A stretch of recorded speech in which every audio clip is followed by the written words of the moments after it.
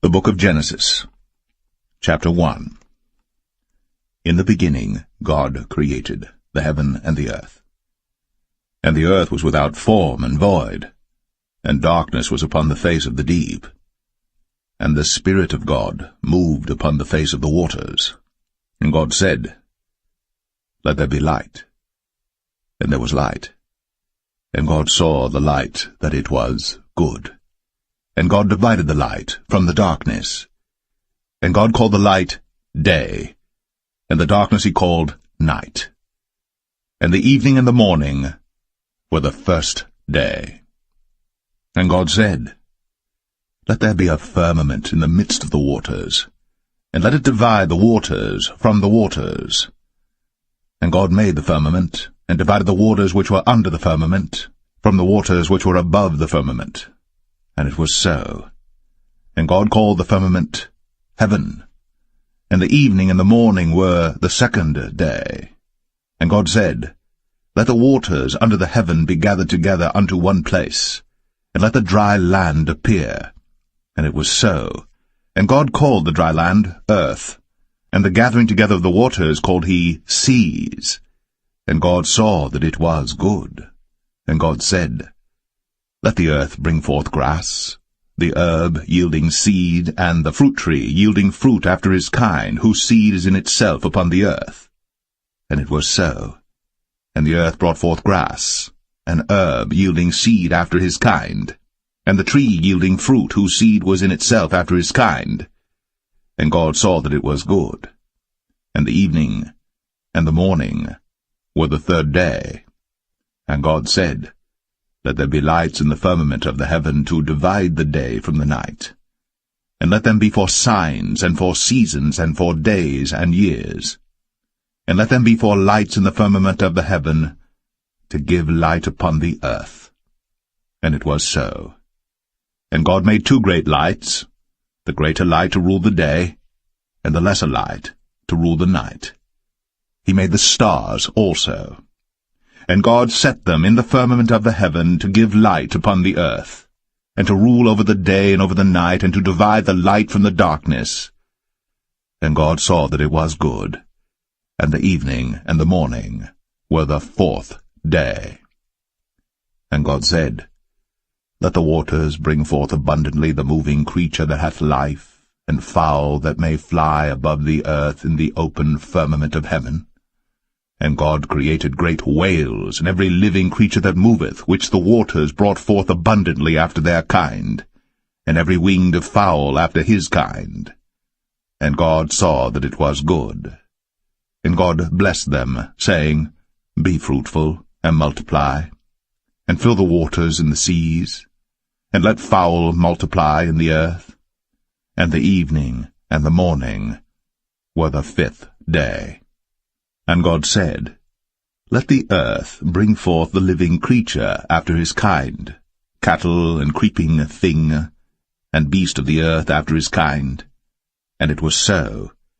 And God made the beast of the earth after his kind, and cattle after their kind, and everything that creepeth upon the earth after his kind. And God saw that it was good. And God said, Let us make man in our image, after our likeness, and let them have dominion over the fish of the sea, and over the fowl of the air, and over the cattle, and over all the earth, and over every creeping thing that creepeth upon the earth. So God created man in his own image. In the image of God created he him, male and female created he them. And God blessed them, and God said unto them, Be fruitful, and multiply, and replenish the earth, and subdue it, and have dominion over the fish of the sea, and over the fowl of the air, and over every living thing that moveth upon the earth. And God said, Behold, I have given you every herb-bearing seed which is upon the face of all the earth, and every tree in the which is the fruit of a tree yielding seed. To you it shall be for meat. And to every beast of the earth, and to every fowl of the air, and to everything that creepeth upon the earth, wherein there is life, I have given every green herb for meat. And it was so. And God saw everything that he had made, and behold, it was very good. And the evening and the morning were the 6th day.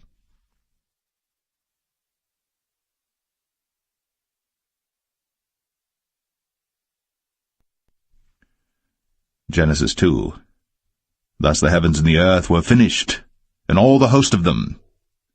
And on the 7th day God ended his work which he had made, and he rested on the 7th day from all his work which he had made. And God blessed the 7th day, and sanctified it, because that in it he had rested from all his work which God created and made. These are the generations of the heavens and of the earth when they were created, in the day that the Lord God made the earth and the heavens. And every plant of the field before it was in the earth, and every herb of the field before it grew. For the Lord God had not caused it to rain upon the earth, and there was not a man to till the ground. But there went up a mist from the earth, and watered the whole face of the ground. And the Lord God formed man of the dust of the ground, and breathed into his nostrils the breath of life. And man became a living soul. And the Lord God planted a garden eastward in Eden, and there he put the man whom he had formed.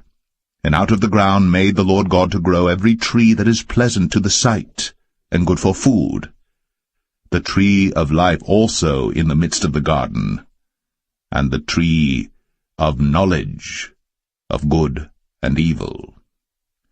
And a river went out of Eden to water the garden, and from thence it was parted, and became into 4 heads. The name of the first is Pison. That is it which compasseth the whole land of Havilah, where there is gold. And the gold of that land is good. There is bdellium, and the onyx stone. And the name of the second river is Gihon. The same is it that compasseth the whole land of Ethiopia. And the name of the third river is Hiddekel. That is it which goeth toward the east of Assyria. And the fourth river is Euphrates.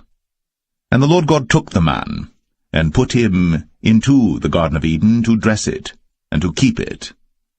And the Lord God commanded the man, saying, Of every tree of the garden thou mayest freely eat. But of the tree of the knowledge of good and evil thou shalt not eat of it, for in the day that thou eatest thereof thou shalt surely die. And the Lord God said, It is not good that the man should be alone. I will make him an helpmeet for him. And out of the ground the Lord God formed every beast of the field and every fowl of the air, and brought them unto Adam to see what he would call them. And whatsoever Adam called every living creature, that was the name thereof. And Adam gave names to all cattle, and to the fowl of the air, and to every beast of the field. But for Adam there was not found an helpmeet for him. And the Lord God caused a deep sleep to fall upon Adam, and he slept. And he took one of his ribs, and closed up the flesh instead thereof. And the rib which the Lord God had taken from man made he a woman, and brought her unto the man. And Adam said, This is now bone of my bones, and flesh of my flesh. She shall be called woman, because she was taken out of man. Therefore shall a man leave his father and his mother, and shall cleave unto his wife, and they shall be one flesh. And they were both naked, the man and his wife, and were not ashamed.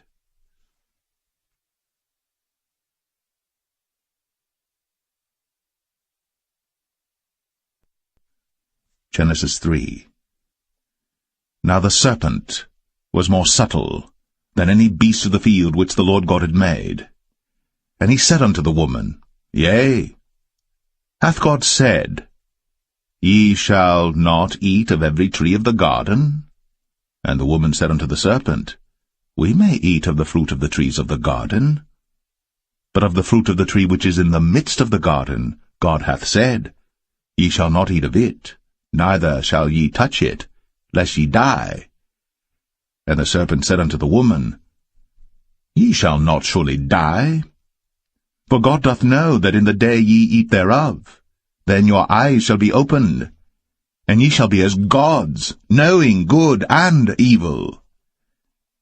And when the woman saw that the tree was good for food, and that it was pleasant to the eyes, and a tree to be desired to make one wise, she took of the fruit thereof, and did eat, and gave also unto her husband with her, and he did eat. And the eyes of them both were opened, and they knew that they were naked. And they sewed fig leaves together, and made themselves aprons. And they heard the voice of the Lord God walking in the garden in the cool of the day. And Adam and his wife hid themselves from the presence of the Lord God amongst the trees of the garden. And the Lord God called unto Adam, and said unto him, Where art thou? And he said, I heard thy voice in the garden, I was afraid, because I was naked, and I hid myself. And he said, Who told thee that thou wast naked? Hast thou eaten of the tree whereof I commanded thee that thou shouldest not eat? And the man said, The woman, whom thou gavest to be with me, she gave me of the tree, and I did eat. And the Lord God said unto the woman, What is this that thou hast done? And the woman said, The serpent beguiled me, and I did eat.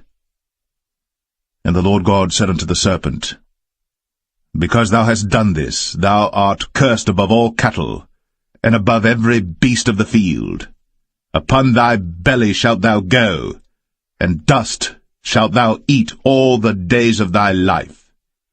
And I will put enmity between thee and the woman, and between thy seed and her seed. It shall bruise thy head, and thou shalt bruise his heel. Unto the woman he said, I will greatly multiply thy sorrow, and thy conception. In sorrow thou shalt bring forth children, and thy desire shall be to thy husband, and he shall rule over thee. And unto Adam he said, Because thou hast hearkened unto the voice of thy wife, and hast eaten of the tree of which I commanded thee, saying, Thou shalt not eat of it, cursed is the ground for thy sake. In sorrow shalt thou eat of it all the days of thy life. Thorns also, and thistles shall it bring forth to thee, and thou shalt eat the herb of the field. In the sweat of thy face shalt thou eat bread, till thou return unto the ground.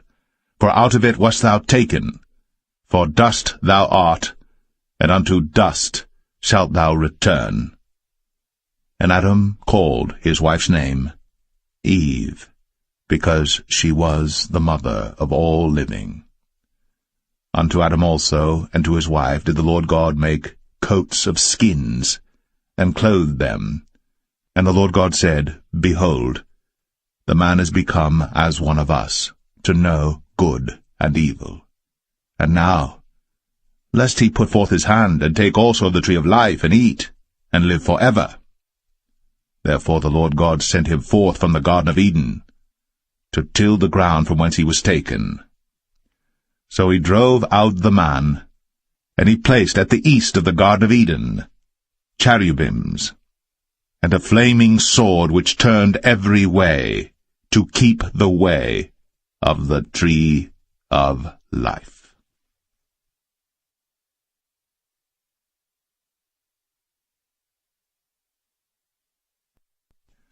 Genesis 4. And Adam knew Eve his wife, and she conceived and bare Cain, and said, I have gotten a man from the Lord. And she again bare his brother Abel, and Abel was a keeper of sheep, but Cain was a tiller of the ground. And in process of time it came to pass that Cain brought of the fruit of the ground an offering unto the Lord. And Abel he also brought of the firstlings of his flock, and of the fat thereof. And the Lord had respect unto Abel and to his offering. But unto Cain and to his offering he had not respect. And Cain was very wroth, and his countenance fell. And the Lord said unto Cain, Why art thou wroth? And why is thy countenance fallen? If thou doest well, shalt thou not be accepted? And if thou doest not well, sin lieth at the door, and unto thee shall be his desire, and thou shalt rule over him. And Cain talked with Abel his brother, and it came to pass, when they were in the field, that Cain rose up against Abel his brother, and slew him. And the Lord said unto Cain, Where is Abel thy brother? And he said, I know not. Am I my brother's keeper? And he said, What hast thou done? The voice of thy brother's blood crieth unto me from the ground. And now art thou cursed from the earth, which hath opened her mouth to receive thy brother's blood from thy hand. When thou tillest the ground, it shall not henceforth yield unto thee her strength. A fugitive and a vagabond shalt thou be in the earth. And Cain said unto the Lord, My punishment is greater than I can bear. Behold, thou hast driven me out this day from the face of the earth, and from thy face shall I be hid. And I shall be a fugitive and a vagabond in the earth. And it shall come to pass that every one that findeth me shall slay me. And the Lord said unto him, Therefore whosoever slayeth Cain, vengeance shall be taken on him sevenfold. And the Lord set a mark upon Cain, lest any finding him should kill him. And Cain went out from the presence of the Lord, and dwelt in the land of Nod, on the east of Eden. And Cain knew his wife, and she conceived, and bare Enoch. And he builded a city, and called the name of the city after the name of his son, Enoch. And unto Enoch was born Irad, and Irad begat Mahushael, and Mahushael begat Methusael, and Methusael begat Lamech. And Lamech took unto him 2 wives. The name of the one was Adah, and the name of the other Zillah. And Adah bare Jabal. He was the father of such as dwell in tents, and of such as have cattle. And his brother's name was Jubal. He was the father of all such as handle the harp and organ. And Zillah, she also bare Tubal-Cain, an instructor of every artificer in brass and iron. And the sister of Tubal-Cain was Naamah. And Lamech said unto his wives, Adah and Zillah, Hear my voice, ye wives of Lamech. Hearken unto my speech. For I have slain a man to my wounding, and a young man to my hurt. If Cain shall be avenged sevenfold, truly Lamech 77-fold. And Adam knew his wife again, and she bare a son, and called his name Seth. For God, said she, hath appointed me another seed instead of Abel, whom Cain slew. And to Seth, to him also there was born a son, and he called his name Enos. Then began men to call upon the name of the Lord.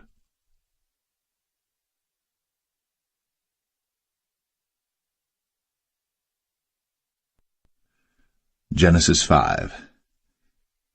This is the book of the generations of Adam.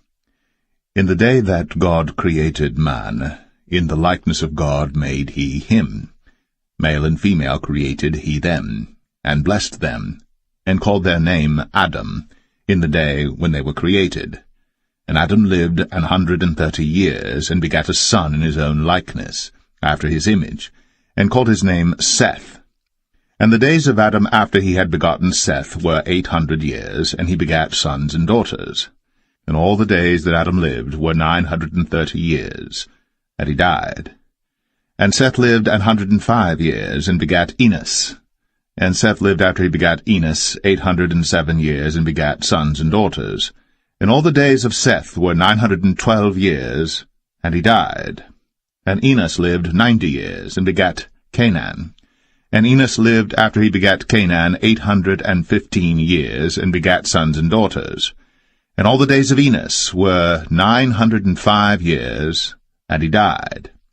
And Canaan lived 70 years, and begat Mahalaleel.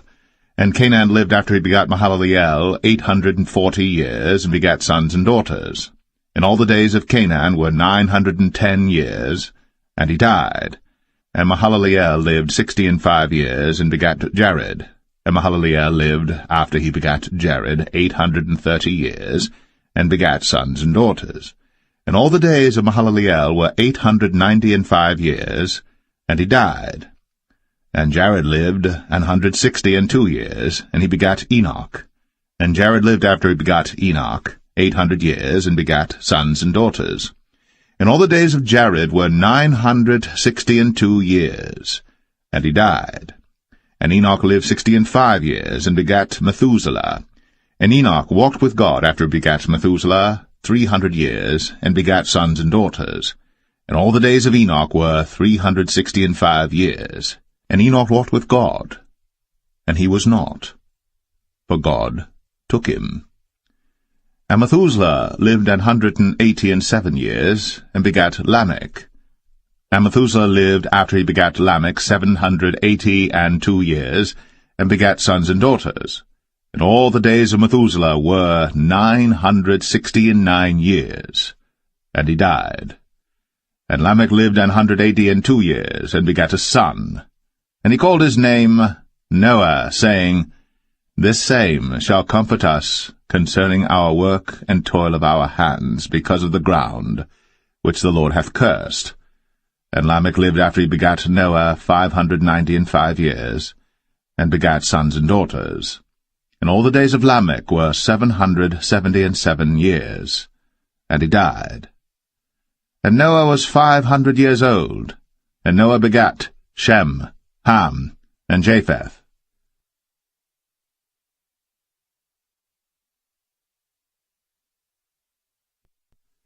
Genesis 6. And it came to pass, when men began to multiply on the face of the earth, and daughters were born unto them, that the sons of God saw the daughters of men that they were fair, and they took them wives of all which they chose. And the Lord said, My spirit shall not always strive with man, for that he also is flesh, yet his days shall be 120 years. There were giants in the earth in those days, and also after that, when the sons of God came in unto the daughters of men, and they bare children to them, the same became mighty men which were of old, men of renown. And God saw that the wickedness of man was great in the earth, and that every imagination of the thoughts of his heart was only evil continually. And it repented the Lord that he had made man on the earth, and it grieved him at his heart. And the Lord said, I will destroy man whom I have created from the face of the earth, both man and beast, and the creeping thing, and the fowls of the air, for it repenteth me that I have made them. But Noah found grace in the eyes of the Lord. These are the generations of Noah. Noah was a just man, and perfect in his generations. And Noah walked with God. And Noah begat 3 sons, Shem, Ham, and Japheth. The earth also was corrupt before God, and the earth was filled with violence. And God looked upon the earth, and behold, it was corrupt, for all flesh had corrupted his way upon the earth. And God said unto Noah, The end of all flesh is come before me, for the earth is filled with violence through them, and behold, I will destroy them with the earth. Make thee an ark of gopher wood. Rooms shalt thou make in the ark, and shalt pitch it within and without with pitch. And this is the fashion which thou shalt make it of. The length of the ark shall be 300 cubits, the breadth of it 50 cubits, and the height of it 30 cubits. A window shalt thou make to the ark, and in a cubit shalt thou finish it above. And the door of the ark shalt thou set in the side thereof, with lower, second, and third stories shalt thou make it. And behold, I, even I, do bring a flood of waters upon the earth to destroy all flesh wherein is the breath of life from under heaven, and everything that is in the earth shall die. But with thee will I establish my covenant, and thou shalt come into the ark, thou, and thy sons, and thy wife, and thy sons' wives with thee. And of every living thing of all flesh, 2 of every sort shalt thou bring into the ark, to keep them alive with thee. They shall be male and female. Of fowls after their kind, and of cattle after their kind, of every creeping thing of the earth after his kind, 2 of every sort shall come unto thee, to keep them alive. And take thou unto thee of all food that is eaten, and thou shalt gather it to thee, and it shall be for food for thee and for them. Thus did Noah. According to all that God commanded him, so did he.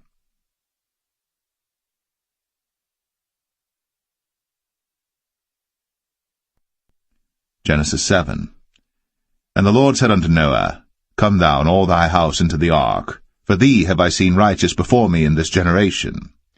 Of every clean beast thou shalt take to thee by 7s, the male and his female, and of beasts that are not clean by 2, the male and his female. Of fowls also of the air by 7s, the male and the female, to keep seed alive upon the face of all the earth. For yet 7 days, and I will cause it to rain upon the earth 40 days and 14 nights. And every living substance that I have made will I destroy from off the face of the earth. And Noah did according unto all that the Lord commanded him. And Noah was 600 years old when the flood of waters was upon the earth. And Noah went in, and his sons and his wife, and his sons' wives with him, into the ark because of the waters of the flood, of clean beasts, and of beasts that are not clean, and of fowls, and of everything that creepeth upon the earth. There went in 2 and 2 unto Noah into the ark, the male and the female, as God had commanded Noah. And it came to pass after 7 days, that the waters of the flood were upon the earth. In the 600th year of Noah's life, in the 2nd month, the 17th day of the month, the same day, were all the fountains of the great deep broken up. And the windows of heaven were opened, and the rain was upon the earth 40 days and 40 nights. In the selfsame day entered Noah and Shem and Ham and Japheth, the sons of Noah, and Noah's wife, and the 3 wives of his sons with them, into the ark, they and every beast after his kind, and all the cattle after their kind, and every creeping thing that creepeth upon the earth after his kind, and every fowl after his kind, every bird of every sort.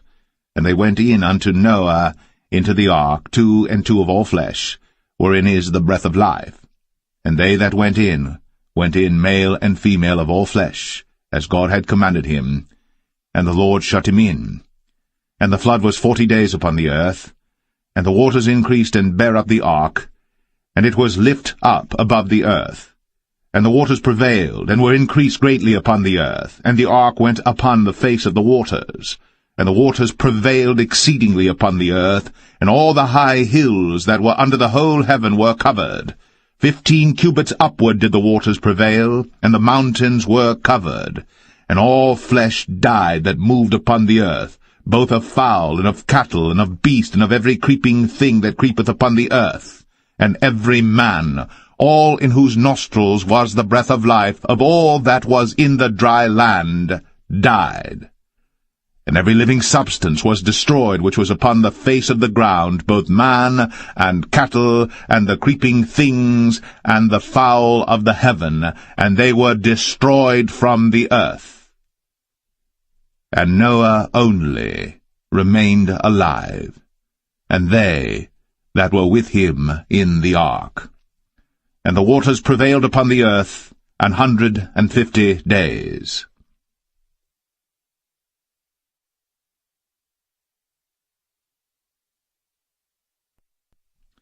Genesis 8. And God remembered Noah, and every living thing, and all the cattle that was with him in the ark. And God made a wind to pass over the earth, and the waters assuaged. The fountains also of the deep, and the windows of heaven were stopped, and the rain from heaven was restrained. And the waters returned from off the earth continually. And after the end of the 150 days the waters were abated. And the ark rested in the 7th month, on the 17th day of the month, upon the mountains of Ararat. And the waters decreased continually until the 10th month. In the 10th month, on the 1st day of the month, were the tops of the mountains seen. And it came to pass, at the end of 40 days, that Noah opened the window of the ark which he had made. And he sent forth a raven, which went forth to and fro until the waters were dried up from off the earth. Also he sent forth a dove from him, to see if the waters were abated from off the face of the ground. But the dove found no rest for the sole of her foot. And she returned unto him into the ark, for the waters were on the face of the whole earth. Then he put forth his hand, and took her, and pulled her in unto him into the ark. And he stayed yet other 7 days, and again he sent forth the dove out of the ark. And the dove came in to him in the evening, and lo, in her mouth was an olive leaf plucked off. So Noah knew that the waters were abated from off the earth. And he stayed yet other 7 days, and sent forth the dove, which returned not again unto him any more. And it came to pass, in the 601st year, in the 1st month, the 1st day of the month, the waters were dried up from off the earth. And Noah removed the covering of the ark, and looked, and behold, the face of the ground was dry. And in the 2nd month, on the 27th day of the month, was the earth dried. And God spake unto Noah, saying, Go forth of the ark, thou, and thy wife, and thy sons wives with thee. Bring forth with thee every living thing that is with thee of all flesh, both of fowl, and of cattle, and of every creeping thing that creepeth upon the earth, that they may breed abundantly in the earth, and be fruitful and multiply upon the earth. And Noah went forth, and his sons and his wife, and his sons' wives with him, every beast, every creeping thing, and every fowl, and whatsoever creepeth upon the earth, after their kinds, went forth out of the ark. And Noah builded an altar unto the Lord, and took of every clean beast, and of every clean fowl, and offered burnt offerings on the altar. And the Lord smelled a sweet savour. And the Lord said in his heart, I will not again curse the ground any more for man's sake. For the imagination of man's heart is evil from his youth, neither will I again smite any more everything living, as I have done. While the earth remaineth, seed time and harvest, and cold and heat, and summer and winter, and day and night, shall not cease.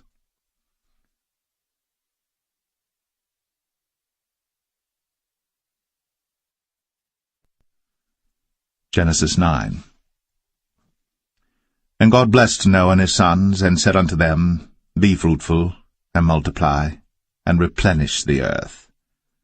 And the fear of you, and the dread of you shall be upon every beast of the earth, and upon every fowl of the air, upon all that moveth upon the earth, and upon all the fishes of the sea.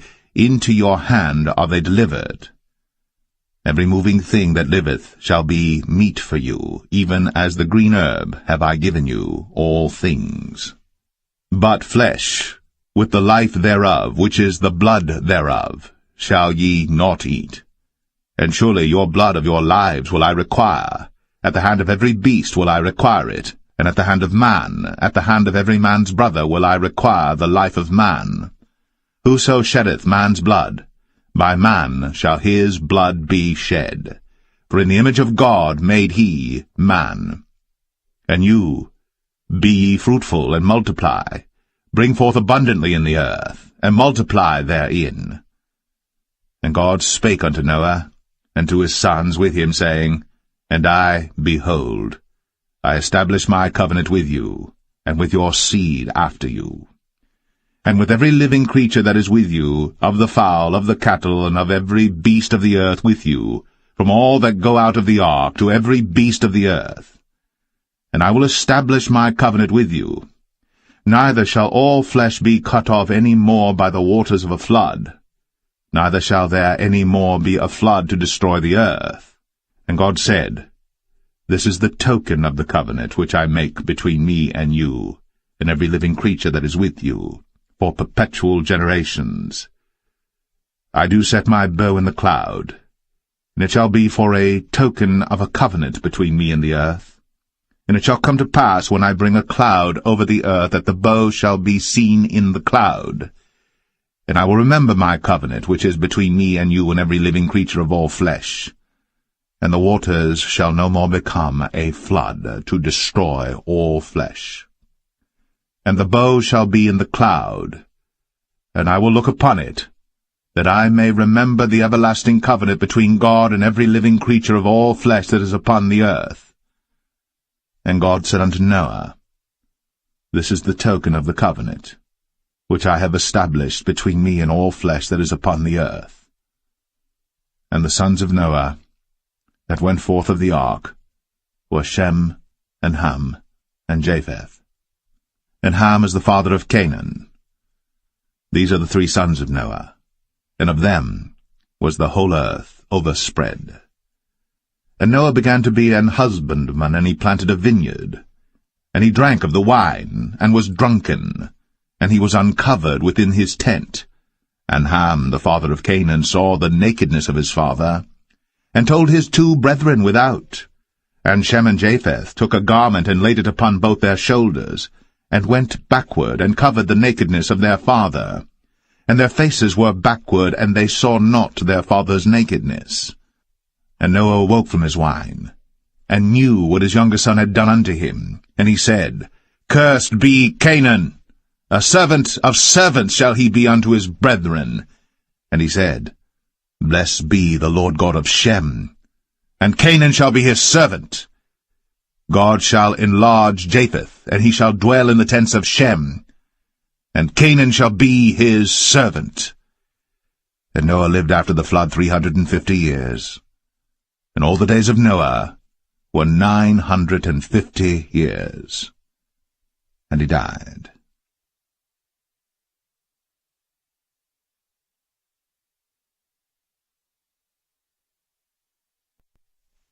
Genesis 10. Now these are the generations of the sons of Noah, Shem, Ham, and Japheth. And unto them were sons born after the flood.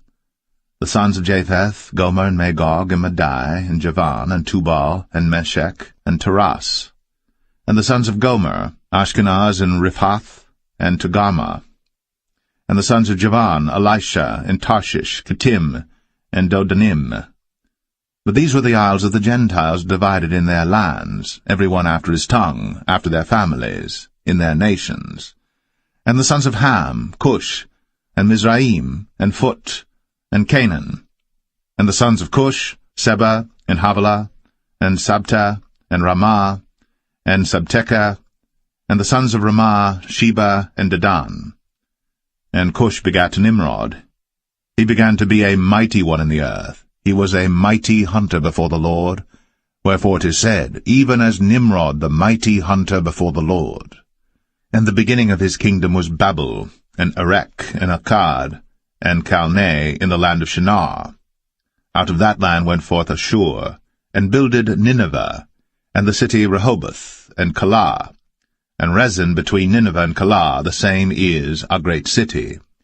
And Mizraim begat Ludim, and Anamim, and Lehabim, and Naphtuhim, and Pathruzim, and Casluhim, out of whom came Philistim, and Caphtorim.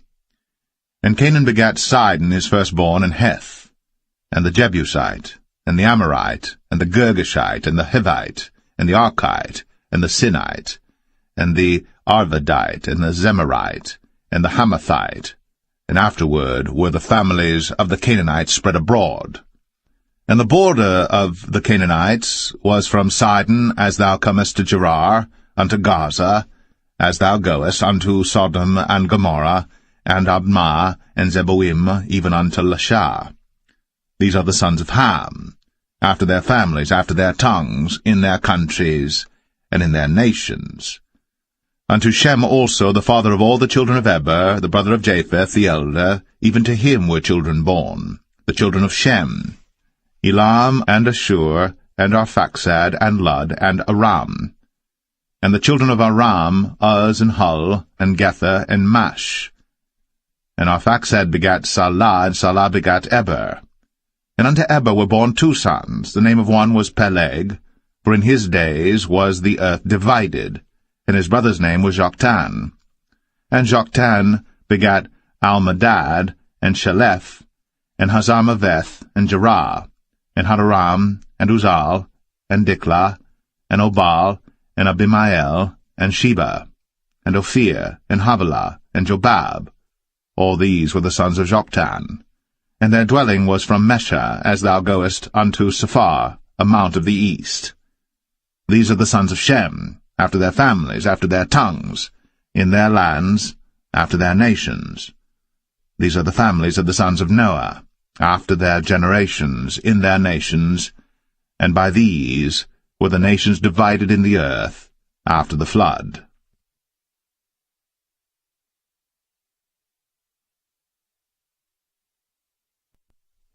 Genesis 11.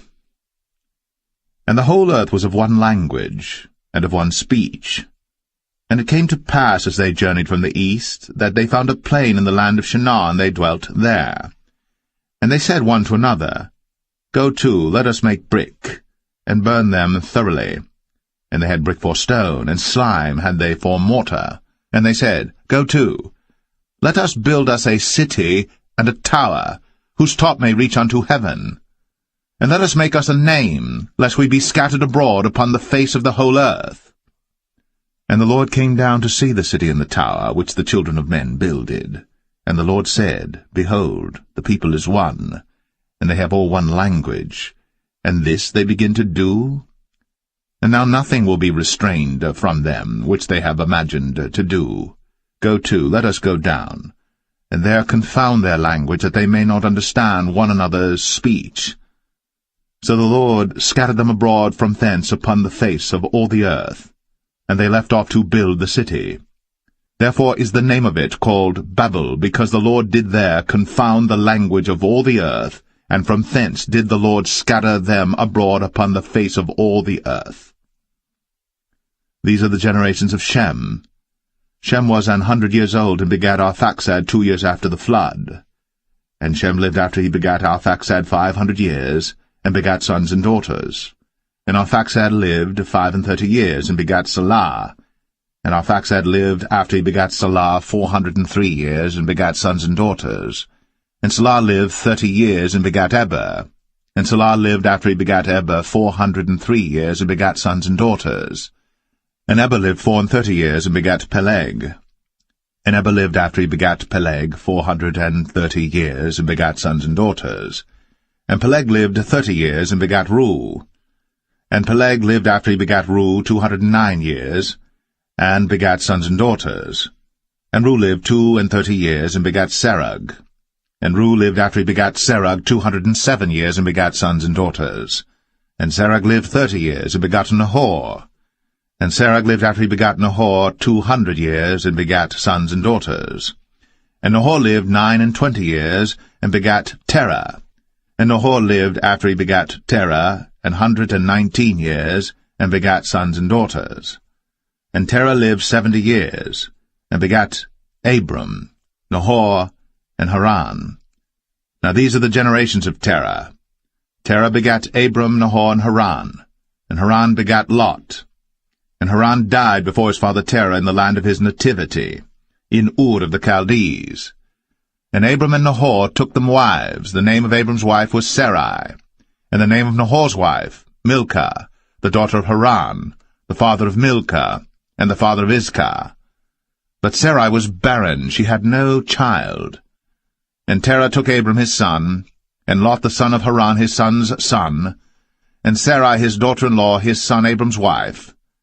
And they went forth with them from Ur of the Chaldees, to go into the land of Canaan. And they came unto Haran, and dwelt there. And the days of Terah were 205 years, and Terah died in Haran.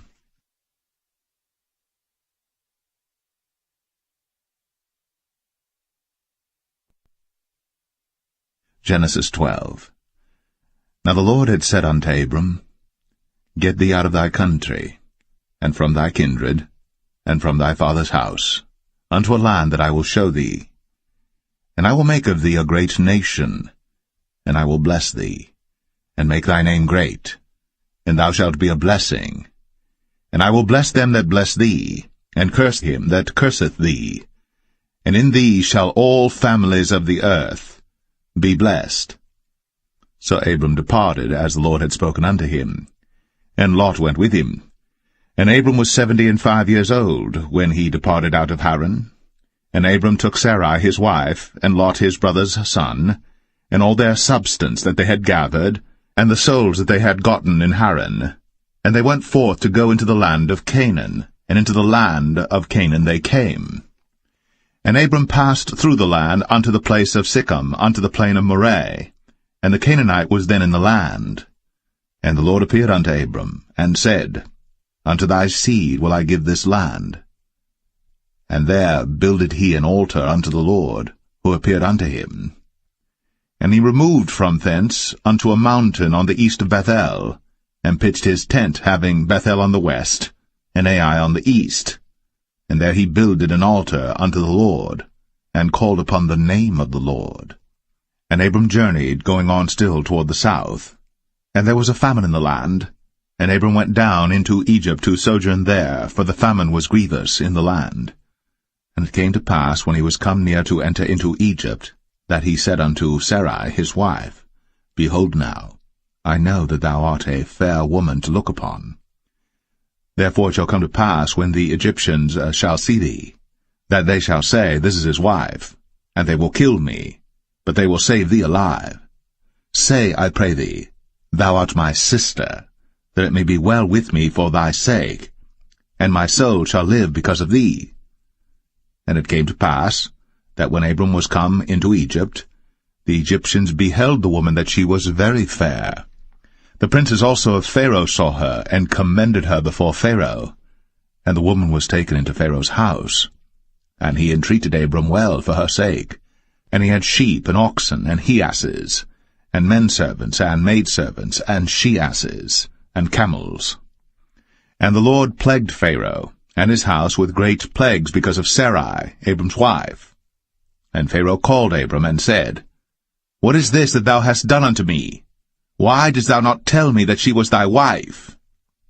Why saidst thou, She is my sister, so I might have taken her to be my wife? Now therefore behold thy wife, take her, and go thy way. And Pharaoh commanded his men concerning him, and they sent him away, and his wife, and all that he had.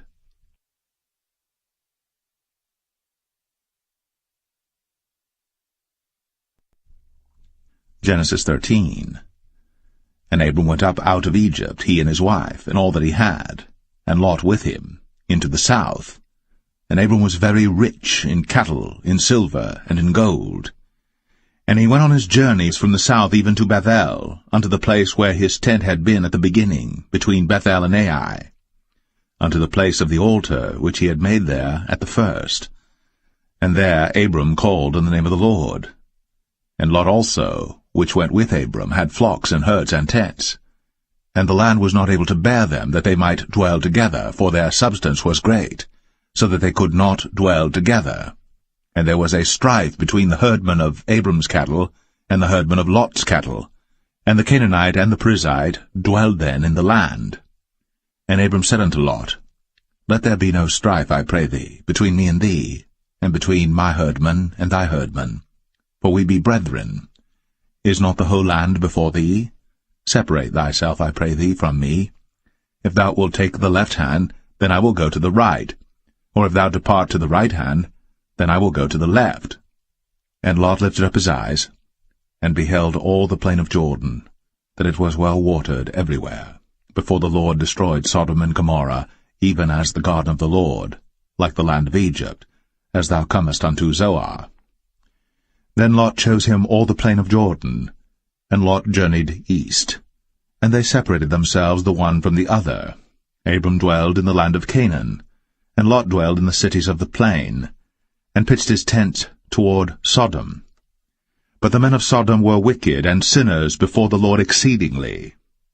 And the Lord said unto Abram, after that Lot was separated from him, Lift up now thine eyes, and look from the place where thou art, northward and southward, and eastward and westward.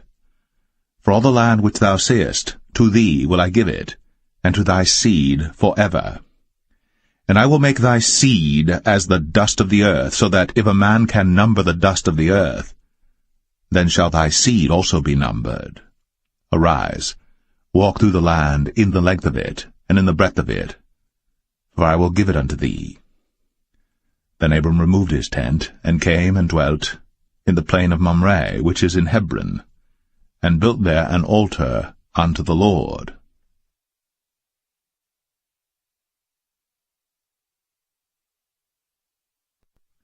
Genesis 14. And it came to pass in the days of Amraphel, king of Shinar, Arioch, king of Elasar, Chedorlaomer, king of Elam, and Tidal, king of nations, that these made war with Bera, king of Sodom, and with Birsha, king of Gomorrah, Shinab, king of Admah, and Shemeber, king of Zeboim, and the king of Bela, which is Zoar. All these were joined together in the vale of Siddim, which is the salt sea. 12 years they served Chedorlaomer, and in the 13th year they rebelled. And in the 14th year came Chedorlaomer, and the kings that were with him, and smote the Rephaims in Ashtaroth, Karnaim, and the Zazims in Ham, and the Emims in Shaveh Kerathaim, and the Horites in their Mount Seir unto El Paran, which is by the wilderness. And they returned and came to En-Mishpat, which is Kadesh, and smote all the country of the Amalekites, and also the Amorites, that dwelt in Hazazon Tamar. And there went out the king of Sodom, and the king of Gomorrah, and the king of Admah, and the king of Zeboim, and the king of Bela, the same as Zoar, and they joined battle with them in the vale of Siddim, with Chedorlaomer the king of Elam, and with Tidal, king of nations, and Amraphel king of Shinar, and Arioch king of Elasar, 4 kings with 5. And the vale of Siddim was full of slime pits, and the kings of Sodom and Gomorrah fled, and fell there. And they that remained fled to the mountain. And they took all the goods of Sodom and Gomorrah, and all their victuals, and went their way. And they took Lot, Abram's brother's son, who dwelt in Sodom, and his goods, and departed. And there came one that had escaped, and told Abram the Hebrew. For he dwelt in the plain of Mamre the Amorite, brother of Eshcol, and brother of Aner. And these were confederate with Abram. And when Abram heard that his brother was taken captive, he armed his trained servants, born in his own house, 318, and pursued them unto Dan.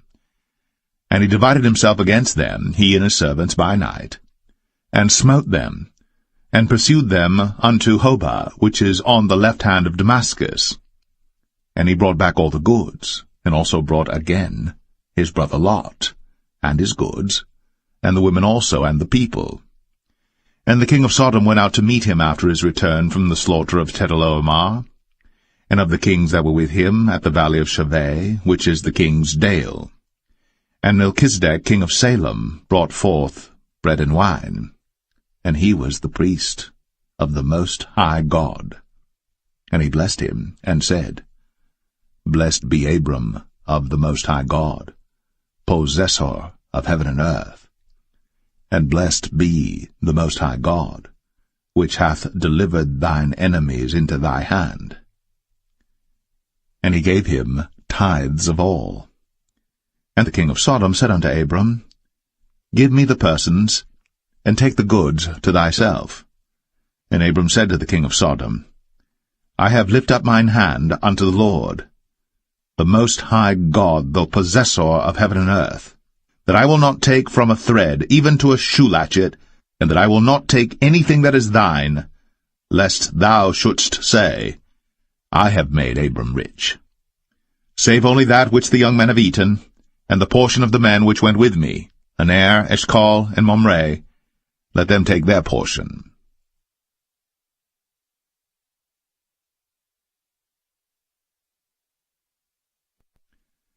Genesis 15.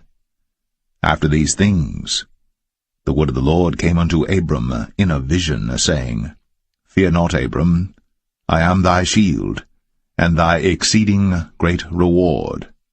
And Abram said, Lord God, what wilt thou give me, seeing I go childless? And the steward of my house is this Eliezer of Damascus.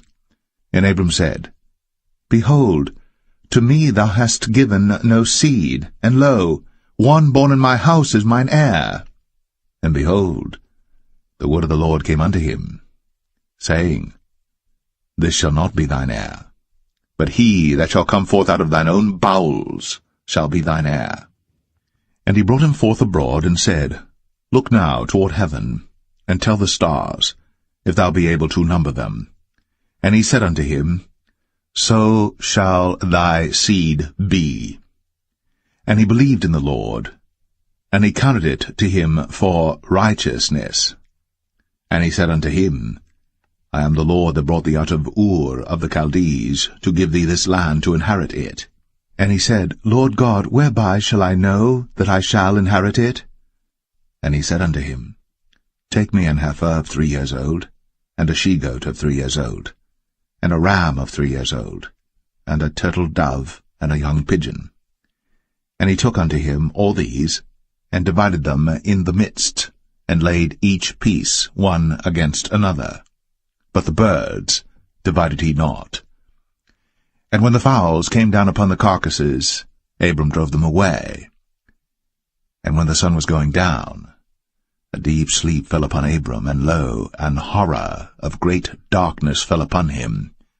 And he said unto Abram, Know of a surety that thy seed shall be a stranger in a land that is not theirs, and shall serve them, and they shall afflict them 400 years. And also that nation whom they shall serve will I judge, and afterward shall they come out with great substance. And thou shalt go to thy fathers in peace. Thou shalt be buried in a good old age. But in the 4th generation they shall come hither again, for the iniquity of the Amorites is not yet full.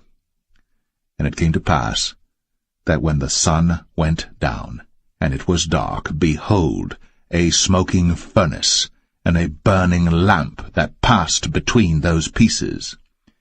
In the same day the Lord made a covenant with Abram, saying, Unto thy seed have I given this land, from the river of Egypt unto the great river, the river Euphrates, the Kenites, and the Kenizzites, and the Cadmonites, and the Hittites, and the Perizzites, and the Rephaims, and the Amorites, and the Canaanites, and the Girgashites, and the Jebusites.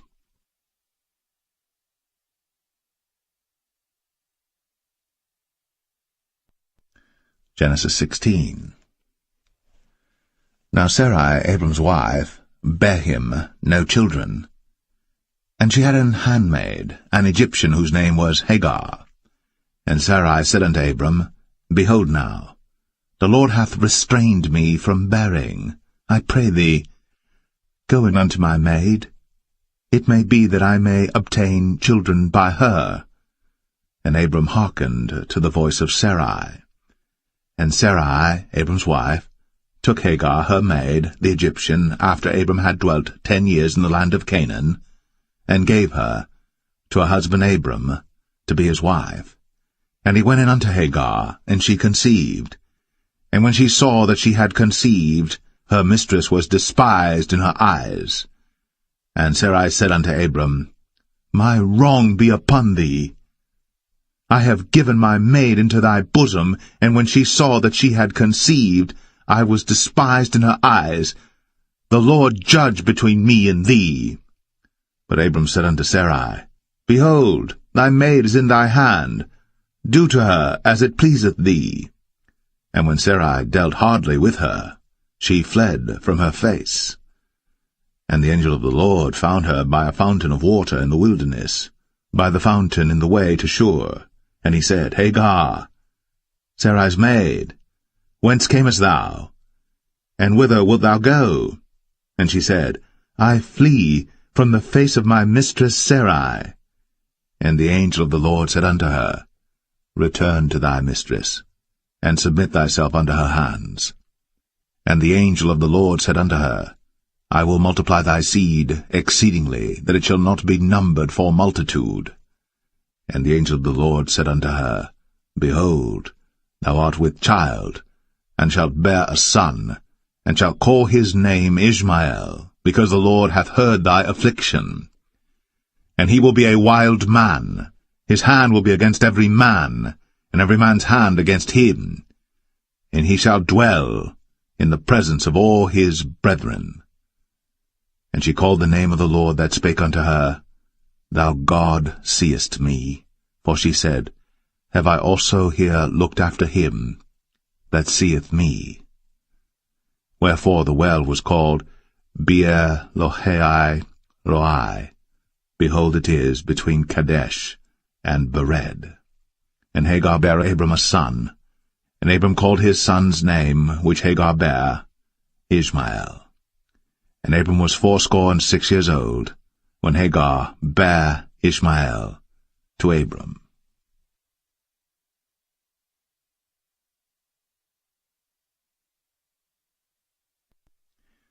Genesis 17.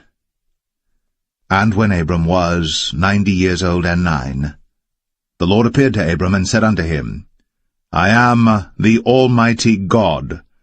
Walk before me, and be thou perfect. And I will make my covenant between me and thee, and will multiply thee exceedingly. And Abram fell on his face. And God talked with him, saying, As for me, behold, my covenant is with thee, and thou shalt be a father of many nations. Neither shall thy name any more be called Abram, but thy name shall be Abraham. For a father of many nations have I made thee. And I will make thee exceeding fruitful, and I will make nations of thee, and kings shall come out of thee.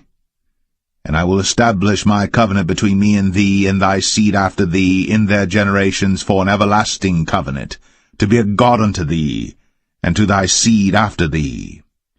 And I will give unto thee, and to thy seed after thee, the land wherein thou art a stranger, all the land of Canaan, for an everlasting possession, and I will be their God.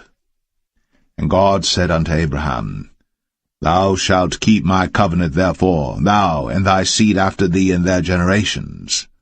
This is my covenant, which ye shall keep, between me and you and thy seed after thee. Every man-child among you shall be circumcised, and ye shall circumcise the flesh of your foreskin, and it shall be a token of the covenant betwixt me and you. And he that is 8 days old shall be circumcised among you, every man-child in your generations, he that is born in the house, or bought with money of any stranger, which is not of thy seed. He that is born in thy house, and he that is bought with thy money, must needs be circumcised. And my covenant shall be in your flesh, for an everlasting covenant. And the uncircumcised man-child, whose flesh of his foreskin is not circumcised, that soul shall be cut off from his people. He hath broken my covenant. And God said unto Abraham, As for Sarai thy wife, thou shalt not call her name Sarai, but Sarah shall her name be. And I will bless her, and give thee a son also of her. Yea, I will bless her, and she shall be a mother of nations. Kings of people shall be of her. Then Abram fell upon his face, and laughed, and said in his heart, Shall a child be born unto him that is 100 years old? And shall Sarah, that is 90 years old, bear?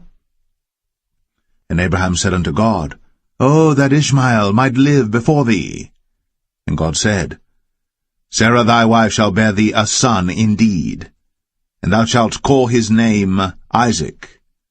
And I will establish my covenant with him for an everlasting covenant, and with his seed after him. And as for Ishmael, I have heard thee. Behold, I have blessed him, and will make him fruitful, and will multiply him exceedingly. 12 princes shall he beget, and I will make him a great nation. But my covenant will I establish with Isaac, which Sarah shall bear unto thee, at this set time in the next year. And he left off talking with him, and God went up from Abraham.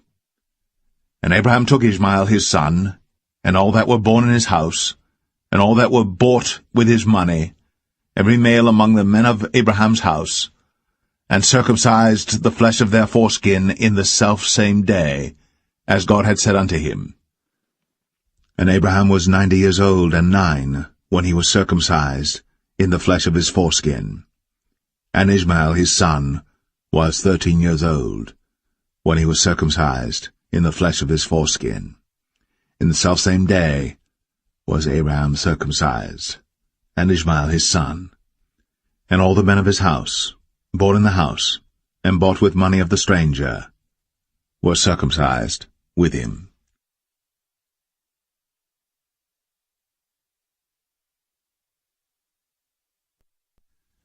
Genesis 18. And the Lord appeared unto him in the plains of Mamre, and he sat in the tent door in the heat of the day. And he lifted up his eyes, and looked, and lo, 3 men stood by him. And when he saw them, he ran to meet them from the tent door, and bowed himself toward the ground, and said, My Lord, if now I have found favor in thy sight, pass not away, I pray thee, from thy servant. Let a little water, I pray you, be fetched, and wash your feet, and rest yourselves under the tree. And I will fetch a morsel of bread, and comfort ye your hearts. After that ye shall pass on, for therefore are ye come to your servant. And they said, So do, as thou hast said. And Abraham hastened into the tent unto Sarah, and said, Make ready quickly 3 measures of fine meal, knead it, and make cakes upon the hearth. And Abraham ran unto the herd, and fetched a calf tender and good, and gave it unto a young man, and he hasted to dress it. And he took butter and milk, and the calf which he had dressed, and set it before them. And he stood by them under the tree, and they did eat. And they said unto him, Where is Sarah thy wife? And he said, Behold, in the tent. And he said, I will certainly return unto thee according to the time of life, and lo, Sarah thy wife shall have a son. And Sarah heard it in the tent door, which was behind him. Now Abraham and Sarah were old, and well stricken in age, and it ceased to be with Sarah, after the manner of women. Therefore Sarah laughed within herself, saying, After I am waxed old shall I have pleasure, my Lord being old also? And the Lord said unto Abraham, Wherefore did Sarah laugh, saying, Shall I of a surety bear a child, which am old? Is anything too hard for the Lord? At the time appointed, I will return unto thee according to the time of life, and Sarah shall have a son. Then Sarah denied, saying, I laughed not, for she was afraid. And he said, Nay, but thou didst laugh. And the men rose up from thence, and looked toward Sodom. And Abraham went with them to bring them on the way. And the Lord said, Shall I hide from Abraham that thing which I do? Seeing that Abraham shall surely become a great and mighty nation, and all the nations of the earth shall be blessed in him. For I know him, that he will command his children and his household after him, and they shall keep the way of the Lord to do justice and judgment, that the Lord may bring upon Abraham that which he hath spoken of him. And the Lord said, Because the cry of Sodom and Gomorrah is great, and because their sin is very grievous, I will go down now, and see whether they have done altogether according to the cry of it, which is come unto me, and if not, I will know. And the men turned their faces from thence, and went toward Sodom. But Abraham stood yet before the Lord. And Abraham drew near and said, Wilt thou also destroy the righteous with the wicked? Peradventure there be 50 righteous within the city. Wilt thou also destroy, and not spare the place, for the 50 righteous that are therein? That be far from thee to do after this manner, to slay the righteous with the wicked, and that the righteous should be as the wicked, that be far from thee. Shall not the judge of all the earth do right? And the Lord said, If I find in Sodom 50 righteous within the city, then I will spare all the place for their sakes. And Abraham answered and said, Behold now, I have taken upon me to speak unto the Lord, which am but dust and ashes. Peradventure, there shall lack 5 of the 50 righteous. Wilt thou destroy all the city for lack of 5? And he said, If I find there 40 and 5, I will not destroy it. And he spake unto him yet again, and said, Peradventure, there shall be 40 found there. And he said, I will not do it for 40's sake. And he said unto him, O, let not the Lord be angry, and I will speak.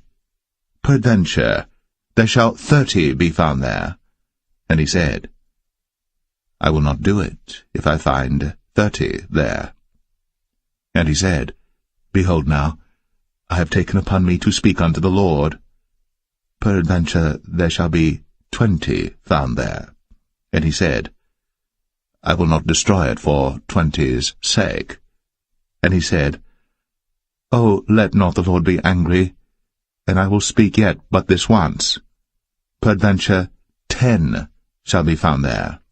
And he said, I will not destroy it for 10's sake. And the Lord went his way, as soon as he had left communing with Abraham. And Abraham returned unto his place.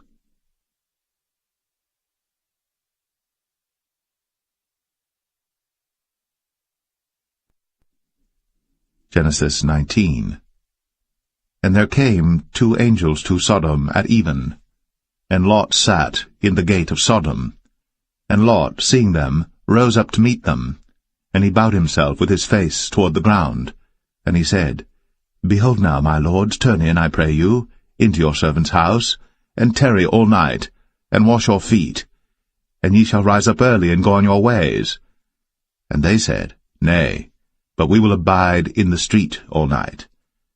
And he pressed upon them greatly. And they turned in unto him, and entered into his house. And he made them a feast, and did bake unleavened bread, and they did eat.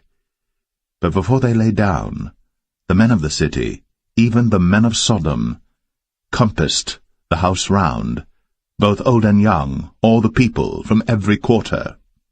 And they called unto Lot, and said unto him, Where are the men which came into thee this night? Bring them out unto us, that we may know them. And Lot went out at the door unto them, and shut the door after him, and said, I pray you, brethren, do not so wickedly. Behold now, I have 2 daughters which have not known man. Let me, I pray you, bring them out unto you, and do ye to them as is good in your eyes. Only unto these men do nothing, for therefore came they under the shadow of my roof. And they said, Stand back. And they said again, This one fellow came in to sojourn, and he will needs be a judge. Now will we deal worse with thee than with them. And they pressed sore upon the man, even Lot, and came near to break the door. But the men put forth their hand, and pulled Lot into the house to them, and shut to the door. And they smote the men that were at the door of the house with blindness, both small and great, so that they wearied themselves to find the door. And the men said unto Lot, Hast thou here any besides, son-in-law, and thy sons, and thy daughters, and whatsoever thou hast in the city, bring them out of this place? For we will destroy this place, because the cry of them is waxen great before the face of the Lord, and the Lord hath sent us to destroy it. And Lot went out, and spake unto his sons-in-law, which married his daughters, and said, Up, get you out of this place, for the Lord will destroy this city. But he seemed as one that mocked unto his sons-in-law. And when the morning arose, then the angels hastened Lot, saying, Arise, take thy wife and thy 2 daughters, which are here, lest thou be consumed in the iniquity of the city. And while he lingered, the man laid hold upon his hand, and upon the hand of his wife, and upon the hand of his 2 daughters, the Lord being merciful unto him. And they brought him forth, and set him without the city.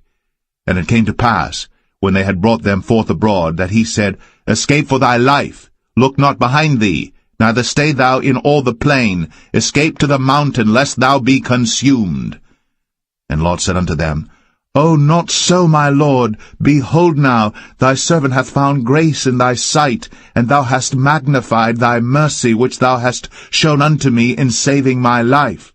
And I cannot escape to the mountain, lest some evil take me and I die.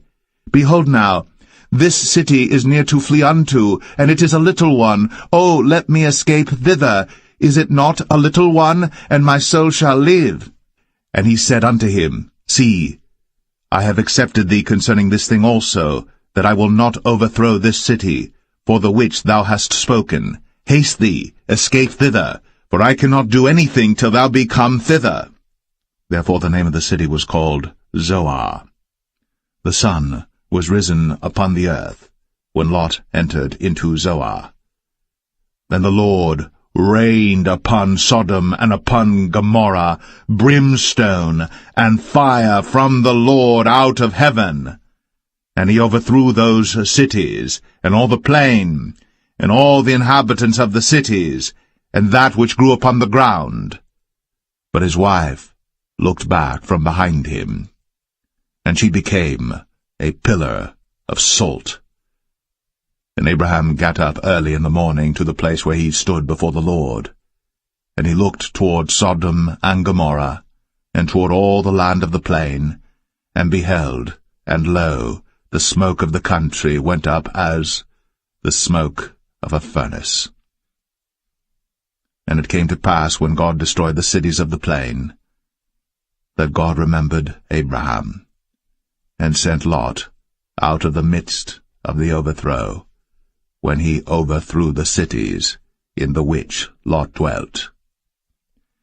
And Lot went up out of Zoar, and dwelt in the mountain, and his 2 daughters with him, for he feared to dwell in Zoar, and he dwelt in a cave, he and his 2 daughters. And the firstborn said unto the younger, Our father is old, and there is not a man in the earth to come in unto us after the manner of all the earth. Come, let us make our father drink wine, and we will lie with him, that we may preserve seed of our father. And they made their father drink wine that night. And the firstborn went in, and lay with her father. And he perceived not when she lay down, nor when she arose. And it came to pass on the morrow, that the firstborn said unto the younger, Behold, I lay yesternight with my father. Let us make him drink wine this night also, and go thou in, and lie with him, that we may preserve seed of our father. And they made their father drink wine that night also. And the younger arose, and lay with him. And he perceived not when she lay down, nor when she arose. Thus were both the daughters of Lot with child by their father. And the firstborn bare a son, and called his name Moab. The same is the father of the Moabites unto this day. And the younger, she also bare a son, and called his name Ben-Ami. The same is the father of the children of Ammon unto this day.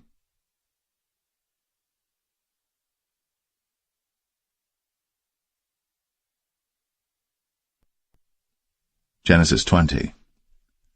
And Abraham journeyed from thence toward the south country, and dwelled between Kadesh and Shur, and sojourned in Gerar. And Abraham said of Sarah his wife, She is my sister. And Abimelech king of Gerar sent and took Sarah. But God came to Abimelech in a dream by night, and said to him, Behold, thou art but a dead man, for the woman which thou hast taken, for she is a man's wife. But Abimelech had not come near her, and he said, Lord, wilt thou slay also a righteous nation?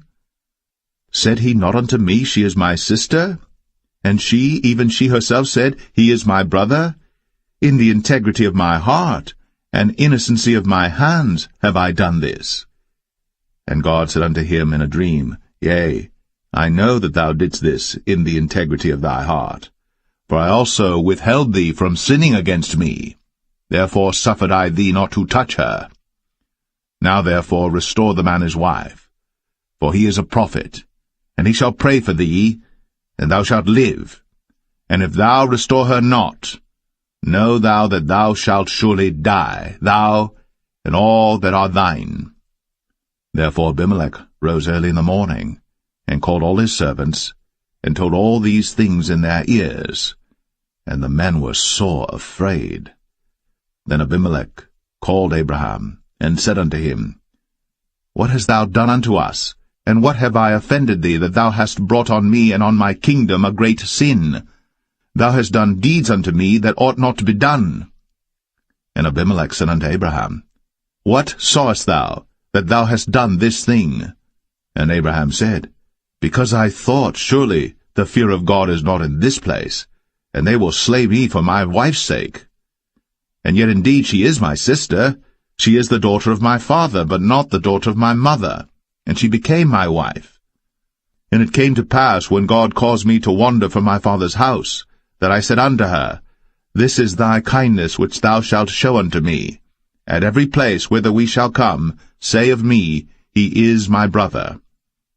And Abimelech took sheep and oxen, and men servants, and women servants, and gave them unto Abraham, and restored him Sarah his wife. And Abimelech said, Behold, my land is before thee. Dwell where it pleaseth thee. And unto Sarah he said, Behold, I have given thy brother 1,000 pieces of silver. Behold, he is to thee a covering of the eyes, unto all that are with thee, and with all other. Thus she was reproved. So Abraham prayed unto God, and God healed Abimelech and his wife and his maidservants, and they bare children. For the Lord had fast closed up all the wombs of the house of Abimelech, because of Sarah, Abraham's wife.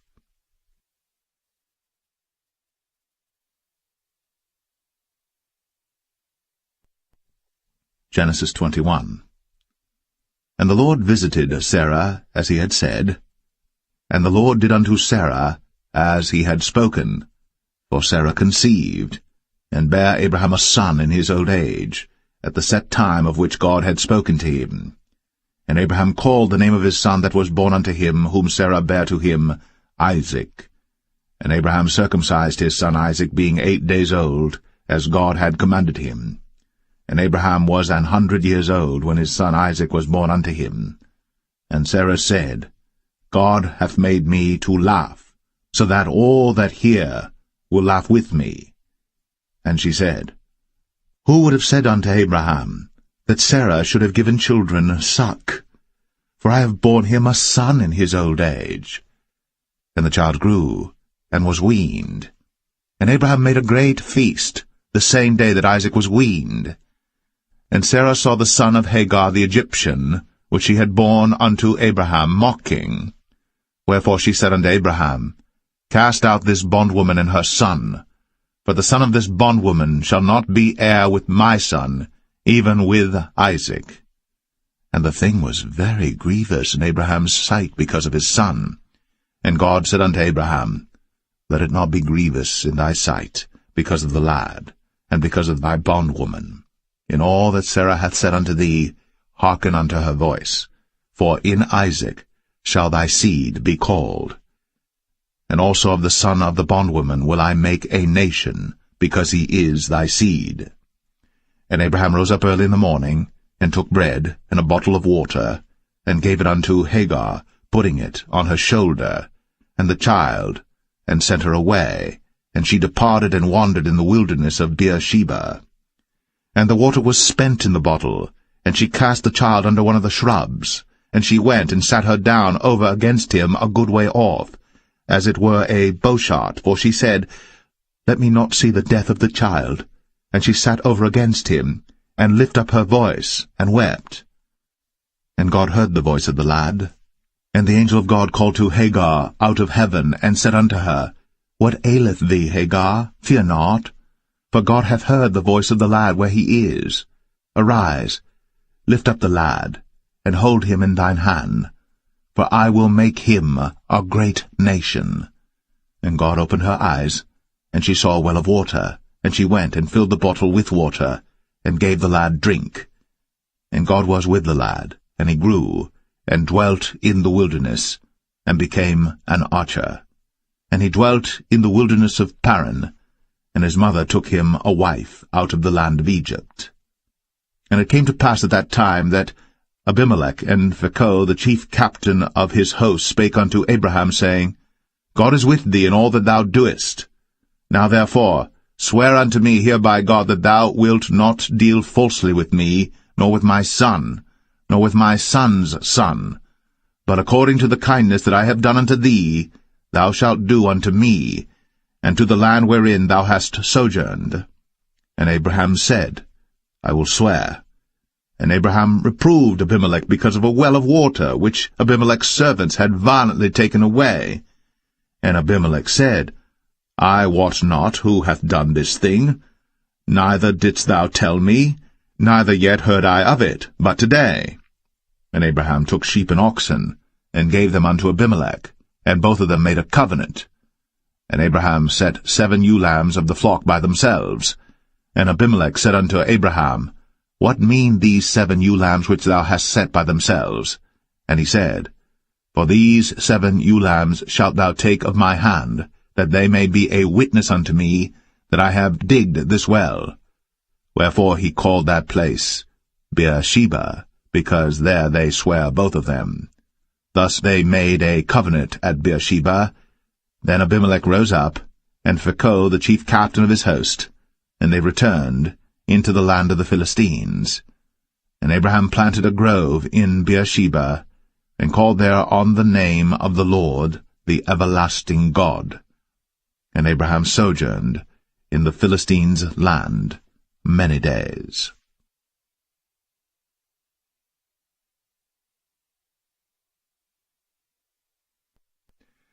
Genesis 22. And it came to pass, after these things, that God did tempt Abraham, and said unto him, Abraham! And he said, Behold, here I am. And he said, Take now thy son, thine only son Isaac, whom thou lovest, and get thee into the land of Moriah, and offer him there for a burnt offering upon one of the mountains which I will tell thee of. And Abraham rose up early in the morning, and saddled his ass, and took 2 of his young men with him, and Isaac his son, and clave the wood for the burnt offering, and rose up, and went unto the place of which God had told him. Then on the 3rd day Abraham lifted up his eyes, and saw the place afar off. And Abraham said unto his young men, Abide ye here with the ass, and I and the lad will go yonder, and worship, and come again to you. And Abraham took the wood of the burnt offering, and laid it upon Isaac his son. And he took the fire in his hand, and a knife, and they went both of them together. And Isaac spake unto Abraham his father, and said, My father? And he said, Here am I, my son. And he said, Behold, the fire and the wood. But where is the lamb for a burnt offering? And Abraham said, My son, God will provide himself a lamb for a burnt offering. So they went both of them together.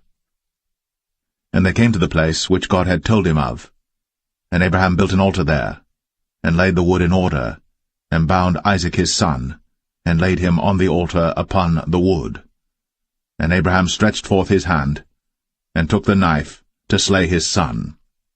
And the angel of the Lord called unto him out of heaven, and said, Abraham, Abraham! And he said, Here am I. And he said, Lay not thine hand upon the lad, neither do thou anything unto him. For now I know that thou fearest God, seeing thou hast not withheld thy son, thine only son, from me. And Abraham lifted up his eyes, and looked, and behold, behind him a ram caught in a thicket by his horns. And Abraham went, and took the ram, and offered him up for a burnt offering in the stead of his son. And Abraham called the name of that place Jehovah-Jireh, as it is said to this day, In the mount of the Lord it shall be seen.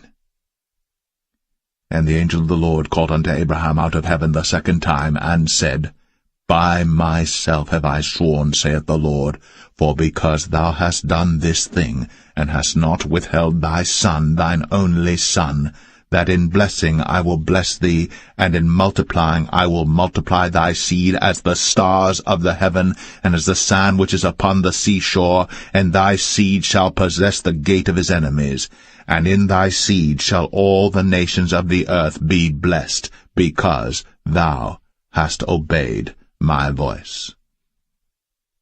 So Abraham returned unto his young men, and they rose up, and went together to Beersheba. And Abraham dwelt at Beersheba. And it came to pass after these things, that it was told Abraham, saying, Behold, Milcah, she hath also borne children unto thy brother Nahor, Huz his firstborn, and Buz his brother, and Kemuel the father of Aram, and Chesed, and Hazo, and Pildash, and Jidlaph, and Bethuel. And Bethuel begat Rebekah. These 8 Milcah did bear to Nahor, Abraham's brother. And his concubine, whose name was Rumah, she bare also Tebah, and Gaham, and Thahash, and Maacah.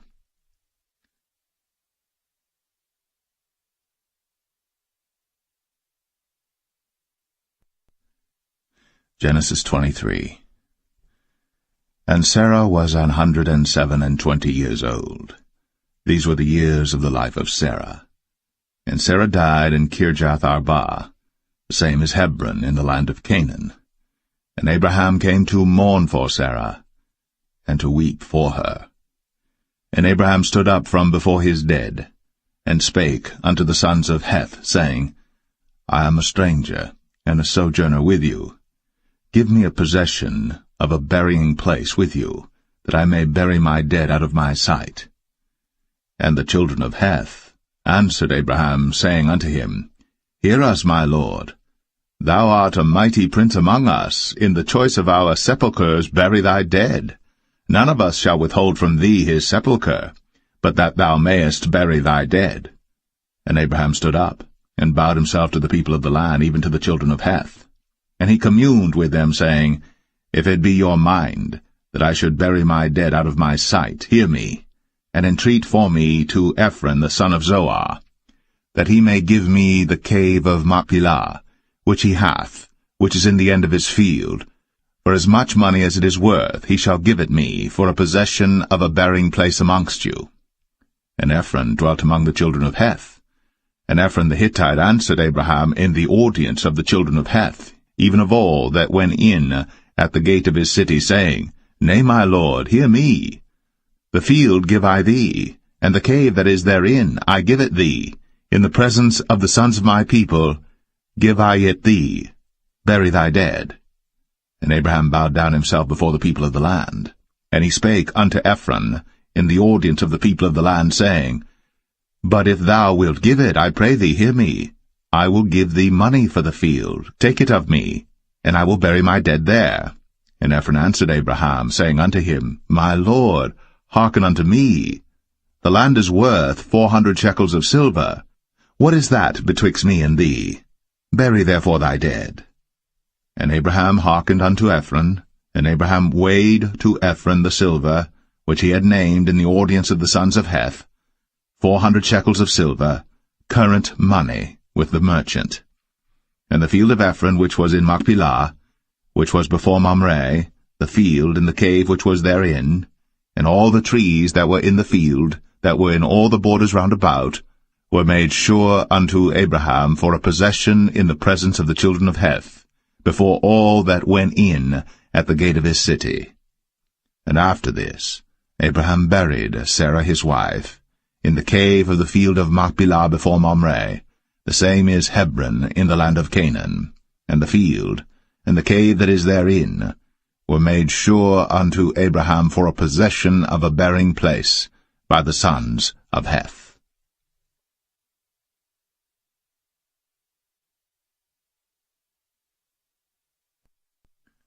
Genesis 24. And Abraham was old, and well stricken in age, and the Lord had blessed Abraham in all things. And Abraham said unto his eldest servant of his house, that ruled over all that he had, Put, I pray thee, thy hand under my thigh, and I will make thee swear by the Lord, the God of heaven, and the God of the earth, that thou shalt not take a wife unto my son of the daughters of the Canaanites, among whom I dwell, but thou shalt go unto my country, and to my kindred, and take a wife unto my son Isaac. And the servant said unto him, Peradventure the woman will not be willing to follow me unto this land. Must I needs bring thy son again unto the land from whence thou camest? And Abraham said unto him, Beware thou that thou bring not my son thither again. The Lord God of heaven, which took me from my father's house, and from the land of my kindred, and which spake unto me, and that sware unto me, saying, Unto thy seed will I give this land, he shall send his angel before thee, and thou shalt take a wife unto my son from thence. And if the woman will not be willing to follow thee, then thou shalt be clear from this my oath, only bring not my son thither again. And the servant put his hand under the thigh of Abraham his master, and sware to him concerning that matter.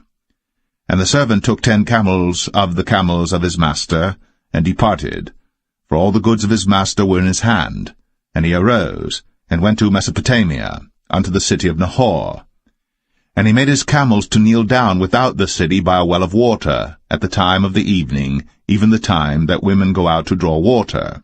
And he said, O Lord God of my master Abraham, I pray thee, send me good speed this day, and show kindness unto my master Abraham. Behold, I stand here by the well of water, and the daughters of the men of the city come out to draw water. And let it come to pass, that the damsel to whom I shall say, Let down thy pitcher, I pray thee, that I may drink. And she shall say, Drink, and I will give thy camels drink also. Let the same be she that thou hast appointed for thy servant Isaac, and thereby shall I know that thou hast shown kindness unto my master.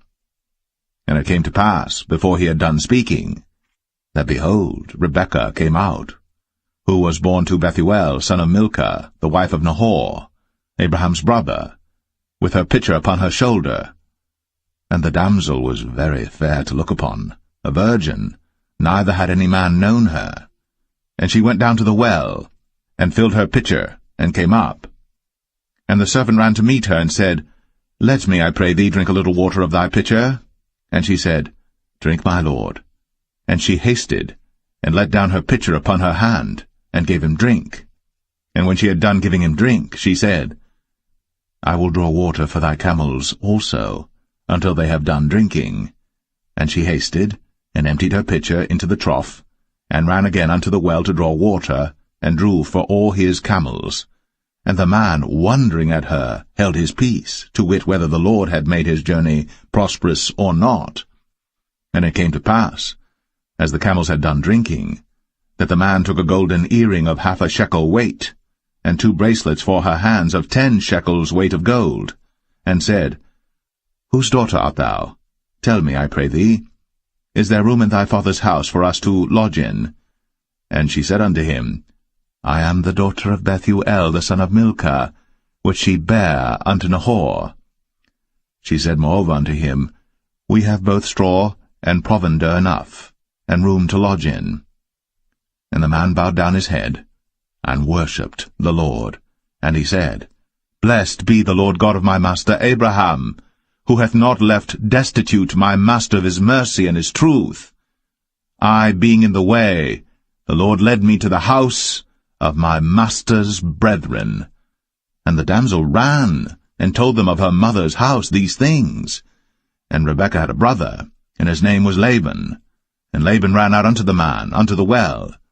And it came to pass, when he saw the earring and bracelets upon his sister's hands, and when he heard the words of Rebekah his sister, saying, Thus spake the man unto me, that he came unto the man, and behold, he stood by the camels at the well. And he said, Come in, thou blessed of the Lord. Wherefore standest thou without? For I have prepared the house and room for the camels. And the man came into the house, and he ungirded his camels, and gave straw and provender for the camels, and water to wash his feet, and the men's feet that were with him. And there was set meat before him to eat, but he said, I will not eat until I have told mine errand. And he said, Speak on. And he said, I am Abraham's servant. And the Lord hath blessed my master greatly, and he is become great. And he hath given him flocks, and herds, and silver, and gold, and menservants, and maidservants, and camels, and asses. And Sarah my master's wife bare a son to my master when she was old, and unto him hath he given all that he hath. And my master made me swear, saying, Thou shalt not take a wife to my son of the daughters of the Canaanites in whose land I dwell, but thou shalt go unto my father's house, and to my kindred, and take a wife unto my son. And I said unto my master, Peradventure the woman will not follow me.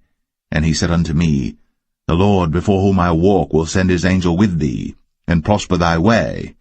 And thou shalt take a wife for my son of my kindred, and of my father's house.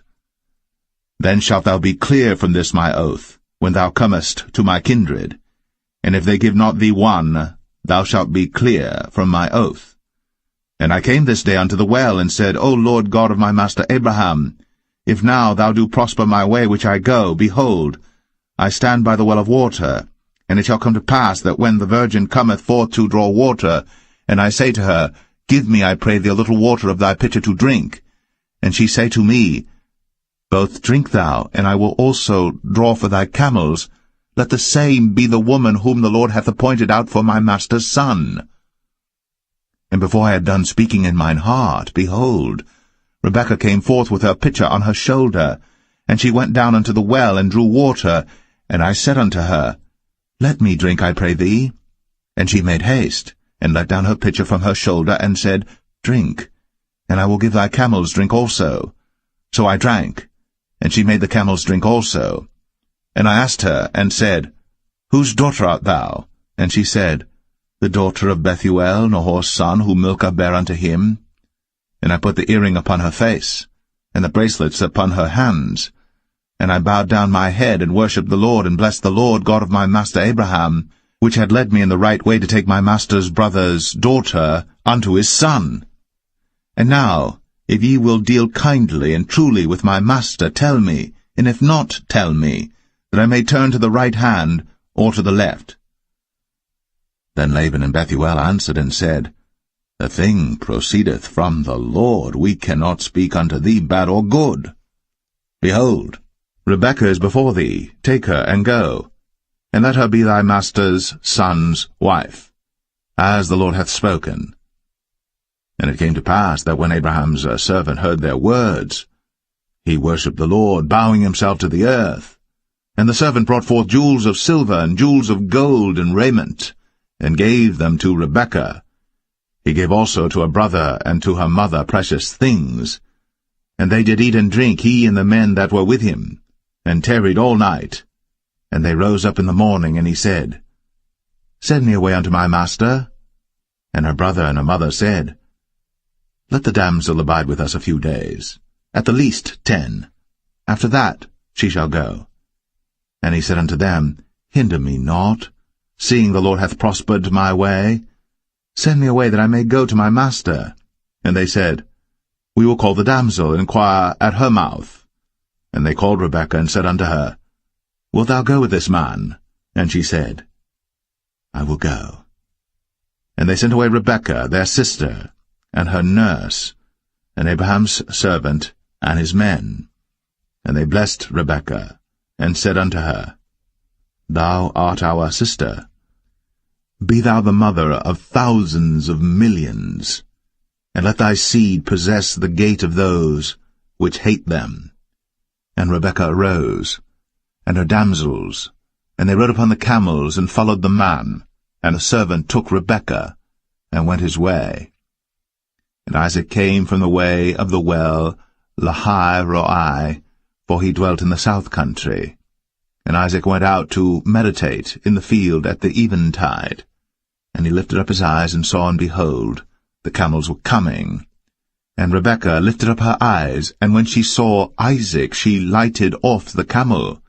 For she had said unto the servant, What man is this that walketh in the field to meet us? And the servant had said, It is my master. Therefore she took a veil, and covered herself. And the servant told Isaac all things that he had done. And Isaac brought her into his mother Sarah's tent, and took Rebekah, and she became his wife, and he loved her. And Isaac was comforted after his mother's death.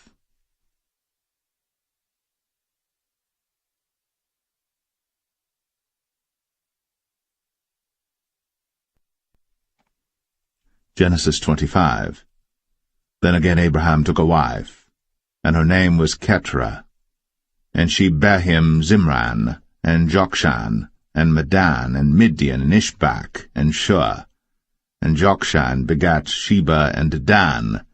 And the sons of Dedan were Ashrim, and Letashim, and Leumim.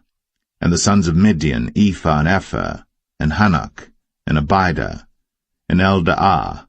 All these were the children of Keturah. And Abraham gave all that he had unto Isaac. But unto the sons of the concubines which Abraham had, Abraham gave gifts, and sent them away from Isaac his son while he yet lived eastward unto the east country. And these are the days of the years of Abraham's life which he lived, 160 years.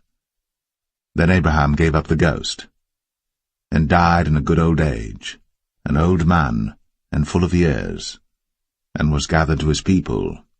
And his sons Isaac and Ishmael buried him in the cave of Machpelah in the field of Ephron the son of Zoar the Hittite, which is before Mamre, the field which Abraham purchased of the sons of Heth. There was Abraham buried, and Sarah his wife.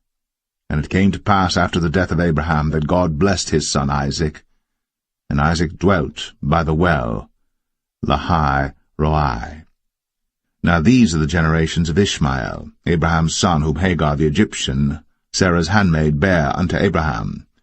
And these are the names of the sons of Ishmael, by their names according to their generations: the firstborn of Ishmael, Nebajoth, and Kedar, and Abiel, and Mibsam, and Mishma, and Dumah, and Massa, Hadar, and Tema, Jetur, Naphish, and Kedemah. These are the sons of Ishmael. And these are their names by their towns and by their castles, 12 princes according to their nations. And these are the years of the life of Ishmael, 137 years. And he gave up the ghost, and died, and was gathered unto his people. And they dwelt from Havilah unto Shur, that is before Egypt, as thou goest toward Assyria. And he died in the presence of all his brethren. And these are the generations of Isaac, Abraham's son. Abraham begat Isaac. And Isaac was 40 years old when he took Rebekah to wife, the daughter of Bethuel the Syrian of Padan Aram, the sister to Laban the Syrian. And Isaac entreated the Lord for his wife, because she was barren. And the Lord was entreated of him, and Rebekah his wife conceived. And the children struggled together within her. And she said, If it be so, why am I thus? And she went to inquire of the Lord. And the Lord said unto her, 2 nations are in thy womb, and 2 manner of people shall be separated from thy bowels. And the one people shall be stronger than the other people, and the elder shall serve the younger. And when her days to be delivered were fulfilled, behold, there were twins in her womb. And the first came out red, all over, like an hairy garment. And they called his name Esau. And after that came his brother out, and his hand took hold on Esau's heel, and his name was called Jacob. And Isaac was 80 years old when she bare them. And the boys grew, and Esau was a cunning hunter, a man of the field, and Jacob was a plain man, dwelling in tents. And Isaac loved Esau because he did eat of his venison, but Rebekah loved Jacob. And Jacob sawed pottage, and Esau came from the field, and he was faint. And Esau said to Jacob, Feed me, I pray thee, with that same red pottage, for I am faint. Therefore was his name called Edom. And Jacob said, Sell me this day thy birthright. And Esau said, Behold, I am at the point to die, and what profit shall this birthright do to me? And Jacob said, Swear to me this day. And he sware unto him. and he sold his birthright unto Jacob. Then Jacob gave Esau bread and pottage of lentils, and he did eat and drink, and rose up, and went his way. Thus Esau despised his birthright.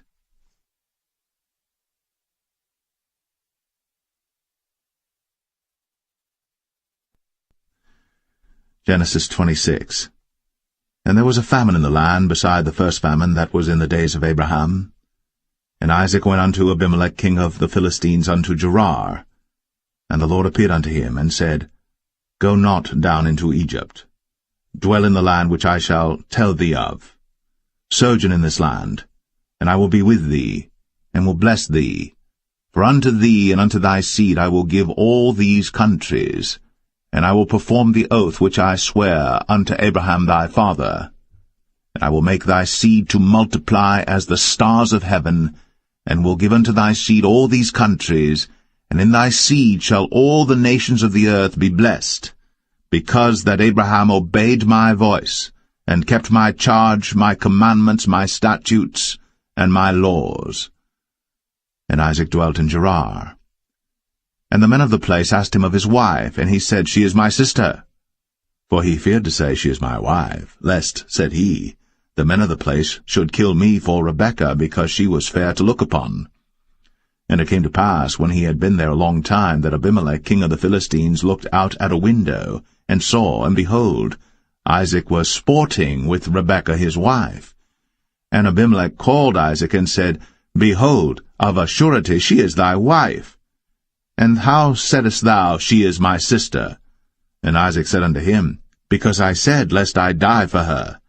And Abimelech said, What is this thou hast done unto us? One of the people might lightly have lain with thy wife, and thou shouldest have brought guiltiness upon us. And Abimelech charged all his people, saying, He that toucheth this man or his wife shall surely be put to death.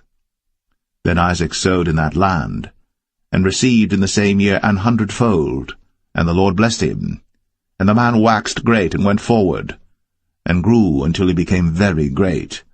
For he had possession of flocks, and possession of herds, and great store of servants, and the Philistines envied him. For all the wells which his father's servants had digged in the days of Abraham his father, the Philistines had stopped them, and filled them with earth. And Abimelech said unto Isaac, Go from us, for thou art much mightier than we. And Isaac departed thence, and pitched his tent in the valley of Gerar, and dwelt there.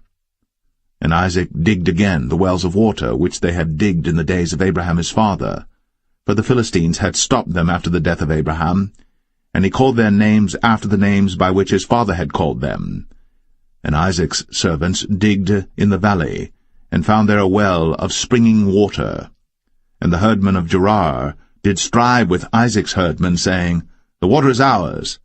And he called the name of the well Esek, because they strove with him. And they digged another well, and strove for that also. And he called the name of it Sitnah. And he removed from thence, and digged another well, and for that they strove not. And he called the name of it Rehoboth. And he said, For now the Lord hath made room for us, and we shall be fruitful in the land. And he went up from thence to Beersheba. And the Lord appeared unto him the same night, and said, I am the God of Abraham thy father. Fear not, for I am with thee, and will bless thee, and multiply thy seed for my servant Abraham's sake. And he builded an altar there, and called upon the name of the Lord, and pitched his tent there. And there Isaac's servants digged a well. Then Abimelech went to him from Gerar, and Ahuzzath one of his friends, and Phicol the chief captain of his army. And Isaac said unto them, Wherefore come ye to me, seeing ye hate me, and have sent me away from you? And they said, We saw certainly that the Lord was with thee. And we said, Let there be now an oath betwixt us, even betwixt us and thee, and let us make a covenant with thee, that thou wilt do us no hurt, as we have not touched thee, and as we have done unto thee nothing but good, and have sent thee away in peace. Thou art now the blessed of the Lord. And he made them a feast, and they did eat and drink. And they rose up betimes in the morning, and sware one to another. And Isaac sent them away, and they departed from him in peace. And it came to pass, the same day, that Isaac's servants came, and told him concerning the well which they had digged, and said unto him, We have found water. And he called it Sheba. Therefore the name of the city is Beersheba unto this day. And Esau was 40 years old when he took to wife Judith, the daughter of Beri the Hittite, and Bashemath, the daughter of Elon the Hittite, which were a grief of mind unto Isaac and to Rebekah.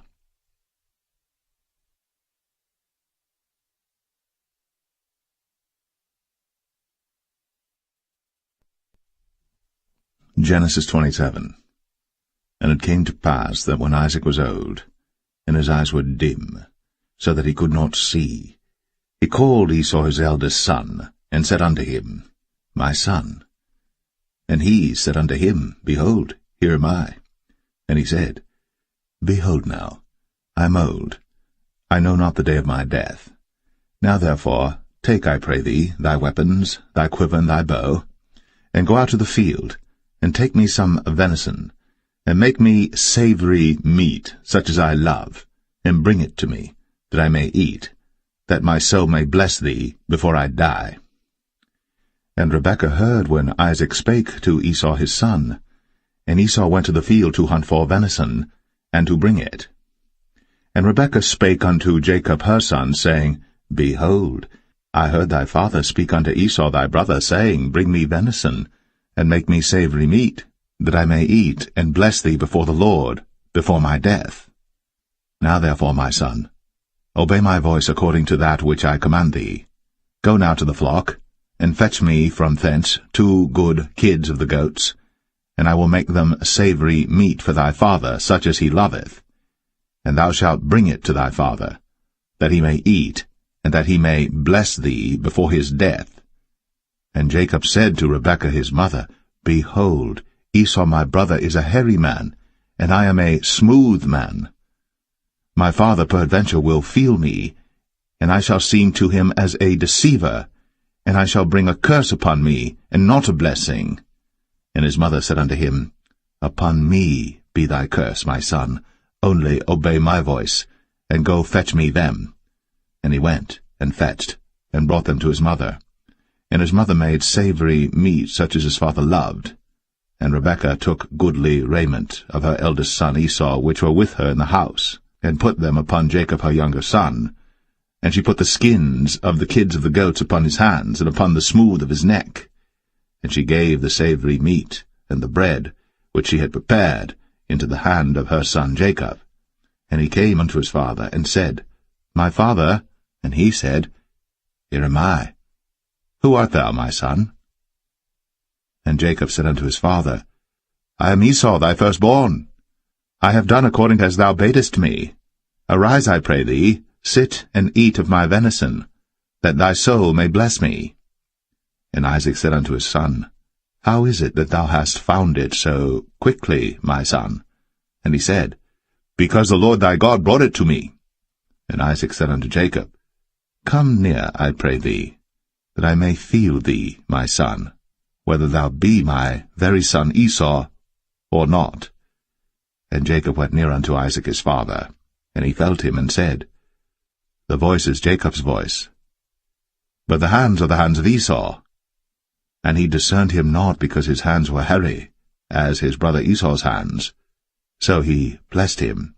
And he said, Art thou my very son Esau? And he said, I am.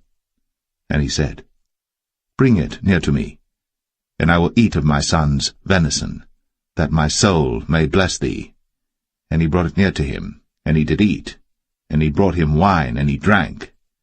And his father Isaac said unto him, Come near now, and kiss me, my son. And he came near, and kissed him. And he smelled the smell of his raiment, and blessed him, and said, See, the smell of my son is as the smell of a field which the Lord hath blessed. Therefore God give thee of the dew of heaven, and the fatness of the earth, and plenty of corn and wine. Let people serve thee, and nations bow down to thee. Be Lord over thy brethren, and let thy mother's sons bow down to thee. Cursed be every one that curseth thee, and blessed be he that blesseth thee. And it came to pass, as soon as Isaac had made an end of blessing Jacob, and Jacob was yet scarce gone out from the presence of Isaac his father, that Esau his brother came in from his hunting. And he also had made savory meat, and brought it unto his father, and said unto his father, Let my father arise, and eat of his son's venison, that thy soul may bless me. And Isaac his father said unto him, Who art thou? And he said, I am thy son, thy firstborn, Esau. And Isaac trembled very exceedingly, and said, Who? Where is he that hath taken venison and brought it me? And I have eaten of all before thou camest, and have blessed him, yea, and he shall be blessed. And when Esau heard the words of his father, he cried with a great and exceeding bitter cry, and said unto his father, Bless me, even me also, O my father. And he said, Thy brother came with subtlety, and hath taken away thy blessing. And he said, Is not he rightly named Jacob? For he hath supplanted me these 2 times. He took away my birthright, and behold, now he hath taken away my blessing. And he said, Hast thou not reserved a blessing for me? And Isaac answered and said unto Esau, Behold, I have made him thy lord, and all his brethren have I given to him for servants, and with corn and wine have I sustained him. And what shall I do now unto thee, my son? And Esau said unto his father, Hast thou but one blessing, my father? Bless me, even me also, O my father. And Esau lifted up his voice and wept. And Isaac his father answered and said unto him, Behold, thy dwelling shall be the fatness of the earth, and of the dew of heaven from above. And by thy sword shalt thou live, and shalt serve thy brother. And it shall come to pass that when thou shalt have the dominion, that thou shalt break his yoke from off thy neck. And Esau hated Jacob, because of the blessing wherewith his father blessed him. And Esau said in his heart, The days of mourning for my father are at hand. Then will I slay my brother Jacob. And these words of Esau her elder son were told to Rebekah, and she sent and called Jacob her younger son, and said unto him, Behold, thy brother Esau, as touching thee, doth comfort himself, purposing to kill thee. Now therefore, my son, obey my voice and arise. Flee thou to Laban my brother, to Haran, and tarry with him a few days, until thy brother's fury turn away, until thy brother's anger turn away from thee, and he forget that which thou hast done to him. Then I will send and fetch thee from thence. Why should I be deprived also of you both in one day? And Rebekah said to Isaac, I am weary of my life because of the daughters of Heth. If Jacob take a wife of the daughters of Heth, such as these which are of the daughters of the land, what good shall my life do me?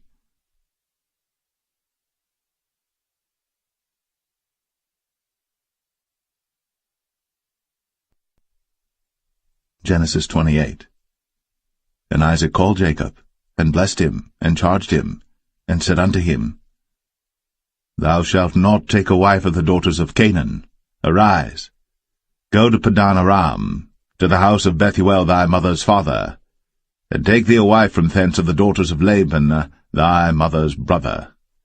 And God Almighty bless thee, and make thee fruitful, and multiply thee, that thou mayest be a multitude of people, and give thee the blessing of Abraham to thee, and to thy seed with thee, that thou mayest inherit the land wherein thou art a stranger, which God gave unto Abraham. And Isaac sent away Jacob, And he went to Padan Aram unto Laban, son of Bethuel the Syrian, the brother of Rebekah, Jacob's and Esau's mother.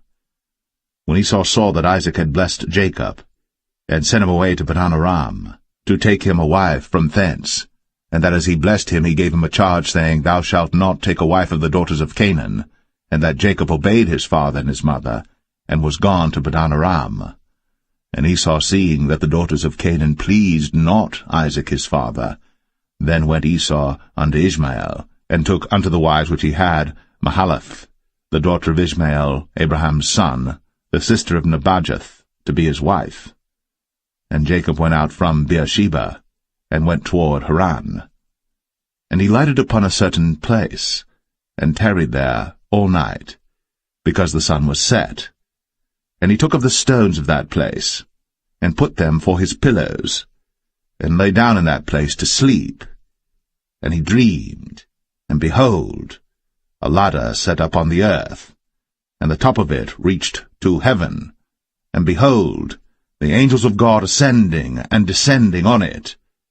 And behold, the Lord stood above it, and said, I am the Lord God of Abraham thy father, and the God of Isaac. The land whereon thou liest, to thee will I give it, and to thy seed. And thy seed shall be as the dust of the earth, and thou shalt spread abroad to the west, and to the east, and to the north, and to the south.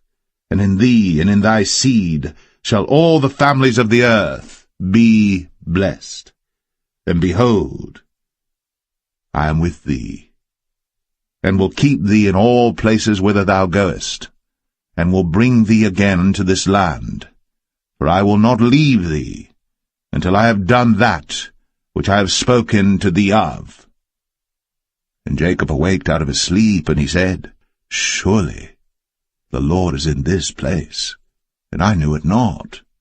And he was afraid, and said, How dreadful is this place! This is none other but the house of God, and this is the gate of heaven. And Jacob rose up early in the morning, and took the stone that he had put for his pillows, and set it up for a pillar, and poured oil upon the top of it. And he called the name of that place Bethel, but the name of that city was called Luz at the first. And Jacob vowed a vow, saying, If God will be with me, and will keep me in this way that I go, and will give me bread to eat, and raiment to put on, so that I come again to my father's house in peace, then shall the Lord be my God. And this stone which I have set up for a pillar shall be God's house.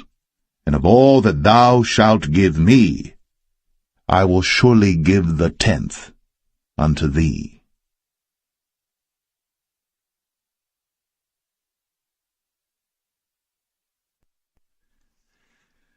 Genesis 29.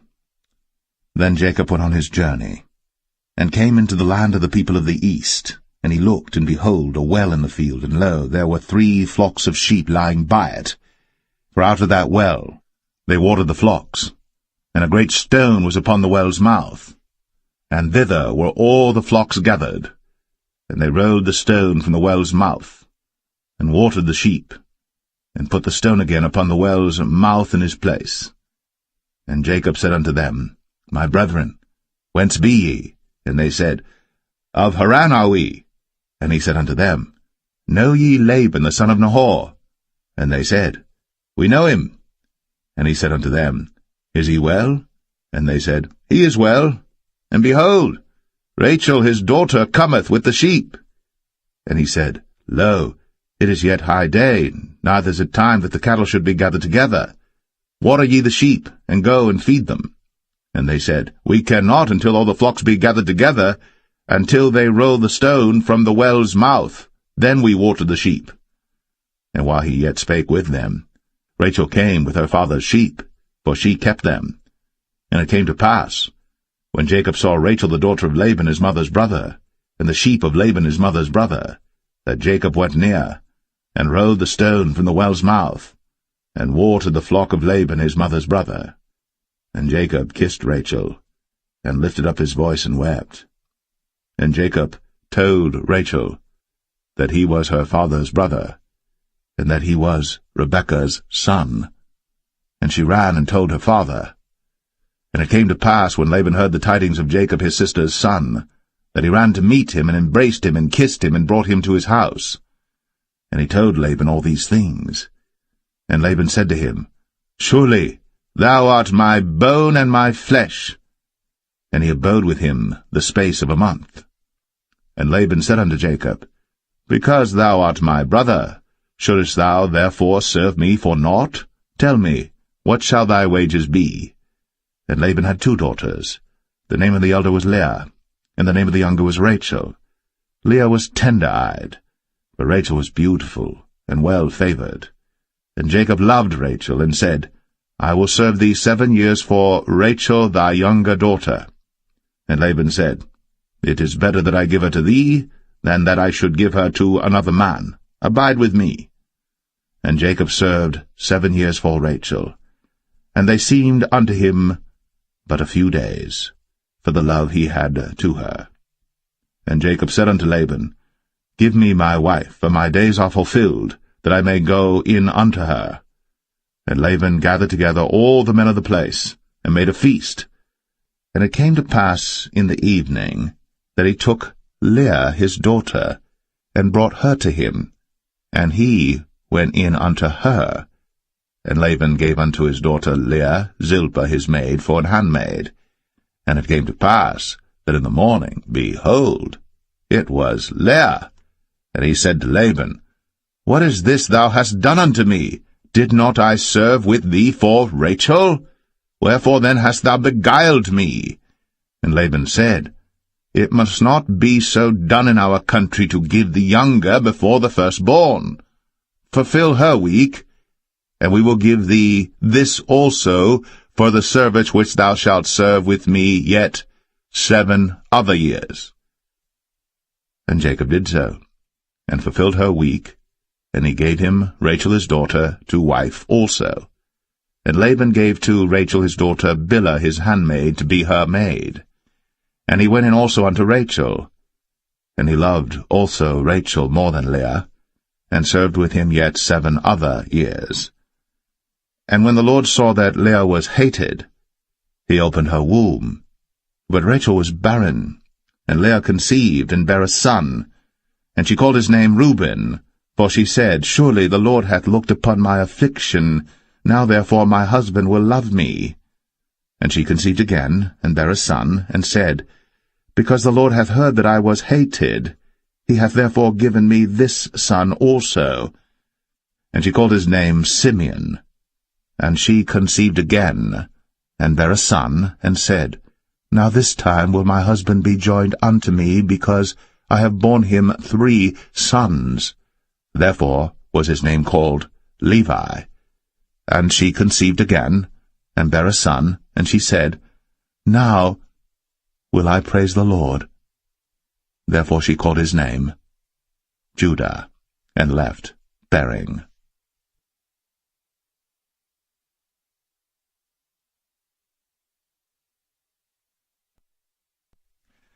Genesis 30. And when Rachel saw that she bare Jacob no children, Rachel envied her sister, and said unto Jacob, Give me children, or else I die. And Jacob's anger was kindled against Rachel, and he said, Am I in God's stead, who hath withheld from thee the fruit of the womb? And she said, Behold my maid Bilhah, go in unto her, and she shall bear upon my knees, that I may also have children by her. And she gave him Bilhah her handmaid to wife, and Jacob went in unto her. And Bilhah conceived, and bare Jacob a son. And Rachel said, God hath judged me, and hath also heard my voice, and hath given me a son. Therefore called she his name Dan. And Bilhah Rachel's maid conceived again, and bare Jacob a second son.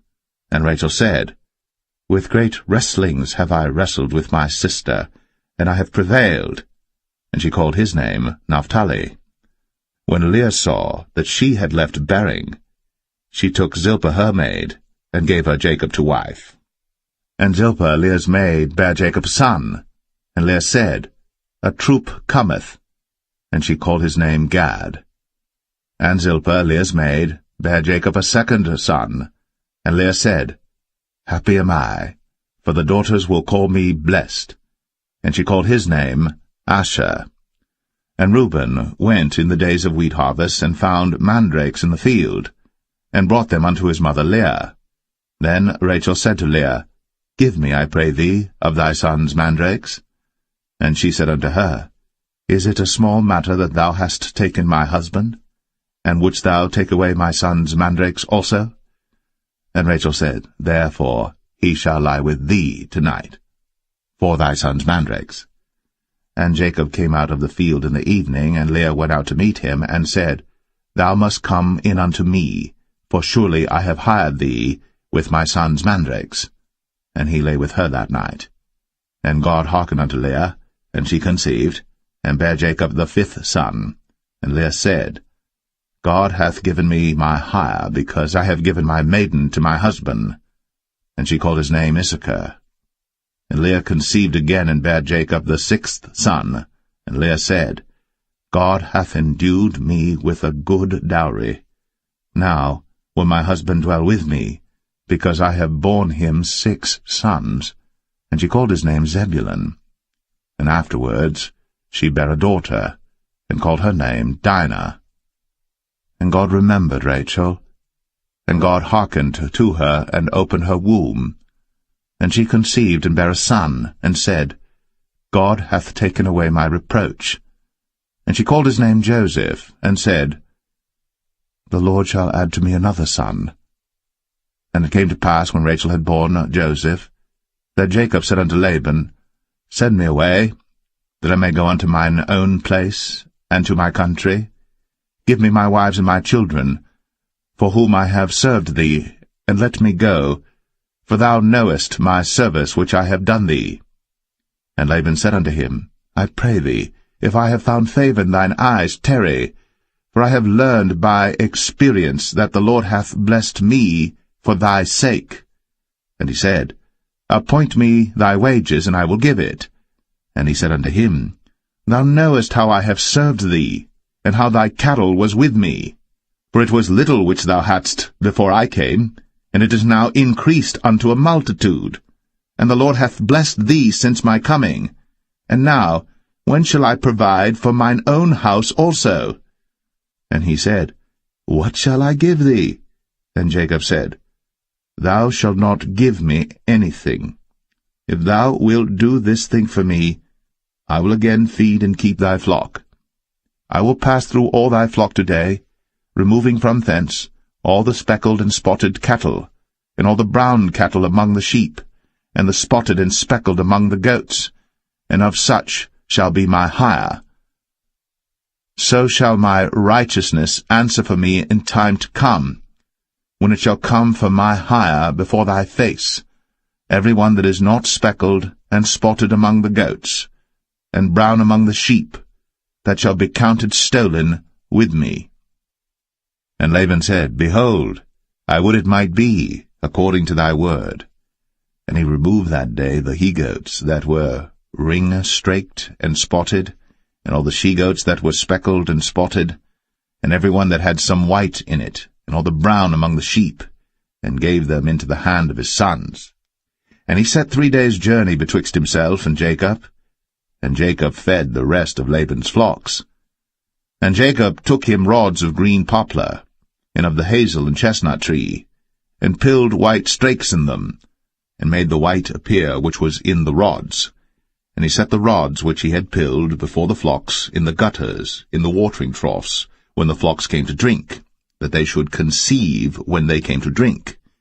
And the flocks conceived before the rods, and brought forth cattle, ring-straked, speckled, and spotted. And Jacob did separate the lambs, and set the faces of the flocks toward the ring-straked, and all the brown in the flock of Laban. And he put his own flocks by themselves, and put them not unto Laban's cattle. And it came to pass, whensoever the stronger cattle did conceive, that Jacob laid the rods before the eyes of the cattle in the gutters, that they might conceive among the rods. But when the cattle were feeble, he put them not in. So the feebler were Laban's, and the stronger Jacob's. And the man increased exceedingly, and had much cattle, and maidservants, and menservants, and camels, and asses.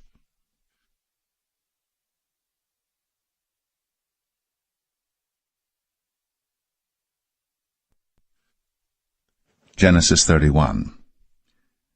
And he heard the words of Laban's sons, saying, Jacob hath taken away all that was our father's, and of that which was our father's hath he gotten all this glory.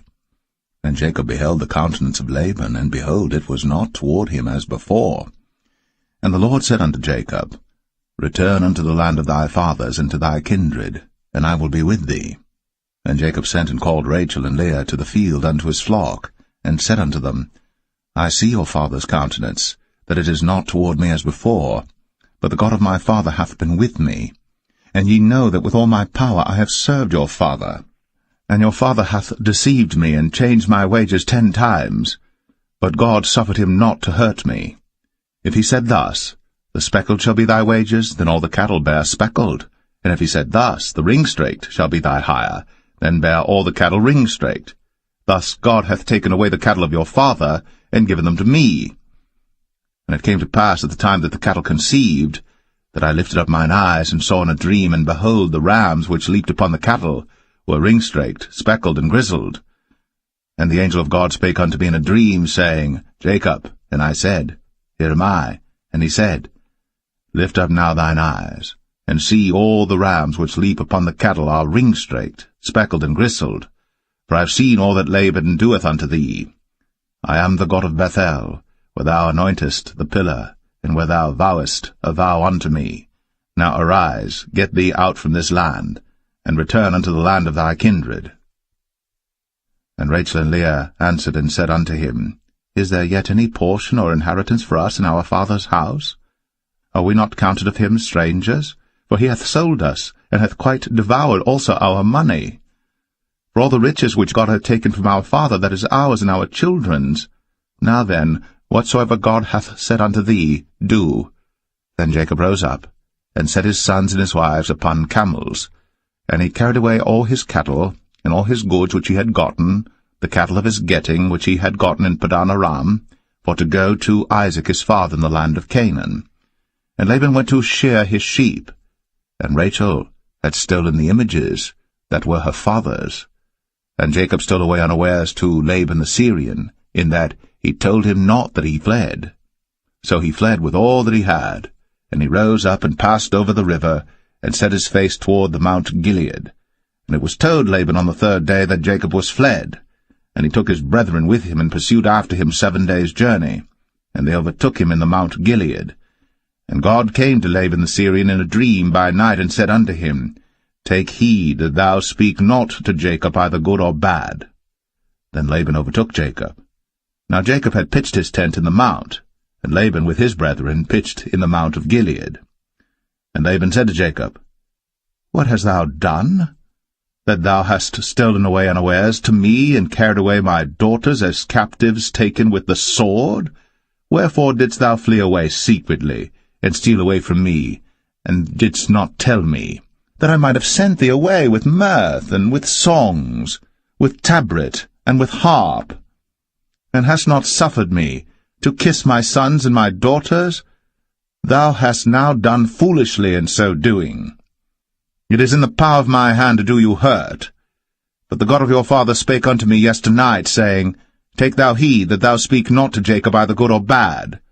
And now, though thou wouldst needs be gone, because thou sore longest after thy father's house, yet wherefore hast thou stolen my gods? And Jacob answered and said to Laban, Because I was afraid, for I said, Peradventure thou wouldst take by force thy daughters from me. With whomsoever thou findest thy gods, let him not live. Before our brethren discern thou what is thine with me, and take it to thee. For Jacob knew not that Rachel had stolen them. And Laban went into Jacob's tent, and into Leah's tent, and into the 2 maidservants' tents, but he found them not. Then went he out of Leah's tent, and entered into Rachel's tent. Now Rachel had taken the images, and put them in the camel's furniture, and sat upon them. And Laban searched all the tent, but found them not. And she said to her father, Let it not displease my lord that I cannot rise up before thee, for the custom of women is upon me. And he searched, but found not the images. And Jacob was wroth and chode with Laban. And Jacob answered and said to Laban, What is my trespass? What is my sin, that thou hast so hotly pursued after me? Whereas thou hast searched all my stuff, what hast thou found of all thy household stuff? Set it here before my brethren and thy brethren, that they may judge betwixt us both. This 20 years have I been with thee. Thy ewes and thy she-goats have not cast their young, and the rams of thy flock have I not eaten. That which was torn of beasts I brought not unto thee. I bear the loss of it. Of my hand didst thou require it, whether stolen by day or stolen by night. Thus I was. In the day the drought consumed me, and the frost by night, and my sleep departed from mine eyes. Thus have I been 20 years in thy house. I served thee 14 years for thy 2 daughters, and 6 years for thy cattle, and thou hast changed my wages 10 times. Except the God of my father, the God of Abraham, and the fear of Isaac had been with me, surely thou hadst sent me away now empty. God hath seen my affliction, and the labor of my hands, and rebuked thee yesternight. And Laban answered and said unto Jacob, These daughters are my daughters, and these children are my children, and these cattle are my cattle, and all that thou seest is mine. And what can I do this day unto these my daughters, or unto their children which they have borne? Now therefore come thou, let us make a covenant, I and thou, and let it be for a witness between me and thee. And Jacob took a stone, and set it up for a pillar. And Jacob said unto his brethren, Gather stones. And they took stones, and made an heap, and they did eat thereupon the heap. And Laban called it Jegar-sahadathah, but Jacob called it Galeed. And Laban said, This heap is a witness between me and thee this day. Therefore was the name of it called Galeed. And Mizpah, for he said, The Lord watch between me and thee, when we are absent one from another. If thou shalt afflict my daughters, or if thou shalt take other wives beside my daughters, no man is with us. See, God is witness betwixt me and thee. And Laban said to Jacob, Behold this heap, and behold this pillar, which I have cast betwixt me and thee. This heap be witness, and this pillar be witness, that I will not pass over this heap to thee, and that thou shalt not pass over this heap and this pillar unto me for harm. The God of Abraham and the God of Nahor, the God of their father, judge betwixt us. And Jacob sware by the fear of his father Isaac. Then Jacob offered sacrifice upon the mount, and called his brethren to eat bread. And they did eat bread, and tarried all night in the mount.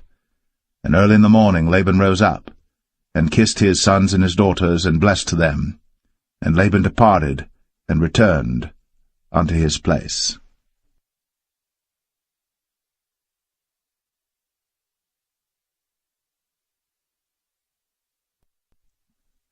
Genesis 32. And Jacob went on his way, and the angels of God met him. And when Jacob saw them, he said, This is God's host. And he called the name of that place Mahanaim. And Jacob sent messengers before him to Esau his brother unto the land of Seir, the country of Edom. And he commanded them, saying, Thus shall ye speak unto my lord Esau. Thy servant Jacob saith thus, I have sojourned with Laban, and stayed there until now. And I have oxen and asses, flocks and menservants and women servants. And I have sent to tell my lord that I may find grace in thy sight. And the messengers returned to Jacob, saying, We came to thy brother Esau, and also he cometh to meet thee, and 400 men with him. Then Jacob was greatly afraid and distressed. And he divided the people that was with him, and the flocks and herds, and the camels, into 2 bands, and said, If Esau come to the one company and smite it, then the other company which is left shall escape. And Jacob said, O God of my father Abraham, and God of my father Isaac, the Lord which saidest unto me, Return unto thy country, and to thy kindred, and I will deal well with thee. I am not worthy of the least of all the mercies, and of all the truth which thou hast shown unto thy servant. For with my staff I passed over this Jordan, and now I am become 2 bands. Deliver me, I pray thee, from the hand of my brother, from the hand of Esau, for I fear him, lest he will come and smite me, and the mother with the children. And thou saidest, I will surely do thee good, and make thy seed as the sand of the sea, which cannot be numbered for multitude. And he lodged there that same night, and took of that which came to his hand a present for Esau his brother, 200 she-goats, and 20 he-goats, 200 ewes, and 20 rams, 30 milch camels with their coats, 40 kine, and 10 bulls, 20 she-asses, and 10 foals. And he delivered them into the hand of his servants, every drove by themselves, and said unto his servants, Pass over before me, and put a space betwixt drove and drove. And he commanded the foremost, saying, When Esau my brother meeteth thee, and asketh thee, saying, Whose art thou? And whither goest thou? And whose are these before thee? Then thou shalt say, They be thy servant Jacob's. It is a present sent unto my lord Esau, and behold, also he is behind us. And so commanded he the second and the third, and all that followed the drove, saying, On this manner shall ye speak unto Esau, when ye find him. And say ye moreover, Behold, thy servant Jacob is behind us. For he said, I will appease him with the present that goeth before me, and afterward I will see his face. Peradventure he will accept of me. So went the present over before him, and himself lodged that night in the company. And he rose up that night, and took his 2 wives, and his 2 women servants, and his 11 sons, and passed over the ford Jabbok. And he took them, and sent them over the brook, and sent over that he had. And Jacob was left alone. And there wrestled a man with him until the breaking of the day. And when he saw that he prevailed not against him, he touched the hollow of his thigh, and the hollow of Jacob's thigh was out of joint as he wrestled with him. And he said, Let me go, for the day breaketh. And he said, I will not let thee go, except thou bless me. And he said unto him, What is thy name? And he said, Jacob. And he said, Thy name shall be called no more Jacob, but Israel. For as a prince hast thou power with God and with men, and hast prevailed. And Jacob asked him, and said, Tell me, I pray thee, thy name. And he said, Wherefore is it that thou dost ask after my name? And he blessed him there. And Jacob called the name of the place Peniel, for I have seen God face to face, and my life is preserved. And as he passed over Penuel, the sun rose upon him, and he halted upon his thigh. Therefore the children of Israel eat not of the sinew which shrank, which is upon the hollow of the thigh, unto this day, because he touched the hollow of Jacob's thigh in the sinew that shrank.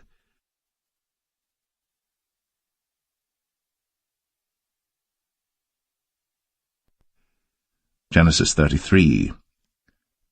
And Jacob lifted up his eyes, and looked, and behold, Esau came, and with him 400 men. And he divided the children unto Leah, and unto Rachel, and unto the 2 handmaids. And he put the handmaids and their children foremost, and Leah and her children after, and Rachel and Joseph hindermost. And he passed over before them, and bowed himself to the ground 7 times, until he came near to his brother. And Esau ran to meet him, and embraced him, and fell on his neck, and kissed him, and they wept. And he lifted up his eyes, and saw the women and the children, and said, Who are those with thee? And he said, The children which God hath graciously given thy servant. Then the handmaidens came near, they and their children, and they bowed themselves. And Leah also with her children came near, and bowed themselves. And after came Joseph near, and Rachel, and they bowed themselves. And he said, What meanest thou by all this drove which I met? And he said, These are to find grace in the sight of my Lord. And Esau said, I have enough, my brother, keep that thou hast unto thyself. And Jacob said, Nay, I pray thee, if now I have found grace in thy sight, then receive my present at my hand. For therefore I have seen thy face as though I had seen the face of God, and thou wast pleased with me. Take, I pray thee, my blessing that is brought to thee, because God hath dealt graciously with me, and because I have enough. And he urged him, and he took it. And he said, Let us take our journey, and let us go, and I will go before thee. And he said unto him, My Lord knoweth that the children are tender, and the flocks and herds with young are with me. And if men should overdrive them one day, all the flock will die. Let my Lord, I pray thee, pass over before his servant, and I will lead on softly according as the cattle that goeth before me, and the children be able to endure, until I come unto my Lord unto Seir. And Esau said, Let me now leave with thee some of the folk that are with me. And he said, What needeth it? Let me find grace in the sight of my Lord. So Esau returned that day on his way unto Seir. And Jacob journeyed to Succoth, and built him an house, and made booths for his cattle. Therefore the name of the place is called Succoth. And Jacob came to Shalem, a city of Shechem, which is in the land of Canaan, when he came from Padan Aram, and pitched his tent before the city. And he bought a parcel of a field, where he had spread his tent, at the hand of the children of Hamor, Shechem's father, for 100 pieces of money. And he erected there an altar, and called it El Elohe Israel.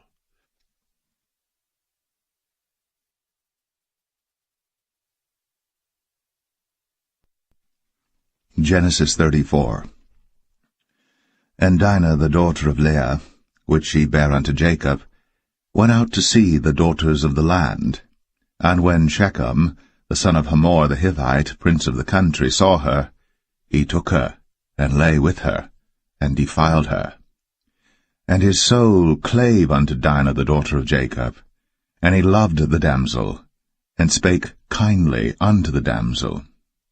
And Shechem spake unto his father Hamor, saying, Get me this damsel to wife. And Jacob heard that he had defiled Dinah his daughter. Now his sons were with his cattle in the field, and Jacob held his peace until they were come. And Hamor the father of Shechem went out unto Jacob to commune with him. And the sons of Jacob came out of the field when they heard it, and the men were grieved, and they were very wroth, because he had wrought folly in Israel, in lying with Jacob's daughter, which thing ought not to be done. And Hamor communed with them, saying, The soul of my son Shechem longeth for your daughter. I pray you, give her him to wife, and make ye marriages with us, and give your daughters unto us, and take our daughters unto you. And ye shall dwell with us, and the land shall be before you. Dwell and trade ye therein, and get you possessions therein. And Shechem said unto her father and unto her brethren, Let me find grace in your eyes, and what ye shall say unto me I will give. Ask me never so much dowry and gift, and I will give according as ye shall say unto me. But give me the damsel to wife. And the sons of Jacob answered Shechem and Hamor his father deceitfully, and said, because he had defiled Dinah their sister, and they said unto them, We cannot do this thing to give our sister to one that is uncircumcised, for that were a reproach unto us. But in this will we consent unto you.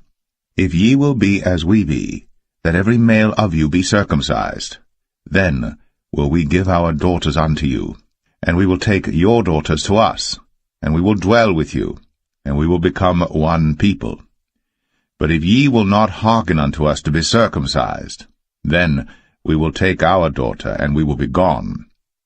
And their words pleased Hamor and Shechem, Hamor's son. And the young man deferred not to do the thing, because he had delight in Jacob's daughter, and he was more honorable than all the house of his father. And Hamor and Shechem his son came unto the gate of their city, and communed with the men of their city, saying, These men are peaceable with us. Therefore let them dwell in the land, and trade therein. For the land, behold, it is large enough for them. Let us take their daughters to us for wives, and let us give them our daughters. Only herein will the men consent unto us, for to dwell with us, to be one people, if every male among us be circumcised, as they are circumcised. Shall not their cattle and their substance and every beast of theirs be ours? Only let us consent unto them, and they will dwell with us. And unto Hamor, and unto Shechem his son, hearken all that went out of the gate of his city, and every male was circumcised, all that went out of the gate of his city. And it came to pass on the 3rd day, when they were sore, that 2 of the sons of Jacob, Simeon and Levi, Dinah's brethren, took each man his sword, and came upon the city boldly, and slew all the males. And they slew Hamor and Shechem his son with the edge of the sword, and took Dinah out of Shechem's house, and went out. The sons of Jacob came upon the slain, and spoiled the city, because they had defiled their sister. They took their sheep and their oxen, and their asses, and that which was in the city, and that which was in the field, and all their wealth, and all their little ones, and their wives took they captive, and spoiled even all that was in the house. And Jacob said to Simeon and Levi, Ye have troubled me to make me to stink among the inhabitants of the land, among the Canaanites and the Perizzites. And I, being few in number, they shall gather themselves together against me, and slay me, and I shall be destroyed, I and my house. And they said, Should he deal with our sister as with an harlot?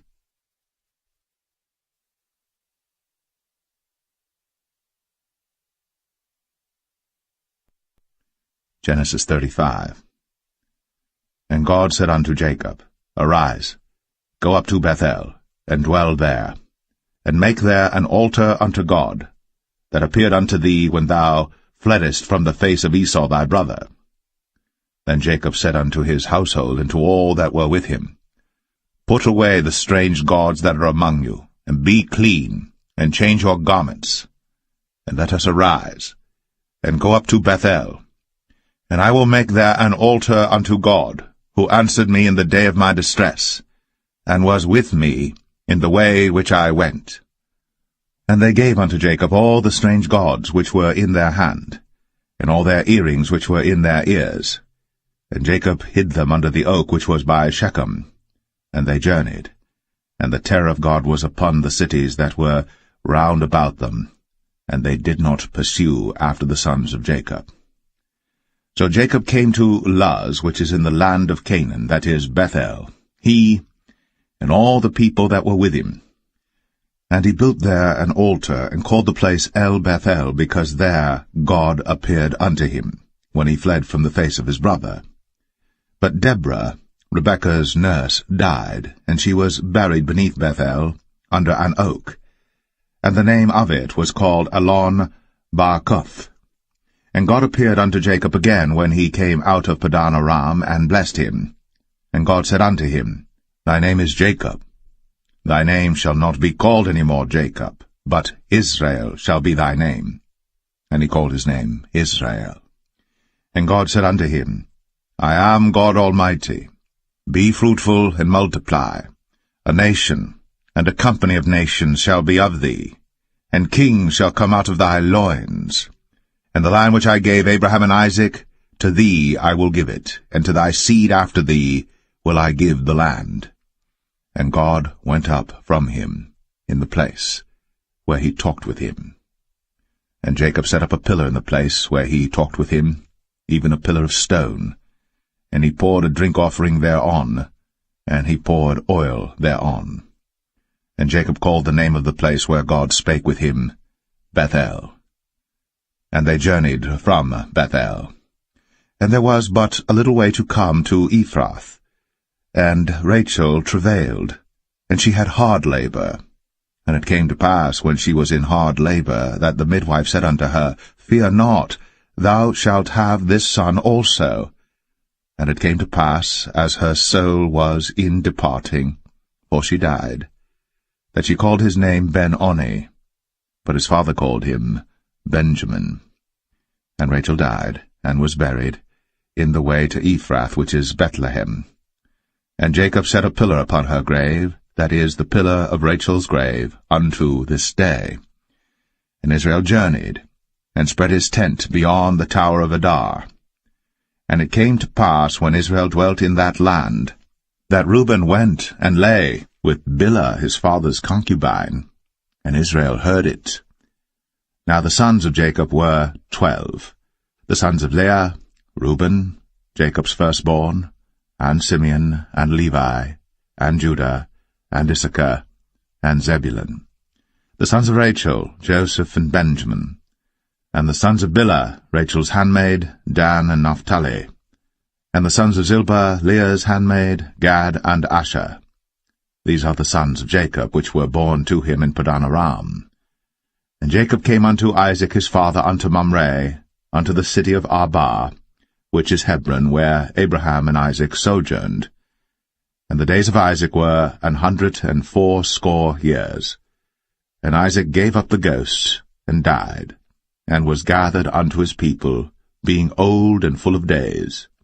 And his sons Esau and Jacob buried him.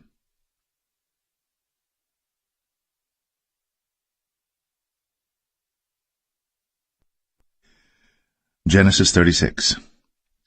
Now these are the generations of Esau, who is Edom.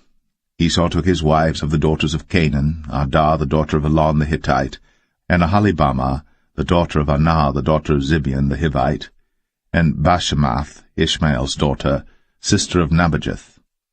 And Adah bare to Esau Eliphaz, and Bashemath bare Ruel. And Aholibamah bare Jeush, and Jalam, and Korah. These are the sons of Esau, which were born unto him in the land of Canaan. And Esau took his wives, and his sons, and his daughters, and all the persons of his house, and his cattle, and all his beasts, and all his substance, which he had got in the land of Canaan, and went into the country from the face of his brother Jacob. For their riches were more than that they might dwell together, and the land wherein they were strangers could not bear them because of their cattle. Thus dwelt Esau in Mount Seir. Esau is Edom. And these are the generations of Esau, the father of the Edomites, in Mount Seir. These are the names of Esau's sons: Eliphaz, the son of Adah, the wife of Esau; Ruel, the son of Bashemath, the wife of Esau. And the sons of Eliphaz were Teman, Omar, Zepho, and Gatam, and Kenaz. And Timnah was concubine to Eliphaz, Esau's son, and she bare to Eliphaz Amalek. These were the sons of Adah, Esau's wife. And these are the sons of Reuel, Nahath, and Zerah, Shammah, and Mizah. These were the sons of Bashemath, Esau's wife. And these were the sons of Aholibamah, the daughter of Anah, the daughter of Zibeon, Esau's wife. And she bare to Esau Jeush, and Jalam, and Korah. These were dukes of the sons of Esau. The sons of Eliphaz, the firstborn son of Esau: Duke Teman, Duke Omar, Duke Zepho, Duke Kenaz, Duke Korah, Duke Gatam, and Duke Amalek. These are the dukes that came of Eliphaz in the land of Edom. These were the sons of Adah. And these are the sons of Reuel, Esau's son: Duke Nahath, Duke Zerah, Duke Shammah, Duke Mizah. These are the dukes that came of Reuel in the land of Edom. These are the sons of Bashemath, Esau's wife. And these are the sons of Aholibamah, Esau's wife: Duke Jeush, Duke Jalam, Duke Korah. These were the dukes that came of Aholibamah, the daughter of Anah, Esau's wife. These are the sons of Esau, who is Edom, and these are their dukes. These are the sons of Seir the Horite, who inhabited the land: Lotan, and Shobal, and Zibeon, and Anah, and Dishon, and Ezer, and Dishan. These are the dukes of the Horites, the children of Seir in the land of Edom. And the children of Lotan were Hori and Hemam, and Lotan's sister was Timnah. And the children of Shobal were these: Alvan, and Manahath, and Ebal, Shapho, and Onam. And these are the children of Zibeon, both Ajah and Anah. This was that Anah that found the mules in the wilderness, as he fed the asses of Zibeon his father. And the children of Anah were these: Dishon, and Aholibamah the daughter of Anah. And these are the children of Dishon: Hemdan, and Eshban, and Ithran, and Cheran. The children of Ezer are these: Bilhan, and Zavan, and Akan. The children of Dishan are these: Uz and Aran. These are the dukes that came of the Horites: Duke Lotan, Duke Shobal, Duke Zibeon, Duke Anah, Duke Dishon, Duke Ezer, Duke Dishan. These are the dukes that came of Hori among their dukes in the land of Seir. And these are the kings that reigned in the land of Edom, before there reigned any king over the children of Israel. And Bela the son of Beor reigned in Edom, and the name of his city was Dinhabah. And Bela died, and Jobab the son of Zerah of Bozrah reigned in his stead. And Jobab died, and Husham of the land of Temani reigned in his stead. And Husham died, and Hadad the son of Bedad, who smote Midian in the field of Moab, reigned in his stead. And the name of his city was Avith. And Hadad died, and Samlah of Masrekah reigned in his stead. And Samlah died, and Saul of Rehoboth by the river reigned in his stead. And Saul died, and Baal-Hanan the son of Achbor reigned in his stead. And Baal-Hanan the son of Achbor died, and Hadar reigned in his stead. And the name of his city was Pau, and his wife's name was Mehetabel, and the daughter of Matred, the daughter of Mezahab. And these are the names of the dukes that came of Esau, according to their families after their places by their names: Duke Timnah, Duke Alvah, Duke Jetheth, Duke Aholibama, Duke Elah, Duke Pinon, Duke Kenaz, Duke Taman, Duke Mibsar, Duke Magdiel, Duke Aram. These be the dukes of Edom, according to their habitations in the land of their possession. He is Esau, the father of the Edomites.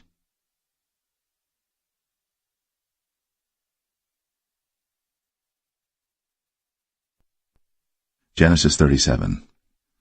And Jacob dwelt in the land wherein his father was a stranger, in the land of Canaan. These are the generations of Jacob. Joseph, being 17 years old, was feeding the flock with his brethren, and the lad was with the sons of Bilhah, and with the sons of Zilpah, his father's wives. And Joseph brought unto his father their evil report. Now Israel loved Joseph more than all his children, because he was the son of his old age, and he made him a coat of many colors. And when his brethren saw that their father loved him more than all his brethren, they hated him, and could not speak peaceably unto him. And Joseph dreamed a dream, and he told it his brethren, and they hated him yet the more. And he said unto them, Hear, I pray you, this dream which I have dreamed. For behold, we were binding sheaves in the field, and lo, my sheaf arose, and also stood upright, and behold, your sheaves stood round about, and made obeisance to my sheaf. And his brethren said to him, Shalt thou indeed reign over us? Or shalt thou indeed have dominion over us? And they hated him yet the more for his dreams, and for his words. And he dreamed yet another dream, and told it his brethren, and said, Behold, I have dreamed a dream more, and behold, the sun, and the moon, and the 11 stars made obeisance to me. And he told it to his father, and to his brethren, and his father rebuked him, and said unto him, What is this dream that thou hast dreamed? Shall I and thy mother, and thy brethren indeed come to bow down ourselves to thee to the earth? And his brethren envied him. But his father observed the saying. And his brethren went to feed their father's flock in Shechem. And Israel said unto Joseph, Do not thy brethren feed the flock in Shechem? Come, and I will send thee unto them. And he said to him, Here am I. And he said to him, Go, I pray thee, see whether it be well with thy brethren, and well with the flocks, and bring me word again. So he sent him out of the vale of Hebron, and he came to Shechem. And a certain man found him, and behold, he was wandering in the field. And the man asked him, saying, What seekest thou? And he said, I seek my brethren. Tell me, I pray thee, where they feed their flocks. And the man said, They are departed hence, for I heard them say, Let us go to Dothan. And Joseph went after his brethren, and found them in Dothan. And when they saw him afar off, even before he came near unto them, they conspired against him to slay him. And they said one to another, Behold, this dreamer cometh. Come now, therefore, and let us slay him, and cast him into some pit. And we will say, Some evil beast hath devoured him, and we shall see what will become of his dreams. And Reuben heard it, and he delivered him out of their hands, and said, Let us not kill him. And Reuben said unto them, Shed no blood, but cast him into this pit that is in the wilderness, and lay no hand upon him, that he might rid him out of their hands, to deliver him to his father again. And it came to pass, when Joseph was come unto his brethren, that they stripped Joseph out of his coat of many colors that was on him, And they took him, and cast him into a pit, and the pit was empty, there was no water in it. And they sat down to eat bread, and they lifted up their eyes and looked, and behold, a company of Ishmaelites came from Gilead with their camels bearing spicery and balm and myrrh, going to carry it down to Egypt. And Judah said unto his brethren, What profit is it if we slay our brother, and conceal his blood? Come, and let us sell him to the Ishmaelites, and let not our hand be upon him, for he is our brother, and our flesh. And his brethren were content. Then there passed by Midianites, merchantmen, and they drew and lifted up Joseph out of the pit, and sold Joseph to the Ishmaelites for 20 pieces of silver, and they brought Joseph into Egypt. And Reuben returned unto the pit, and behold, Joseph was not in the pit. And he rent his clothes. And he returned unto his brethren, and said, The child is not, and I, whither shall I go? And they took Joseph's coat, and killed a kid of the goats, and dipped the coat in the blood. And they sent the coat of many colors, and they brought it to their father, and said, This have we found. Know now whether it be thy son's coat or no. And he knew it, and said, It is my son's coat. An evil beast hath devoured him. Joseph is without doubt rent in pieces. And Jacob rent his clothes, and put sackcloth upon his loins, and mourned for his son many days. And all his sons and all his daughters rose up to comfort him. But he refused to be comforted, and he said, For I will go down into the grave unto my son mourning. Thus his father wept for him. And the Midianites sold him into Egypt unto Potiphar, an officer of Pharaoh's, and captain of the guard.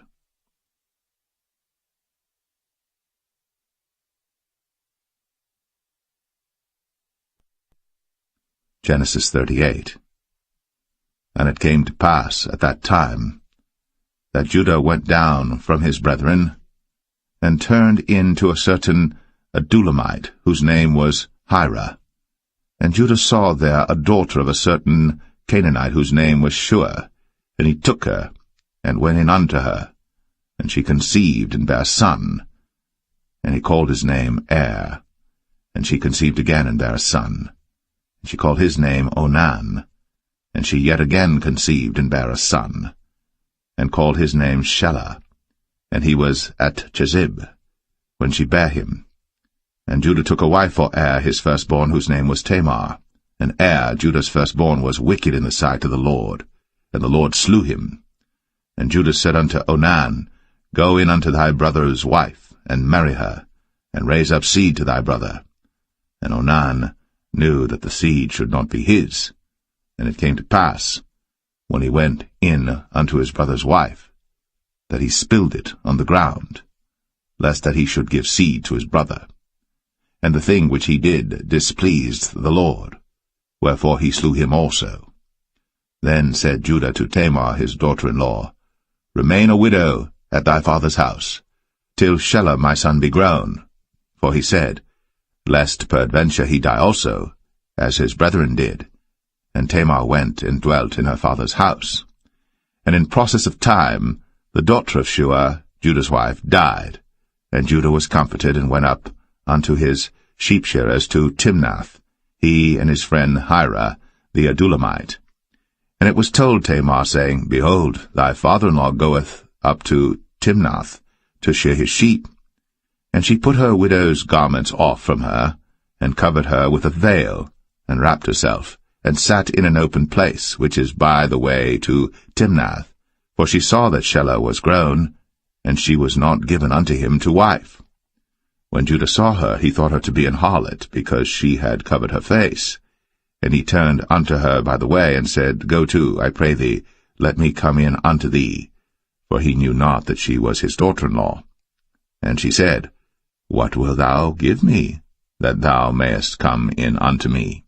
And he said, I will send thee a kid from the flock. And she said, Wilt thou give me a pledge, till thou send it? And he said, What pledge shall I give thee?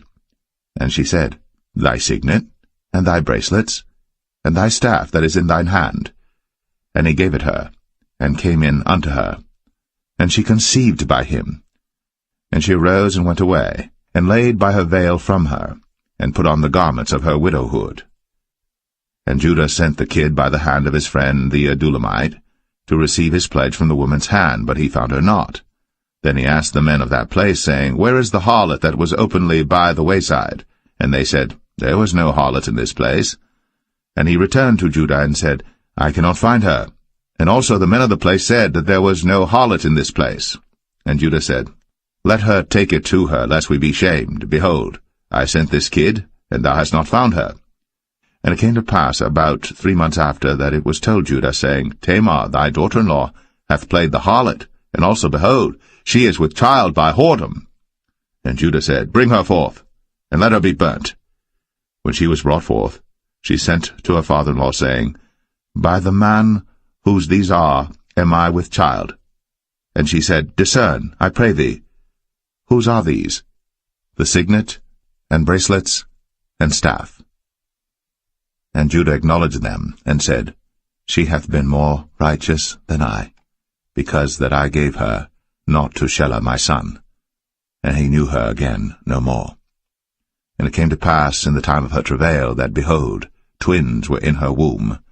And it came to pass, when she travailed, that the one put out his hand, and the midwife took and bound upon his hand a scarlet thread, saying, This came out first. And it came to pass, as he drew back his hand, that, behold, his brother came out. And she said, How hast thou broken forth? This breach be upon thee. Therefore his name was called Pharez. And afterward came out his brother, that had the scarlet thread upon his hand, and his name was called Zerah.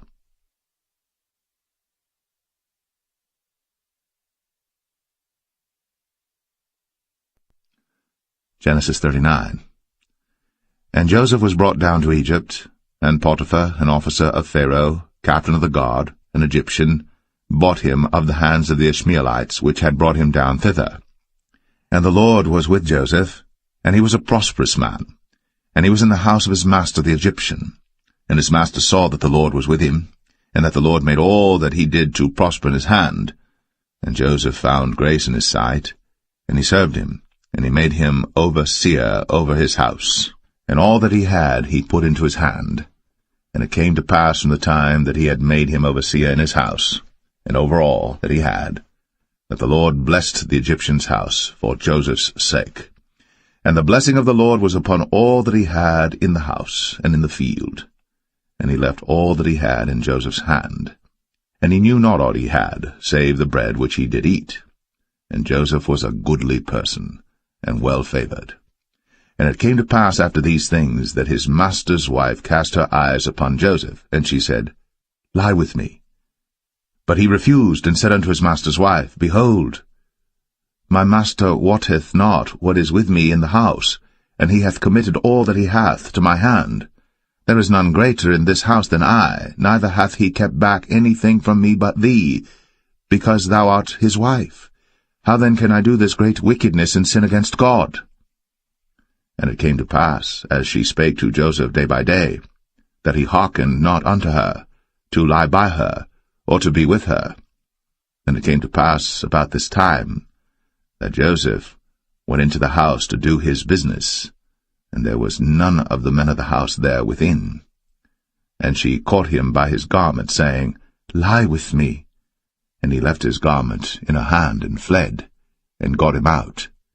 And it came to pass, when she saw that he had left his garment in her hand, and was fled forth, that she called unto the men of her house, and spake unto them, saying, See, he hath brought in an Hebrew unto us to mock us. He came in unto me to lie with me, and I cried with a loud voice. And it came to pass, when he heard that I lifted up my voice and cried, that he left his garment with me, and fled, and got him out. And she laid up his garment by her, until his lord came home. And she spake unto him according to these words, saying, The Hebrew servant which thou hast brought unto us came in unto me to mock me. And it came to pass, as I lifted up my voice and cried, that he left his garment with me, and fled out. And it came to pass, when his master heard the words of his wife, which she spake unto him, saying, After this manner did thy servant to me, that his wrath was kindled. And Joseph's master took him, and put him into the prison, a place where the king's prisoners were bound. And he was there in the prison. But the Lord was with Joseph, and showed him mercy, and gave him favor in the sight of the keeper of the prison. And the keeper of the prison committed to Joseph's hand all the prisoners that were in the prison. And whatsoever they did there, he was the doer of it. The keeper of the prison looked not to anything that was under his hand, because the Lord was with him. And that which he did, the Lord made it to prosper.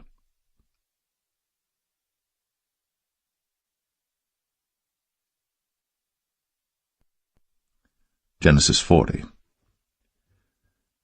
And it came to pass, after these things, that the butler of the king of Egypt and his baker had offended their lord the king of Egypt. And Pharaoh was wroth against two of his officers, against the chief of the butlers and against the chief of the bakers. And he put them in ward in the house of the captain of the guard into the prison, the place where Joseph was bound. And the captain of the guard charged Joseph with them, and he served them. And they continued a season in ward. And they dreamed a dream, both of them, each man his dream in one night, each man according to the interpretation of his dream, the butler and the baker of the king of Egypt, which were bound in the prison. And Joseph came in unto them in the morning, and looked upon them, and behold, they were sad. And he asked Pharaoh's officers that were with him in the ward of his lord's house, saying, Wherefore look ye so sadly today?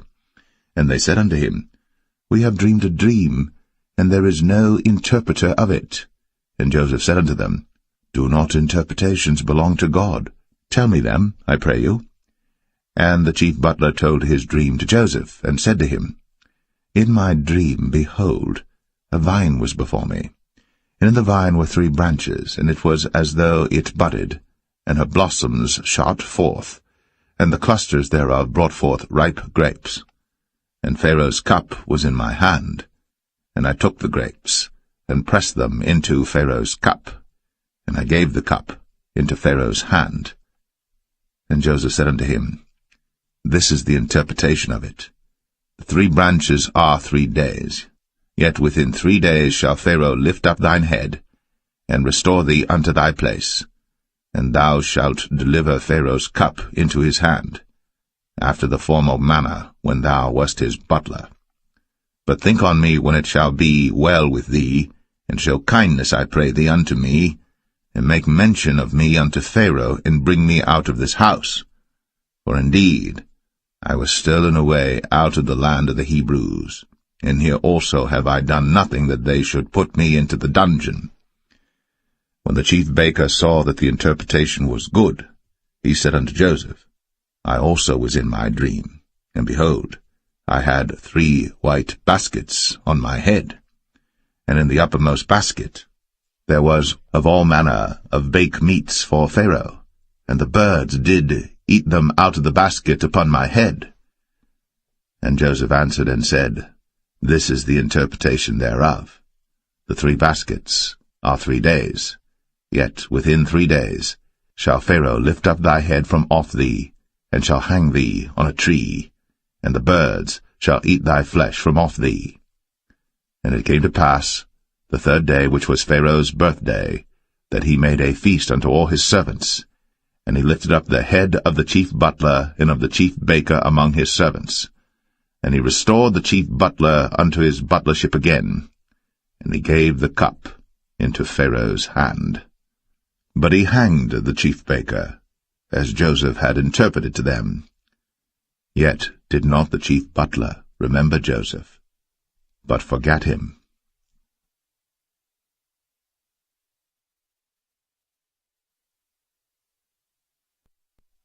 Genesis 41. And it came to pass at the end of 2 full years, that Pharaoh dreamed, and behold, he stood by the river. And behold, there came up out of the river 7 well-favored kine and fat-fleshed, and they fed in a meadow. And behold, 7 other kine came up after them out of the river, ill-favored and lean-fleshed, and stood by the other kine upon the brink of the river. and the ill-favored and lean-fleshed kine did eat up the 7 well-favored and fat kine. So Pharaoh awoke. And he slept and dreamed the second time, and behold, 7 ears of corn came up upon one stalk, rank and good. And behold, 7 thin ears, and blasted with the east wind sprung up after them. And the 7 thin ears devoured the 7 rank and full ears. And Pharaoh awoke, and behold, it was a dream. And it came to pass in the morning that his spirit was troubled, and he sent and called for all the magicians of Egypt, and all the wise men thereof. And Pharaoh told them his dream, but there was none that could interpret them unto Pharaoh. Then spake the chief butler unto Pharaoh, saying, I do remember my faults this day. Pharaoh was wroth with his servants, and put me in ward of the captain of the guard's house, both me and the chief baker. And we dreamed a dream in one night, I and he. We dreamed each man according to the interpretation of his dream. And there was there with us a young man, an Hebrew, servant to the captain of the guard. And we told him, and he interpreted to us our dreams. To each man according to his dream he did interpret. And it came to pass, as he interpreted to us, so it was. Me he restored unto mine office, and him he hanged. Then Pharaoh sent and called Joseph, and they brought him hastily out of the dungeon. And he shaved himself, and changed his raiment, and came in unto Pharaoh. And Pharaoh said unto Joseph, I have dreamed a dream, and there is none that can interpret it. And I have heard say of thee, that thou canst understand a dream to interpret it. And Joseph answered Pharaoh, saying, It is not in me. God shall give Pharaoh an answer of peace. And Pharaoh said unto Joseph, In my dream, behold, I stood upon the bank of the river, and behold, there came up out of the river 7 kine, fat-fleshed, and well-favored, and they fed in a meadow, and behold, 7 other kine came up after them, poor, and very ill-favored, and lean-fleshed, such as I never saw in all the land of Egypt for badness. And the lean and the ill-favored kine did eat up the first 7 fat kine. And when they had eaten them up, it could not be known that they had eaten them, but they were still ill-favored, as at the beginning. So I awoke. And I saw in my dream, and behold, 7 ears came up in one stalk, full and good. And behold, 7 ears withered, thin, and blasted with the east wind, sprung up after them. And the thin ears devoured the 7 good ears. And I told this unto the magicians, but there was none that could declare it to me. And Joseph said unto Pharaoh, The dream of Pharaoh is one. God hath shown Pharaoh what he is about to do. The 7 good kine are 7 years, and the 7 good ears are 7 years. The dream is one.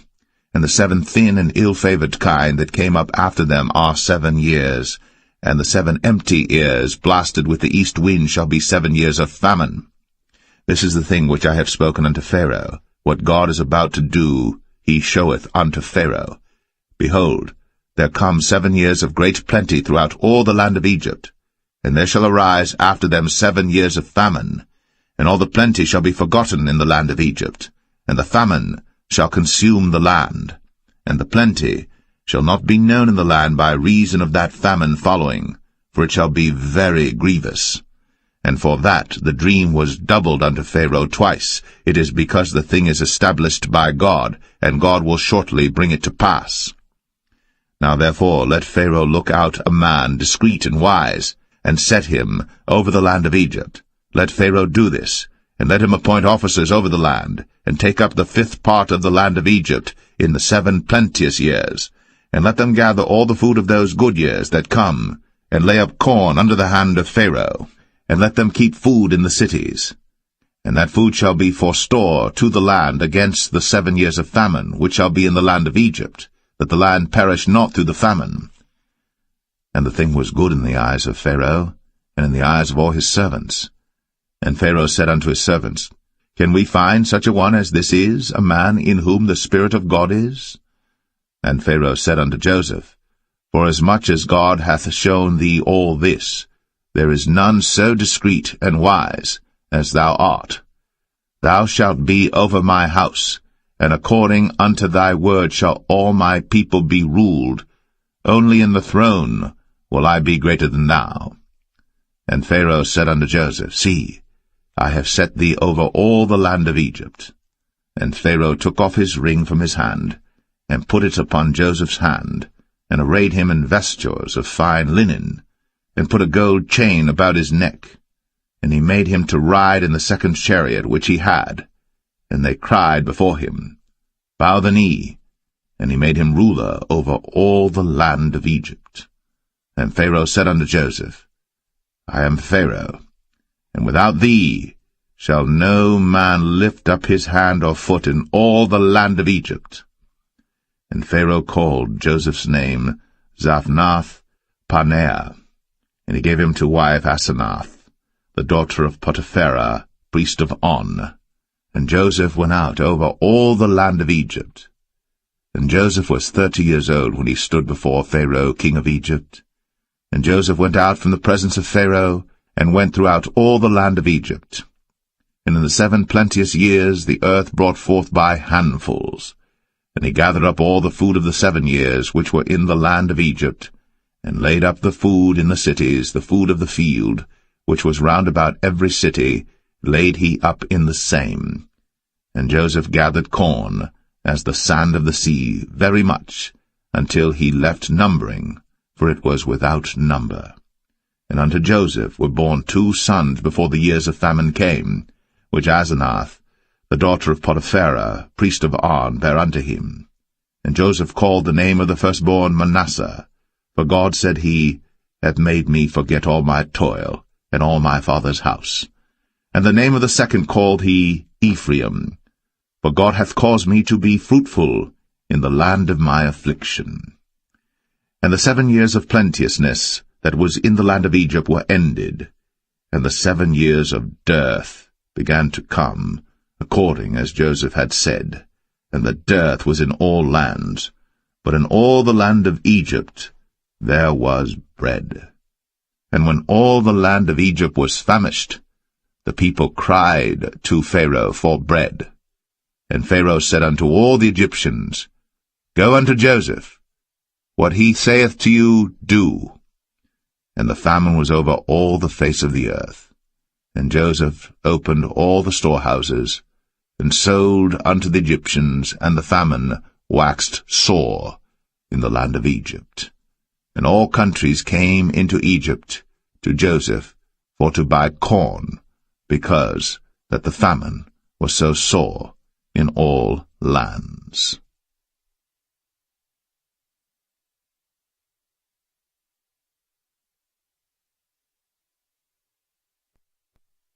Genesis 42. Now when Jacob saw that there was corn in Egypt, Jacob said unto his sons, Why do you look one upon another?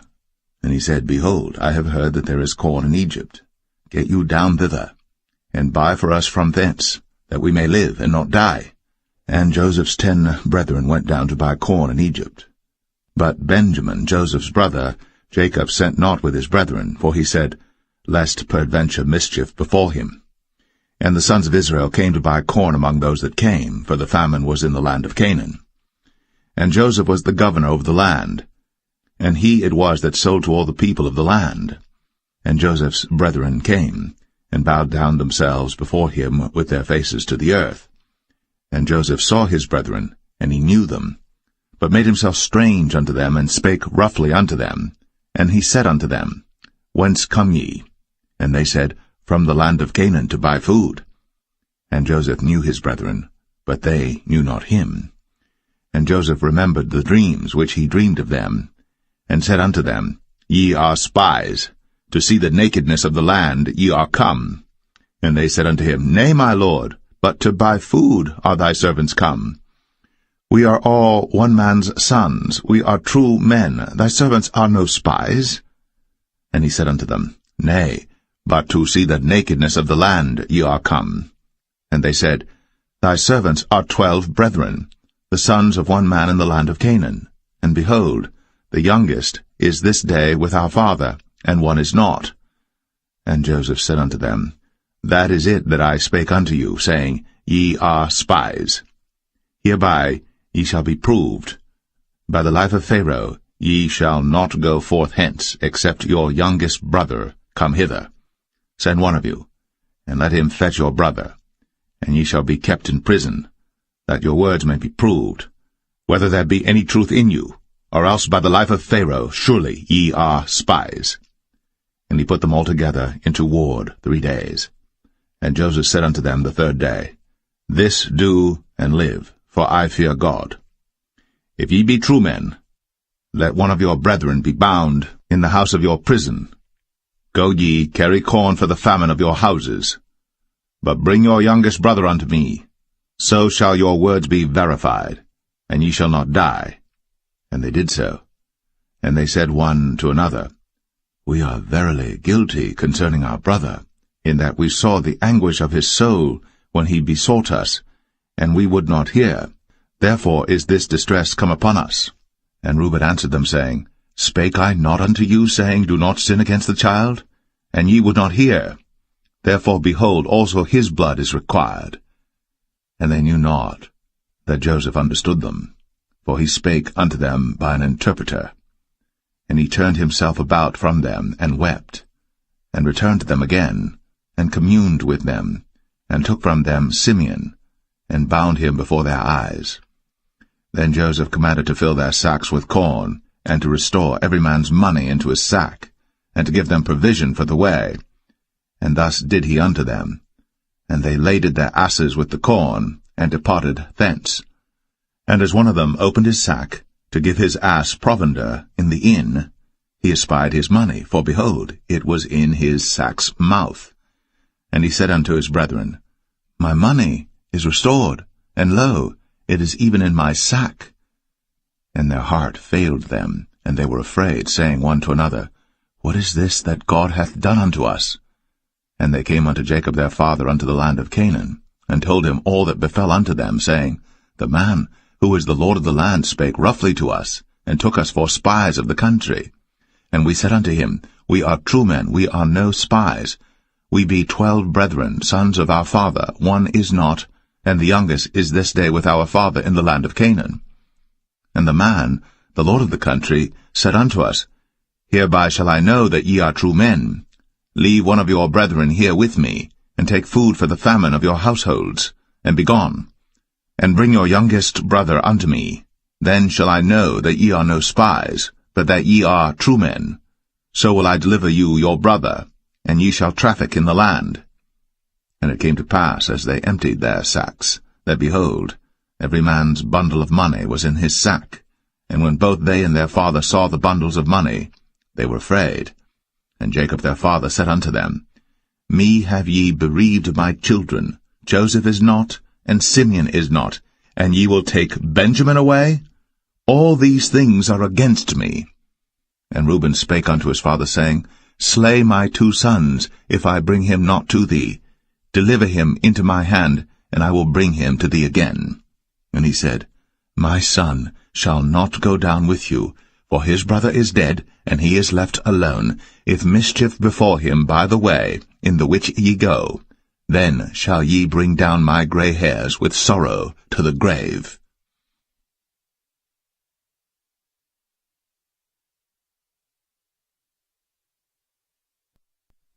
Genesis 43. And the famine was sore in the land. And it came to pass, when they had eaten up the corn which they had brought out of Egypt, their father said unto them, Go again, buy us a little food. And Judah spake unto him, saying, The man did solemnly protest unto us, saying, Ye shall not see my face, except your brother be with you. If thou wilt send our brother with us, we will go down and buy thee food. But if thou wilt not send him, we will not go down. For the man said unto us, Ye shall not see my face, except your brother be with you. And Israel said, Wherefore dealt ye so ill with me, as to tell the man whether ye had yet a brother? And they said, The man asked us straitly of our state, and of our kindred, saying, Is your father yet alive? Have ye another brother? And we told him according to the tenor of these words. Could we certainly know that he would say, Bring your brother down? And Judah said unto Israel his father, Send the lad with me, and we will arise and go, that we may live and not die, both we and thou, and also our little ones. I will be surety for him. Of my hand shalt thou require him. If I bring him not unto thee, and set him before thee, then let me bear the blame for ever. For except we had lingered, surely now we had returned this second time. And their father Israel said unto them, If it must be so now, do this. Take of the best fruits in the land in your vessels, and carry down the man a present, a little balm, and a little honey, spices, and myrrh, nuts, and almonds. And take double money in your hand, and the money that was brought again in the mouth of your sacks, carry it again in your hand. Peradventure it was an oversight. Take also your brother, and arise, go again unto the man. And God Almighty give you mercy before the man, that he may send away your other brother and Benjamin. If I be bereaved of my children, I am bereaved.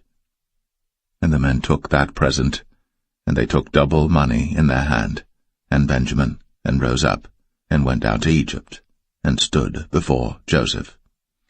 And when Joseph saw Benjamin with them, he said to the ruler of his house, Bring these men home, and slay, and make ready, for these men shall dine with me at noon. And the man did as Joseph bade, and the man brought the men into Joseph's house. And the men were afraid, because they were brought into Joseph's house. And they said, Because of the money that was returned in our sacks at the first time are we brought in, that he may seek occasion against us, and fall upon us, and take us for bondmen and our asses.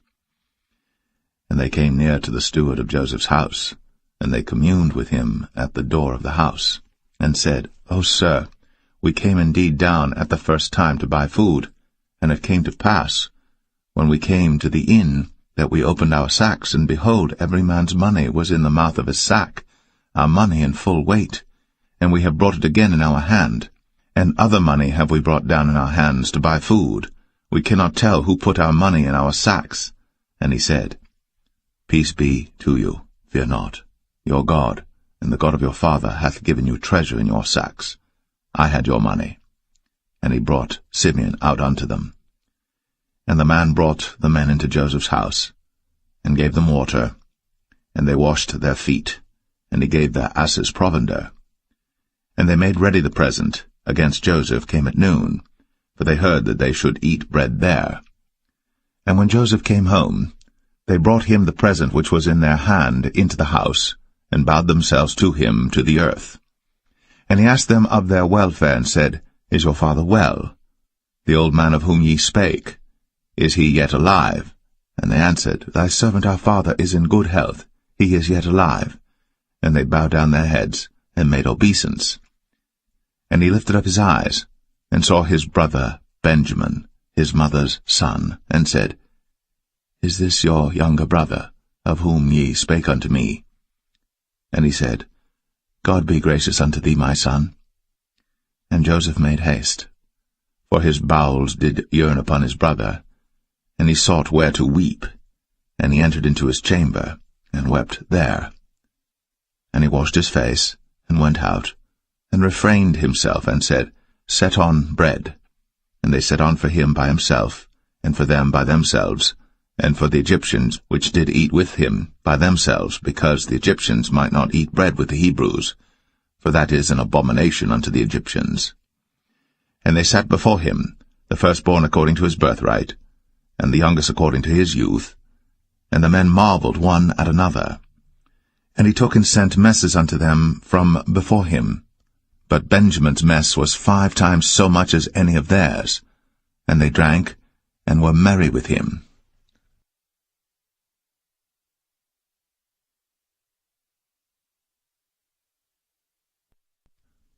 Genesis 44.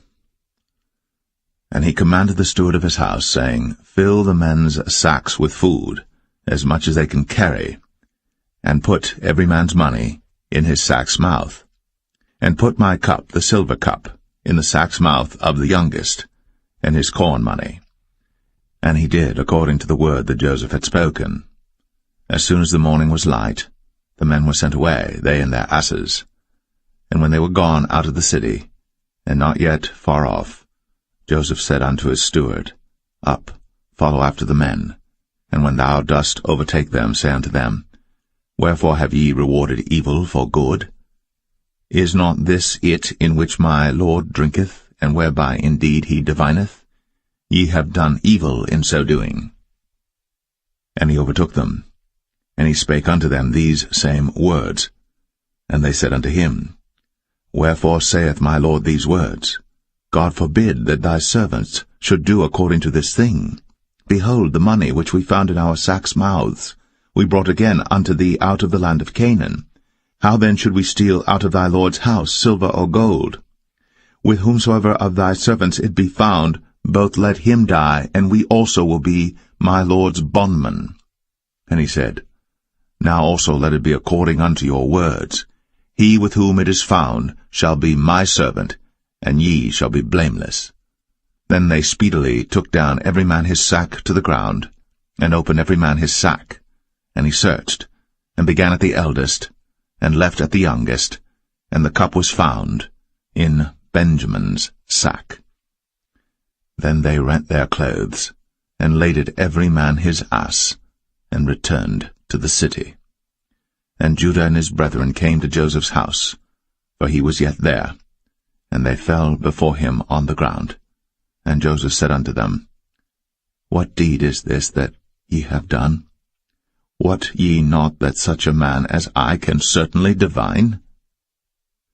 And Judah said, What shall we say unto my Lord? What shall we speak? Or how shall we clear ourselves? God hath found out the iniquity of thy servants. Behold, we are my Lord's servants, both we, and he also with whom the cup is found. And he said, God forbid that I should do so. But the man in whose hand the cup is found, he shall be my servant. And as for you, get you up in peace unto your father. Then Judah came near unto him, and said, O my Lord, let thy servant, I pray thee, speak a word in my Lord's ears, and let not thine anger burn against thy servant, for thou art even as Pharaoh. My Lord asked his servants, saying, Have ye a father or a brother? And we said unto my Lord, We have a father, an old man, and a child of his old age, a little one. And his brother is dead, and he alone is left of his mother, and his father loveth him. And thou saidst unto thy servants, Bring him down unto me, that I may set mine eyes upon him. And we said unto my Lord, The lad cannot leave his father, for if he should leave his father would die. And thou saidst unto thy servants, Except your youngest brother come down with you, ye shall see my face no more. And it came to pass, when we came up unto thy servant my father, we told him the words of my Lord. And our father said, Go again, and buy us a little food. And we said, We cannot go down. If our youngest brother be with us, then we will go down. For we may not see the man's face, except our youngest brother be with us. And thy servant my father said unto us, Ye know that my wife bare me 2 sons, and the one went out from me, and I said, Surely he is torn in pieces, and I saw him not since. And if ye take this also from me, and mischief before him, ye shall bring down my gray hairs with sorrow to the grave. Now therefore, when I come to thy servant my father, and the lad be not with us, seeing that his life is bound up in the lad's life, it shall come to pass, when he seeth that the lad is not with us, that he will die. And thy servants shall bring down the gray hairs of thy servant our father with sorrow to the grave. For thy servant became surety for the lad unto my father, saying, If I bring him not unto thee, then I shall bear the blame to my father for ever. Now therefore, I pray thee, let thy servant abide instead of the lad, a bondman to my Lord, and let the lad go up with his brethren. For how shall I go up to my father, and the lad be not with me, lest peradventure I see the evil that shall come on my father?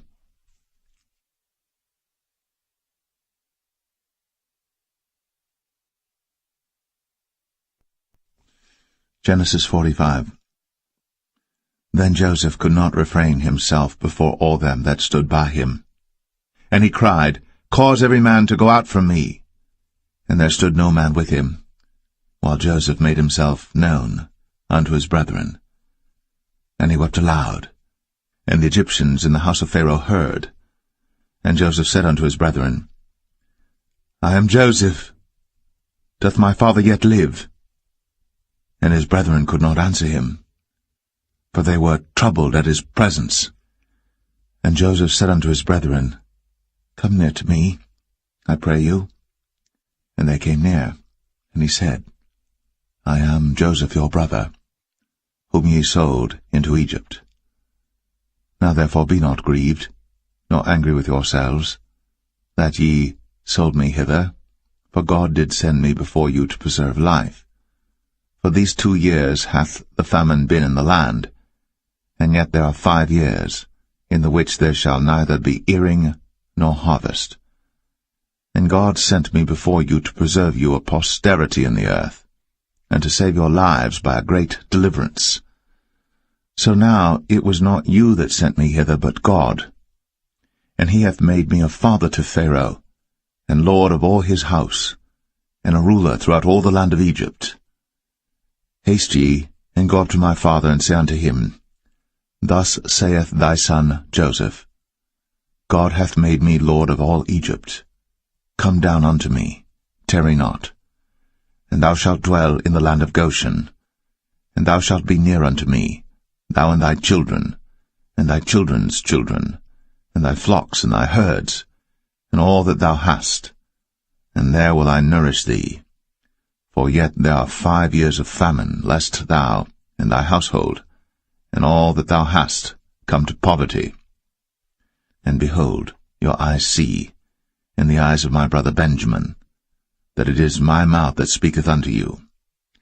And ye shall tell my father of all my glory in Egypt, and of all that ye have seen.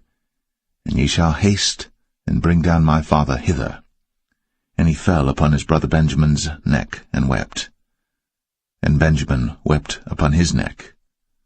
Moreover he kissed all his brethren, and wept upon them, and after that his brethren talked with him. And the fame thereof was heard in Pharaoh's house, saying, Joseph's brethren are come. And it pleased Pharaoh well, and his servants. And Pharaoh said unto Joseph, Say unto thy brethren, This do ye, lade your beasts, and go, get you unto the land of Canaan. And take your father and your households, and come unto me, and I will give you the good of the land of Egypt, and ye shall eat the fat of the land. Now thou art commanded, this do ye, take you wagons out of the land of Egypt, for your little ones, and for your wives, and bring your father, and come. Also regard not your stuff, for the good of all the land of Egypt is yours. And the children of Israel did so. And Joseph gave them wagons according to the commandment of Pharaoh, and gave them provision for the way. To all of them he gave each man changes of raiment, but to Benjamin he gave 300 pieces of silver, and 5 changes of raiment.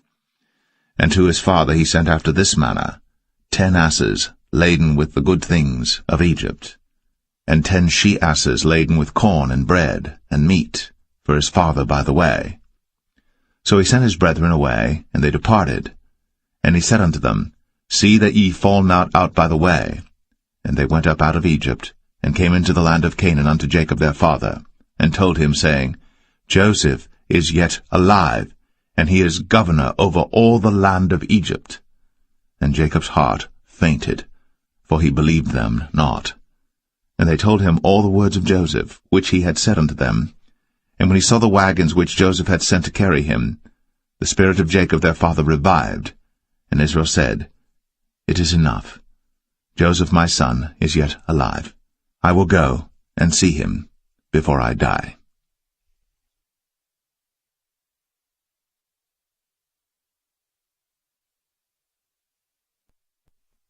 Genesis 46. And Israel took his journey with all that he had, and came to Beersheba, and offered sacrifices unto the God of his father Isaac. And God spake unto Israel in the visions of the night, and said, Jacob, Jacob. And he said, Here am I. And he said, I am God, the God of thy father. Fear not to go down into Egypt, for I will there make of thee a great nation. I will go down with thee into Egypt, and I will also surely bring thee up again, and Joseph shall put his hand upon thine eyes. And Jacob rose up from Beersheba, and the sons of Israel carried Jacob their father, and their little ones, and their wives, in the wagons which Pharaoh had sent to carry him. And they took their cattle and their goods which they had gotten in the land of Canaan, and came into Egypt, Jacob and all his seed with him, his sons, and his sons' sons with him, his daughters, and his sons' daughters, and all his seed brought he with him into Egypt. And these are the names of the children of Israel, which came into Egypt, Jacob and his sons, Reuben, Jacob's firstborn, and the sons of Reuben, Hanok and Phalu, and Hezron and Carmi, and the sons of Simeon, Jemuel, and Jamin, and Ohad, and Jachin, and Zohar, and Shaul the son of a Canaanitish woman, and the sons of Levi, Gershon, Kohath, and Merari, and the sons of Judah, Er, and Onan, and Shelah, and Pharez, and Zerah. But Er and Onan died in the land of Canaan. And the sons of Pharez were Hezron and Hamul. And the sons of Issachar, Tola, and Phuvah, and Job, and Shimron. And the sons of Zebulun, Sered, and Elon, and Jaleel. These be the sons of Leah, which she bare unto Jacob in Padan Aram, with his daughter Dinah. All the souls of his sons and his daughters were 33. And the sons of Gad, Ziphion, and Haggai, Shunai, and Esbon, Eri, and Aradai, and Arali. And the sons of Asher, Jimnah, and Ishua, and Isui, and Beriah, and Sarah their sister, and the sons of Beriah, Heber, and Malchiel. These are the sons of Zilpah, whom Laban gave to Leah his daughter, and these she bare unto Jacob, even 16 souls. The sons of Rachel, Jacob's wife, Joseph and Benjamin. And unto Joseph in the land of Egypt were born Manasseh and Ephraim, which Asenath, the daughter of Potipharah, priest of On, bare unto him. And the sons of Benjamin were Bela, and Becher, and Ashbel, Gera, and Naaman, Ehi, and Rosh, Muppim, and Huppim, and Ard. These are the sons of Rachel which were born to Jacob. All the souls were 14. And the sons of Dan, Hushim. And the sons of Naphtali, Jaziel, and Gunai, and Jezer, and Shillem. These are the sons of Bilhah, which Laban gave unto Rachel his daughter, and she bare these unto Jacob. All the souls were 7. All the souls that came with Jacob into Egypt, which came out of his loins, besides Jacob's sons' wives, all the souls were 66. And the sons of Joseph, which were born him in Egypt, were 2 souls. All the souls of the house of Jacob, which came into Egypt, were 70. And he sent Judah before him unto Joseph, to direct his face unto Goshen. And they came into the land of Goshen. And Joseph made ready his chariot, and went up to meet Israel his father to Goshen, and presented himself unto him. And he fell on his neck, and wept on his neck a good while. And Israel said unto Joseph, Now let me die, since I have seen thy face, because thou art yet alive. And Joseph said unto his brethren, and unto his father's house, I will go up and show Pharaoh, and say unto him, My brethren, and my father's house, which were in the land of Canaan, are come unto me. And the men are shepherds, for their trade hath been to feed cattle, and they have brought their flocks, and their herds, and all that they have. And it shall come to pass, when Pharaoh shall call you, and shall say, What is your occupation? That ye shall say, Thy servant's trade hath been about cattle from our youth, even until now, both we and also our fathers, that ye may dwell in the land of Goshen. For every shepherd is an abomination unto the Egyptians.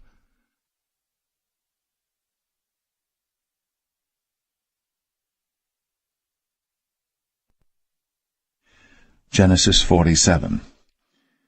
Then Joseph came and told Pharaoh, and said, My father and my brethren, and their flocks, and their herds, and all that they have, are come out of the land of Canaan, and behold, they are in the land of Goshen.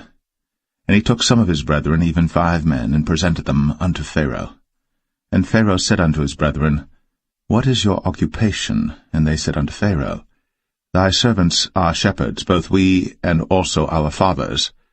They said moreover unto Pharaoh, For to sojourn in the land are we come, for thy servants have no pasture for their flocks, for the famine is sore in the land of Canaan.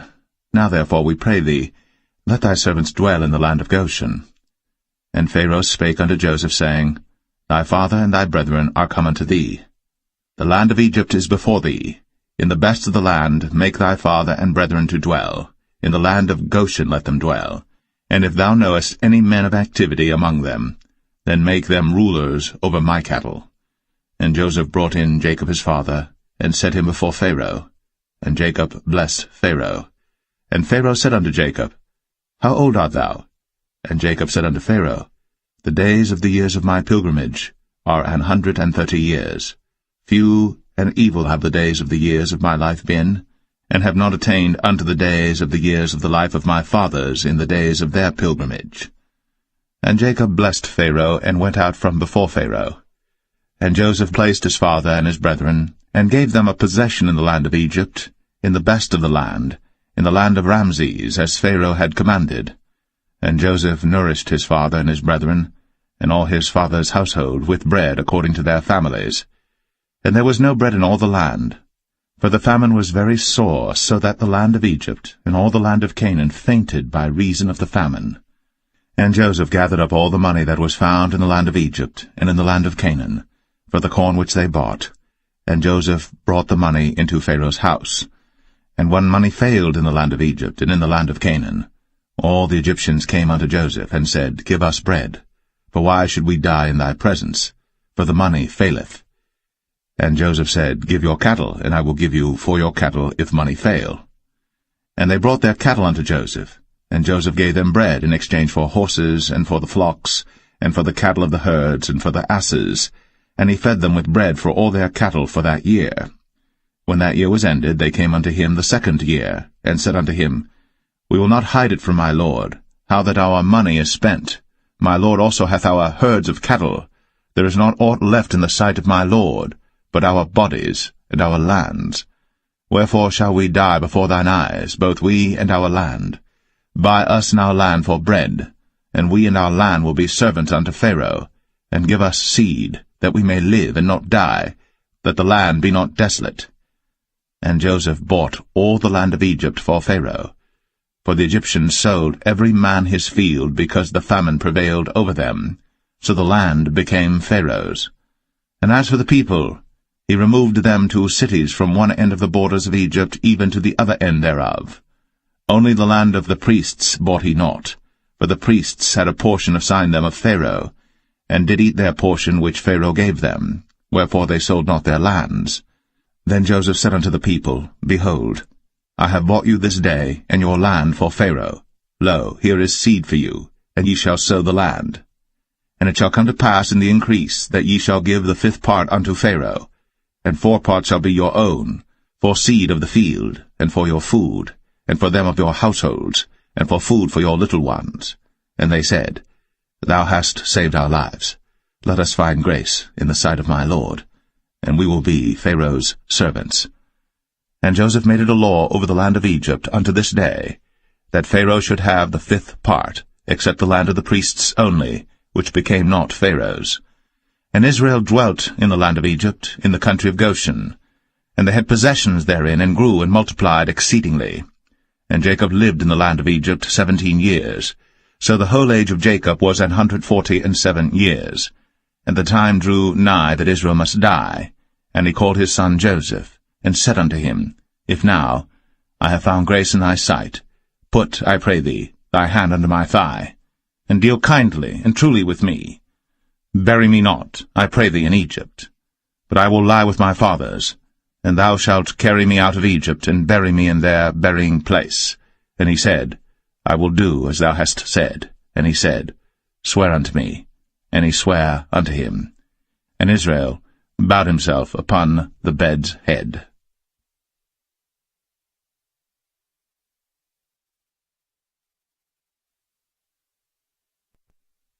Genesis 48. And it came to pass after these things, that one told Joseph, Behold, thy father is sick. And he took with him his 2 sons, Manasseh and Ephraim. And one told Jacob, and said, Behold, thy son Joseph cometh unto thee. And Israel strengthened himself, and sat upon the bed. And Jacob said unto Joseph, God Almighty appeared unto me at Luz in the land of Canaan, and blessed me, and said unto me, Behold, I will make thee fruitful, and multiply thee, and I will make of thee a multitude of people, and will give this land to thy seed after thee for an everlasting possession. And now thy 2 sons, Ephraim and Manasseh, which were born unto thee in the land of Egypt, before I came unto thee into Egypt, are mine. As Reuben and Simeon they shall be mine.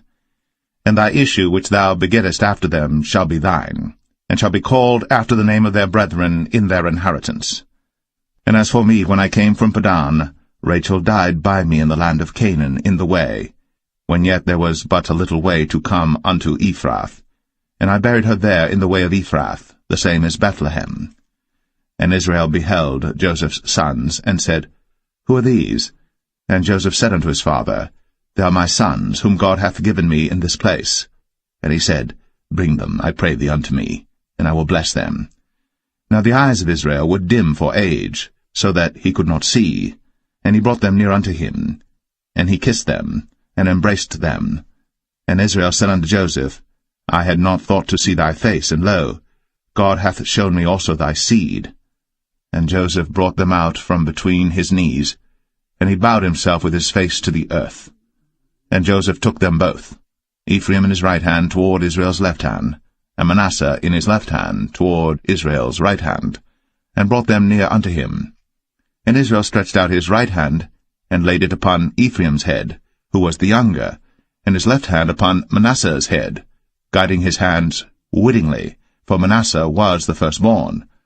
And he blessed Joseph, and said, God, before whom my fathers Abraham and Isaac did walk, the God which fed me all my life long unto this day, the angel which redeemed me from all evil, bless the lads, and let my name be named on them, and the name of my fathers Abraham and Isaac, and let them grow into a multitude in the midst of the earth.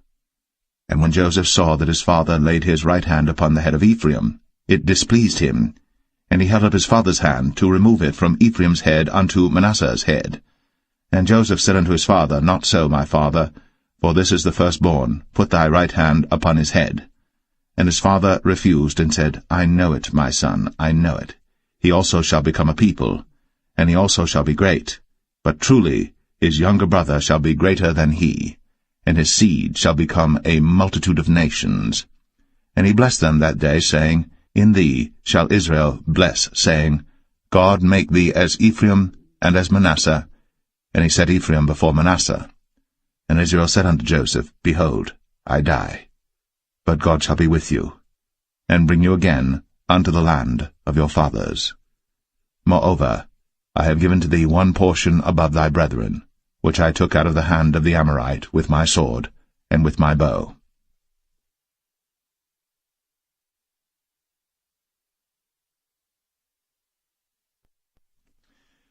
Genesis 49. And Jacob called unto his sons, and said, Gather yourselves together, that I may tell you that which shall befall you in the last days. Gather yourselves together, and hear, ye sons of Jacob, and hearken unto Israel your father. Reuben, thou art my firstborn, my might, and the beginning of my strength, the excellency of dignity, and the excellency of power. Unstable as water, thou shalt not excel, because thou wentest up to thy father's bed, then devilest thou it. He went up to my couch. Simeon and Levi are brethren. Instruments of cruelty are in their habitations. O my soul, come not thou into their secret, unto their assembly. Mine honour, be not thou united. For in their anger they slew a man, and in their self-will they digged down a wall. Cursed be their anger, for it was fierce, and their wrath, for it was cruel. I will divide them in Jacob, and scatter them in Israel. Judah, thou art he whom thy brethren shall praise. Thy hand shall be in the neck of thine enemies. Thy father's children shall bow down before thee. Judah is a lion's whelp. From the prey, my son, thou art gone up. He stooped down. He couched as a lion, and as an old lion, who shall rouse him up? The scepter shall not depart from Judah, nor a lawgiver from between his feet, until Shiloh come, and unto him shall the gathering of the people be. Binding his foal unto the vine, and his ass's colt unto the choice vine, he washed his garments in wine, and his clothes in the blood of grapes. His eyes shall be red with wine, and his teeth white with milk. Zebulun shall dwell at the haven of the sea, and he shall be for an haven of ships, and his border shall be unto Zidon.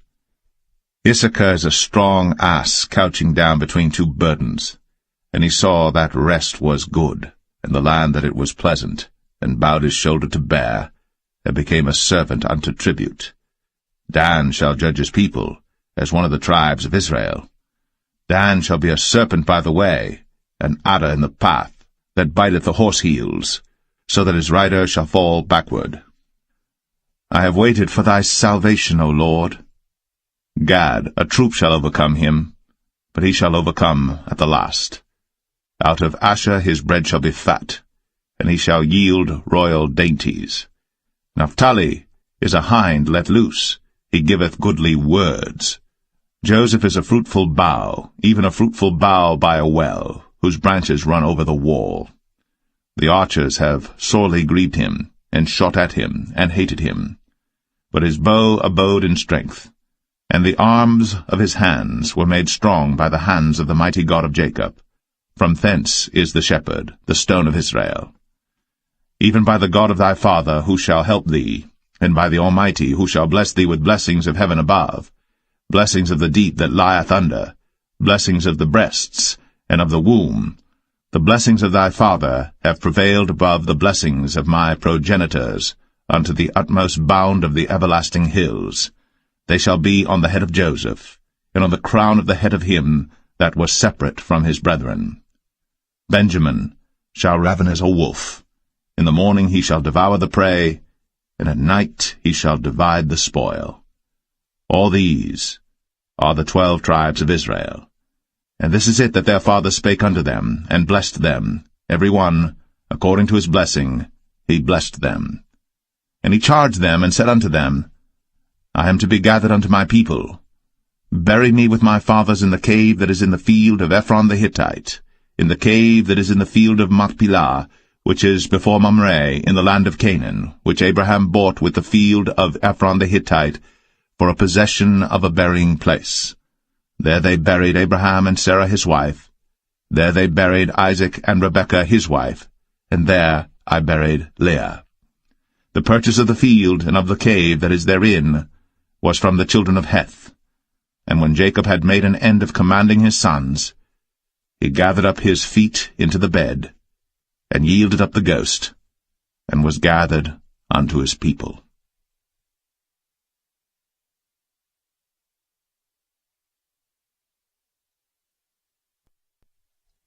Genesis 50. And Joseph fell upon his father's face, and wept upon him, and kissed him. And Joseph commanded his servants, the physicians, to embalm his father, and the physicians embalmed Israel. And 40 days were fulfilled for him, for so are fulfilled the days of those which are embalmed. And the Egyptians mourned for him 60 days. And when the days of his mourning were past, Joseph spake unto the house of Pharaoh, saying, If now I have found grace in your eyes, speak, I pray you, in the ears of Pharaoh, saying, My father made me swear, saying, Lo, I die, in my grave which I have digged for me in the land of Canaan. There shalt thou bury me. Now therefore let me go up, I pray thee, and bury my father, and I will come again. And Pharaoh said, Go up, and bury thy father, according as he made thee swear. And Joseph went up to bury his father, and with him went up all the servants of Pharaoh, the elders of his house, and all the elders of the land of Egypt, and all the house of Joseph, and his brethren, and his father's house, only their little ones, and their flocks, and their herds, they left in the land of Goshen. And there went up with him both chariots and horsemen, and it was a very great company. And they came to the threshing floor of Atad, which is beyond Jordan, and there they mourned with a great and very sore lamentation. And he made a mourning for his father 7 days. And when the inhabitants of the land, the Canaanites, saw the mourning in the floor of Atad, they said, This is a grievous mourning to the Egyptians. Wherefore the name of it was called Abel Mizraim, which is beyond Jordan. And his sons did unto him according as he commanded them. For his sons carried him into the land of Canaan, and buried him in the cave of the field of Machpelah, which Abraham bought with the field for possession of a burying place of Ephron the Hittite before Mamre. And Joseph returned into Egypt, he and his brethren, and all that went up with him to bury his father, after he had buried his father. And when Joseph's brethren saw that their father was dead, they said, Joseph will peradventure hate us, and will certainly requite us all the evil which we did unto him. And they sent a messenger unto Joseph, saying, Thy father did command before he died, saying, So shall ye say unto Joseph, Forgive, I pray thee now, the trespass of thy brethren, and their sin. For they did unto thee evil, and now, we pray thee, forgive the trespass of the servants of the God of thy father. And Joseph wept, when they spake unto him. And his brethren also went and fell down before his face, and they said, Behold, we be thy servants. And Joseph said unto them, Fear not, for am I in the place of God? But as for you, ye thought evil against me. But God meant it unto good, to bring to pass, as it is this day, to save much people alive. Now therefore fear ye not, I will nourish you, and your little ones. And he comforted them, and spake kindly unto them. And Joseph dwelt in Egypt, he and his father's house. And Joseph lived 110 years.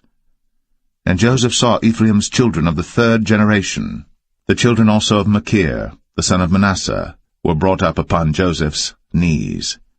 And Joseph said unto his brethren, I die, and God will surely visit you, and bring you out of this land unto the land which he sware to Abraham, to Isaac, and to Jacob.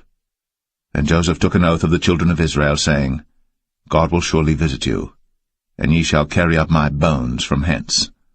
So Joseph died, being 110 years old, and they embalmed him, and he was put in a coffin in Egypt.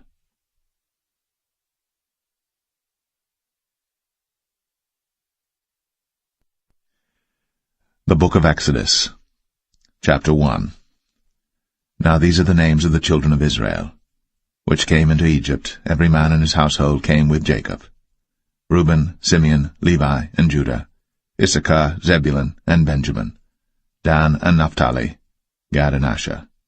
And all the souls that came out of the loins of Jacob were 70 souls, for Joseph was in Egypt already.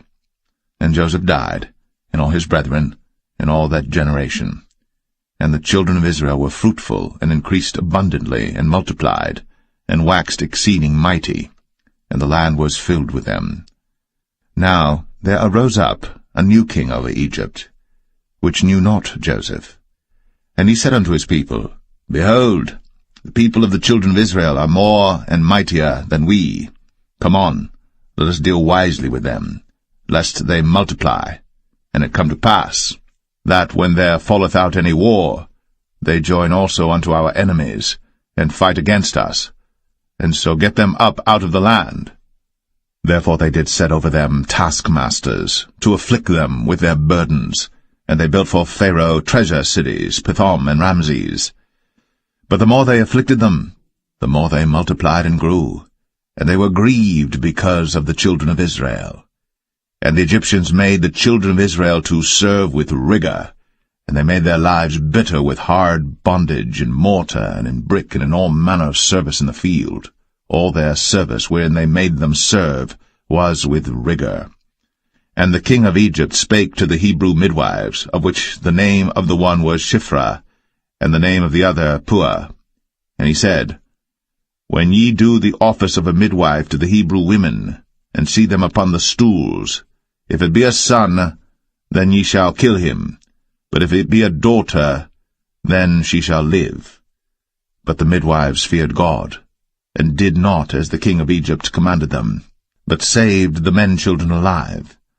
And the king of Egypt called for the midwives, and said unto them, Why have ye done this thing, and have saved the men-children alive? And the midwives said unto Pharaoh, Because the Hebrew women are not as the Egyptian women, for they are lively, and are delivered ere the midwives come in unto them. Therefore God dealt well with the midwives, and the people multiplied, and waxed very mighty. And it came to pass, because the midwives feared God, that he made them houses. And Pharaoh charged all his people, saying, Every son that is born ye shall cast into the river, and every daughter ye shall save alive.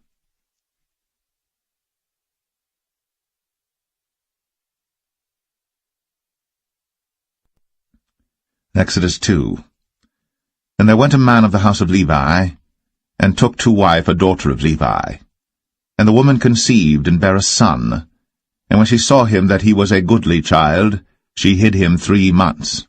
And when she could not longer hide him, she took for him an ark of bulrushes, and daubed it with slime, and with pitch, and put the child therein, and she laid it in the flags by the river's brink. And his sister stood afar off to wit what would be done to him. And the daughter of Pharaoh came down to wash herself at the river, and her maidens walked along by the river's side. And when she saw the ark among the flags, she sent her maid to fetch it. And when she had opened it, she saw the child, and behold, the babe wept. And she had compassion on him, and said, This is one of the Hebrews' children. Then said his sister to Pharaoh's daughter, Shall I go and call to thee a nurse of the Hebrew women, that she may nurse the child for thee? And Pharaoh's daughter said to her, Go. And the maid went, and called the child's mother. And Pharaoh's daughter said unto her, Take this child away, and nurse it for me, and I will give thee thy wages. And the woman took the child, and nursed it.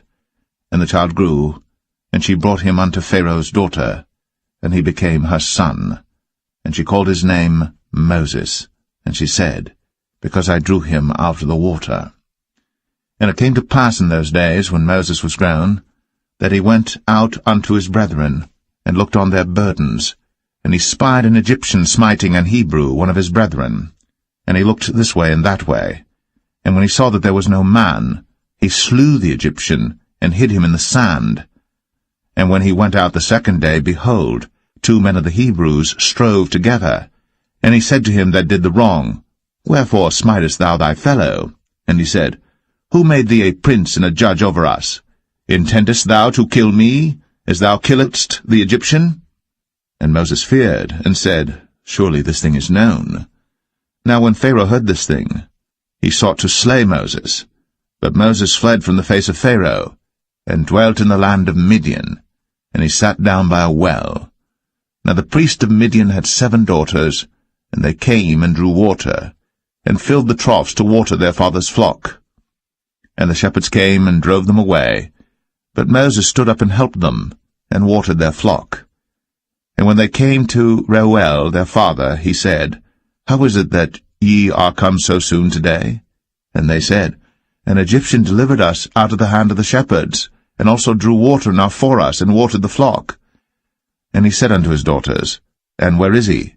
Why is it that ye have left the man? Call him, that he may eat bread. And Moses was content to dwell with the man. And he gave Moses Zipporah his daughter. And she bare him a son. And he called his name Gershom, for he said, I have been a stranger in a strange land. And it came to pass, in process of time, that the king of Egypt died. And the children of Israel sighed by reason of the bondage, and they cried, and their cry came up unto God by reason of the bondage. And God heard their groaning, and God remembered his covenant with Abraham, with Isaac, and with Jacob. And God looked upon the children of Israel, and God had respect unto them.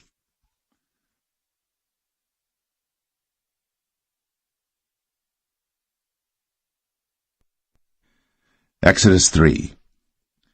Now Moses kept the flock of Jethro his father-in-law, the priest of Midian. And he led the flock to the backside of the desert, and came to the mountain of God, even to Horeb. And the angel of the Lord appeared unto him in a flame of fire out of the midst of a bush. And he looked, and behold, the bush burned with fire, and the bush was not consumed. And Moses said, I will now turn aside and see this great sight, why the bush is not burnt. And when the Lord saw that he turned aside to see, God called unto him out of the midst of the bush, and said, Moses, Moses. And he said, Here am I. And he said, Draw not nigh hither. Put off thy shoes from off thy feet, for the place whereon thou standest is holy ground. Moreover, he said, I am the God of thy father, the God of Abraham, the God of Isaac, and the God of Jacob. And Moses hid his face, for he was afraid to look upon God. And the Lord said, I have surely seen the affliction of my people which are in Egypt, and have heard their cry by reason of their taskmasters. For I know their sorrows, and I am come down to deliver them out of the hand of the Egyptians, and to bring them up out of that land unto a good land, and a large, unto a land flowing with milk and honey, unto the place of the Canaanites, and the Hittites, and the Amorites, and the Perizzites, and the Hivites, and the Jebusites. Now therefore, behold, the cry of the children of Israel is come unto me, and I have also seen the oppression wherewith the Egyptians oppress them. Come now therefore, and I will send thee unto Pharaoh, that thou mayest bring forth my people, the children of Israel, out of Egypt. And Moses said unto God, Who am I, that I should go unto Pharaoh, and that I should bring forth the children of Israel out of Egypt? And he said, Certainly I will be with thee, and this shall be a token unto thee, that I have sent thee. When thou hast brought forth the people out of Egypt, ye shall serve God upon this mountain. And Moses said unto God, Behold, when I come unto the children of Israel, and shall say unto them, The God of your fathers has sent me unto you, and they shall say to me, What is his name? What shall I say unto them? And God said unto Moses, I am that I am. And he said, Thus shalt thou say unto the children of Israel, I am hath sent me unto you. And God said moreover unto Moses, Thus shalt thou say unto the children of Israel, The Lord God of your fathers, the God of Abraham, the God of Isaac, and the God of Jacob, hath sent me unto you. This is my name for ever, and this is my memorial unto all generations. Go and gather the elders of Israel together, and say unto them, The Lord God of your fathers, the God of Abraham, of Isaac, and of Jacob, appeared unto me, saying, I have surely visited you, and seen that which is done to you in Egypt. And I have said, I will bring you up out of the affliction of Egypt, unto the land of the Canaanites, and the Hittites, and the Amorites, and the Perizzites, and the Hivites, and the Jebusites, unto a land flowing with milk and honey. And they shall hearken to thy voice, and thou shalt come, thou and the elders of Israel, unto the king of Egypt, and ye shall say unto him, The Lord God of the Hebrews hath met with us. And now let us go, we beseech thee, 3 days' journey into the wilderness, that we may sacrifice to the Lord our God. And I am sure that the king of Egypt will not let you go, no, not by a mighty hand. And I will stretch out my hand, and smite Egypt with all my wonders which I will do in the midst thereof, and after that he will let you go. And I will give this people favor in the sight of the Egyptians, and it shall come to pass that, when ye go, ye shall not go empty. But every woman shall borrow of her neighbor, and of her that sojourneth in her house, jewels of silver, and jewels of gold, and raiment, and ye shall put them upon your sons, and upon your daughters, and ye shall spoil the Egyptians.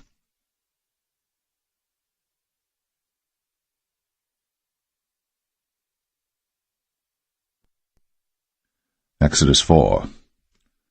And Moses answered and said, But behold, they will not believe me, nor hearken unto my voice, for they will say, The Lord hath not appeared unto thee.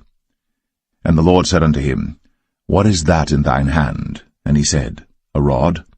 And he said, Cast it on the ground. And he cast it on the ground, and it became a serpent. And Moses fled from before it. And the Lord said unto Moses, Put forth thine hand, and take it by the tail. And he put forth his hand, and caught it. And it became a rod in his hand, that they may believe that the Lord God of their fathers, the God of Abraham, the God of Isaac, and the God of Jacob, hath appeared unto thee. And the Lord said furthermore unto him, Put now thine hand into thy bosom. And he put his hand into his bosom, and when he took it out, behold, his hand was leprous as snow. And he said, Put thine hand into thy bosom again. And he put his hand into his bosom again, and plucked it out of his bosom. And behold, it was turned again as his other flesh. And it shall come to pass, if they will not believe thee, neither hearken to the voice of the first sign, that they will believe the voice of the latter sign. And it shall come to pass, if they will not believe also these two signs, neither hearken unto thy voice, that thou shalt take of the water of the river, and pour it upon the dry land, and the water which thou takest out of the river shall become blood upon the dry land. And Moses said unto the Lord, O my Lord, I am not eloquent, neither heretofore nor since thou hast spoken unto thy servant, but I am slow of speech and of a slow tongue. And the Lord said unto him, Who hath made man's mouth? Or who maketh the dumb, or deaf, or the seeing, or the blind?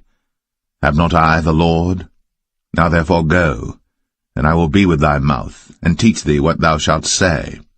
And he said, O my Lord, send, I pray thee, by the hand of him whom thou wilt send. And the anger of the Lord was kindled against Moses, and he said, Is not Aaron the Levite thy brother? I know that he can speak well, and also, behold, he cometh forth to meet thee. And when he seeth thee, he will be glad in his heart. And thou shalt speak unto him, and put words in his mouth. And I will be with thy mouth, and with his mouth, and will teach you what ye shall do. And he shall be thy spokesman unto the people, and he shall be, even he, shall be to thee instead of a mouth, and thou shalt be to him instead of God. And thou shalt take this rod in thine hand, wherewith thou shalt do signs. And Moses went, and returned to Jethro his father-in-law, and said unto him, Let me go, I pray thee, and return unto my brethren which are in Egypt, and see whether they be yet alive. And Jethro said to Moses, Go in peace. And the Lord said unto Moses in Midian, Go, return into Egypt, for all the men are dead which sought thy life. And Moses took his wife and his sons, and set them upon an ass, and he returned to the land of Egypt. And Moses took the rod of God in his hand. And the Lord said unto Moses, When thou goest to return into Egypt, see that thou do all those wonders before Pharaoh, which I have put in thine hand. But I will harden his heart, that he shall not let the people go. And thou shalt say unto Pharaoh, Thus saith the Lord, Israel is my son, even my firstborn. And I say unto thee, Let my son go, that he may serve me. And if thou refuse to let him go, behold, I will slay thy son, even thy firstborn.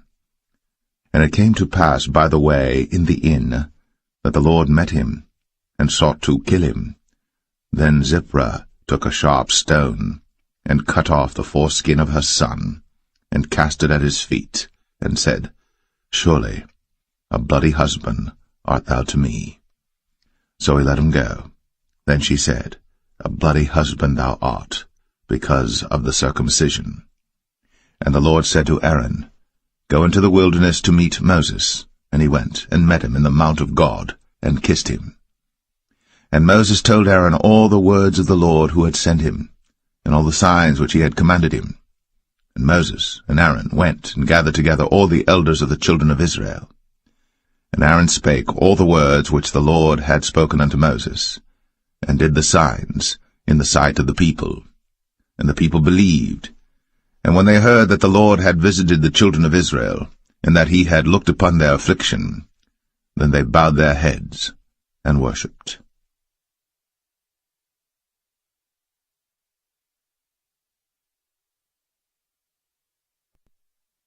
Exodus 5.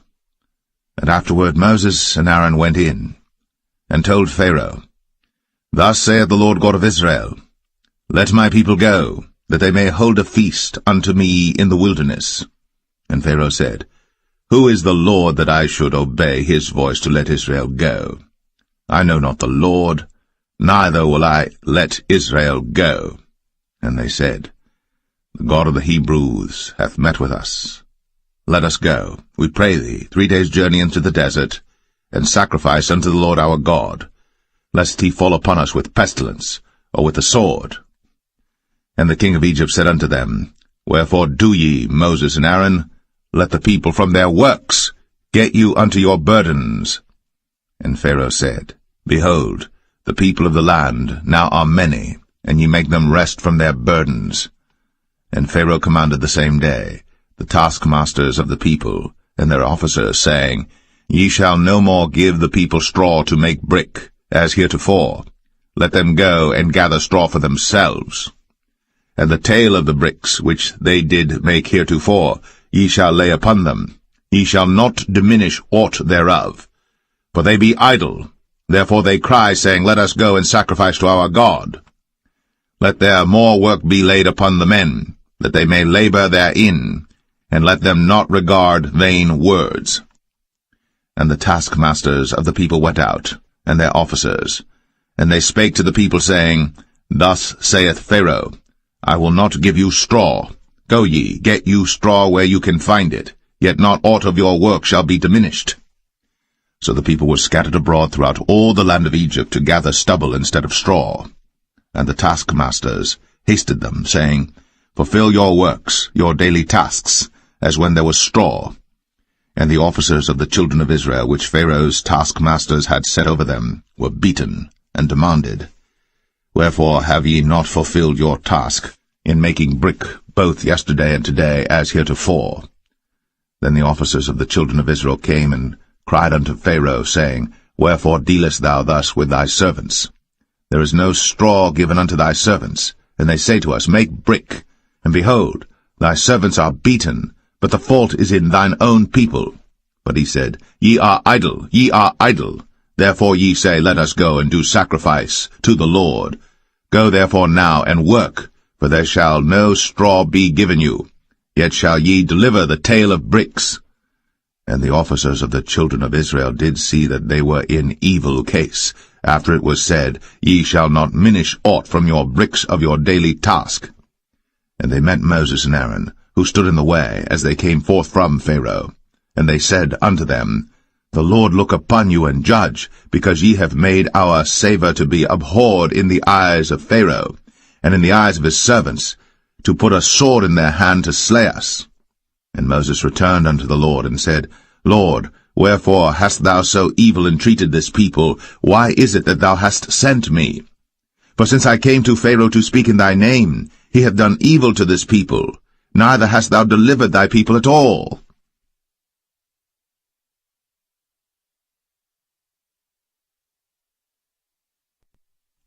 Exodus 6. Then the Lord said unto Moses, Now shalt thou see what I will do to Pharaoh. For with a strong hand shall he let them go, and with a strong hand shall he drive them out of his land. And God spake unto Moses, and said unto him, I am the Lord. And I appeared unto Abraham, unto Isaac, and unto Jacob, by the name of God Almighty, but by my name Jehovah was I not known to them. And I have also established my covenant with them, to give them the land of Canaan, the land of their pilgrimage, wherein they were strangers. And I have also heard the groaning of the children of Israel, whom the Egyptians keep in bondage, and I have remembered my covenant. Wherefore say unto the children of Israel, I am the Lord, and I will bring you out from under the burdens of the Egyptians, and I will rid you out of their bondage, and I will redeem you with a stretched out arm and with great judgments. And I will take you to me for a people, and I will be to you a God, and ye shall know that I am the Lord your God, which bringeth you out from under the burdens of the Egyptians. And I will bring you in unto the land, concerning the which I did swear to give it to Abraham, to Isaac, and to Jacob, and I will give it you for an heritage. I am the Lord. And Moses spake so unto the children of Israel, but they hearkened not unto Moses for anguish of spirit, and for cruel bondage. And the Lord spake unto Moses, saying, Go in, speak unto Pharaoh king of Egypt, that he let the children of Israel go out of his land. And Moses spake before the Lord, saying, Behold, the children of Israel have not hearkened unto me. How then shall Pharaoh hear me, who am of uncircumcised lips?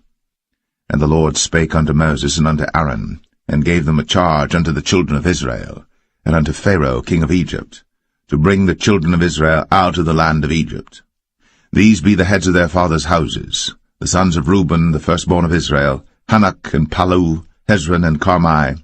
These be the families of Reuben.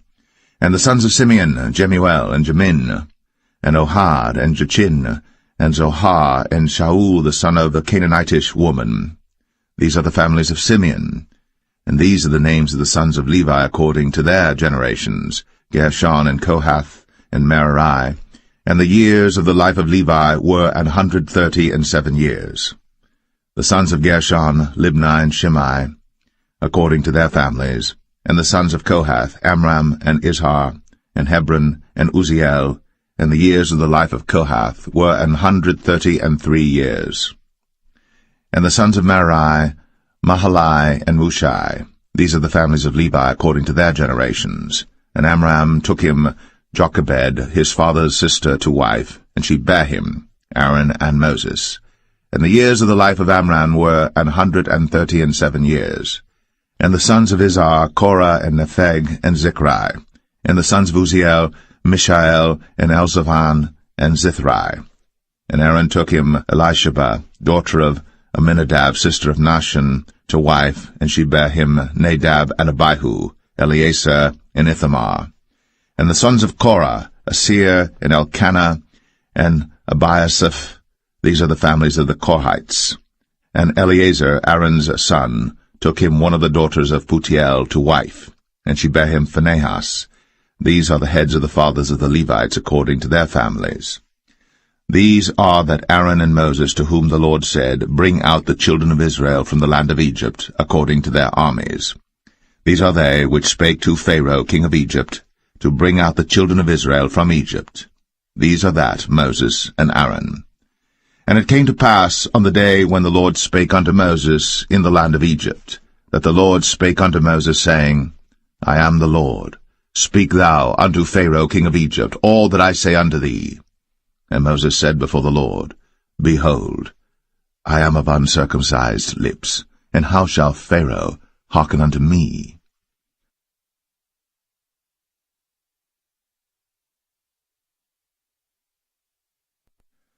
Exodus 7. And the Lord said unto Moses, See, I have made thee a god to Pharaoh, and Aaron thy brother shall be thy prophet. Thou shalt speak all that I command thee, and Aaron thy brother shall speak unto Pharaoh, that he send the children of Israel out of his land. And I will harden Pharaoh's heart, and multiply my signs and my wonders in the land of Egypt. But Pharaoh shall not hearken unto you, that I may lay my hand upon Egypt, and bring forth mine armies and my people the children of Israel out of the land of Egypt by great judgments. And the Egyptians shall know that I am the Lord, when I stretch forth mine hand upon Egypt, and bring out the children of Israel from among them. And Moses and Aaron did as the Lord commanded them, so did they. And Moses was 80 years old, and Aaron 83 years old, when they spake unto Pharaoh. And the Lord spake unto Moses and unto Aaron, saying, When Pharaoh shall speak unto you, saying, Show a miracle for you, then thou shalt say unto Aaron, Take thy rod, and cast it before Pharaoh, and it shall become a serpent. And Moses and Aaron went in unto Pharaoh, and they did so as the Lord had commanded. And Aaron cast down his rod before Pharaoh, and before his servants, and it became a serpent. Then Pharaoh also called the wise men and the sorcerers. Now the magicians of Egypt they also did in like manner with their enchantments. But they cast down every man his rod, and they became serpents. But Aaron's rod swallowed up their rods. And he hardened Pharaoh's heart, that he hearkened not unto them, as the Lord had said. And the Lord said unto Moses, Pharaoh's heart is hardened, he refuseth to let the people go. Get thee unto Pharaoh in the morning. Lo, he goeth out unto the water, and thou shalt stand by the river's brink against he come. And the rod which was turned to a serpent shalt thou take in thine hand. And thou shalt say unto him, The Lord God of the Hebrews hath sent me unto thee, saying, Let my people go, that they may serve me in the wilderness. And behold, hitherto thou wouldest not hear. Thus saith the Lord, In this thou shalt know that I am the Lord. Behold, I will smite with the rod that is in mine hand upon the waters which are in the river, and they shall be turned to blood. And the fish that is in the river shall die, and the river shall stink, and the Egyptians shall loathe to drink of the water of the river. And the Lord spake unto Moses, Say unto Aaron, Take thy rod, and stretch out thine hand upon the waters of Egypt, upon their streams, upon their rivers, and upon their ponds, and upon all their pools of water, that they may become blood, and that there may be blood throughout all the land of Egypt, both in vessels of wood and in vessels of stone. And Moses and Aaron did so, as the Lord commanded. And he lifted up the rod, and smote the waters that were in the river, in the sight of Pharaoh, and in the sight of his servants, and all the waters that were in the river were turned to blood. And the fish that was in the river died, and the river stank, and the Egyptians could not drink of the water of the river, and there was blood throughout all the land of Egypt. And the magicians of Egypt did so with their enchantments, and Pharaoh's heart was hardened, neither did he hearken unto them, as the Lord had said. And Pharaoh turned and went into his house, neither did he set his heart to this also. And all the Egyptians digged around about the river for water to drink, but they could not drink of the water of the river. And 7 days were fulfilled.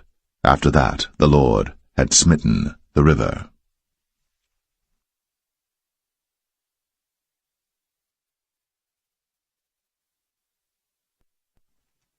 Exodus 8.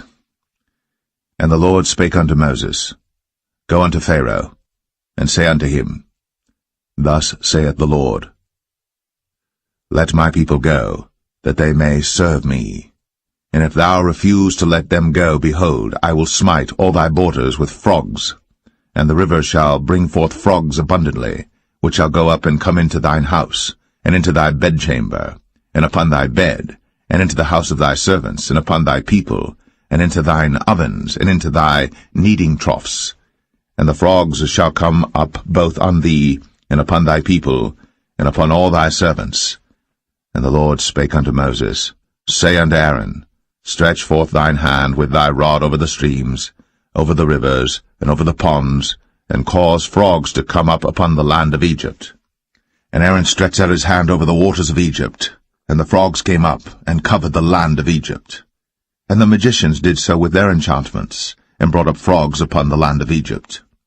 Then Pharaoh called for Moses and Aaron, and said, Entreat the Lord, that he may take away the frogs from me, and from my people, and I will let the people go, that they may do sacrifice unto the Lord. And Moses said unto Pharaoh, Glory over me. When shall I entreat for thee, and for thy servants, and for thy people, to destroy the frogs from thee, and thy houses, that they may remain in the river only? And he said, Tomorrow. And he said, Be it according to thy word, that thou mayest know that there is none like unto the Lord our God. And the frogs shall depart from thee, and from thy houses, and from thy servants, and from thy people, they shall remain in the river only. And Moses and Aaron went out from Pharaoh, and Moses cried unto the Lord because of the frogs, which he had brought against Pharaoh. And the Lord did according to the word of Moses, and the frogs died out of the houses, out of the villages, and out of the fields. And they gathered them together upon heaps, and the land stank. But when Pharaoh saw that there was respite, he hardened his heart, and hearkened not unto them, as the Lord had said. And the Lord said unto Moses, Say unto Aaron, Stretch out thy rod, and smite the dust of the land, that it may become lice throughout all the land of Egypt. And they did so.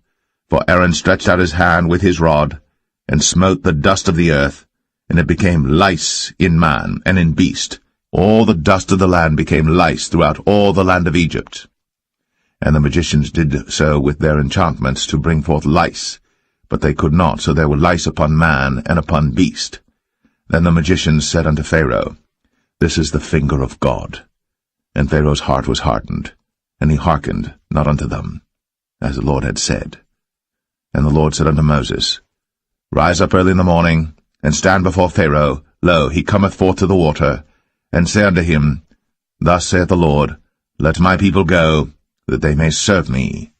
Else, if thou wilt not let my people go, behold, I will send swarms of flies upon thee, and upon thy servants, and upon thy people, and into thy houses, and the houses of the Egyptians shall be full of swarms of flies, and also the ground whereon they are. And I will sever in that day the land of Goshen, in which my people dwell, that no swarms of flies shall be there, to the end thou mayest know that I am the Lord in the midst of the earth. And I will put a division between my people and thy people. Tomorrow shall this sign be. And the Lord did so. And there came a grievous swarm of flies into the house of Pharaoh, and into his servants' houses, and into all the land of Egypt. The land was corrupted by reason of the swarm of flies. And Pharaoh called for Moses and for Aaron, and said, Go ye, sacrifice to your God in the land. And Moses said, It is not meet so to do, for we shall sacrifice the abomination of the Egyptians to the Lord our God. Lo, shall we sacrifice the abomination of the Egyptians before their eyes? And will they not stone us? We will go 3 days' journey into the wilderness, and sacrifice to the Lord our God, as he shall command us. And Pharaoh said, I will let you go, that ye may sacrifice to the Lord your God in the wilderness. Only ye shall not go very far away. Entreat for me. And Moses said, Behold, I go out from thee, and I will entreat the Lord that the swarms of flies may depart from Pharaoh, from his servants, and from his people tomorrow. But let not Pharaoh deal deceitfully any more, not letting the people go to sacrifice to the Lord. And Moses went out from Pharaoh, and entreated the Lord. And the Lord did according to the word of Moses, and he removed the swarms of flies from Pharaoh, from his servants, and from his people.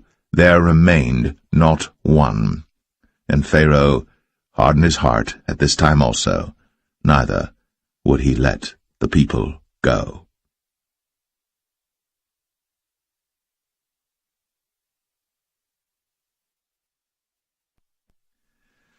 Exodus 9. Then the Lord said unto Moses, Go in unto Pharaoh, and tell him, Thus saith the Lord God of the Hebrews, Let my people go, that they may serve me. For if thou refuse to let them go, and wilt hold them still, behold, the hand of the Lord is upon thy cattle which is in the field, upon the horses, upon the asses, upon the camels, upon the oxen, and upon the sheep. There shall be a very grievous murrain.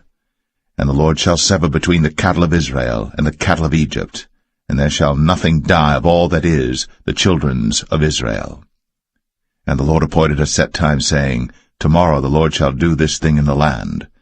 And the Lord did that thing on the morrow, and all the cattle of Egypt died, but of the cattle of the children of Israel died not one. And Pharaoh sent, and behold, there was not one of the cattle of the Israelites dead, and the heart of Pharaoh was hardened, and he did not let the people go. And the Lord said unto Moses and unto Aaron, Take to you handfuls of ashes of the furnace, and let Moses sprinkle it toward the heaven in the sight of Pharaoh. And it shall become small dust in all the land of Egypt, and shall be a boil breaking forth with blains upon man and upon beast throughout all the land of Egypt. Then they took ashes of the furnace, and stood before Pharaoh. And Moses sprinkled it up toward heaven, and it became a boil, breaking forth with blains upon man and upon beast. And the magicians could not stand before Moses because of the boils, for the boil was upon the magicians and upon all the Egyptians. And the Lord hardened the heart of Pharaoh, and he hearkened not unto them, as the Lord had spoken unto Moses. And the Lord said unto Moses, Rise up early in the morning, and stand before Pharaoh, and say unto him, Thus saith the Lord God of the Hebrews, Let my people go, that they may serve me. For I will at this time send all my plagues upon thine heart, and upon thy servants, and upon thy people, that thou mayest know that there is none like me in all the earth. For now I will stretch out my hand, that I may smite thee and thy people with pestilence, and thou shalt be cut off from the earth. And in very deed for this cause have I raised thee up, for to show in thee my power, and that my name may be declared throughout all the earth. As yet exaltest thou thyself against my people, that thou wilt not let them go. Behold, tomorrow about this time I will cause it to rain a very grievous hail, such as hath not been in Egypt since the foundation thereof even until now. Send therefore now, and gather thy cattle, and all that thou hast in the field. For upon every man and beast which shall be found in the field, and shall not be brought home, the hail shall come down upon them, and they shall die. He that feared the word of the Lord among the servants of Pharaoh made his servants and his cattle flee into the houses. And he that regarded not the word of the Lord left his servants and his cattle in the field. And the Lord said unto Moses, Stretch forth thine hand toward heaven, that there may be hail in all the land of Egypt, upon man, and upon beast, and upon every herb of the field, throughout the land of Egypt.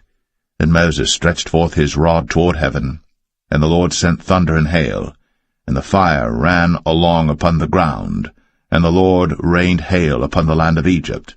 So there was hail, and fire mingled with the hail, very grievous, such as there was none like it in all the land of Egypt since it became a nation. And the hail smote throughout all the land of Egypt all that was in the field, both man and beast. And the hail smote every herb of the field, and brake every tree of the field. Only in the land of Goshen, where the children of Israel were, was there no hail. And Pharaoh sent and called for Moses and Aaron, and said unto them, I have sinned this time.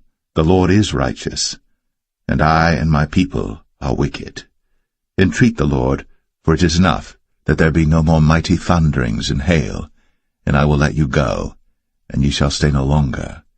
And Moses said unto him, As soon as I am gone out of the city, I will spread abroad my hands unto the Lord, and the thunder shall cease, neither shall there be any more hail, that thou mayest know how that the earth is the Lord's. But as for thee and thy servants, I know that ye will not yet fear the Lord God. And the flax and the barley was smitten, for the barley was in the ear, and the flax was bold. But the wheat and the rye were not smitten, for they were not grown up. And Moses went out of the city from Pharaoh, and spread abroad his hands unto the Lord, and the thunders and hail ceased, and the rain was not poured upon the earth. And when Pharaoh saw that the rain and the hail and the thunders were ceased, he sinned yet more, and hardened his heart, he and his servants. And the heart of Pharaoh was hardened, neither would he let the children of Israel go, as the Lord had spoken by Moses.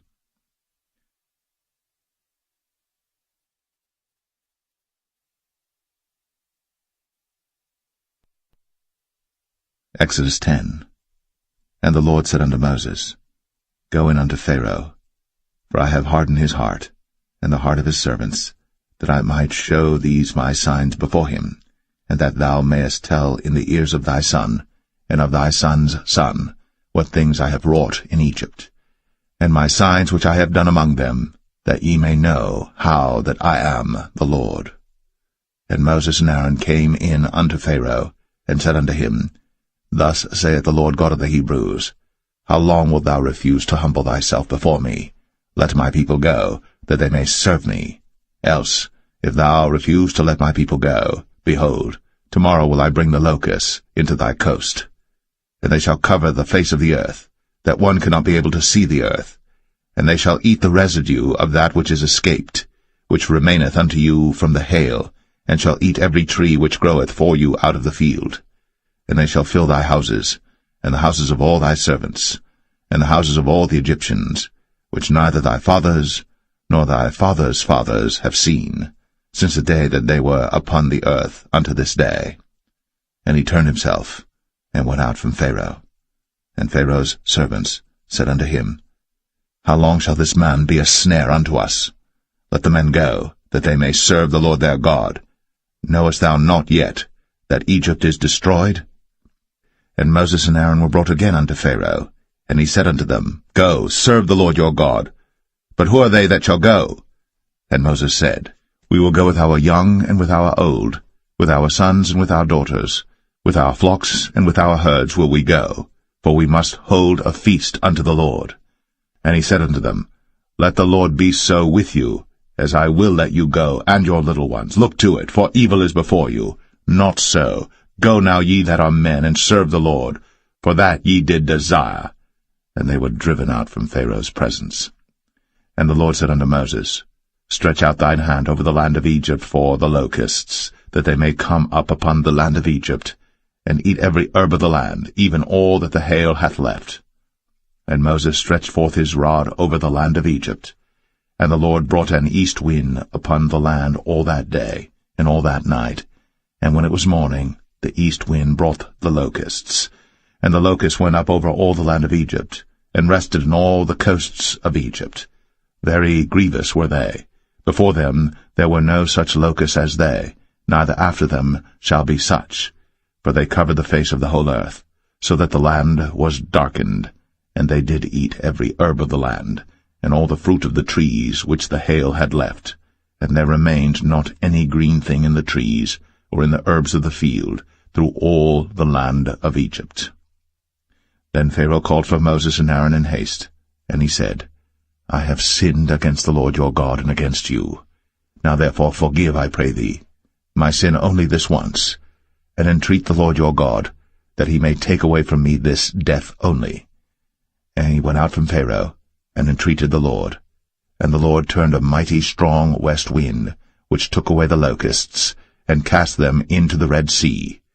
There remained not one locust in all the coasts of Egypt. But the Lord hardened Pharaoh's heart, so that he would not let the children of Israel go. And the Lord said unto Moses, Stretch out thine hand toward heaven, that there may be darkness over the land of Egypt, even darkness which may be felt. And Moses stretched forth his hand toward heaven, and there was a thick darkness in all the land of Egypt 3 days. They saw not one another, neither rose any from his place for 3 days. But all the children of Israel had light in their dwellings.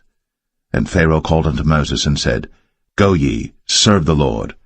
Only let your flocks and your herds be stayed. Let your little ones also go with you.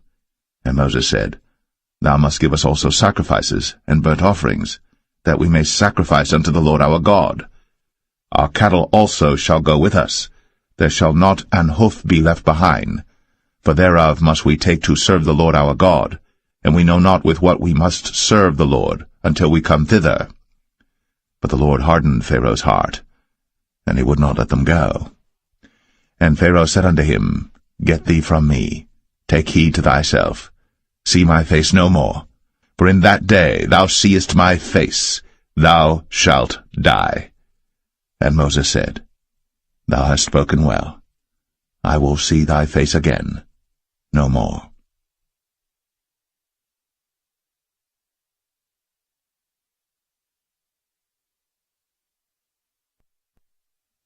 Exodus 11.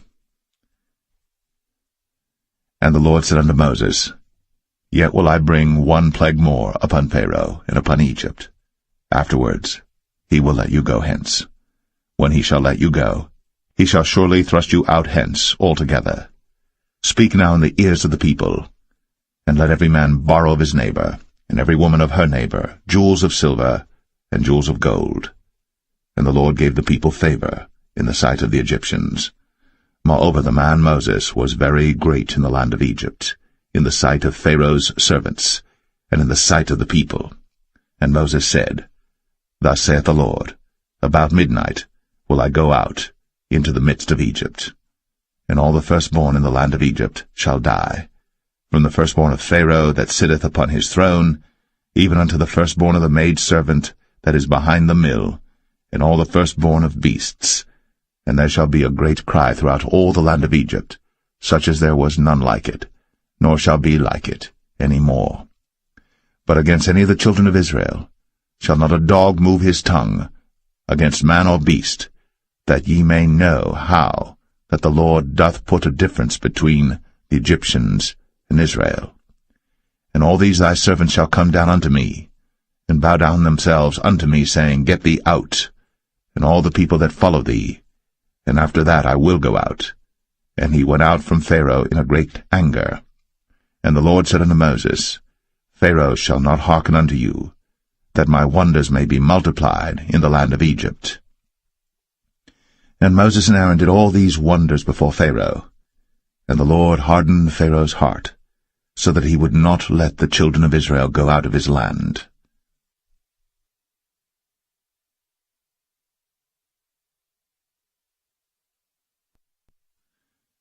Exodus 12. And the Lord spake unto Moses and Aaron in the land of Egypt, saying, This month shall be unto you the beginning of months. It shall be the first month of the year to you. Speak ye unto all the congregation of Israel, saying, In the 10th day of this month they shall take to them every man a lamb, according to the house of their fathers, a lamb for an house. And if the household be too little for the lamb, let him and his neighbor next unto his house take it according to the number of the souls. Every man according to his eating shall make your count for the lamb. Your lamb shall be without blemish, a male of the first year.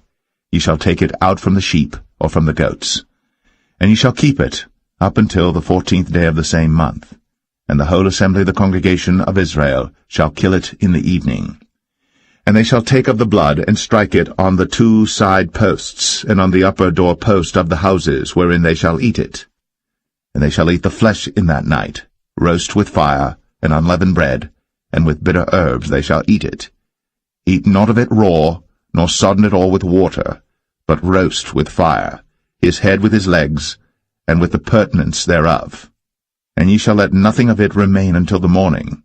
And that which remaineth of it until the morning ye shall burn with fire. And thus shall ye eat it, with your loins girded, your shoes on your feet, and your staff in your hand. And ye shall eat it in haste. It is the Lord's Passover. For I will pass through the land of Egypt this night, and will smite all the firstborn in the land of Egypt, both man and beast, and against all the gods of Egypt I will execute judgment. I am the Lord. And the blood shall be to you for a token upon the houses where ye are. And when I see the blood, I will pass over you, and the plague shall not be upon you to destroy you, when I smite the land of Egypt. And this day shall be unto you for a memorial, and ye shall keep it a feast to the Lord throughout your generations. Ye shall keep it a feast by an ordinance forever. 7 days shall ye eat unleavened bread. Even the first day ye shall put away leaven out of your houses. For whosoever eateth leavened bread from the first day until the 7th day, that soul shall be cut off from Israel. And in the first day there shall be an holy convocation, and in the 7th day there shall be an holy convocation to you. No manner of work shall be done in them, save that which every man must eat, that only may be done of you. And ye shall observe the feast of unleavened bread. For in this selfsame day have I brought your armies out of the land of Egypt. Therefore shall ye observe this day in your generations by an ordinance forever. In the 1st month, on the 14th day of the month at even, ye shall eat unleavened bread, until the 21st day of the month at even. 7 days shall there be no leaven found in your houses. For whosoever eateth that which is leavened, even that soul shall be cut off from the congregation of Israel, whether he be a stranger or born in the land. Ye shall eat nothing leavened. In all your habitations shall ye eat unleavened bread. Then Moses called for all the elders of Israel, and said unto them, Draw out, and take you a lamb according to your families, and kill the Passover. And ye shall take a bunch of hyssop, and dip it in the blood that is in the basin, and strike the lintel and the 2 side posts with the blood that is in the basin, and none of you shall go out at the door of his house until the morning. For the Lord will pass through to smite the Egyptians, and when he seeth the blood upon the lintel, and on the 2 side posts, the Lord will pass over the door, and will not suffer the destroyer to come in unto your houses to smite you. And ye shall observe this thing for an ordinance to thee, and to thy sons, forever. And it shall come to pass, when ye be come to the land which the Lord will give you, according as he hath promised, that ye shall keep this service. And it shall come to pass, when your children shall say unto you, What mean ye by this service? That ye shall say, It is the sacrifice of the Lord's Passover, who passed over the houses of the children of Israel in Egypt, when he smote the Egyptians, and delivered our houses. And the people bowed the head, and worshipped. And the children of Israel went away, and did, as the Lord had commanded Moses and Aaron, so did they. And it came to pass that at midnight the Lord smote all the firstborn in the land of Egypt, from the firstborn of Pharaoh that sat on his throne unto the firstborn of the captive that was in the dungeon, and all the firstborn of cattle. And Pharaoh rose up in the night, he and all his servants and all the Egyptians. And there was a great cry in Egypt, but there was not a house where there was not one dead. And he called for Moses and Aaron by night, and said, Rise up, and get you forth from among my people, both ye and the children of Israel, and go, serve the Lord, as ye have said. Also take your flocks and your herds, as ye have said, and be gone, and bless me also. And the Egyptians were urgent upon the people, that they might send them out of the land in haste. For they said, We be all dead men. And the people took their dough before it was leavened, their kneading troughs being bound up in their clothes upon their shoulders. And the children of Israel did according to the word of Moses, and they borrowed of the Egyptians jewels of silver, and jewels of gold and raiment. And the Lord gave the people favor in the sight of the Egyptians, so that they lent unto them such things as they required, and they spoiled the Egyptians. And the children of Israel journeyed from Ramses to Succoth, about 600,000 on foot, that were men, beside children. And a mixed multitude went up also with them, and flocks and herds, even very much cattle. And they baked unleavened cakes of the dough which they brought forth out of Egypt, for it was not leavened, because they were thrust out of Egypt, and could not tarry, neither had they prepared for themselves any victual.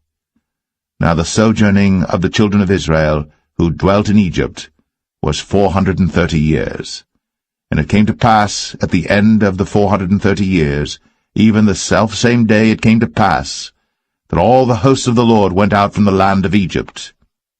It is a night to be much observed unto the Lord for bringing them out from the land of Egypt. This is that night of the Lord to be observed of all the children of Israel in their generations. And the Lord said unto Moses and Aaron, This is the ordinance of the Passover. There shall no stranger eat thereof. But every man's servant that is bought for money, when thou hast circumcised him, then shall he eat thereof. A foreigner and an hired servant shall not eat thereof. In one house shall it be eaten. Thou shalt not carry forth aught of the flesh abroad out of the house, neither shall ye break a bone thereof. All the congregation of Israel shall keep it. And when a stranger shall sojourn with thee, and will keep the Passover to the Lord, let all his males be circumcised, and then let him come near and keep it. And he shall be as one that is born in the land. For no uncircumcised person shall eat thereof. One law shall be to him that is homeborn, and unto the stranger that sojourneth among you. Thus did all the children of Israel. As the Lord commanded Moses and Aaron, so did they. And it came to pass the selfsame day, that the Lord did bring the children of Israel out of the land of Egypt by their armies.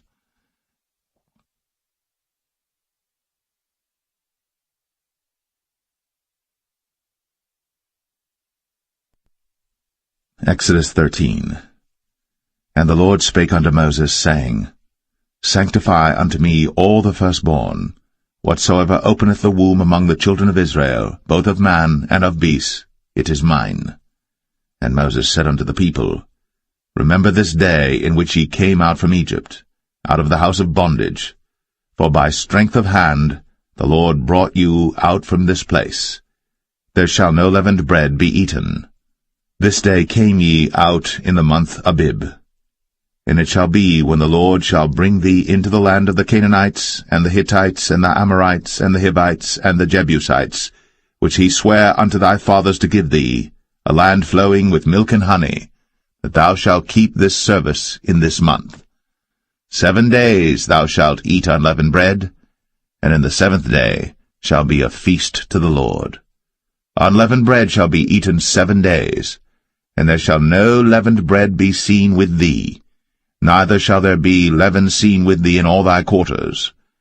And thou shalt show thy son in that day, saying, This is done, because of that which the Lord did unto me, when I came forth out of Egypt. And it shall be for a sign unto thee upon thine hand, and for a memorial between thine eyes, that the Lord's law may be in thy mouth. For with a strong hand hath the Lord brought thee out of Egypt. Thou shalt therefore keep this ordinance in his season from year to year.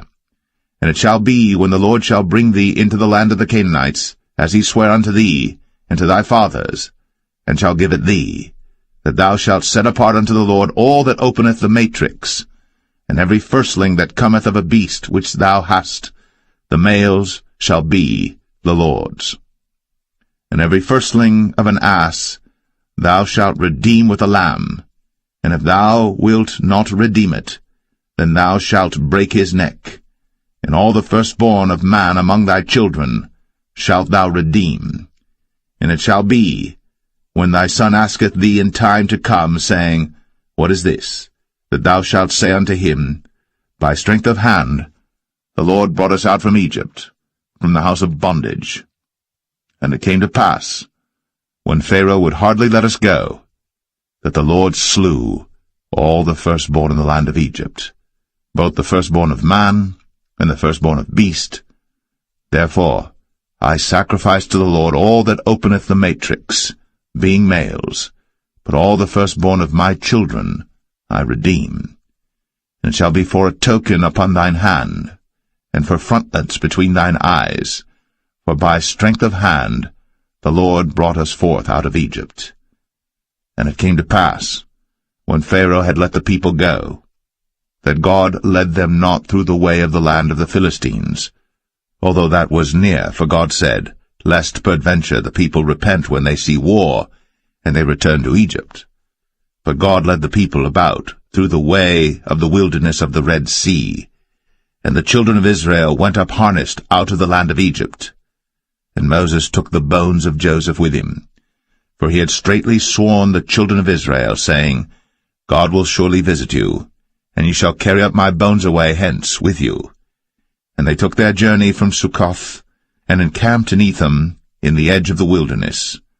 And the Lord went before them by day in a pillar of a cloud, to lead them the way, and by night in a pillar of fire, to give them light, to go by day and night.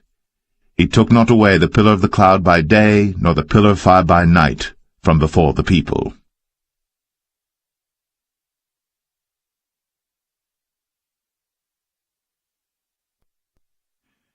Exodus 14. And the Lord spake unto Moses, saying, Speak unto the children of Israel, that they turn and encamp before Pi-hahiroth, between Migdol and the sea, over against Baal-zephon. Before it shall ye encamp by the sea. For Pharaoh will say of the children of Israel, They are entangled in the land, the wilderness hath shut them in, and I will harden Pharaoh's heart, that he shall follow after them, and I will be honored upon Pharaoh, and upon all his host, that the Egyptians may know that I am the Lord. And they did so. And it was told the king of Egypt that the people fled, and the heart of Pharaoh and of his servants was turned against the people, and they said, Why have we done this, that we have let Israel go from serving us? And he made ready his chariot, and took his people with him. And he took 600 chosen chariots, and all the chariots of Egypt, and captains over every one of them. And the Lord hardened the heart of Pharaoh king of Egypt, and he pursued after the children of Israel. And the children of Israel went out with an high hand. But the Egyptians pursued after them all the horses and chariots of Pharaoh, and his horsemen and his army, and overtook them encamping by the sea, beside Pi-hahiroth, before Baal-zephon. And when Pharaoh drew nigh, the children of Israel lifted up their eyes, and behold, the Egyptians marched after them, and they were sore afraid. And the children of Israel cried out unto the Lord, and they said unto Moses, Because there were no graves in Egypt, hast thou taken us away to die in the wilderness? Wherefore hast thou dealt thus with us, to carry us forth out of Egypt? Is not this the word that we did tell thee in Egypt, saying, Let us alone, that we may serve the Egyptians? For it had been better for us to serve the Egyptians, than that we should die in the wilderness. And Moses said unto the people, Fear ye not, stand still, and see the salvation of the Lord, which he will show to you today. For the Egyptians whom ye have seen today, ye shall see them again no more for ever. The Lord shall fight for you, and ye shall hold your peace. And the Lord said unto Moses, Wherefore criest thou unto me? Speak unto the children of Israel, that they go forward. But lift thou up thy rod, and stretch out thine hand over the sea, and divide it. And the children of Israel shall go on dry ground through the midst of the sea. And I, behold, I will harden the hearts of the Egyptians, and they shall follow them. And I will get me honor upon Pharaoh, and upon all his host, upon his chariots, and upon his horsemen. And the Egyptians shall know that I am the Lord, when I have gotten me honor upon Pharaoh, upon his chariots, and upon his horsemen. And the angel of God, which went before the camp of Israel, removed, and went behind them. And the pillar of the cloud went from before their face, and stood behind them.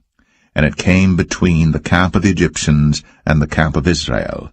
And it was a cloud and darkness to them, but it gave light by night to these, so that the one came not near the other all the night. And Moses stretched out his hand over the sea, and the Lord caused the sea to go back by a strong east wind all that night, and made the sea dry land, and the waters were divided. And the children of Israel went into the midst of the sea upon the dry ground, and the waters were a wall unto them on their right hand and on their left. And the Egyptians pursued, and went in after them to the midst of the sea, even all Pharaoh's horses, his chariots, and his horsemen. And it came to pass that in the morning watch the Lord looked unto the host of the Egyptians through the pillar of fire and of the cloud, and troubled the host of the Egyptians, and took off their chariot wheels, that they drave them heavily, so that the Egyptians said, Let us flee from the face of Israel, for the Lord fighteth for them against the Egyptians. And the Lord said unto Moses, Stretch out thine hand over the sea, that the waters may come again upon the Egyptians, upon their chariots, and upon their horsemen. And Moses stretched forth his hand over the sea, and the sea returned to his strength when the morning appeared, and the Egyptians fled against it. And the Lord overthrew the Egyptians in the midst of the sea. And the waters returned and covered the chariots, and the horsemen, and all the host of Pharaoh that came into the sea after them. There remained not so much as one of them. But the children of Israel walked upon dry land in the midst of the sea, and the waters were a wall unto them on their right hand and on their left. Thus the Lord saved Israel that day out of the hand of the Egyptians, and Israel saw the Egyptians dead upon the seashore. And Israel saw that great work which the Lord did upon the Egyptians, and the people feared the Lord, and believed the Lord and his servant Moses.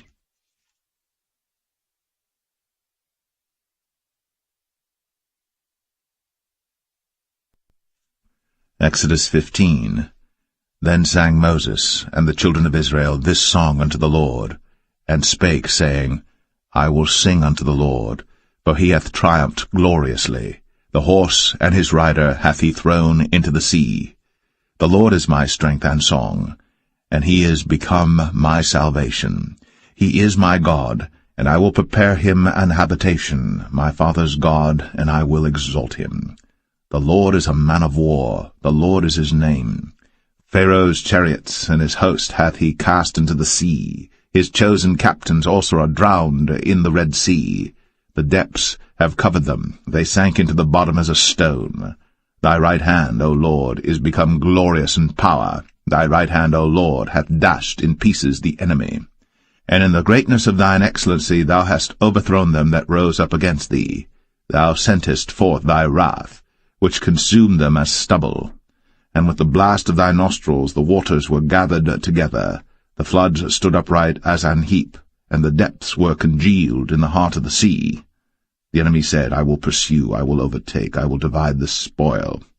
My lust shall be satisfied upon them. I will draw my sword, my hand shall destroy them. Thou didst blow with thy wind, the sea covered them. They sank as lead in the mighty waters. Who is like unto thee, O Lord, among the gods? Who is like thee, glorious in holiness, fearful in praises, doing wonders? Thou stretchest out thy right hand, the earth swallowed them. Thou in thy mercy hast led forth the people which thou hast redeemed. Thou hast guided them in thy strength unto thy holy habitation.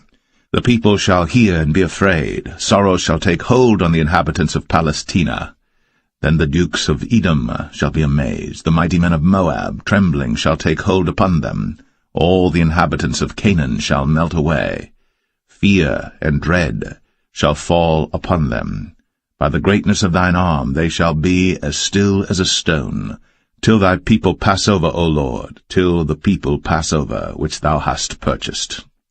Thou shalt bring them in, and plant them in the mountain of thine inheritance, in the place, O Lord, which thou hast made for thee to dwell in the sanctuary, O Lord, which thy hands have established. The Lord shall reign for ever and ever. For the horse of Pharaoh went in with his chariots and with his horsemen into the sea, and the Lord brought again the waters of the sea upon them. But the children of Israel went on dry land in the midst of the sea. And Miriam the prophetess, the sister of Aaron, took a timbrel in her hand, and all the women went out after her with timbrels and with dances. And Miriam answered them, Sing ye to the Lord, for he hath triumphed gloriously. The horse and his rider hath he thrown into the sea. So Moses brought Israel from the Red Sea, and they went out into the wilderness of Shur. And they went 3 days in the wilderness, and found no water. And when they came to Marah, they could not drink of the waters of Marah, for they were bitter. Therefore the name of it was called Marah. And the people murmured against Moses, saying, What shall we drink? And he cried unto the Lord, and the Lord showed him a tree, which when he had cast into the waters were made sweet. There he made for them a statute and an ordinance, and there he proved them, and said, If thou wilt diligently hearken to the voice of the Lord thy God, and wilt do that which is right in his sight, and wilt give ear to his commandments, and keep all his statutes, I will put none of these diseases upon thee, which I have brought upon the Egyptians, for I am the Lord that healeth thee. And they came to Elim, where were 12 wells of water, and 70 palm trees, and they encamped there by the waters.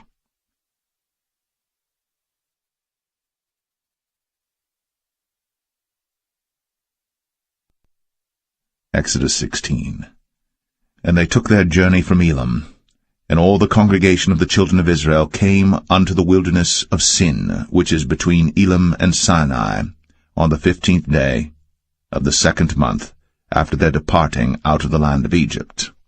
And the whole congregation of the children of Israel murmured against Moses and Aaron in the wilderness.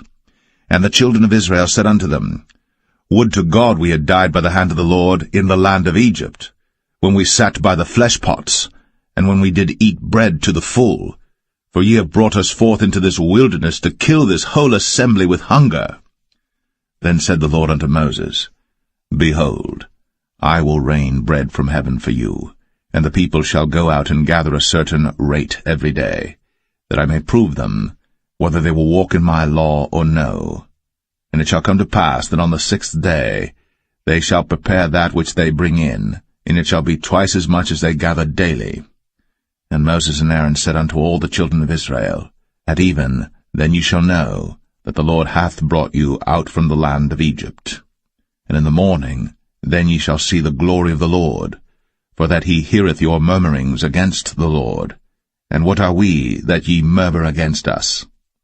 And Moses said, This shall be when the Lord shall give you in the evening flesh to eat, and in the morning bread to the full, for that the Lord heareth your murmurings, which ye murmur against him.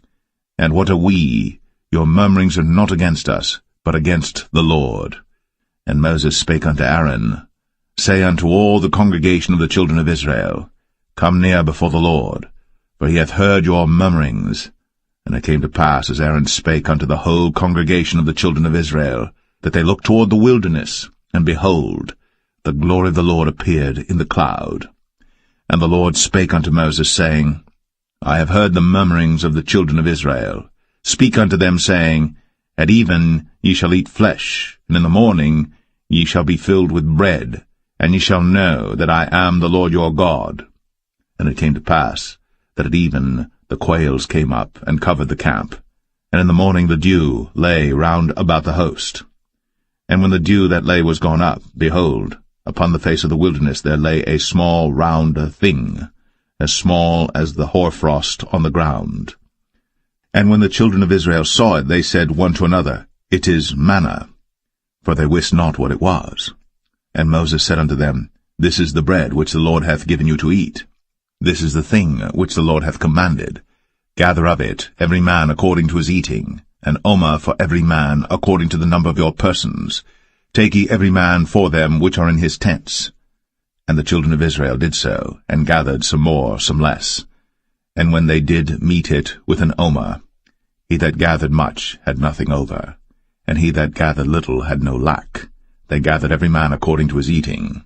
And Moses said, Let no man leave of it till the morning. Notwithstanding they hearkened not unto Moses, but some of them left of it until the morning. And it bred worms, and stank. And Moses was wroth with them. And they gathered it every morning, every man according to his eating. And when the sun waxed hot, it melted. And it came to pass that on the 6th day they gathered twice as much bread, 2 omers for one man.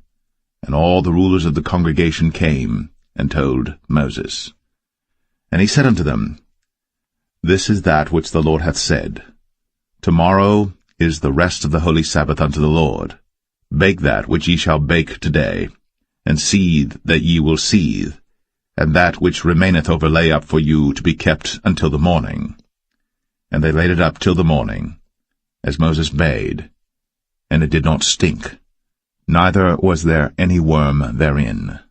And Moses said, Eat that today, for today is a Sabbath unto the Lord. Today ye shall not find it in the field. 6 days ye shall gather it, but on the 7th day, which is the Sabbath, in it there shall be none. And it came to pass that there went out some of the people on the 7th day for to gather, and they found none. And the Lord said unto Moses, How long refuse ye to keep my commandments and my laws? See, for that the Lord hath given you the Sabbath. Therefore he giveth you on the 6th day the bread of 2 days. Abide ye every man in his place. Let no man go out of his place on the 7th day. So the people rested on the 7th day. And the house of Israel called the name thereof manna. And it was like coriander seed, white, and the taste of it was like wafers made with honey. And Moses said, This is the thing which the Lord commandeth.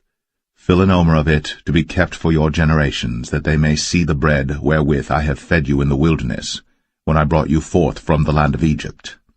And Moses said unto Aaron, Take a pot, and put an omer full of manna therein, and lay it up before the Lord, to be kept for your generations. As the Lord commanded Moses, so Aaron laid it up before the testimony to be kept. And the children of Israel did eat manna 40 years, until they came to a land inhabited. They did eat manna, until they came unto the borders of the land of Canaan. Now an omer is the 10th part of an ephah.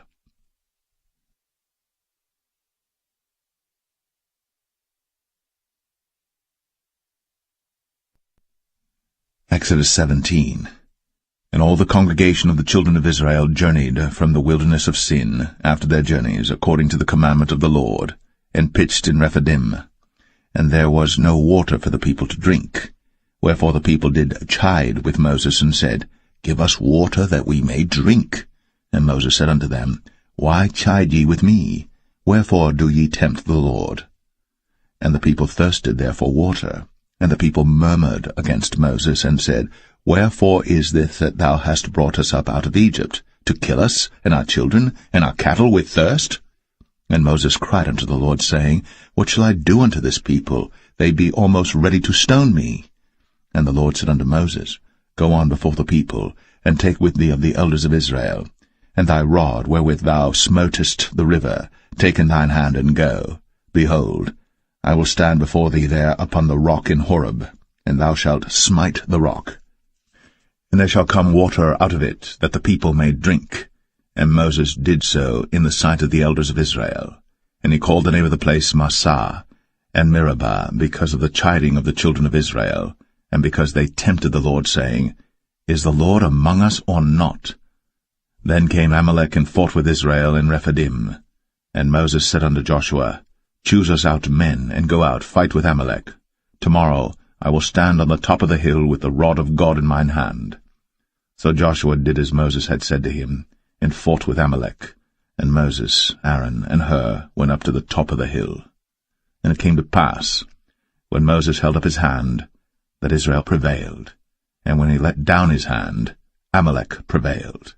But Moses' hands were heavy, and they took a stone and put it under him, and he sat thereon, and Aaron and Hur stayed up his hands, the one on the one side, and the other on the other side, and his hands were steady until the going down of the sun.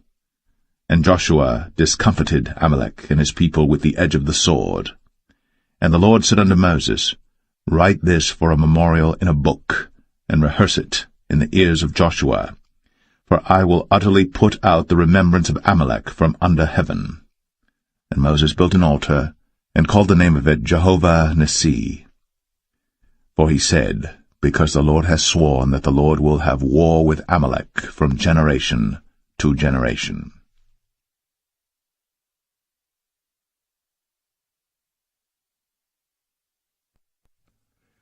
Exodus 18. When Jethro, the priest of Midian, Moses' father-in-law, heard of all that God had done for Moses, and for Israel his people, and that the Lord had brought Israel out of Egypt, then Jethro, Moses' father-in-law, took Zipporah, Moses' wife, after he'd sent her back, and her 2 sons, of which the name of the one was Gershom, for he said, I have been an alien in a strange land.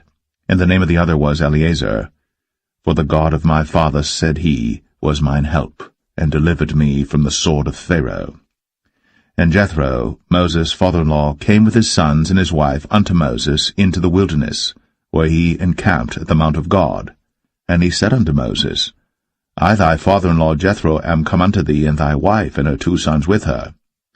And Moses went out to meet his father-in-law, and did obeisance, and kissed him. And they asked each other of their welfare, and they came into the tent. And Moses told his father-in-law all that the Lord had done unto Pharaoh and to the Egyptians for Israel's sake, and all the travail that had come upon them by the way, and how the Lord delivered them. And Jethro rejoiced for all the goodness which the Lord had done to Israel, whom he had delivered out of the hand of the Egyptians. And Jethro said, Blessed be the Lord, who hath delivered you out of the hand of the Egyptians, and out of the hand of Pharaoh, who hath delivered the people from under the hand of the Egyptians. Now I know that the Lord is greater than all gods, for in the thing wherein they dealt proudly he was above them. And Jethro, Moses' father-in-law, took a burnt offering and sacrifices for God, and Aaron came, and all the elders of Israel, to eat bread with Moses' father-in-law before God. And it came to pass on the morrow that Moses sat to judge the people, and the people stood by Moses from the morning unto the evening. And when Moses' father-in-law saw all that he did to the people, he said, What is this thing that thou doest to the people? Why sittest thou thyself alone, and all the people stand by thee from morning unto even? And Moses said unto his father-in-law, Because the people come unto me to inquire of God. When they have a matter they come unto me, and I judge between one and another, and I do make them know the statutes of God and his laws. And Moses' father-in-law said unto him, The thing that thou doest is not good. Thou wilt surely wear away both thou and this people that is with thee. For this thing is too heavy for thee. Thou art not able to perform it thyself alone. Hearken now unto my voice. I will give thee counsel, and God shall be with thee. Be thou for the people to Godward, that thou mayest bring the causes unto God. And thou shalt teach them ordinances and laws, and shalt show them the way wherein they must walk, and the work that they must do. Moreover, thou shalt provide out of all the people able men, such as fear God, men of truth, hating covetousness, and place such over them to be rulers of thousands, and rulers of hundreds, rulers of 50s, and rulers of 10s. And let them judge the people at all seasons. And it shall be, that every great matter they shall bring unto thee, but every small matter they shall judge. So shall it be easier for thyself, and they shall bear the burden with thee. If thou shalt do this thing, and God command thee so, then thou shalt be able to endure, and all this people shall also go to their place in peace. So Moses hearkened to the voice of his father-in-law, and did all that he had said. And Moses chose able men out of all Israel, and made them heads over the people, rulers of thousands, rulers of hundreds, rulers of 50s, and rulers of 10s. And they judged the people at all seasons. The hard causes they brought unto Moses, but every small matter they judged themselves. And Moses let his father-in-law depart, and he went his way. into his own land.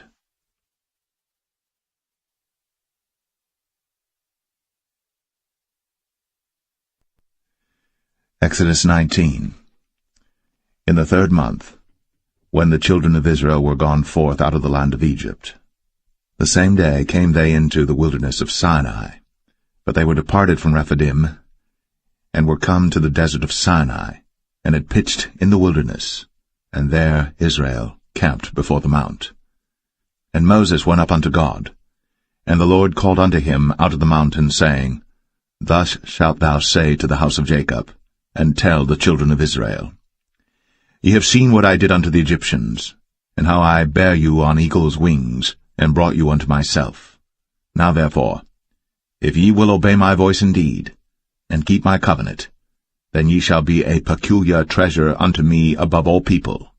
For all the earth is mine, and ye shall be unto me a kingdom of priests, and an holy nation.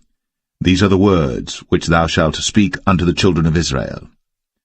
And Moses came and called for the elders of the people, and laid before their faces all these words which the Lord commanded him. And all the people answered together, and said, All that the Lord hath spoken we will do. And Moses returned the words of the people unto the Lord. And the Lord said unto Moses, Lo, I come unto thee in a thick cloud, that the people may hear when I speak with thee, and believe thee for ever. And Moses told the words of the people unto the Lord. And the Lord said unto Moses, Go unto the people, and sanctify them today and tomorrow, and let them wash their clothes, and be ready against the 3rd day. For the 3rd day the Lord will come down in the sight of all the people upon Mount Sinai. And thou shalt set bounds unto the people round about, saying, Take heed to yourselves, that ye go not up into the mount, or touch the border of it. Whosoever toucheth the mount shall be surely put to death. There shall not an hand touch it, but he shall surely be stoned, or shot through, whether it be beast or man. It shall not live. When the trumpet soundeth long, they shall come up to the mount. And Moses went down from the mount unto the people, and sanctified the people, and they washed their clothes. And he said unto the people, Be ready against the 3rd day. Come not at your wives. And it came to pass on the 3rd day in the morning, that there were thunders and lightnings, and a thick cloud upon the mount, and the voice of the trumpet exceeding loud, so that all the people that was in the camp trembled. And Moses brought forth the people out of the camp to meet with God. And they stood at the nether part of the mount. And Mount Sinai was altogether on a smoke, because the Lord descended upon it in fire, and the smoke thereof ascended as the smoke of a furnace, and the whole mount quaked greatly. And when the voice of the trumpet sounded long, and waxed louder and louder, Moses spake, and God answered him by a voice. And the Lord came down upon Mount Sinai, on the top of the mount, and the Lord called Moses up to the top of the mount, and Moses went up. And the Lord said unto Moses, Go down, charge the people, lest they break through unto the Lord to gaze, and many of them perish. And let the priests also which come near to the Lord sanctify themselves, lest the Lord break forth upon them. And Moses said unto the Lord, The people cannot come up to Mount Sinai, for thou chargest us, saying, Set bounds about the mount, and sanctify it. And the Lord said unto him, Away, get thee down, and thou shalt come up, thou and Aaron with thee. But let not the priests and the people break through to come up unto the Lord, lest he break forth upon them. So Moses went down unto the people, and spake unto them.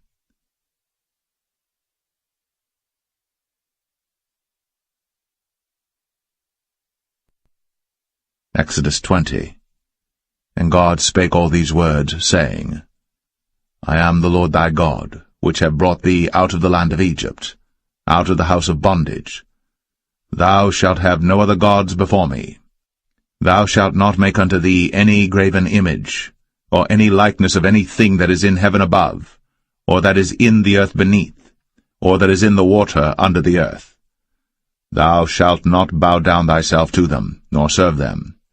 For I, the Lord thy God, am a jealous God. visiting the iniquity of the fathers upon the children unto the third and fourth generation of them that hate me, and showing mercy unto thousands of them that love me, and keep my commandments. Thou shalt not take the name of the Lord thy God in vain, for the Lord will not hold him guiltless that taketh his name in vain. Remember the Sabbath day, to keep it holy. 6 days shalt thou labor, and do all thy work. But the 7th day is the Sabbath of the Lord thy God. In it thou shalt not do any work, thou, nor thy son, nor thy daughter, thy manservant, nor thy maidservant, nor thy cattle, nor thy stranger that is within thy gates. For in 6 days the Lord made heaven and earth, the sea, and all that in them is, and rested the 7th day. Wherefore the Lord blessed the Sabbath day, and hallowed it. Honor thy father and thy mother, that thy days may be long upon the land which the Lord thy God giveth thee. Thou shalt not kill. Thou shalt not commit adultery. Thou shalt not steal. Thou shalt not bear false witness against thy neighbor. Thou shalt not covet thy neighbor's house. Thou shalt not covet thy neighbor's wife, nor his manservant, nor his maidservant, nor his ox, nor his ass, nor anything that is thy neighbor's. And all the people saw the thunderings, and the lightnings, and the noise of the trumpet, and the mountain smoking. And when the people saw it, they removed, and stood afar off. And they said unto Moses, Speak thou with us, and we will hear, but let not God speak with us, lest we die. And Moses said unto the people, Fear not, for God is come to prove you, and that his fear may be before your faces, that ye sin not. And the people stood afar off. And Moses drew near unto the thick darkness where God was. And the Lord said unto Moses, Thus thou shalt say unto the children of Israel, Ye have seen that I have talked with you from heaven. Ye shall not make with me gods of silver, neither shall ye make unto you gods of gold. An altar of earth thou shalt make unto me, and shalt sacrifice thereon thy burnt offerings, and thy peace offerings, thy sheep and thine oxen. In all places where I record my name I will come unto thee, and I will bless thee. And if thou wilt make me an altar of stone, thou shalt not build it of hewn stone, for if thou lift up thy tool upon it, thou hast polluted it. Neither shalt thou go up by steps unto mine altar, that thy nakedness be not discovered thereon.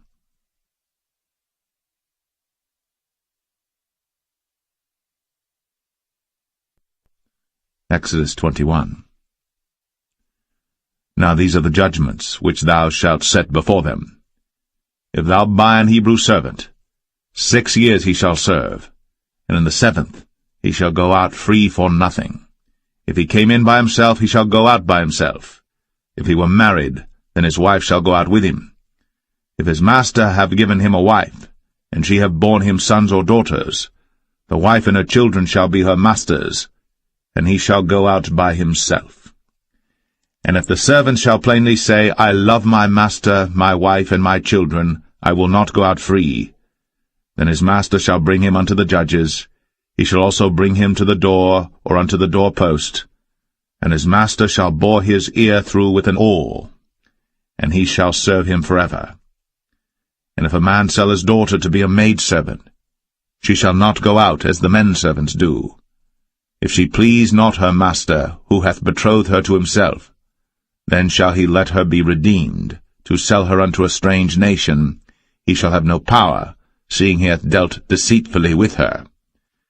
And if he have betrothed her unto his son, he shall deal with her after the manner of daughters. If he take him another wife, her food, her raiment, and her duty of marriage, shall he not diminish? And if he do not these 3 unto her, then shall she go out free without money. He that smiteth a man so that he die shall be surely put to death. And if a man lie not in wait, but God deliver him into his hand, then I will appoint thee a place whither he shall flee.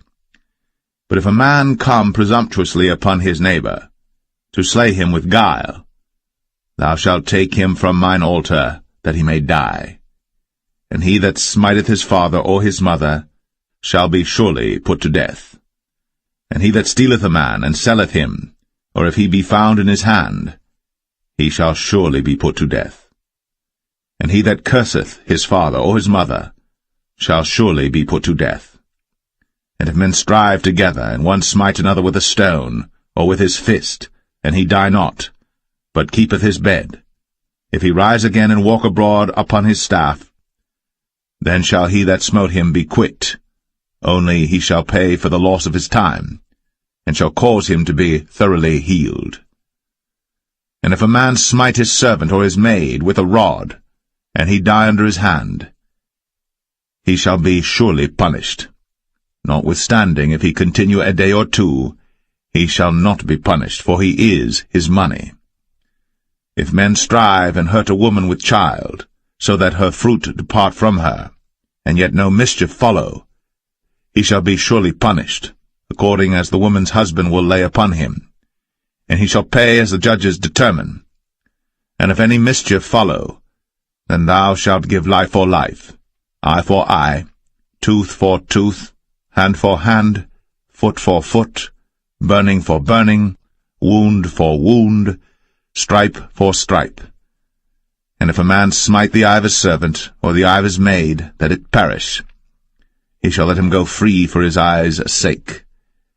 And if he smite out his manservant's tooth, or his maidservant's tooth, he shall let him go free for his tooth's sake.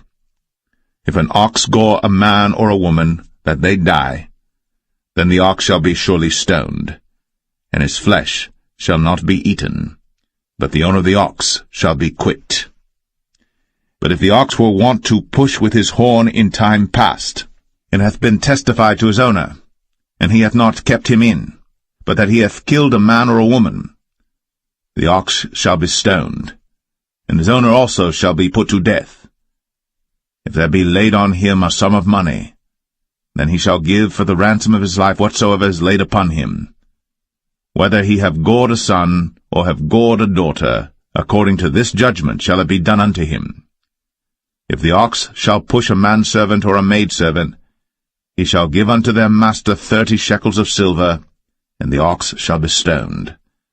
And if a man shall open a pit, or if a man shall dig a pit, and not cover it, and an ox or an ass fall therein, the owner of the pit shall make it good, and give money unto the owner of them, and the dead beast shall be his.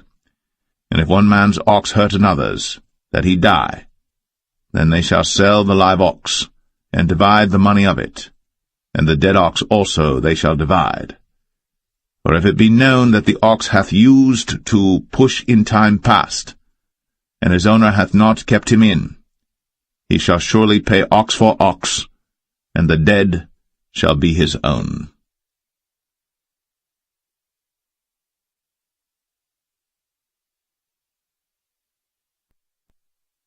Exodus 22.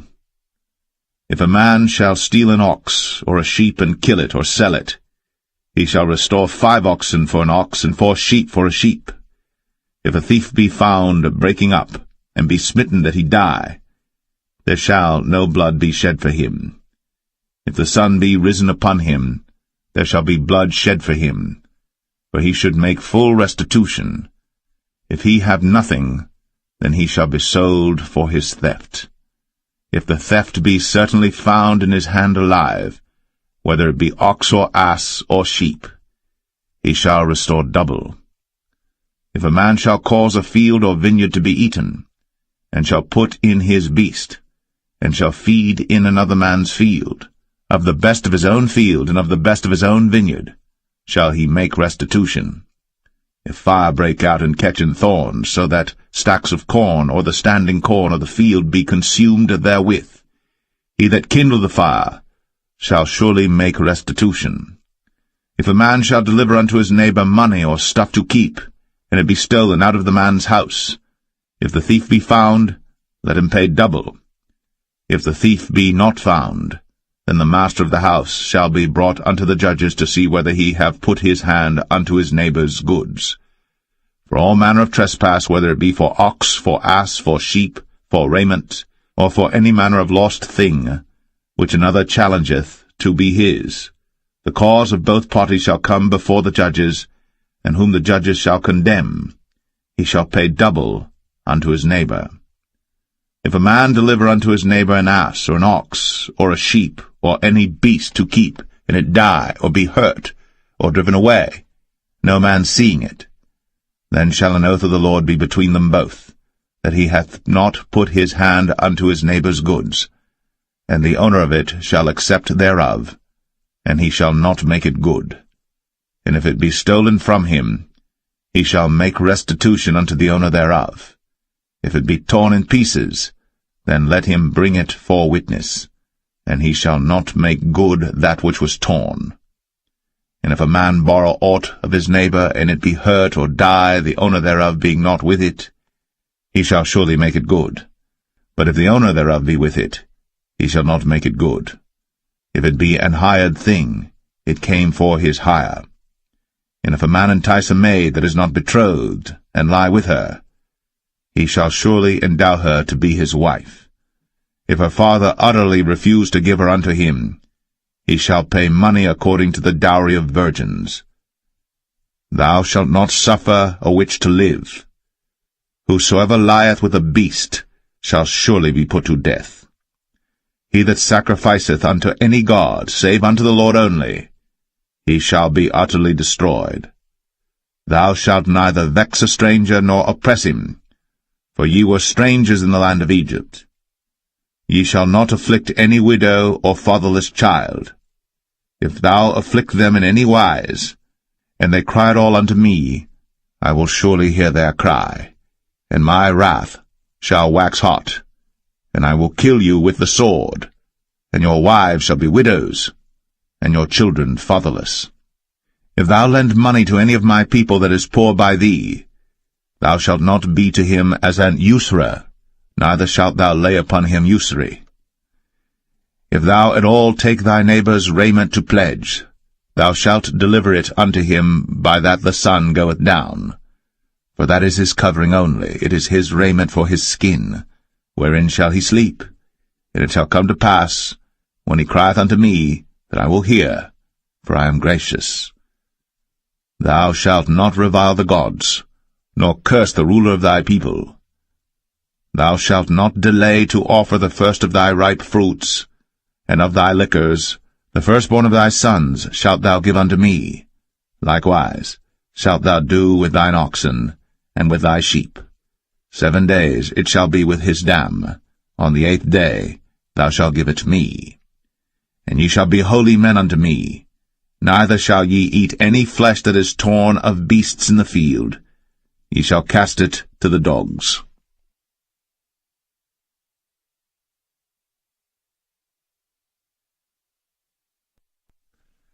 Exodus 23. Thou shalt not raise a false report.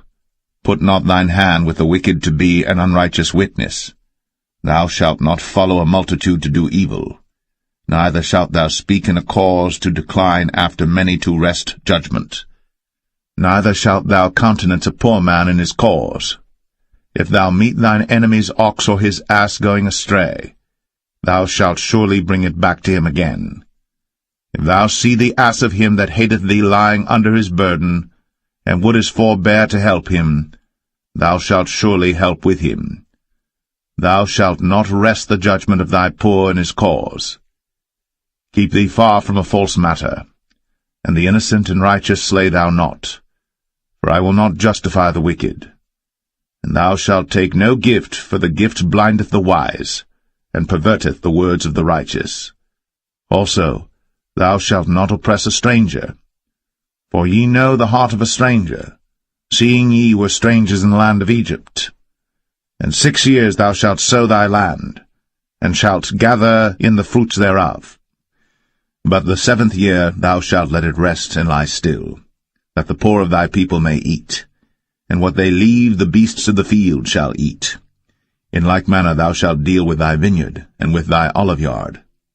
6 days thou shalt do thy work, and on the 7th day thou shalt rest, that thine ox and thine ass may rest, and the son of thy handmaid, and the stranger may be refreshed.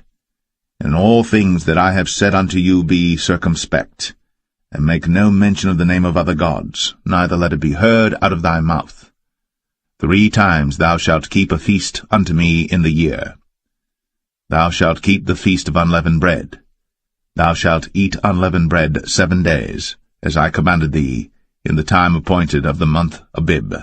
For in it thou camest out from Egypt, and none shall appear before me empty. And the feast of harvest, the firstfruits of thy labours, which thou hast sown in the field, and the feast of ingathering, which is in the end of the year, when thou hast gathered in thy labours out of the field. 3 times in the year all thy males shall appear before the Lord God. Thou shalt not offer the blood of my sacrifice with leavened bread, neither shall the fat of my sacrifice remain until the morning. The first of the firstfruits of thy land thou shalt bring into the house of the Lord thy God. Thou shalt not see the kid in his mother's milk. Behold, I send an angel before thee, to keep thee in the way, and to bring thee into the place which I have prepared. Beware of him, and obey his voice. Provoke him not, for he will not pardon your transgressions, for my name is in him. But if thou shalt indeed obey his voice, and do all that I speak, then I will be an enemy unto thine enemies, and an adversary unto thine adversaries. For mine angel shall go before thee, and bring thee in unto the Amorites, and the Hittites, and the Perizzites, and the Canaanites, the Hivites, and the Jebusites, and I will cut them off.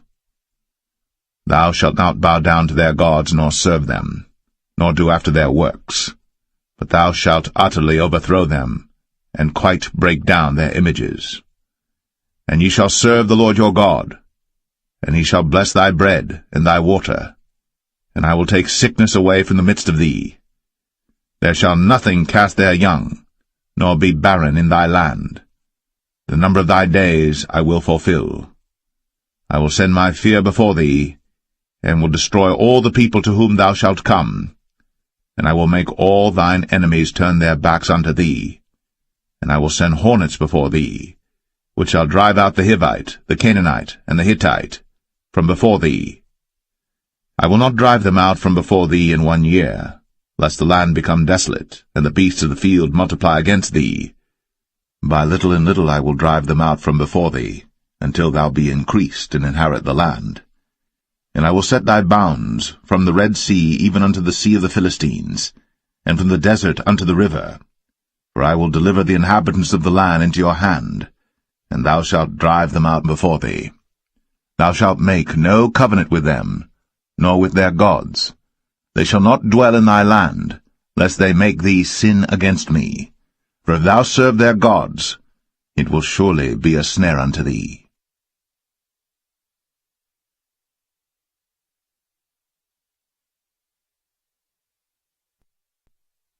Exodus 24. And he said unto Moses, Come up unto the Lord, thou, and Aaron, Nadab, and Abihu, and 70 of the elders of Israel, and worship ye afar off. And Moses alone shall come near the Lord, but they shall not come nigh, neither shall the people go up with him. And Moses came, and told the people all the words of the Lord, and all the judgments, and all the people answered with one voice, and said, All the words which the Lord hath said will we do. And Moses wrote all the words of the Lord, and rose up early in the morning, and builded an altar under the hill, and 12 pillars according to the 12 tribes of Israel. And he sent young men of the children of Israel, which offered burnt offerings, and sacrificed peace offerings of oxen unto the Lord.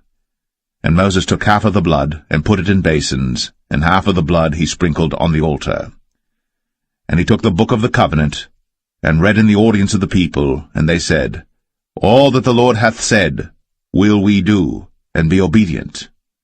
And Moses took the blood, and sprinkled it on the people, and said, Behold, the blood of the covenant which the Lord hath made with you concerning all these words. Then went up Moses, and Aaron, Nadab, and Abihu, and 70 of the elders of Israel. And they saw the God of Israel. And there was under his feet, as it were, a paved work of a sapphire stone, and as it were the body of heaven in his clearness. And upon the nobles of the children of Israel he laid not his hand. Also they saw God, and did eat and drink. And the Lord said unto Moses, Come up to me into the mount, and be there. And I will give thee tables of stone, and a law and commandments which I have written, that thou mayest teach them. And Moses rose up, and his minister Joshua. And Moses went up into the mount of God. And he said unto the elders, Tarry ye here for us, until we come again unto you. And behold, Aaron and Hur are with you. If any man have any matters to do, let him come unto them. And Moses went up into the mount, and a cloud covered the mount. And the glory of the Lord abode upon Mount Sinai, and the cloud covered it 6 days. And the 7th day he called unto Moses out of the midst of the cloud. And the sight of the glory of the Lord was like devouring fire on the top of the mount in the eyes of the children of Israel. And Moses went into the midst of the cloud, and gat him up into the mount. And Moses was in the mount 40 days and 40 nights.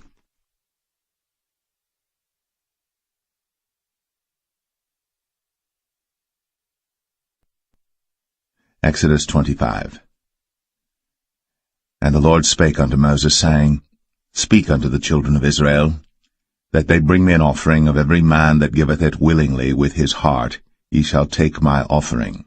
And this is the offering which ye shall take of them, gold, and silver, and brass, and blue, and purple, and scarlet, and fine linen, and goat's hair, and rams' skins dyed red, and badgers' skins, and shittim wood, oil for the light, spices for anointing oil, and for sweet incense, onyx stones, and stones to be set in the ephod, and in the breastplate. And let them make me a sanctuary, that I may dwell among them, according to all that I show thee, after the pattern of the tabernacle, and the pattern of all the instruments thereof, even so shall ye make it. And they shall make an ark of shittim wood. 2 cubits and a half shall be the length thereof, and 1 cubit and a half the breadth thereof, and 1 cubit and a half the height thereof. And thou shalt overlay it with pure gold, within and without shalt thou overlay it, and shall make upon it a crown of gold round about. And thou shalt cast 4 rings of gold for it, and put them in the 4 corners thereof, and 2 rings shall be in the one side of it, and 2 rings in the other side of it. And thou shalt make staves of shittim wood, and overlay them with gold. And thou shalt put the staves into the rings by the sides of the ark, that the ark may be borne with them. The staves shall be in the rings of the ark, they shall not be taken from it. And thou shalt put into the ark the testimony which I shall give thee. And thou shalt make a mercy seat of pure gold. 2 cubits and a half shall be the length thereof, and 1 cubit and a half the breadth thereof. And thou shalt make 2 cherubims of gold. Of beaten work shalt thou make them, in the 2 ends of the mercy seat. And make 1 cherub on the one end, and the other cherub on the other end. Even of the mercy seat shall ye make the cherubims on the 2 ends thereof. And the cherubims shall stretch forth their wings on high, covering the mercy seat with their wings, and their faces shall look one to another. Toward the mercy seat shall the faces of the cherubims be. And thou shalt put the mercy seat above upon the ark, and in the ark thou shalt put the testimony that I shall give thee. And there I will meet with thee, and I will commune with thee from above the mercy seat, from between the 2 cherubims which are upon the ark of the testimony, of all things which I will give thee in commandment unto the children of Israel. Thou shalt also make a table of shittim wood. 2 cubits shall be the length thereof, and 1 cubit the breadth thereof, and 1 cubit and a half the height thereof. And thou shalt overlay it with pure gold, and make thereto a crown of gold round about. And thou shalt make unto it a border of an handbreadth round about, and thou shalt make a golden crown to the border thereof round about. And thou shalt make for it 4 rings of gold, and put the rings in the 4 corners that are on the 4 feet thereof. Over against the border shall the rings be for places of the staves to bear the table. And thou shalt make the staves of shittim wood, and overlay them with gold, that the table may be borne with them. And thou shalt make the dishes thereof, and spoons thereof, and covers thereof, and bowls thereof, to cover withal. Of pure gold shalt thou make them. And thou shalt set upon the table showbread before me always. And thou shalt make a candlestick of pure gold. Of beaten work shall the candlestick be made. His shaft, and his branches, his bowls, his knobs and his flowers shall be of the same. And 6 branches shall come out of the sides of it, 3 branches of the candlestick out of the one side, and 3 branches of the candlestick out of the other side. 3 bowls made like unto almonds, with a knob and a flower in one branch, and 3 bowls made like almonds in the other branch, with a knob and a flower. So in the 6 branches that come out of the candlestick. And in the candlestick shall be 4 bowls made like unto almonds, with their knobs and their flowers. And there shall be a knob under 2 branches of the same, and a knob under 2 branches of the same, and a knob under 2 branches of the same, according to the 6 branches that proceed out of the candlestick. Their knobs and their branches shall be of the same. All it shall be one beaten work of pure gold. And thou shalt make the 7 lamps thereof, and they shall light the lamps thereof, that they may give light over against it. And the tongs thereof, and the snuff dishes thereof, shall be of pure gold. Of a talent of pure gold shall he make it with all these vessels. And look that thou make them after their pattern, which was shown thee in the mount.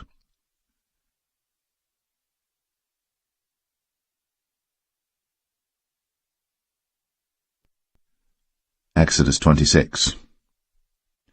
Moreover, thou shalt make the tabernacle with 10 curtains of fine twined linen, and blue, and purple, and scarlet. With cherubims of cunning work shalt thou make them. The length of one curtain shall be 28 cubits, and the breadth of one curtain 4 cubits, and every one of the curtains shall have one measure. The 5 curtains shall be coupled together one to another, and other 5 curtains shall be coupled one to another. And thou shalt make loops of blue upon the edge of the one curtain, from the selvage in the coupling. And likewise shalt thou make in the uttermost edge of another curtain, in the coupling of the second.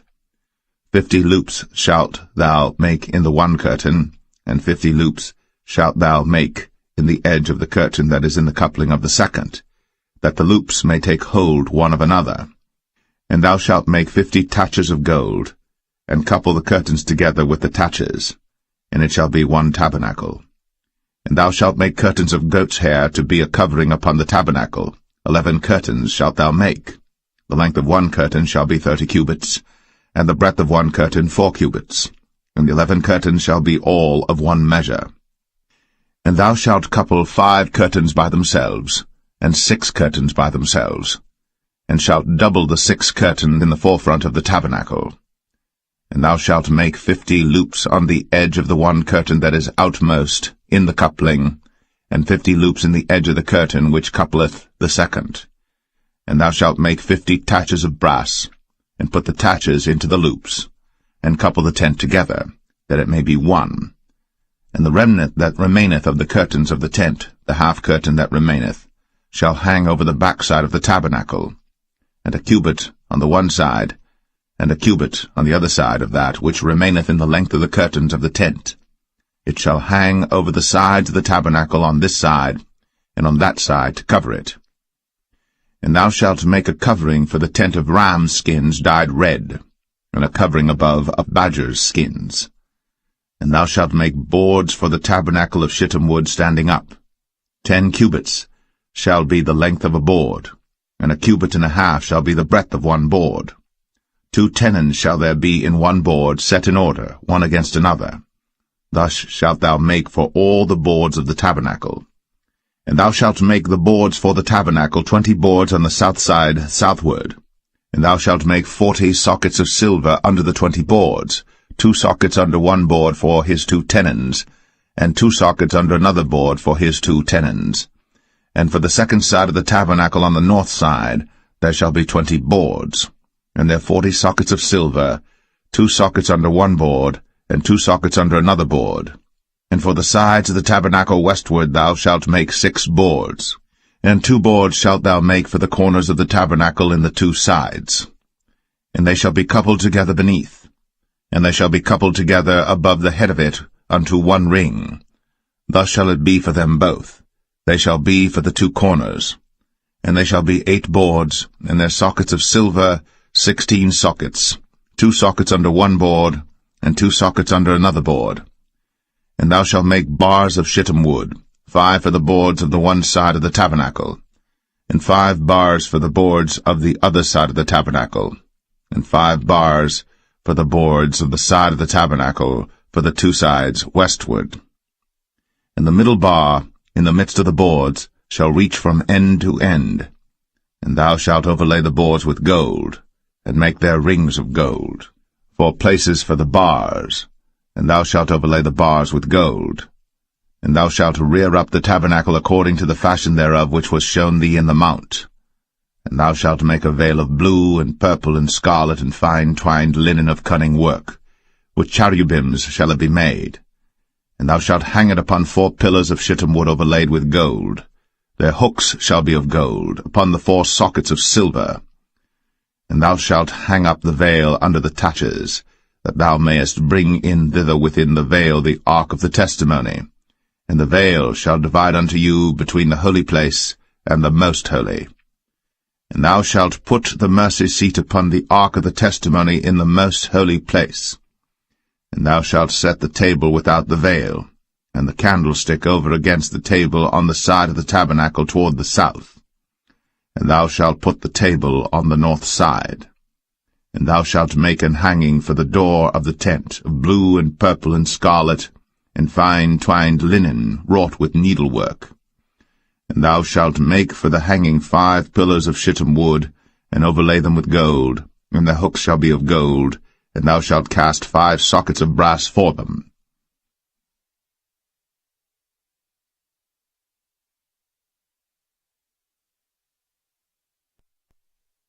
Exodus 27. And thou shalt make an altar of shittim wood, 5 cubits long and 5 cubits broad. The altar shall be 4 square, and the height thereof shall be 3 cubits. And thou shalt make the horns of it upon the 4 corners thereof. His horns shall be of the same, and thou shalt overlay it with brass. And thou shalt make his pans to receive his ashes, and his shovels, and his basins, and his flesh hooks, and his fire pans. All the vessels thereof thou shalt make of brass. And thou shalt make for it a grate of network of brass, and upon the net shalt thou make 4 brazen rings in the 4 corners thereof. And thou shalt put it under the compass of the altar beneath, that the net may be even to the midst of the altar. And thou shalt make staves for the altar, staves of shittim wood, and overlay them with brass. And the staves shall be put into the rings, and the staves shall be upon the 2 sides of the altar to bear it. Hollow with boards shalt thou make it, as it was shown thee in the mount, so shall they make it. And thou shalt make the court of the tabernacle for the south side. Southward there shall be hangings for the court of fine twined linen, of 100 cubits long for one side. And the 20 pillars thereof, and their 20 sockets shall be of brass. The hooks of the pillars, and their fillets, shall be of silver. And likewise for the north side in length there shall be hangings of 100 cubits long, and his 20 pillars, and their 20 sockets of brass, the hooks of the pillars, and their fillets of silver. And for the breadth of the court on the west side shall be hangings of 50 cubits, their pillars 10, and their sockets 10. And the breadth of the court on the east side eastward shall be 50 cubits. The hangings of one side of the gate shall be 15 cubits, their pillars 3, and their sockets 3. And on the other side shall be hangings 15 cubits, their pillars 3, and their sockets 3. And for the gate of the court shall be an hanging of 20 cubits of blue, and purple, and scarlet, and fine twined linen, wrought with needlework, and their pillars shall be 4, and their sockets 4. All the pillars round about the court shall be filleted with silver. Their hooks shall be of silver, and their sockets of brass. The length of the court shall be 100 cubits, and the breadth 50 everywhere, and the height 5 cubits of fine twined linen, and their sockets of brass. All the vessels of the tabernacle, and all the service thereof, and all the pins thereof, and all the pins of the court shall be of brass. And thou shalt command the children of Israel that they bring thee pure oil olive beaten for the light, to cause the lamp to burn always. In the tabernacle of the congregation without the veil, which is before the testimony, Aaron and his sons shall order it from evening to morning before the Lord.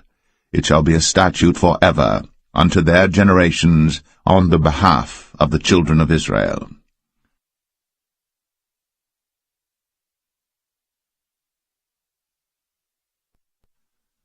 Exodus 28.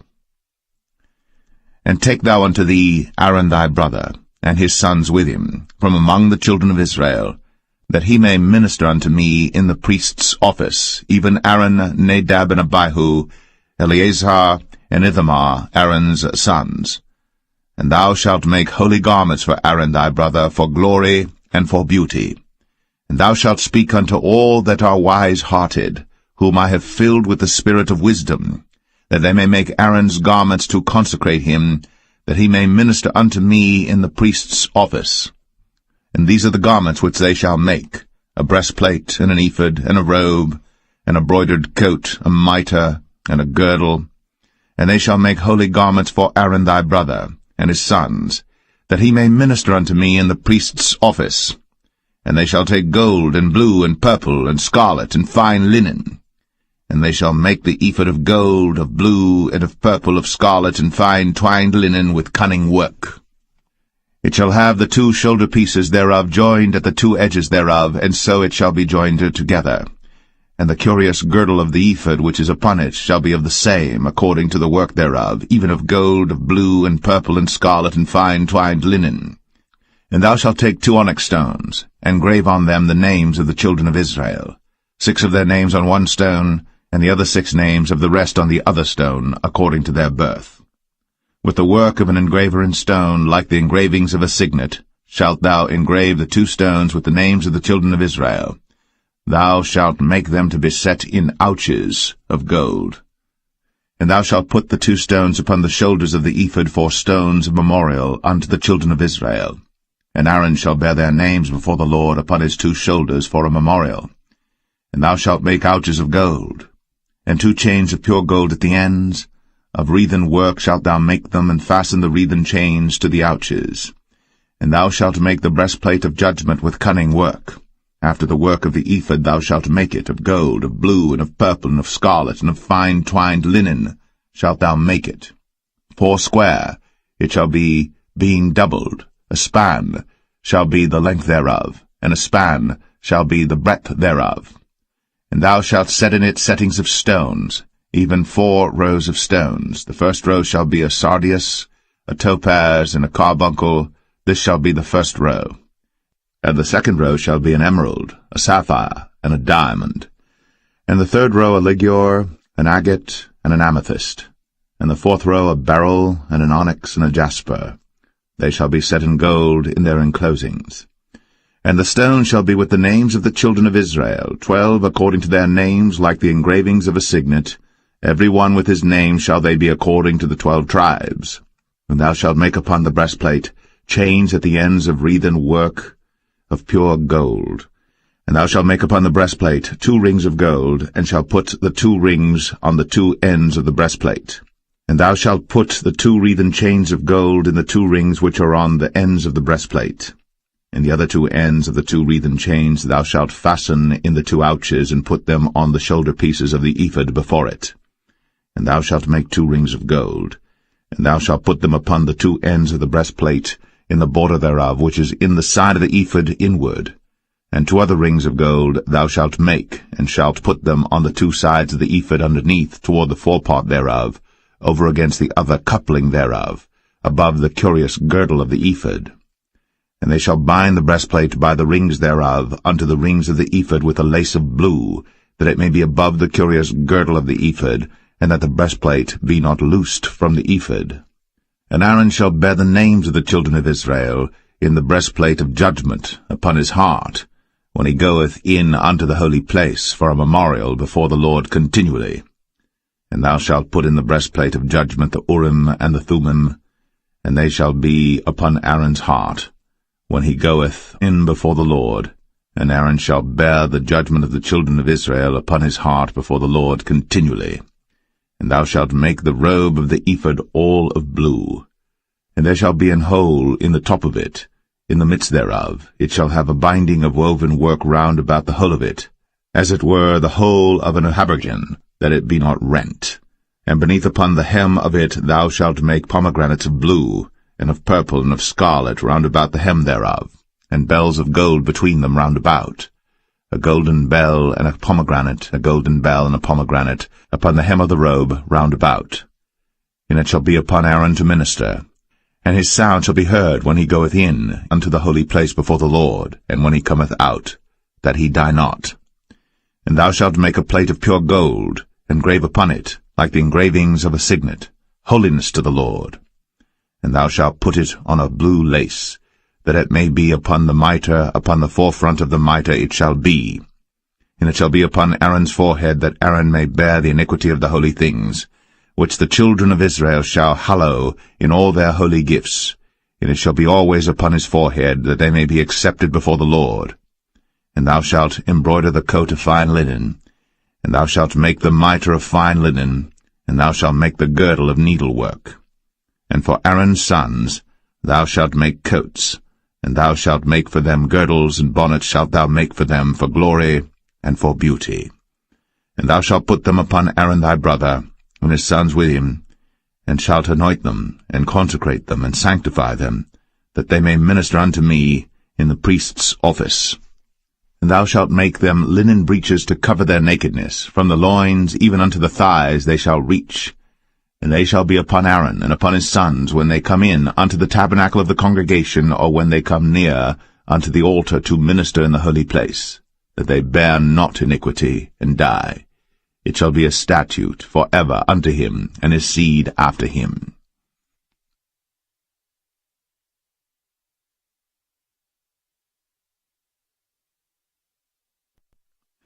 Exodus 29.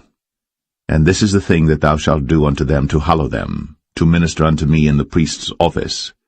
Take 1 young bullock, and 2 rams without blemish, and unleavened bread and cakes unleavened tempered with oil, and wafers unleavened anointed with oil, of wheaten flour shalt thou make them. And thou shalt put them into 1 basket, and bring them in the basket, with the bullock and the 2 rams. And Aaron and his sons thou shalt bring unto the door of the tabernacle of the congregation, and shalt wash them with water. And thou shalt take the garments, and put upon Aaron the coat, and the robe of the ephod, and the ephod, and the breastplate, and gird him with the curious girdle of the ephod. And thou shalt put the mitre upon his head, and put the holy crown upon the mitre. Then shalt thou take the anointing oil, and pour it upon his head, and anoint him.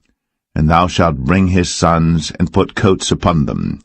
And thou shalt gird them with girdles, Aaron and his sons, and put the bonnets on them, and the priest's office shall be theirs for a perpetual statute. And thou shalt consecrate Aaron and his sons. And thou shalt cause a bullock to be brought before the tabernacle of the congregation, and Aaron and his sons shall put their hands upon the head of the bullock. And thou shalt kill the bullock before the Lord, by the door of the tabernacle of the congregation.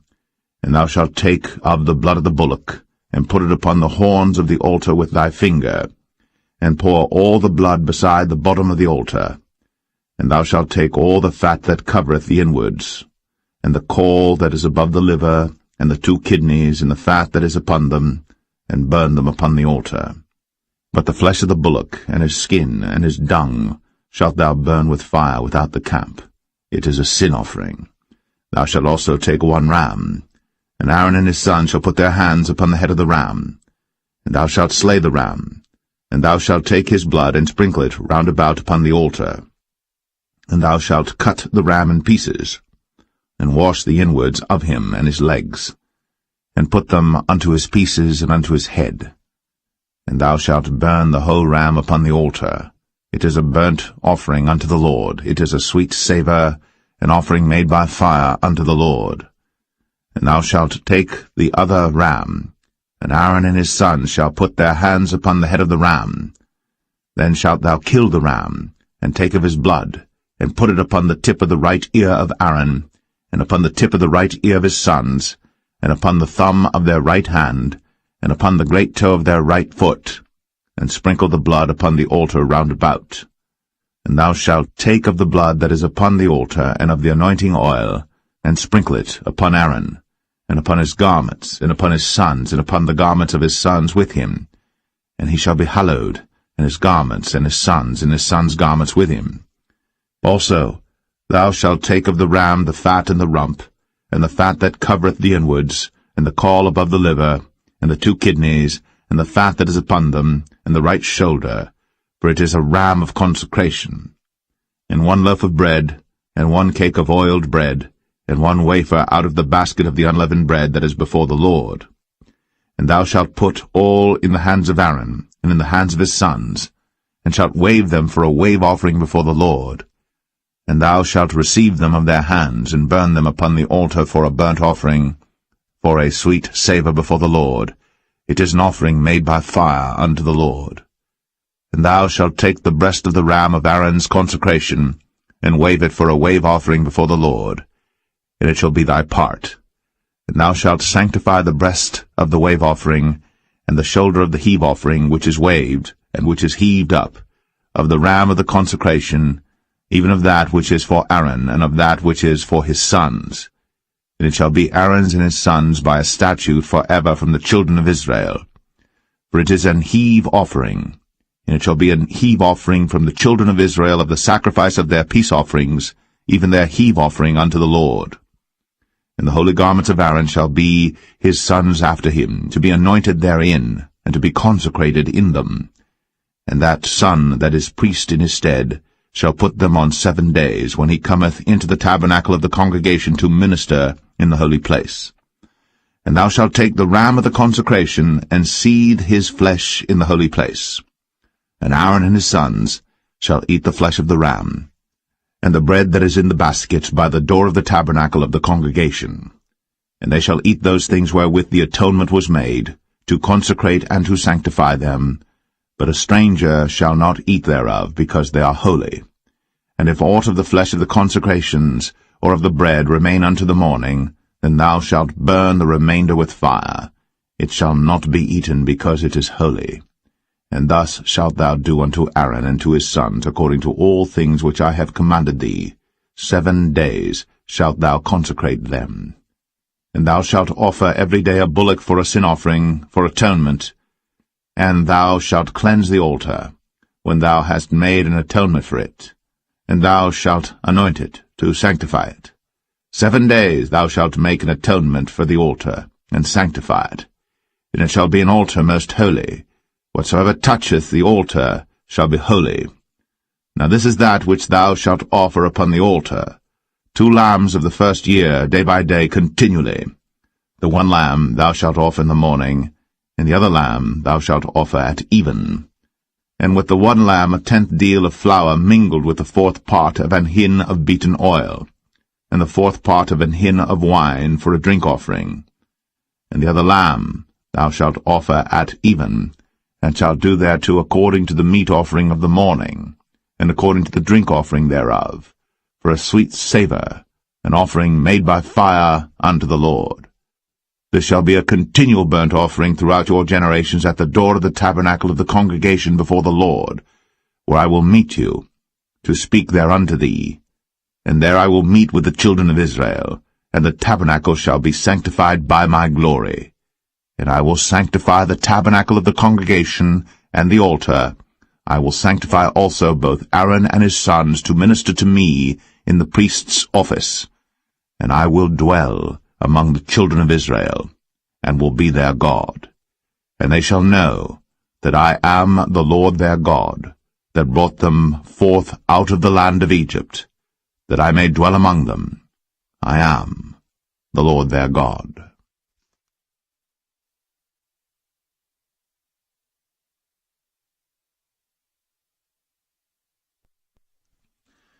Exodus 30. And thou shalt make an altar to burn incense upon. Of shittim wood shalt thou make it. A cubit shall be the length thereof, and a cubit the breadth thereof. 4 square shall it be. And 2 cubits shall be the height thereof. The horns thereof shall be of the same. And thou shalt overlay it with pure gold, the top thereof and the sides thereof round about, and the horns thereof. And thou shalt make unto it a crown of gold round about. And 2 golden rings shalt thou make to it under the crown of it. By the 2 corners thereof upon the 2 sides of it shalt thou make it. And they shall be for places for the staves to bear it withal. And thou shalt make the staves of shittim wood, and overlay them with gold. And thou shalt put it before the veil that is by the ark of the testimony, before the mercy seat that is over the testimony, where I will meet with thee. And Aaron shall burn thereon sweet incense every morning. When he dresseth the lamps, he shall burn incense upon it. And when Aaron lighteth the lamps at even, he shall burn incense upon it, a perpetual incense before the Lord throughout your generations. Ye shall offer no strange incense thereon, nor burnt sacrifice, nor meat offering, neither shall ye pour drink offering thereon. And Aaron shall make an atonement upon the horns of it once in a year with the blood of the sin offering of atonements. Once in the year shall he make atonement upon it throughout your generations. It is most holy unto the Lord. And the Lord spake unto Moses, saying, When thou takest the sum of the children of Israel after their number, then shall they give every man a ransom for his soul unto the Lord, when thou numberest them, that there be no plague among them, when thou numberest them. This they shall give every one that passeth among them that are numbered, half a shekel after the shekel of the sanctuary. A shekel is 20 gerahs, and half shekel shall be the offering of the Lord. Every one that passeth among them that are numbered, from 20 years old and above, shall give an offering unto the Lord. The rich shall not give more, and the poor shall not give less than half a shekel, when they give an offering unto the Lord, to make an atonement for your souls.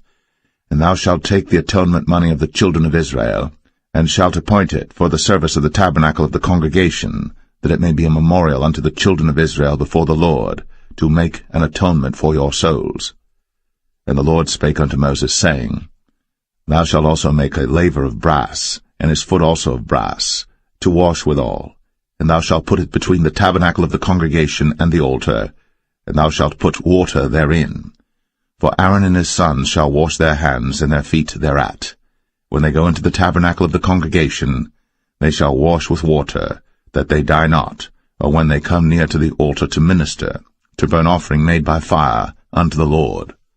So they shall wash their hands and their feet, that they die not. And it shall be a statute forever to them, even to him and to his seed throughout their generations.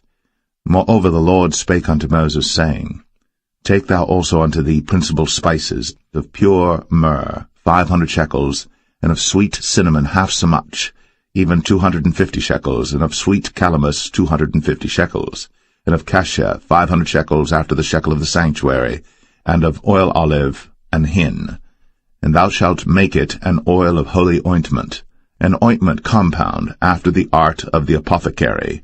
It shall be an holy anointing oil. And thou shalt anoint the tabernacle of the congregation therewith, and the ark of the testimony, and the table and all his vessels, and the candlestick and his vessels, and the altar of incense, and the altar of burnt offering with all his vessels, and the laver and his foot. And thou shalt sanctify them, that they may be most holy.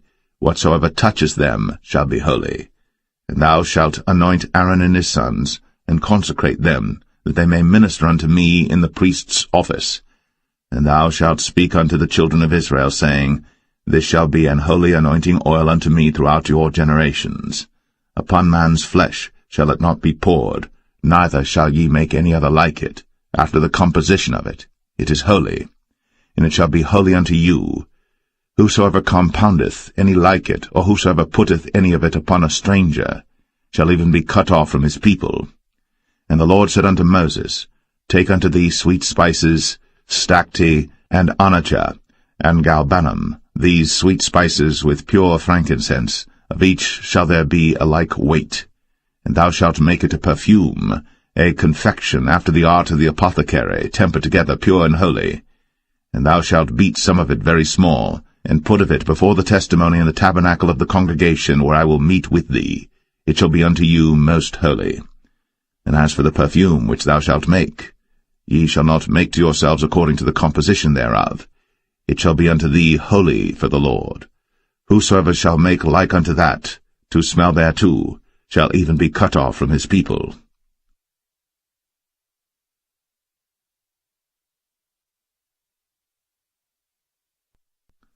Exodus 31. And the Lord spake unto Moses, saying, See, I have called by name Bezalel the son of Uri, the son of Hur, of the tribe of Judah, and I have filled him with the Spirit of God, in wisdom, and in understanding, and in knowledge, and in all manner of workmanship, to devise cunning works, to work in gold, and in silver, and in brass, and in cutting of stones, to set them, and in carving of timber, to work in all manner of workmanship. And I, behold, I have given with him Aholiab, the son of Ahisamach, of the tribe of Dan. And in the hearts of all that are wise-hearted I have put wisdom, that they may make all that I have commanded thee: the tabernacle of the congregation, and the ark of the testimony, and the mercy seat that is thereupon, and all the furniture of the tabernacle, and the table, and his furniture, and the pure candlestick with all his furniture, and the altar of incense, and the altar of burnt offering with all his furniture, and the laver and his foot, and the cloths of service, and the holy garments for Aaron the priest, and the garments of his sons to minister in the priest's office, and the anointing oil, and sweet incense for the holy place, according to all that I have commanded thee shall they do. And the Lord spake unto Moses, saying, Speak thou also unto the children of Israel, saying, Verily, my Sabbaths ye shall keep, for it is a sign between me and you throughout your generations, that ye may know that I am the Lord that doth sanctify you. Ye shall keep the Sabbath therefore, for it is holy unto you. Every one that defileth it shall surely be put to death. For whosoever doeth any work therein, that soul shall be cut off from among his people. 6 days may work be done, but in the 7th is the Sabbath of rest, holy to the Lord.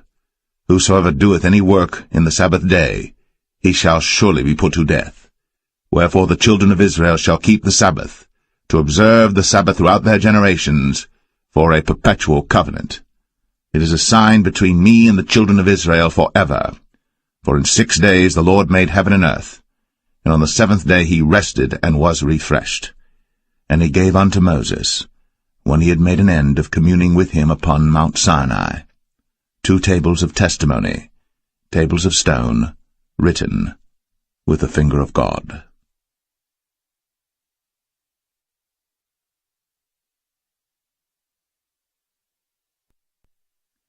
Exodus 32.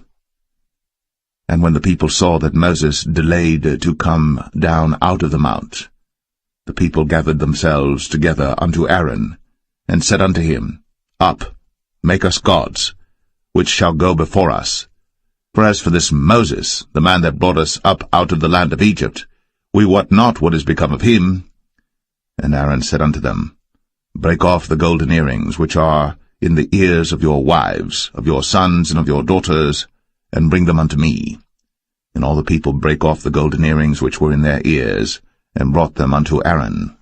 And he received them at their hand, and fashioned it with a graving tool, after he had made it a molten calf. And they said, These be thy gods, O Israel, which brought thee up out of the land of Egypt. And when Aaron saw it, he built an altar before it. And Aaron made proclamation and said, Tomorrow is a feast to the Lord. And they rose up early on the morrow, and offered burnt offerings, and brought peace offerings. And the people sat down to eat and to drink, and rose up to play. And the Lord said unto Moses, Go, get thee down, for thy people, which thou broughtest out of the land of Egypt, have corrupted themselves. They have turned aside quickly out of the way which I commanded them. They have made them a molten calf, and have worshipped it, and have sacrificed thereunto, and said, These be thy gods, O Israel, which have brought thee up out of the land of Egypt. And the Lord said unto Moses, I have seen this people, and behold, it is a stiff-necked people. Now therefore let me alone, that my wrath may wax hot against them, and that I may consume them, and I will make of thee a great nation. And Moses besought the Lord his God, and said, Lord, why doth thy wrath wax hot against thy people, which thou hast brought forth out of the land of Egypt with great power, and with a mighty hand? Wherefore should the Egyptians speak and say, For mischief did he bring them out, to slay them in the mountains, and to consume them from the face of the earth? Turn from thy fierce wrath, and repent of this evil against thy people. Remember Abraham, Isaac, and Israel, thy servants, to whom thou swarest by thine own self, and saidst unto them, I will multiply your seed as the stars of heaven, and all this land that I have spoken of will I give unto your seed, and they shall inherit it forever. And the Lord repented of the evil which he thought to do unto his people. And Moses turned, and went down from the mount, and the 2 tables of the testimony were in his hand. The tables were written on both their sides. On the one side, and on the other, were they written. And the tables were the work of God, and the writing was the writing of God, graven upon the tables. And when Joshua heard the noise of the people as they shouted, he said unto Moses, There is a noise of war in the camp. And he said, It is not the voice of them that shout for mastery, neither is it the voice of them that cry for being overcome, but the noise of them that sing do I hear. And it came to pass, as soon as he came nigh unto the camp, that he saw the calf, and the dancing. And Moses' anger waxed hot, and he cast the tables out of his hands, and brake them beneath the mount.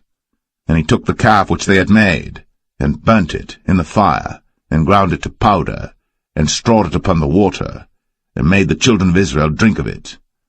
And Moses said unto Aaron, What did this people unto thee, that thou hast brought so great a sin upon them? And Aaron said, Let not the anger of my Lord wax hot. Thou knowest the people, that they are set on mischief. For they said unto me, Make us gods, which shall go before us. For as for this Moses, the man that brought us up out of the land of Egypt, we wot not what is become of him. And I said unto them, Whosoever hath any gold, let them break it off.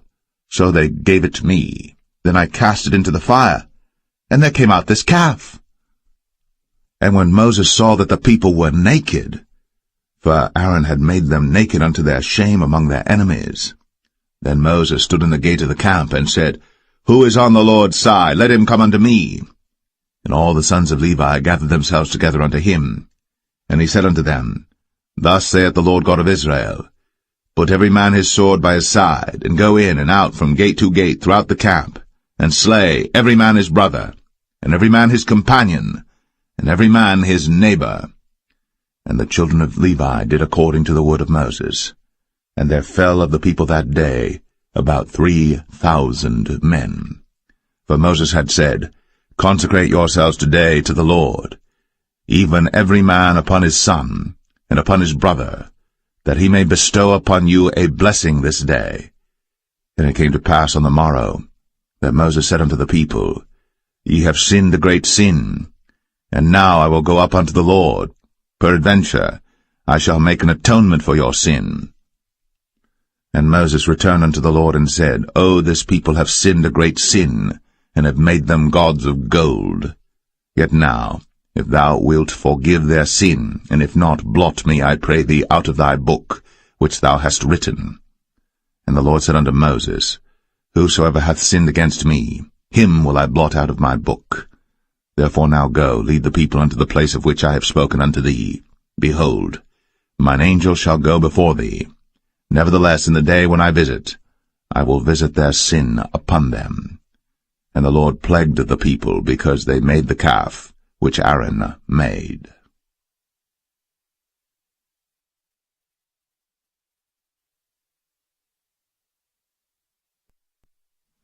Exodus 33. And the Lord said unto Moses, Depart, and go up hence, thou, and the people which thou hast brought up out of the land of Egypt, unto the land which I sware unto Abraham, to Isaac, and to Jacob, saying, Unto thy seed will I give it. And I will send an angel before thee, and I will drive out the Canaanite, the Amorite, and the Hittite, and the Perizzite, the Hivite, and the Jebusite, unto a land flowing with milk and honey. For I will not go up in the midst of thee, for thou art a stiff-necked people, lest I consume thee in the way. And when the people heard these evil tidings, they mourned, and no man did put on him his ornaments. For the Lord had said unto Moses, Say unto the children of Israel, Ye are a stiff-necked people. I will come up into the midst of thee in a moment, and consume thee. Therefore now put off thy ornaments from thee, that I may know what to do unto thee. And the children of Israel stripped themselves of their ornaments by the mount Horeb. And Moses took the tabernacle, and pitched it without the camp, afar off from the camp, and called it the tabernacle of the congregation. And it came to pass that every one which sought the Lord went out unto the tabernacle of the congregation, which was without the camp. And it came to pass, when Moses went out unto the tabernacle, that all the people rose up, and stood every man at his tent door, and looked after Moses, until he was gone into the tabernacle. And it came to pass, as Moses entered into the tabernacle, the cloudy pillar descended, and stood at the door of the tabernacle, and the Lord talked with Moses. And all the people saw the cloudy pillar stand at the tabernacle door. And all the people rose up and worshipped, every man in his tent door. And the Lord spake unto Moses face to face, as a man speaketh unto his friend. And he turned again into the camp. But his servant Joshua the son of Nun, a young man, departed not out of the tabernacle. And Moses said unto the Lord, See, thou sayest unto me, Bring up this people, and thou hast not let me know whom thou wilt send with me. Yet thou hast said, I know thee by name, and thou hast also found grace in my sight. Now therefore, I pray thee, if I have found grace in thy sight, show me now thy way, that I may know thee, that I may find grace in thy sight, and consider that this nation is thy people. And he said, My presence shall go with thee, and I will give thee rest. And he said unto him, If thy presence go not with me, carry us not up hence. For wherein shall it be known here that I and thy people have found grace in thy sight? Is it not in that thou goest with us? So shall we be separated, I and thy people, from all the people that are upon the face of the earth. And the Lord said unto Moses, I will do this thing also that thou hast spoken, for thou hast found grace in my sight, and I know thee by name. And he said, I beseech thee, show me thy glory. And he said, I will make all my goodness pass before thee, and I will proclaim the name of the Lord before thee, and will be gracious to whom I will be gracious, and will show mercy on whom I will show mercy. And he said, Thou canst not see my face, for there shall no man see me and live. And the Lord said, Behold, there is a place by me, and thou shalt stand upon a rock.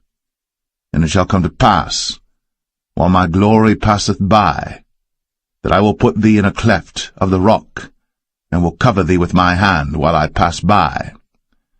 And I will take away mine hand, and thou shalt see my back parts, but my face shall not be seen.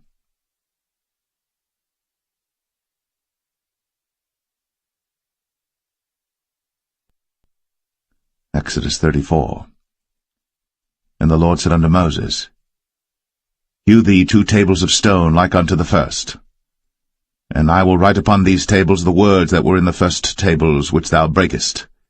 And be ready in the morning, and come up in the morning unto Mount Sinai, and present thyself there to me in the top of the mount. And no man shall come up with thee, neither let any man be seen throughout all the mount, neither let the flocks nor herds feed before that mount. And he hewed 2 tables of stone like unto the first. And Moses rose up early in the morning, and went up unto Mount Sinai, as the Lord had commanded him, and took in his hand the 2 tables of stone. And the Lord descended in the cloud, and stood with him there, and proclaimed the name of the Lord. And the Lord passed by before him, and proclaimed, the Lord God, merciful and gracious, long-suffering, and abundant in goodness and truth, keeping mercy for thousands, forgiving iniquity, and transgression and sin, and that will by no means clear the guilty, visiting the iniquity of the fathers upon the children, and upon the children's children, unto the 3rd and to the 4th generation. And Moses made haste, and bowed his head toward the earth, and worshipped, and he said, If now I have found grace in thy sight, O Lord, let my Lord, I pray thee, go among us. For it is a stiff-necked people, and pardon our iniquity and our sin, and take us for thine inheritance. And he said, Behold, I make a covenant. Before all thy people I will do marvels, such as have not been done in all the earth, nor in any nation, and all the people among which thou art shall see the work of the Lord, for it is a terrible thing that I will do with thee. Observe thou that which I command thee this day. Behold, I drive out before thee the Amorite, and the Canaanite, and the Hittite, and the Perizzite, and the Hivite, and the Jebusite. Take heed to thyself, lest thou make a covenant with the inhabitants of the land whither thou goest, lest it be for a snare in the midst of thee. But ye shall destroy their altars, break their images, and cut down their groves.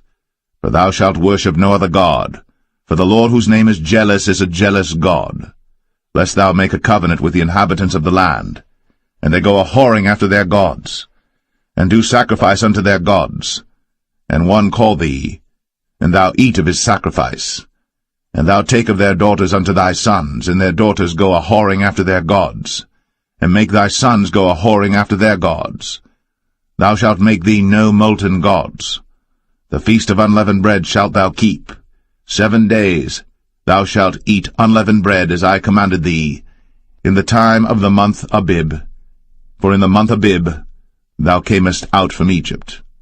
All that openeth the matrix is mine, and every firstling among thy cattle, whether ox or sheep that is male.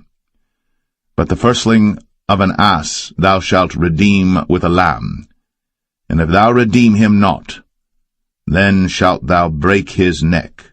All the firstborn of thy sons thou shalt redeem, and none shall appear before me empty. 6 days thou shalt work, but on the 7th day thou shalt rest. In earing time and in harvest thou shalt rest. And thou shalt observe the feast of weeks, of the firstfruits of wheat harvest, and the feast of ingathering at the year's end. Thrice in the year shall all your men-children appear before the Lord God, the God of Israel. For I will cast out the nations before thee, and enlarge thy borders. Neither shall any man desire thy land, when thou shalt go up to appear before the Lord thy God thrice in the year. Thou shalt not offer the blood of my sacrifice with leaven, neither shall the sacrifice of the feast of the Passover be left unto the morning. The first of the firstfruits of thy land thou shalt bring unto the house of the Lord thy God. Thou shalt not see the kid in his mother's milk. And the Lord said unto Moses, Write thou these words, for after the tenor of these words I have made a covenant with thee and with Israel. And he was there with the Lord 40 days and 40 nights. He did neither eat bread nor drink water. And he wrote upon the tables the words of the covenant, the 10 commandments. And it came to pass, when Moses came down from Mount Sinai, with the 2 tables of testimony in Moses' hand, when he came down from the mount, that Moses wist not that the skin of his face shone, while he talked with them. And when Aaron and all the children of Israel saw Moses, behold, the skin of his face shone, and they were afraid to come nigh him. And Moses called unto them, and Aaron and all the rulers of the congregation returned unto him. And Moses talked with them, and afterward all the children of Israel came nigh, and he gave them in commandment all that the Lord had spoken with him in Mount Sinai. Until Moses had done speaking with them, he put a veil on his face.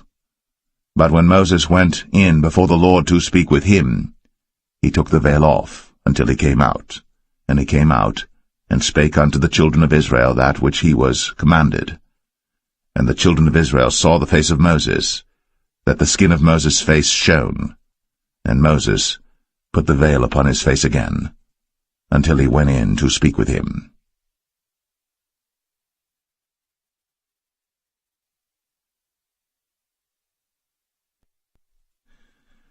Exodus 35. And Moses gathered all the congregation of the children of Israel together, and said unto them, These are the words which the Lord hath commanded, that ye should do them. 6 days shall work be done, but on the 7th day there shall be to you an holy day, a Sabbath of rest to the Lord. Whosoever doeth work therein shall be put to death. Ye shall kindle no fire throughout your habitations upon the Sabbath day. And Moses spake unto all the congregation of the children of Israel, saying, This is the thing which the Lord commanded, saying, Take ye from among you an offering unto the Lord.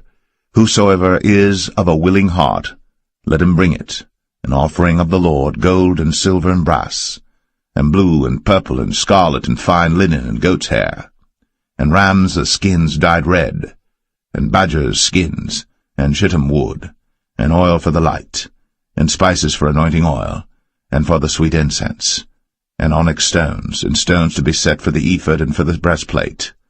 And every wise-hearted among you shall come, and make all that the Lord hath commanded, the tabernacle, his tent, and his covering, his taches, and his boards, his bars, his pillars, and his sockets, the ark and the staves thereof, with the mercy seat and the veil of the covering, the table and his staves, and all his vessels, and the showbread, the candlestick also for the light, and his furniture, and his lamps, with the oil for the light, and the incense altar, and his staves, and the anointing oil, and the sweet incense, and the hanging for the door at the entering in of the tabernacle, the altar of burnt offering, with his brazen grate, his staves, and all his vessels, the laver and his foot, the hangings of the court, his pillars, and their sockets, and the hanging for the door of the court, the pins of the tabernacle, and the pins of the court, and their cords, the cloths of service, to do service in the holy place, the holy garments for Aaron the priest, and the garments of his sons to minister in the priest's office.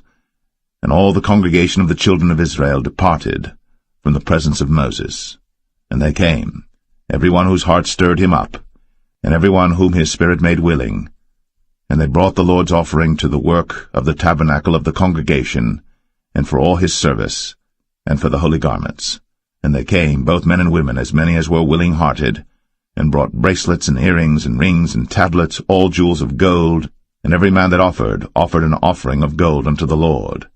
And every man with whom was found blue and purple and scarlet and fine linen and goat's hair, and red skins of rams and badgers' skins brought them. Every one that did offer an offering of silver and brass brought the Lord's offering, and every man with whom was found shittim wood for any work of the service brought it. And all the women that were wise-hearted did spin with their hands, and brought that which they had spun, both of blue and of purple and of scarlet and of fine linen. And all the women whose heart stirred them up in wisdom spun goat's hair. And the rulers brought onyx stones, and stones to be set for the ephod and for the breastplate, and spice, and oil for the light, and for the anointing oil, and for the sweet incense. The children of Israel brought a willing offering unto the Lord, every man and woman whose heart made them willing to bring for all manner of work, which the Lord had commanded to be made by the hand of Moses. And Moses said unto the children of Israel, See, the Lord hath called by name Bezalel the son of Uri, the son of Hur, of the tribe of Judah. And he hath filled him with the Spirit of God in wisdom, in understanding, and in knowledge, and in all manner of workmanship, and to devise curious works, to work in gold, and in silver, and in brass, and in the cutting of stones, to set them, and in carving of wood, to make any manner of cunning work. And he hath put in his heart that he may teach, both he and Aholiab, the son of Ahisamach, of the tribe of Dan. Them hath he filled with wisdom of heart, to work all manner of work, of the engraver, and of the cunning workman, and of the embroiderer, in blue, and in purple, and scarlet, and in fine linen, and of the weaver, even of them that do any work, and of those that devise cunning work.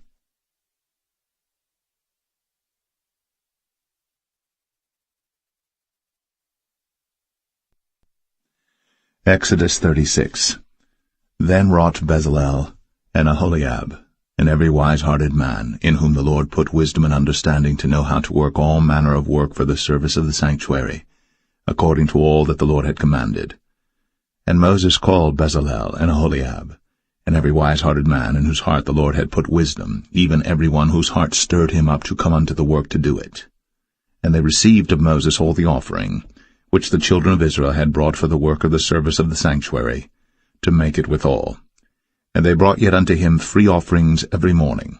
And all the wise men that wrought all the work of the sanctuary came every man from his work which they made.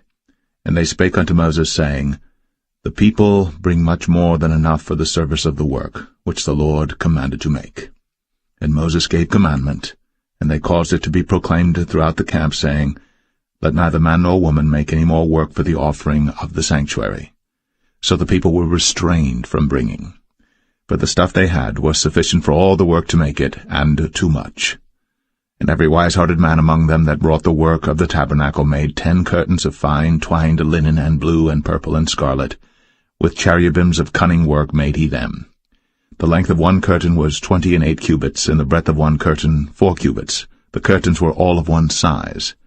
And he coupled the 5 curtains one unto another, and the other 5 curtains he coupled one unto another.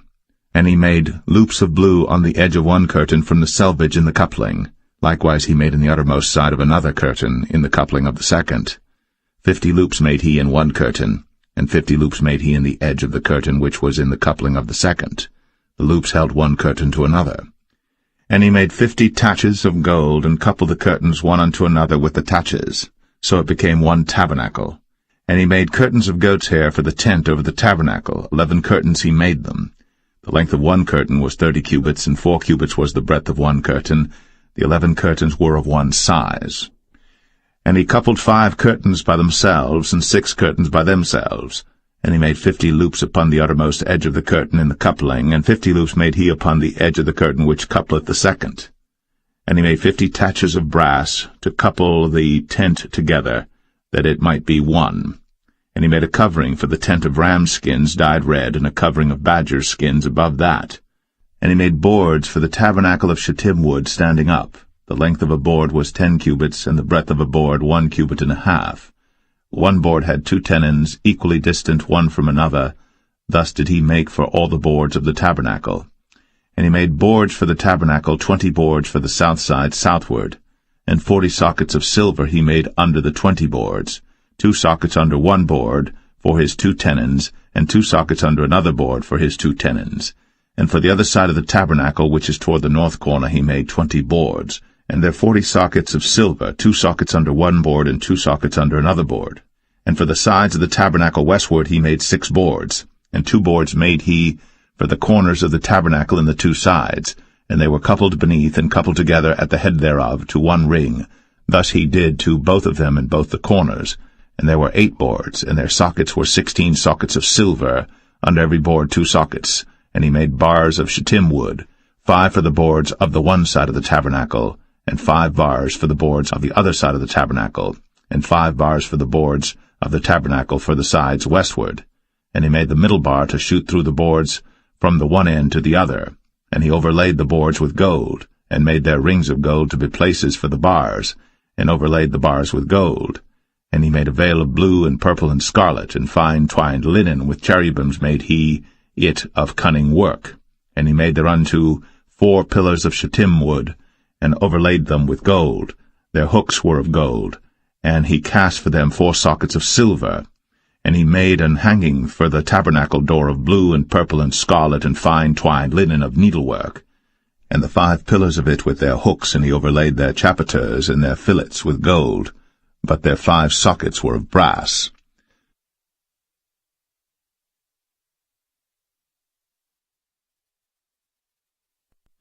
Exodus 37. And Bezalel made the ark of shittim wood. 2 cubits and a half was the length of it, and 1 cubit and a half the breadth of it, and 1 cubit and a half the height of it. And he overlaid it with pure gold within and without, and made a crown of gold to it round about.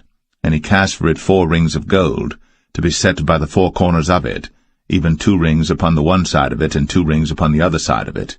And he made staves of shittim wood, and overlaid them with gold. And he put the staves into the rings by the sides of the ark to bear the ark. And he made the mercy seat of pure gold. 2 cubits and a half was the length thereof, and 1 cubit and a half the breadth thereof. And he made 2 cherubims of gold, beaten out of one piece made he them, on the 2 ends of the mercy seat.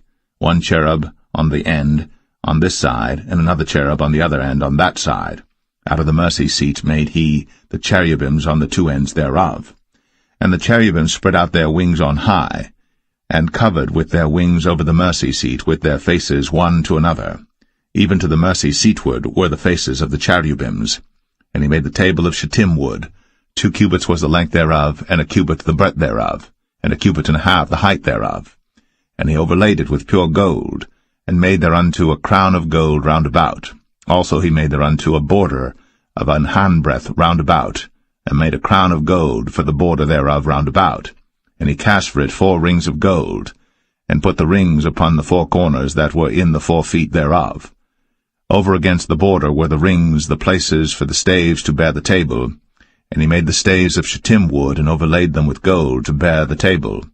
And he made the vessels which were upon the table, his dishes, and his spoons, and his bowls, and his covers, to cover withal of pure gold. And he made the candlestick of pure gold. Of beaten work made he the candlestick. His shaft and his branch, his bowls, his knobs, and his flowers were of the same. And 6 branches going out of the sides thereof, 3 branches of the candlestick out of the one side thereof, and 3 branches of the candlestick out of the other side thereof. 3 bowls made after the fashion of almonds in one branch, a knob and a flower, and 3 bowls made like almonds in another branch, a knob and a flower. So throughout the 6 branches, going out of the candlestick. And in the candlestick were 4 bowls made like almonds, his knobs and his flowers, and a knob under 2 branches of the same, and a knob under 2 branches of the same, and a knob under 2 branches of the same, according to the 6 branches going out of it. Their knobs and their branches were of the same. All of it was one beaten work of pure gold. And he made his 7 lamps, and his snuffers, and his snuff dishes of pure gold. Of a talent of pure gold made he it, and all the vessels thereof. And he made the incense altar of shittim wood. The length of it was a cubit, the breadth of it a cubit. It was 4 square, and 2 cubits was the height of it. The horns thereof were of the same. And he overlaid it with pure gold, both the top of it and the sides thereof round about. And the horns of it also he made unto it a crown of gold round about. And he made 2 rings of gold for it under the crown thereof, by the 2 corners of it upon the 2 sides thereof, to be places for the staves to bear it withal. And he made the staves of shittim wood, and overlaid them with gold. And he made the holy anointing oil, and the pure incense of sweet spices, according to the work of the apothecary.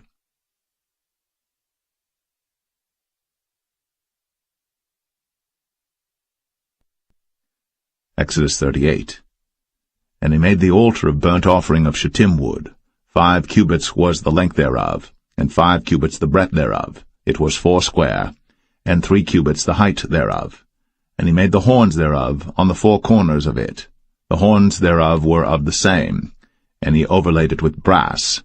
And he made all the vessels of the altar, the pots and the shovels and the basins and the flesh hooks, and the firepans, all the vessels thereof made he of brass. And he made for the altar a brazen grate of network under the compass thereof beneath unto the midst of it.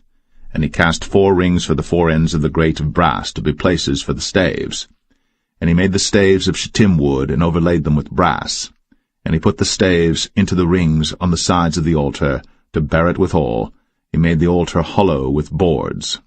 And he made the laver of brass, and the foot of it of brass, of the looking-glasses of the women assembling, which assembled at the door of the tabernacle of the congregation. And he made the court. On the south side southward the hangings of the court were of fine twined linen, 100 cubits. Their pillars were 20, and their brazen sockets 20. The hooks of the pillars and their fillets were of silver. And for the north side the hangings were 100 cubits, their pillars were 20, and their sockets of brass 20. The hooks of the pillars and their fillets of silver. And for the west side were hangings of 50 cubits, their pillars 10, and their sockets 10, the hooks of the pillars and their fillets of silver. And for the east side eastward 50 cubits. The hangings of the one side of the gate were 15 cubits, their pillars 3, and their sockets 3. And for the other side of the court gate, on this hand and that hand, were hangings of 15 cubits, their pillars 3, and their sockets 3. All the hangings of the court round about were of fine twined linen. And the sockets for the pillars were of brass, the hooks of the pillars and their fillets of silver, and the overlaying of their chapiters of silver. And all the pillars of the court were filleted with silver. And the hanging for the gate of the court was needlework, of blue and purple and scarlet and fine twined linen. And 20 cubits was the length, and the height and the breadth was 5 cubits, answerable to the hangings of the court. And their pillars were 4, and their sockets of brass 4, their hooks of silver, and the overlaying of their chapiters and their fillets of silver. And all the pins of the tabernacle and of the court round about were of brass. This is the sum of the tabernacle, even of the tabernacle of testimony, as it was counted, according to the commandment of Moses, for the service of the Levites, by the hand of Ithamar, son to Aaron the priest. And Bezalel, the son of Uri, the son of Hur, of the tribe of Judah, made all that the Lord commanded Moses. And with him was Aholiab, son of Ahisamach, of the tribe of Dan, an engraver, and a cunning workman, and an embroiderer in blue, and in purple, and in scarlet, and fine linen. All the gold that was occupied for the work, and all the work of the holy place, even the gold of the offering, was 29 talents, and 730 shekels after the shekel of the sanctuary. And the silver of them that were numbered of the congregation was 100 talents, and 1,760 shekels after the shekel of the sanctuary. A bekah for every man, that is, half a shekel, after the shekel of the sanctuary, for every one that went to be numbered, from 20 years old and upward, for 600,000 and 3,550 men. And of the 100 talents of silver were cast the sockets of the sanctuary, and the sockets of the veil, and 100 sockets of the 100 talents, a talent for a socket. And of the 1,775 shekels he made hooks for the pillars, and overlaid their chapiters, and filleted them. And the brass of the offering was 70 talents, and 2,400 shekels. And therewith he made the sockets to the door of the tabernacle of the congregation, and the brazen altar, and the brazen grate for it, and all the vessels of the altar, and the sockets of the court round about, and the sockets of the court gate, and all the pins of the tabernacle, and all the pins of the court round about.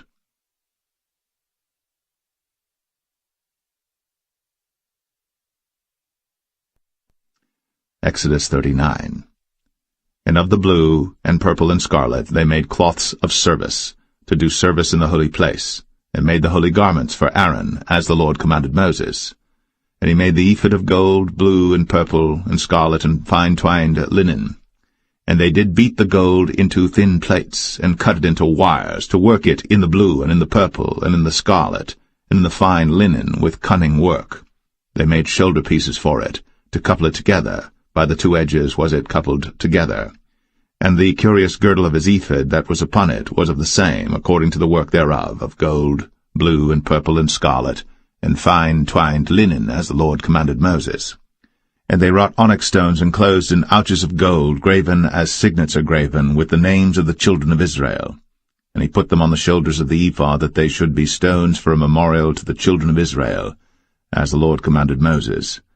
And he made the breastplate of cunning work, like the work of the ephod, of gold, blue, and purple, and scarlet, and fine twined linen. It was foursquare. They made the breastplate double. A span was the length thereof, and a span the breadth thereof, being doubled. And they set in it 4 rows of stones. The first row was a sardius, a topaz, and a carbuncle. This was the first row. And the second row an emerald, a sapphire, and a diamond. And the third row a ligure, an agate, and an amethyst. And the fourth row a beryl, an onyx, and a jasper. They were enclosed in ouches of gold in their enclosings. And the stones were according to the names of the children of Israel, 12 according to their names, like the engravings of a signet, every one with his name, according to the 12 tribes. And they made upon the breastplate chains at the ends of wreathen work of pure gold. And they made 2 ouches of gold and 2 gold rings, and put the 2 rings in the 2 ends of the breastplate. And they put the 2 wreathen chains of gold in the 2 rings on the ends of the breastplate. And the 2 ends of the 2 wreathen chains they fastened in the 2 ouches, and put them on the shoulder pieces of the ephod before it. And they made 2 rings of gold, and put them on the 2 ends of the breastplate, upon the border of it, which was on the side of the ephod inward. And they made 2 other golden rings, and put them on the 2 sides of the ephod underneath, toward the forepart of it, over against the other coupling thereof, above the curious girdle of the ephod. And they did bind the breastplate by his rings unto the rings of the ephod with a lace of blue, that it might be above the curious girdle of the ephod, and that the breastplate might not be loosed from the ephod, as the Lord commanded Moses. And he made the robe of the ephod of woven work, all of blue. And there was an hole in the midst of the robe, as the hole of an habergeon, with a band round about the hole, that it should not rend. And they made upon the hems of the robe pomegranates of blue and purple and scarlet and twined linen. And they made bells of pure gold, and put the bells between the pomegranates upon the hem of the robe, round about between the pomegranates, a bell and a pomegranate, round about the hem of the robe to minister in, as the Lord commanded Moses. And they made coats of fine linen of woven work for Aaron and for his sons, and a mitre of fine linen, and goodly bonnets of fine linen, and linen breeches of fine twined linen, and a girdle of fine twined linen, and blue and purple and scarlet of needlework, as the Lord commanded Moses. And they made the plate of the holy crown of pure gold, and wrote upon it a writing like to the engravings of a signet, Holiness to the Lord. And they tied unto it a lace of blue to fasten it on high upon the mitre, as the Lord commanded Moses. Thus was all the work of the tabernacle of the tent of the congregation finished. And the children of Israel did according to all that the Lord commanded Moses, so did they. And they brought the tabernacle unto Moses, the tent, and all his furniture, his taches, his boards, his bars, and his pillars, and his sockets, and the covering of ram skins dyed red, and the covering of badger skins, and the veil of the covering, the ark of the testimony, and the staves thereof, and the mercy seat, the table and all the vessels thereof, and the showbread, the pure candlestick, with the lamps thereof, even with the lamps to be set in order, and all the vessels thereof, and the oil for light, and the golden altar, and the anointing oil, and the sweet incense, and the hanging for the tabernacle door, the brazen altar, and his grate of brass, his staves and all his vessels, the laver and his foot, the hangings of the court, his pillars and his sockets, and the hanging for the court gate, his cords, and his pins, and all the vessels of the service of the tabernacle for the tent of the congregation, the cloths of service to do service in the holy place, and the holy garments for Aaron the priest, and his sons' garments, to minister in the priest's office. According to all that the Lord commanded Moses, so the children of Israel made all the work. And Moses did look upon all the work, and behold, they had done it, as the Lord had commanded, even so had they done it. And Moses blessed them.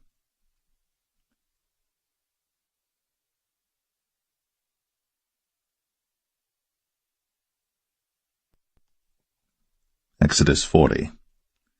And the Lord spake unto Moses, saying, On the first day of the first month shalt thou set up the tabernacle of the tent of the congregation, and thou shalt put therein the ark of the testimony, and cover the ark with the veil. And thou shalt bring in the table, and set in order the things that are to be set in order upon it. And thou shalt bring in the candlestick, and light the lamps thereof. And thou shalt set the altar of gold for the incense before the ark of the testimony, and put the hanging of the door to the tabernacle. And thou shalt set the altar of the burnt offering before the door of the tabernacle of the tent of the congregation. And thou shalt set the laver between the tent of the congregation and the altar, and shalt put water therein.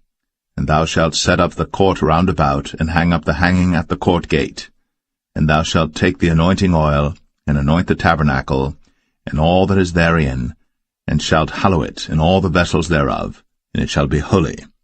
And thou shalt anoint the altar of the burnt offering, and all his vessels, and sanctify the altar, and it shall be an altar most holy.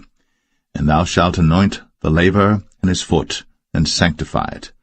And thou shalt bring Aaron and his sons unto the door of the tabernacle of the congregation, and wash them with water. And thou shalt put upon Aaron the holy garments, and anoint him, and sanctify him, that he may minister unto me in the priest's office. And thou shalt bring his sons, and clothe them with coats. And thou shalt anoint them, as thou didst anoint their father, that they may minister unto me in the priest's office, for their anointing shall surely be an everlasting priesthood throughout their generations. Thus did Moses. According to all that the Lord commanded him, so did he. And it came to pass in the first month, in the second year, on the first day of the month, that the tabernacle was reared up. And Moses reared up the tabernacle, and fastened his sockets, and set up the boards thereof, and put in the bars thereof, and reared up his pillars. And he spread abroad the tent over the tabernacle, and put the covering of the tent above upon it, as the Lord commanded Moses. And he took and put the testimony into the ark, and set the staves on the ark, and put the mercy seat above upon the ark. And he brought the ark into the tabernacle, and set up the veil of the covering, and covered the ark of the testimony, as the Lord commanded Moses. And he put the table in the tent of the congregation upon the side of the tabernacle northward without the veil. And he set the bread in order upon it before the Lord, as the Lord had commanded Moses. And he put the candlestick in the tent of the congregation over against the table on the side of the tabernacle southward. And he lighted the lamps before the Lord, as the Lord commanded Moses. And he put the golden altar in the tent of the congregation before the veil. And he burnt sweet incense thereon, as the Lord commanded Moses. And he set up the hanging at the door of the tabernacle, and he put the altar of burnt offering by the door of the tabernacle of the tent of the congregation, and offered upon it the burnt offering and the meat offering, as the Lord commanded Moses. And he set the laver between the tent of the congregation and the altar, and put water there to wash withal. And Moses and Aaron and his sons washed their hands, and their feet thereat, when they went into the tent of the congregation, and when they came near unto the altar, they washed, as the Lord commanded Moses. And he reared up the court round about the tabernacle and the altar, and set up the hanging of the court gate. So Moses finished the work.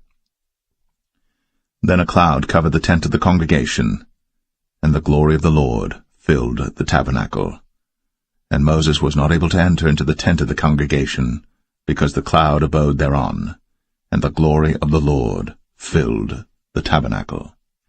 And when the cloud was taken up from over the tabernacle, the children of Israel went onward in all their journeys. But if the cloud were not taken up, then they journeyed not till the day that it was taken up. For the cloud of the Lord was upon the tabernacle by day, and fire was on it by night, in the sight of all the house of Israel, throughout all their journeys.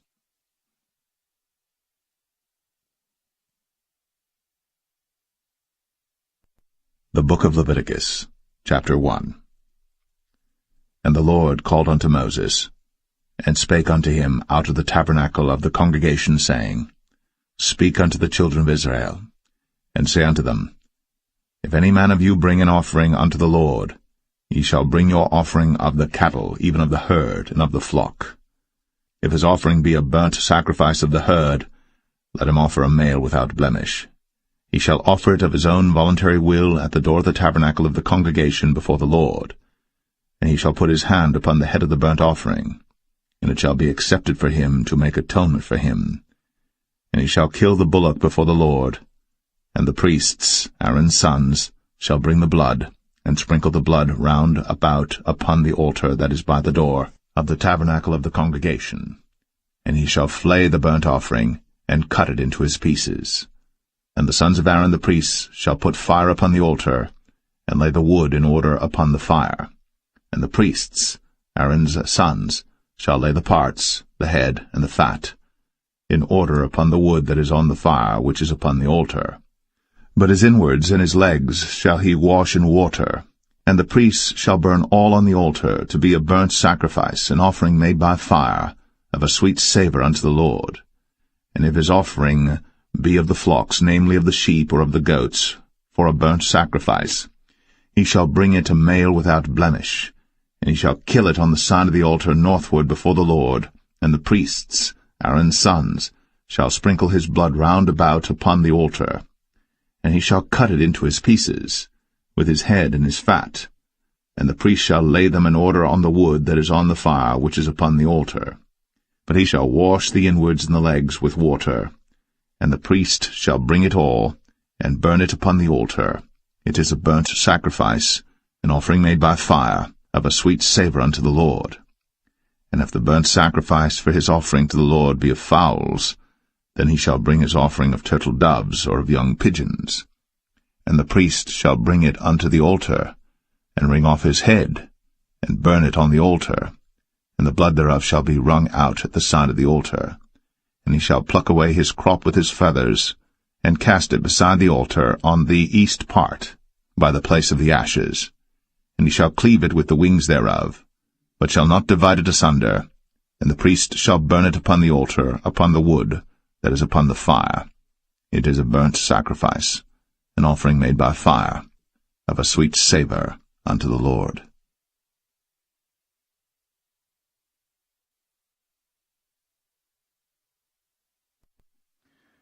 Leviticus 2.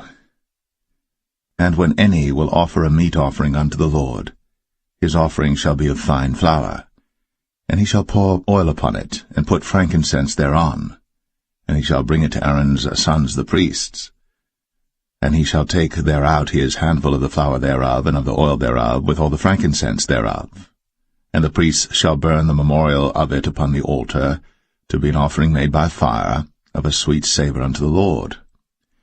And the remnant of the meat offering shall be Aaron's and his sons. It is a thing most holy of the offerings of the Lord made by fire.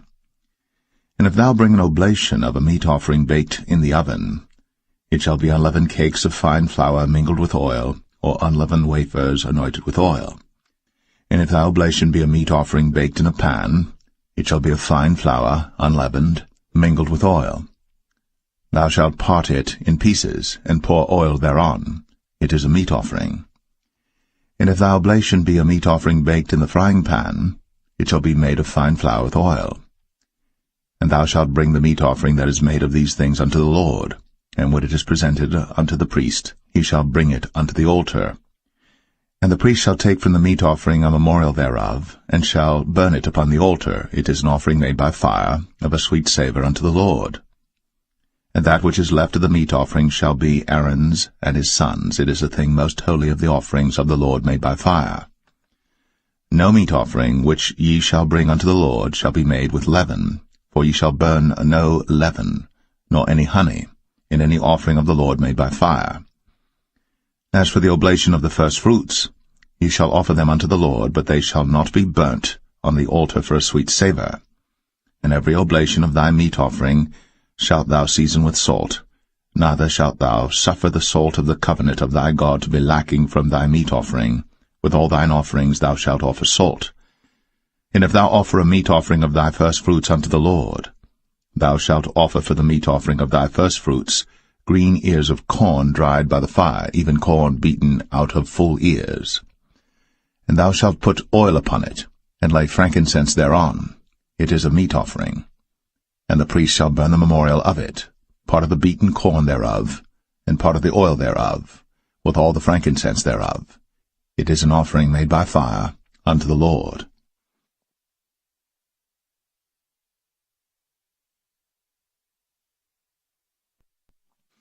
Leviticus 3. And if his oblation be a sacrifice of peace offering, if he offer it of the herd, whether it be a male or female, he shall offer it without blemish before the Lord.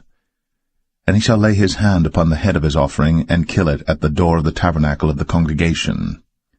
And Aaron's sons, the priests, shall sprinkle the blood upon the altar round about. And he shall offer of the sacrifice of the peace offering an offering made by fire unto the Lord, the fat that covereth the inwards, and all the fat that is upon the inwards, and the 2 kidneys, and the fat that is on them, which is by the flanks, and the caul above the liver, with the kidneys, it shall he take away. And Aaron's sons shall burn it on the altar upon the burnt sacrifice which is upon the wood that is on the fire. It is an offering made by fire, of a sweet savour unto the Lord. And if his offering for a sacrifice of peace offering unto the Lord be of the flock, male or female, he shall offer it without blemish. If he offer a lamb for his offering, then shall he offer it before the Lord. And he shall lay his hand upon the head of his offering, and kill it before the tabernacle of the congregation. And Aaron's sons shall sprinkle the blood thereof round about upon the altar. And he shall offer of the sacrifice of the peace offering an offering made by fire unto the Lord, the fat thereof, and the whole rump, it shall he take off hard by the backbone, and the fat that covereth the inwards, and all the fat that is upon the inwards, and the 2 kidneys, and the fat that is upon them, which is by the flanks, and the caul above the liver, with the kidneys, it shall he take away. And the priest shall burn it upon the altar. It is the food of the offering made by fire unto the Lord. And if his offering be a goat, then he shall offer it before the Lord. And he shall lay his hand upon the head of it, and kill it before the tabernacle of the congregation. And the sons of Aaron shall sprinkle the blood thereof upon the altar round about. And he shall offer thereof his offering, even an offering made by fire unto the Lord, the fat that covereth the inwards, and all the fat that is upon the inwards, and the 2 kidneys, and the fat that is upon them, which is by the flanks, and the caul above the liver, with the kidneys, it shall he take away. And the priest shall burn them upon the altar. It is the food of the offering made by fire for a sweet savour. All the fat is the Lord's. It shall be a perpetual statute for your generations throughout all your dwellings, that ye eat neither fat nor blood.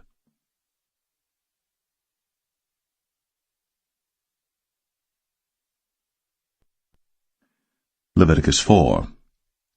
And the Lord spake unto Moses, saying, Speak unto the children of Israel, saying, If a soul shall sin through ignorance against any of the commandments of the Lord, concerning things which ought not to be done, and shall do against any of them, if the priest that is anointed do sin according to the sin of the people, then let him bring for his sin which he hath sinned a young bullock without blemish unto the Lord for a sin offering.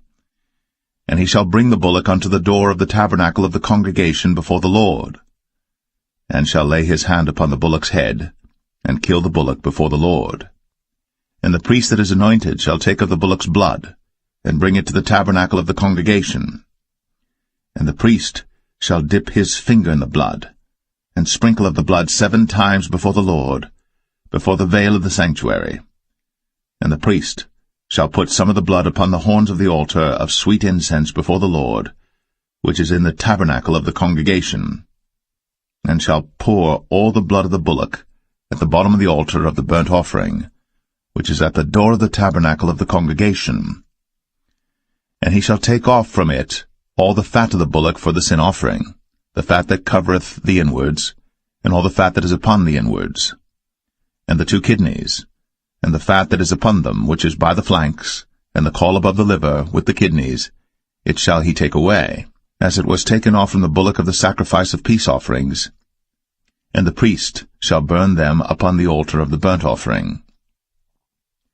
And the skin of the bullock, and all his flesh, with his head, and with his legs, and his inwards, and his dung, even the whole bullock shall he carry forth without the camp unto a clean place, where the ashes are poured out, and burn him on the wood with fire. Where the ashes are poured out shall he be burnt. And if the whole congregation of Israel sin through ignorance, and the thing be hid from the eyes of the assembly, and they have done somewhat against any of the commandments of the Lord concerning things which should not be done, and are guilty, when the sin which they have sinned against it is known, then the congregation shall offer a young bullock for the sin, and bring him before the tabernacle of the congregation. And the elders of the congregation shall lay their hands upon the head of the bullock before the Lord, and the bullock shall be killed before the Lord. And the priest that is anointed shall bring of the bullock's blood to the tabernacle of the congregation. And the priest shall dip his finger in some of the blood, and sprinkle it 7 times before the Lord, even before the veil. And he shall put some of the blood upon the horns of the altar which is before the Lord, that is, in the tabernacle of the congregation, and shall pour out all the blood at the bottom of the altar of the burnt offering, which is at the door of the tabernacle of the congregation. And he shall take all his fat from him, and burn it upon the altar. And he shall do with the bullock as he did with the bullock for a sin offering. So shall he do with this, and the priest shall make an atonement for them, and it shall be forgiven them. And he shall carry forth the bullock without the camp, and burn him as he burned the first bullock. It is a sin offering for the congregation. When a ruler hath sinned, and done somewhat through ignorance against any of the commandments of the Lord his God, concerning things which should not be done, and is guilty, or if his sin, wherein he hath sinned, come to his knowledge, he shall bring his offering, a kid of the goats, a male without blemish. And he shall lay his hand upon the head of the goat, and kill it in the place where they killed the burnt offering before the Lord. It is a sin offering. And the priest shall take of the blood of the sin offering with his finger, and put it upon the horns of the altar of burnt offering, and shall pour out his blood at the bottom of the altar of burnt offering. And he shall burn all his fat upon the altar, as the fat of the sacrifice of peace offerings. And the priest shall make an atonement for him as concerning his sin, and it shall be forgiven him.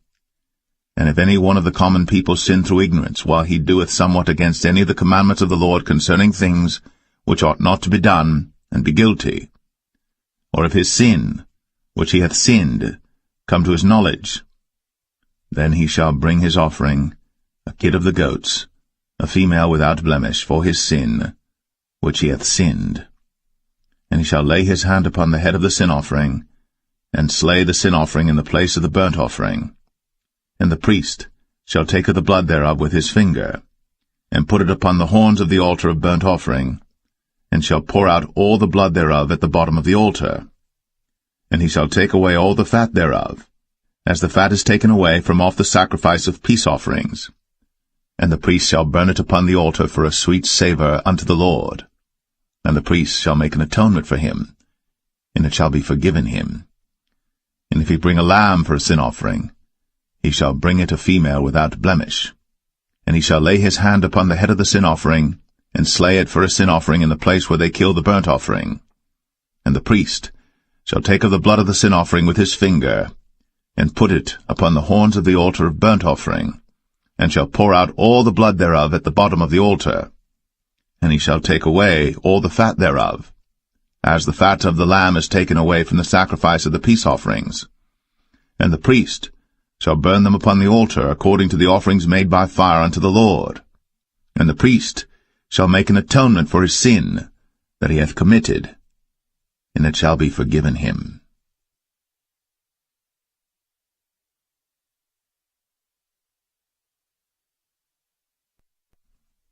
Leviticus 5. And if a soul sin, and hear the voice of swearing, and is a witness, whether he hath seen or known of it, if he do not utter it, then he shall bear his iniquity. Or if a soul touch any unclean thing, whether it be a carcass of an unclean beast, or a carcass of unclean cattle, or the carcass of unclean creeping things, and if it be hidden from him, he also shall be unclean and guilty. Or if he touch the uncleanness of man, whatsoever uncleanness it be that a man shall be defiled withal, and it be hid from him, when he knoweth of it, then he shall be guilty. Or if a soul swear, pronouncing with his lips to do evil, or to do good, whatsoever it be that a man shall pronounce with an oath, and it be hid from him, when he knoweth of it, then he shall be guilty in one of these. And it shall be, when he shall be guilty in one of these things, that he shall confess that he hath sinned in that thing. And he shall bring his trespass offering unto the Lord for his sin which he hath sinned, a female from the flock, a lamb or a kid of the goats, for a sin offering, and the priest shall make an atonement for him concerning his sin. And if he be not able to bring a lamb, then he shall bring for his trespass which he hath committed 2 turtle doves, or 2 young pigeons unto the Lord, one for a sin offering, and the other for a burnt offering. And he shall bring them unto the priest, who shall offer that which is for the sin offering first, and wring off his head from his neck, but shall not divide it asunder. And he shall sprinkle of the blood of the sin offering upon the side of the altar, and the rest of the blood shall be wrung out at the bottom of the altar. It is a sin offering.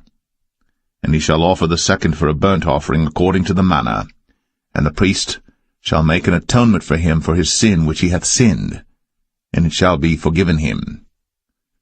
But if he be not able to bring 2 turtle doves or 2 young pigeons, then he that sinned shall bring for his offering the 10th part of an ephah of fine flour for a sin offering. He shall put no oil upon it, neither shall he put any frankincense thereon, for it is a sin offering. Then shall he bring it to the priest, and the priest shall take his handful of it, even a memorial thereof, and burn it on the altar, according to the offerings made by fire unto the Lord. It is a sin offering. And the priest shall make an atonement for him as touching his sin that he hath sinned in one of these, and it shall be forgiven him. And the remnant shall be the priest's, as a meat offering. And the Lord spake unto Moses, saying, If a soul commit a trespass, and sin through ignorance in the holy things of the Lord, then he shall bring for his trespass unto the Lord a ram without blemish out of the flocks, with thy estimation by shekels of silver, after the shekel of the sanctuary, for a trespass offering. And he shall make amends for the harm that he hath done in the holy thing, and shall add the 5th part thereto, and give it unto the priest. And the priest shall make an atonement for him with the ram of the trespass offering, and it shall be forgiven him. And if a soul sin, and commit any of these things which are forbidden to be done by the commandments of the Lord, though he wist it not, yet is he guilty, and shall bear his iniquity. And he shall bring a ram without blemish out of the flock with thy estimation for a trespass offering unto the priest. And the priest shall make an atonement for him concerning his ignorance wherein he erred and wist it not, and it shall be forgiven him. It is a trespass offering. He hath certainly trespassed against the Lord.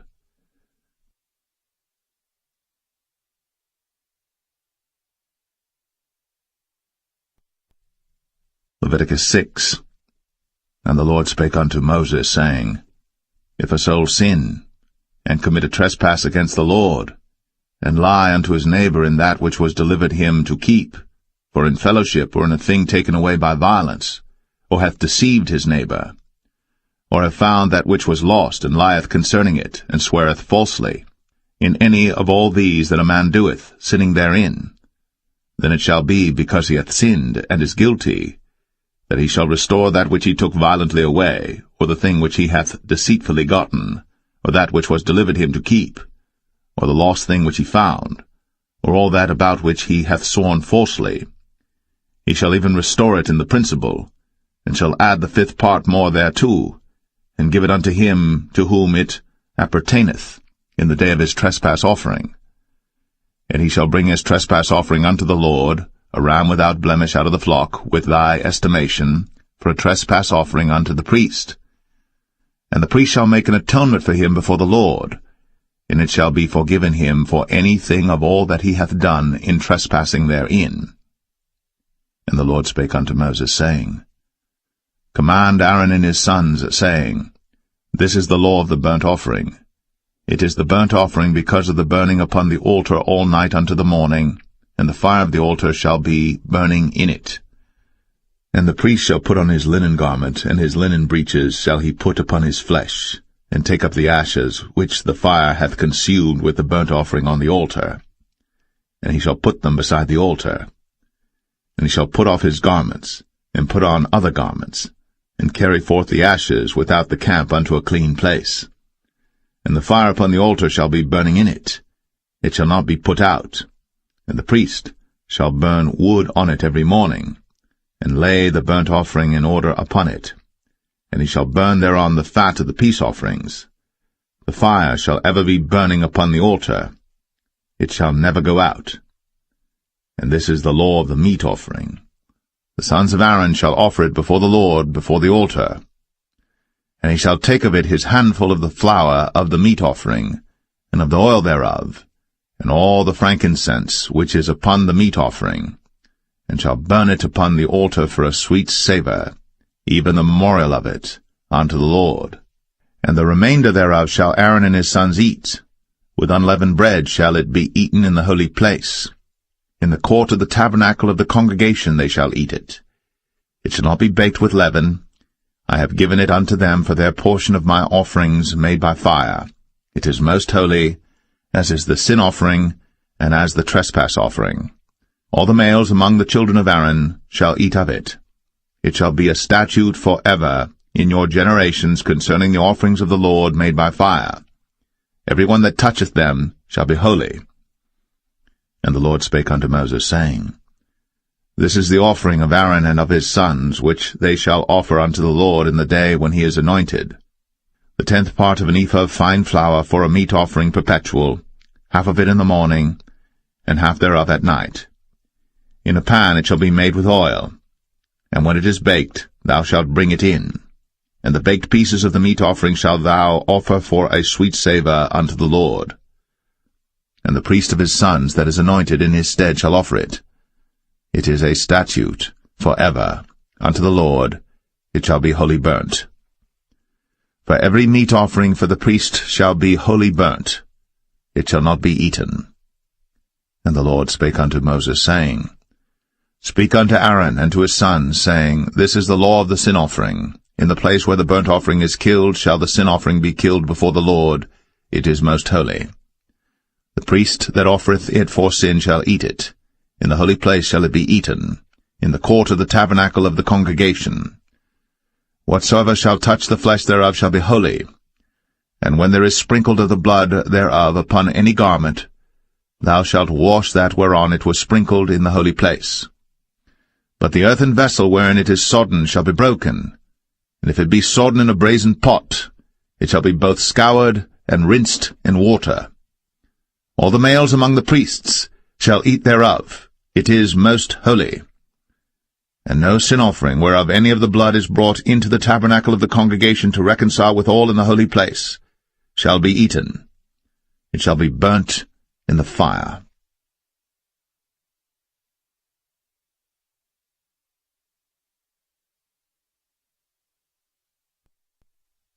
Leviticus 7.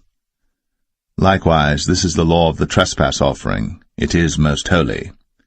In the place where they kill the burnt offering shall they kill the trespass offering, and the blood thereof shall he sprinkle round about upon the altar. And he shall offer of it all the fat thereof, the rump, and the fat that covereth the inwards, and the 2 kidneys, and the fat that is on them, which is by the flanks, and the caul that is above the liver, with the kidneys, it shall he take away. And the priest shall burn them upon the altar for an offering made by fire unto the Lord. It is a trespass offering. Every male among the priests shall eat thereof. It shall be eaten in the holy place. It is most holy. As the sin offering is, so is the trespass offering. There is one law for them. The priest that maketh atonement therewith shall have it. And the priest that offereth any man's burnt offering, even the priest, shall have to himself the skin of the burnt offering which he hath offered. And all the meat offering that is baked in the oven, and all that is dressed in the frying pan, and in the pan, shall be the priest's that offereth it. And every meat offering mingled with oil and dry shall all the sons of Aaron have, one as much as another. And this is the law of the sacrifice of peace offerings which he shall offer unto the Lord.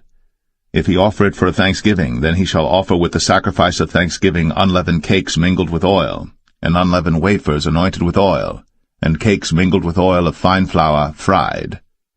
Besides the cakes, he shall offer for his offering leavened bread with the sacrifice of thanksgiving of his peace offerings, and of it he shall offer one out of the whole oblation for an heave offering unto the Lord, and it shall be the priest's that sprinkleth the blood of the peace offerings. And the flesh of the sacrifice of his peace offerings for thanksgiving shall be eaten the same day that it is offered. He shall not leave any of it until the morning.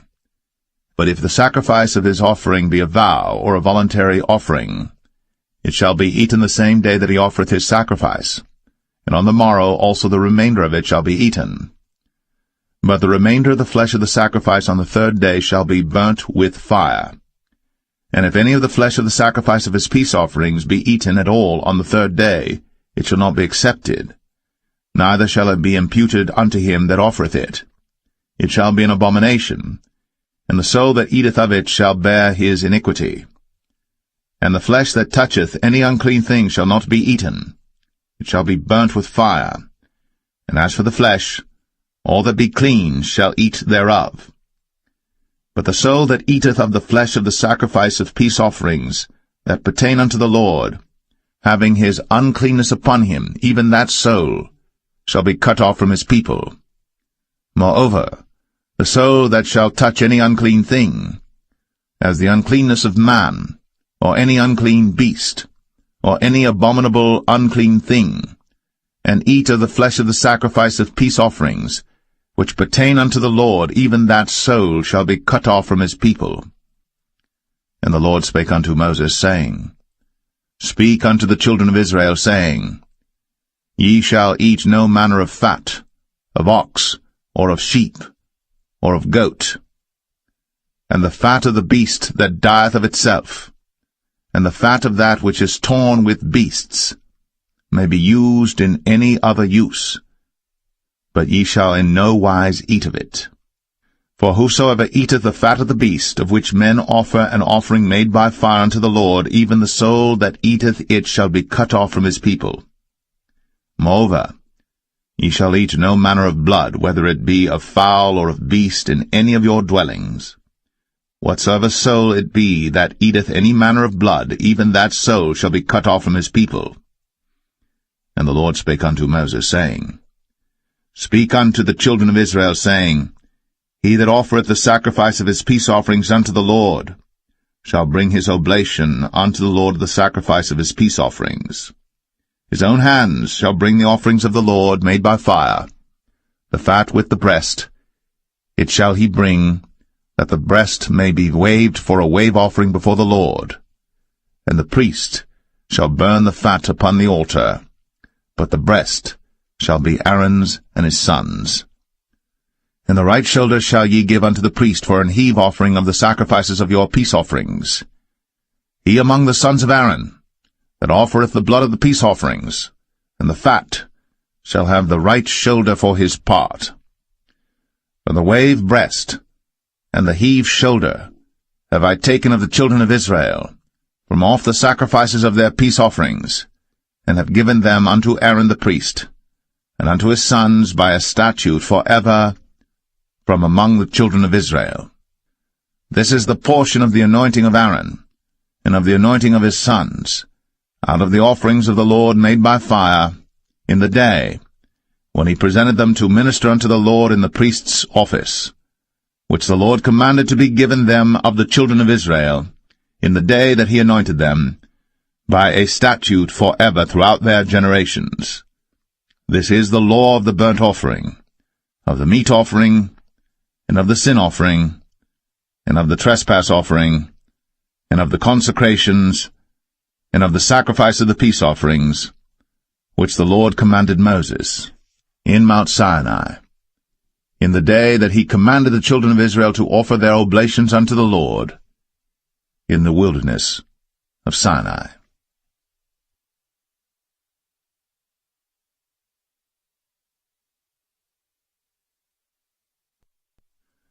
Leviticus 8.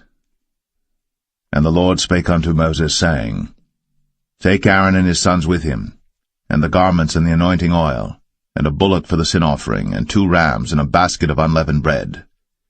And gather thou all the congregation together unto the door of the tabernacle of the congregation. And Moses did as the Lord commanded him. And the assembly was gathered together unto the door of the tabernacle of the congregation.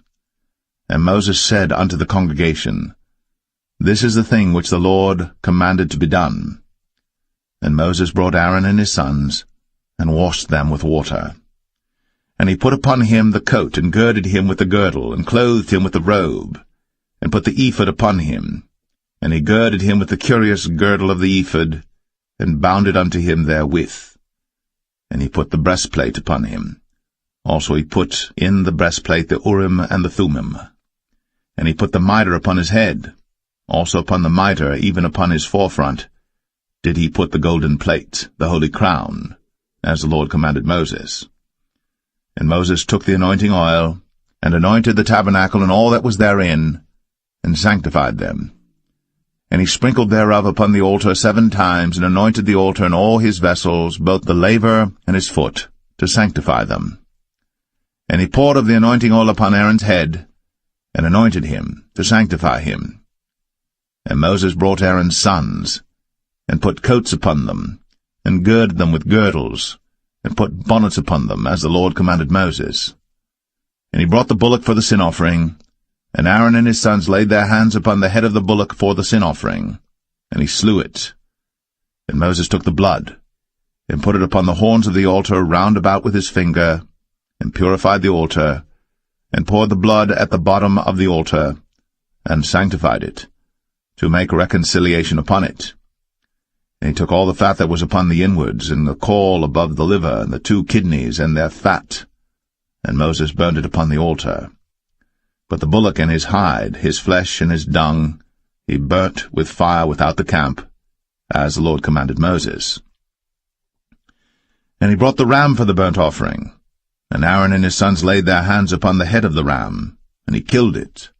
And Moses sprinkled the blood upon the altar round about. And he cut the ram into pieces. And Moses burnt the head, and the pieces, and the fat. And he washed the inwards and the legs in water. And Moses burnt the whole ram upon the altar. It was a burnt sacrifice for a sweet savour, and an offering made by fire unto the Lord, as the Lord commanded Moses. And he brought the other ram, the ram of consecration. And Aaron and his sons laid their hands upon the head of the ram, and he slew it. And Moses took of the blood of it, and put it upon the tip of Aaron's right ear, and upon the thumb of his right hand, and upon the great toe of his right foot. And he brought Aaron's sons, and Moses put of the blood upon the tip of their right ear, and upon the thumbs of their right hands, and upon the great toes of their right feet.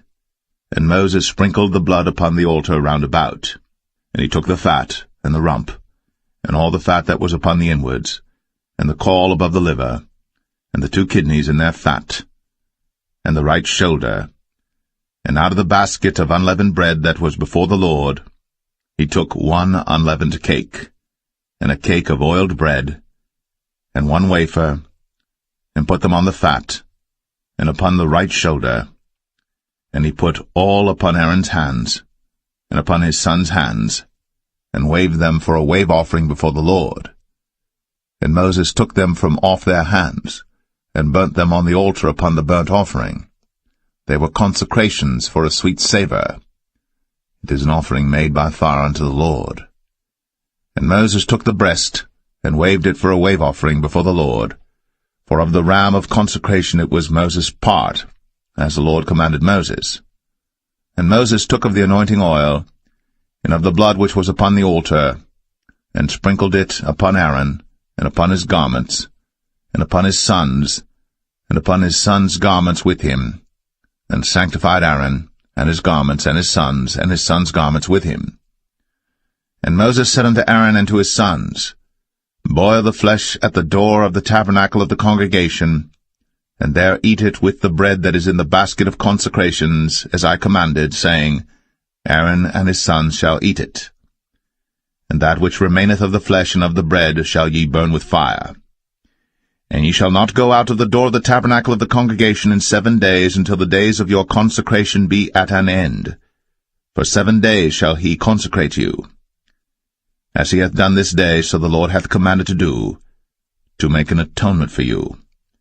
Therefore shall ye abide at the door of the tabernacle of the congregation day and night, 7 days, and keep the charge of the Lord, that ye die not, for so I am commanded. So Aaron and his sons did all things which the Lord commanded by the hand of Moses.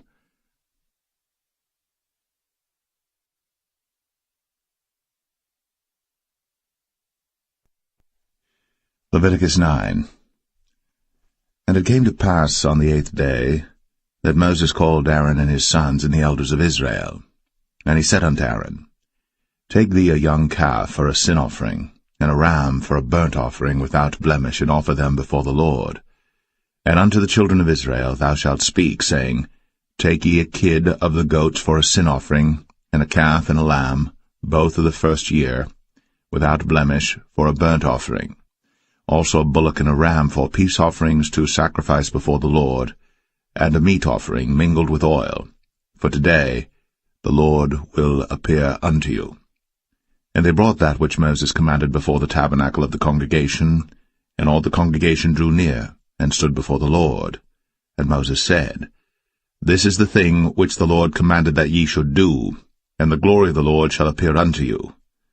And Moses said unto Aaron, Go unto the altar, and offer thy sin offering, and thy burnt offering, and make an atonement for thyself, and for the people. And offer the offering of the people, and make an atonement for them, as the Lord commanded. Aaron therefore went unto the altar, and slew the calf of the sin offering, which was for himself. And the sons of Aaron brought the blood unto him, and he dipped his finger in the blood, and put it upon the horns of the altar, and poured out the blood at the bottom of the altar. But the fat and the kidneys and the caul above the liver of the sin offering he burnt upon the altar, as the Lord commanded Moses. And the flesh and the hide he burnt with fire without the camp. And he slew the burnt offering. And Aaron's sons presented unto him the blood, which he sprinkled round about upon the altar. And they presented the burnt offering unto him, with the pieces thereof, and the head, and he burnt them upon the altar. And he did wash the inwards and the legs, and burnt them upon the burnt offering on the altar. And he brought the people's offering, and took the goat which was the sin offering for the people, and slew it, and offered it for sin as the first. And he brought the burnt offering, and offered it according to the manner. And he brought the meat offering, and took an handful thereof, and burnt it upon the altar, beside the burnt sacrifice of the morning. He slew also the bullock and the ram for a sacrifice of peace offerings, which was for the people. And Aaron's sons presented unto him the blood which he sprinkled upon the altar round about.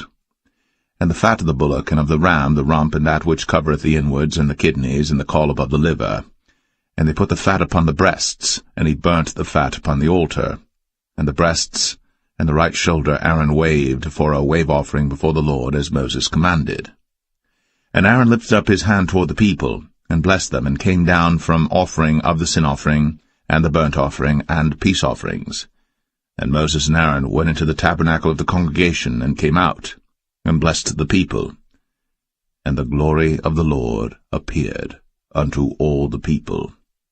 And there came a fire out from before the Lord, and consumed upon the altar the burnt offering and the fat, which when all the people saw, they shouted, and fell on their faces.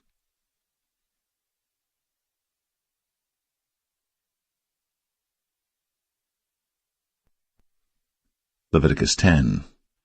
And Nadab and Abihu, the sons of Aaron, took either of them his censer, and put fire therein, and put incense thereon, and offered strange fire before the Lord, which he commanded them not. And there went out fire from the Lord, and devoured them, and they died before the Lord. Then Moses said unto Aaron, This is it that the Lord spake, saying, I will be sanctified in them that come nigh me, and before all the people I will be glorified. And Aaron held his peace. And Moses called Mishael and Elzaphan, the sons of Uzziel, the uncle of Aaron, and said unto them, Come near, carry your brethren from before the sanctuary out of the camp. So they went near, and carried them in their coats out of the camp, as Moses had said. And Moses said unto Aaron, and unto Eleazar, and unto Ithamar his sons, Uncover not your heads, neither rend your clothes, lest ye die, and lest wrath come upon all the people. But let your brethren, the whole house of Israel, bewail the burning which the Lord hath kindled.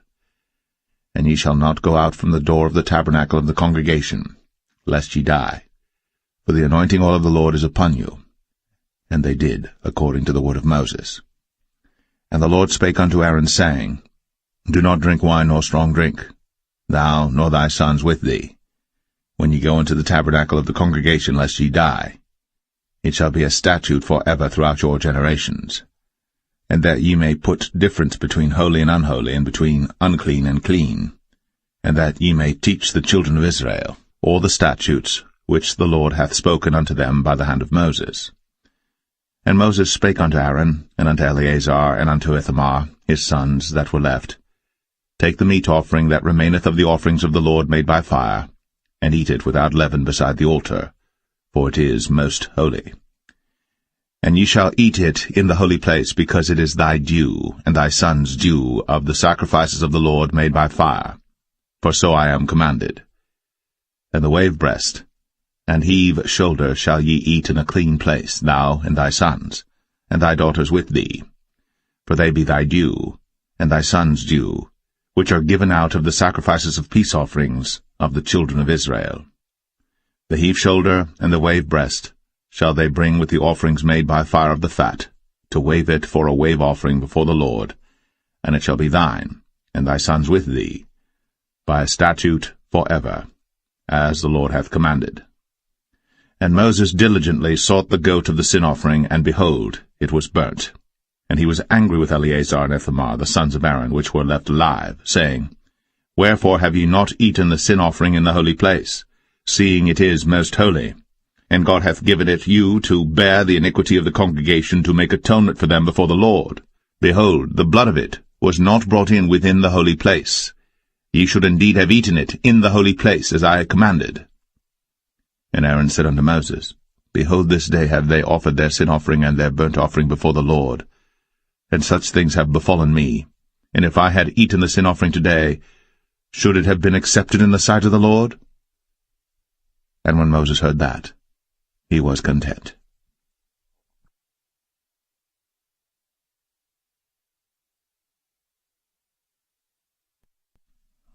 Leviticus 11.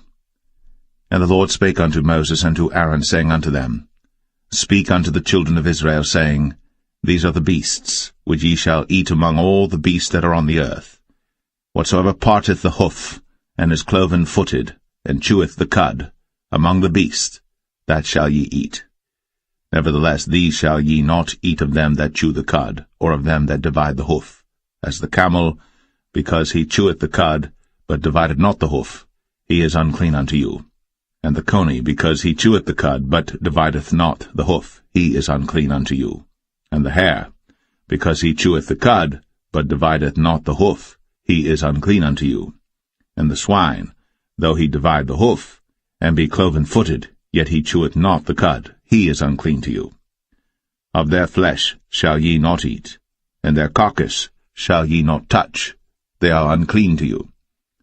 These shall ye eat of all that are in the waters. Whatsoever hath fins and scales in the waters, in the seas, and in the rivers, them shall ye eat. And all that have not fins and scales in the seas, and in the rivers, of all that move in the waters, and of any living thing which is in the waters, they shall be an abomination unto you. They shall be even an abomination unto you. Ye shall not eat of their flesh, but ye shall have their carcasses in abomination. Whatsoever hath no fins nor scales in the waters, that shall be an abomination unto you. And these are they which ye shall have in abomination among the fowls. They shall not be eaten. They are an abomination, the eagle, and the ossifrage, and the osprey, and the vulture, and the kite after his kind, every raven after his kind, and the owl, and the nighthawk, and the cuckoo, and the hawk after his kind, and the little owl, and the cormorant, and the great owl, and the swan, and the pelican, and the gyre eagle, and the stork, the heron after her kind, and the lapwing, and the bat. All fowls that creep, going upon all four, shall be an abomination unto you. Yet these may ye eat of every flying creeping thing that goeth upon all four, which have legs above their feet, to leap withal upon the earth. Even these of them ye may eat, the locust after his kind, and the bald locust after his kind, and the beetle after his kind, and the grasshopper after his kind. But all other flying creeping things which have 4 feet shall be an abomination unto you. And for these ye shall be unclean. Whosoever toucheth the carcass of them shall be unclean until the even. And whosoever beareth aught of the carcass of them shall wash his clothes, and be unclean until the even. The carcasses of every beast which divideth the hoof, and is not cloven-footed, nor cheweth the cud, are unclean unto you. Every one that toucheth them shall be unclean. And whatsoever goeth upon his paws among all manner of beasts that go on all four, those are unclean unto you. Whoso toucheth their carcass shall be unclean until the even.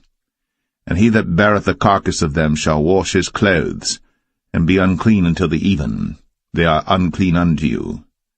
These also shall be unclean unto you among the creeping things that creep upon the earth, the weasel, and the mouse, and the tortoise after his kind, and the ferret, and the chameleon, and the lizard, and the snail, and the mole. These are unclean to you among all that creep. Whosoever doth touch them, when they be dead, shall be unclean until the even. And upon whatsoever any of them, when they are dead, doth fall, it shall be unclean, whether it be any vessel of wood, or raiment, or skin, or sack, whatsoever vessel it be, wherein any work is done, it must be put into water, and it shall be unclean until the even. So it shall be cleansed. And every earthen vessel, whereinto any of them falleth, whatsoever is in it shall be unclean, and ye shall break it. Of all meat which may be eaten, that on which such water cometh shall be unclean, and all drink that may be drunk in every such vessel shall be unclean. And everything whereupon any part of their carcass falleth shall be unclean, whether it be oven, or ranges, or pots, they shall be broken down, for they are unclean, and shall be unclean unto you. Nevertheless a fountain or pit wherein there is plenty of water shall be clean, but that which toucheth their carcass shall be unclean. And if any part of their carcass fall upon any sowing seed which is to be sown, it shall be clean. But if any water be put upon the seed, and any part of their carcass fall thereon, it shall be unclean unto you. And if any beast of which ye may eat die, he that toucheth the carcass thereof shall be unclean until the even. And he that eateth of the carcass of it shall wash his clothes, and be unclean until the even. He also that beareth the carcass of it shall wash his clothes, and be unclean until the even. and every creeping thing that creepeth upon the earth shall be an abomination. It shall not be eaten. Whatsoever goeth upon the belly, and whatsoever goeth upon all four, or whatsoever hath more feet among all creeping things that creep upon the earth, them ye shall not eat, for they are an abomination. Ye shall not make yourselves abominable with any creeping thing that creepeth, neither shall ye make yourselves unclean with them, that ye should be defiled thereby. For I am the Lord your God. Ye shall therefore sanctify yourselves, and ye shall be holy, for I am holy. Neither shall ye defile yourselves with any manner of creeping thing that creepeth upon the earth. For I am the Lord that bringeth you up out of the land of Egypt, to be your God. Ye shall therefore be holy, for I am holy. This is the law of the beasts, and of the fowl, and of every living creature that moveth in the waters, and of every creature that creepeth upon the earth, to make a difference between the unclean and the clean, and between the beast that may be eaten, and the beast that may not be eaten.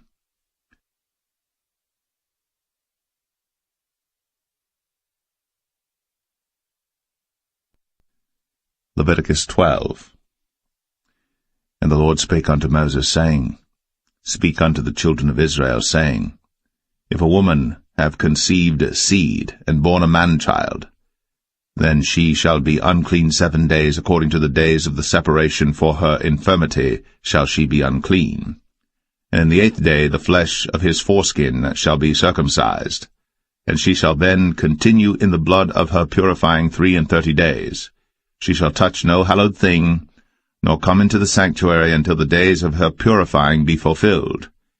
And if she bear a maid-child, then she shall be unclean 2 weeks, as in her separation, and she shall continue in the blood of her purifying 66 days.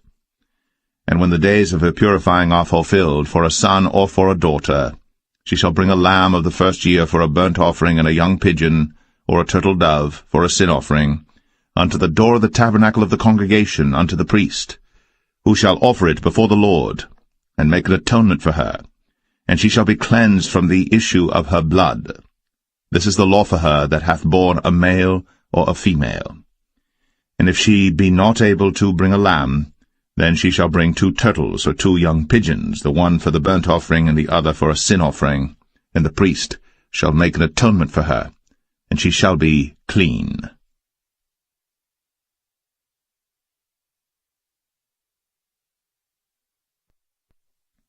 Leviticus 13.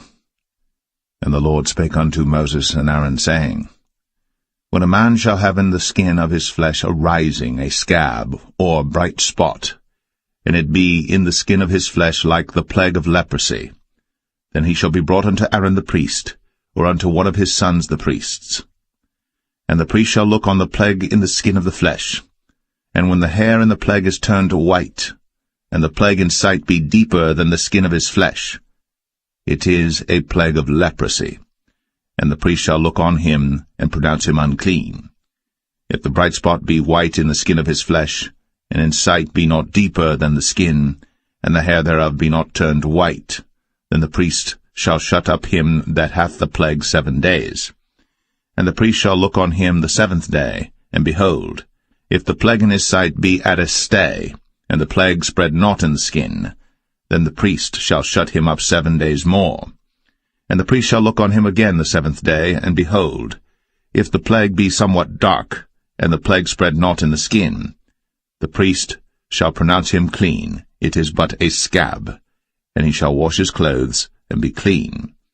But if the scab spread much abroad in the skin, after that he hath been seen of the priest for his cleansing, he shall be seen of the priest again. And if the priest see that, behold, the scab spreadeth in the skin, then the priest shall pronounce him unclean. It is a leprosy. When the plague of leprosy is in a man, then he shall be brought unto the priest.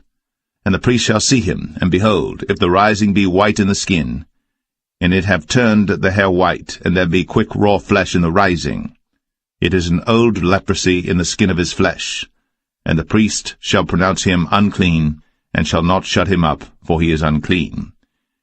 And if a leprosy break out abroad in the skin, and the leprosy cover all the skin of him that hath the plague from his head even to his foot, wheresoever the priest looketh.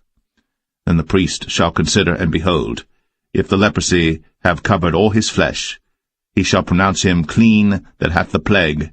It is all turned white, he is clean. But when raw flesh appeareth in him, he shall be unclean. And the priest shall see the raw flesh, and pronounce him to be unclean. For the raw flesh is unclean, it is a leprosy. Or if the raw flesh turn again, and be changed unto white, he shall come unto the priest.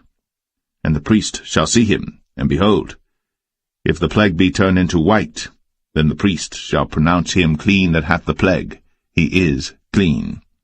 The flesh also, in which even in the skin thereof was a boil, and is healed, and in the place of the boil there be a white rising, or a bright spot, white and somewhat reddish, and it be shown to the priest. And if, when the priest seeth it, behold, it be in sight lower than the skin, and the hair thereof be turned white, the priest shall pronounce him unclean. It is a plague of leprosy broken out of the boil. But if the priest look on it, and behold, there be no white hairs therein, and if it be not lower than the skin, but be somewhat dark, then the priest shall shut him up 7 days. And if it spread much abroad in the skin, then the priest shall pronounce him unclean. It is a plague. But if the bright spot stay in his place, and spread not, it is a burning boil, and the priest shall pronounce him clean. Or if there be any flesh in the skin whereof there is a hot burning, and the quick flesh that burneth have a white bright spot, somewhat reddish or white, then the priest shall look upon it, and behold, if the hair in the bright spot be turned white, and it be in sight deeper than the skin, it is a leprosy broken out of the burning. Wherefore the priest shall pronounce him unclean. It is the plague of leprosy. But if the priest look on it, and behold, there be no white hair in the bright spot, and it be no lower than the other skin, but be somewhat dark, then the priest shall shut him up 7 days. And the priest shall look upon him the 7th day, and if it be spread much abroad in the skin, then the priest shall pronounce him unclean. It is the plague of leprosy. And if the bright spot stay in his place, and spread not in the skin, but it be somewhat dark, it is a rising of the burning, and the priest shall pronounce him clean. For it is an inflammation of the burning. If a man or woman have a plague upon the head or the beard, then the priest shall see the plague, and behold, if it be in sight deeper than the skin, and there be in it a yellow thin hair, then the priest shall pronounce him unclean. It is a dry scall, even a leprosy upon the head or beard. And if the priest look on the plague of the scall, and behold, it be not in sight deeper than the skin, and that there is no black hair in it, then the priest shall shut up him that hath the plague of the scall 7 days. And in the 7th day the priest shall look on the plague, and behold, if the scall spread not, and there be in it no yellow hair, and the scall be not in sight deeper than the skin, he shall be shaven, but the scall shall he not shave, and the priest shall shut up him that hath the scall 7 days more. And in the 7th day the priest shall look on the scall, and behold, if the scall be not spread in the skin, nor be in sight deeper than the skin, then the priest shall pronounce him clean, and he shall wash his clothes, and be clean. But if the scall spread much in the skin after his cleansing, then the priest shall look on him, and behold, if the scall be spread in the skin, the priest shall not seek for yellow hair, he is unclean. But if the scall be in his sight at a stay, and that there is black hair grown up therein, the scall is healed, he is clean, and the priest shall pronounce him clean. If a man also or a woman have in the skin of their flesh bright spots, even white bright spots, then the priest shall look, and behold, if the bright spots in the skin of their flesh be darkish white, it is a freckled spot that groweth in the skin, he is clean. And the man whose hair is fallen off his head, he is bald, yet is he clean.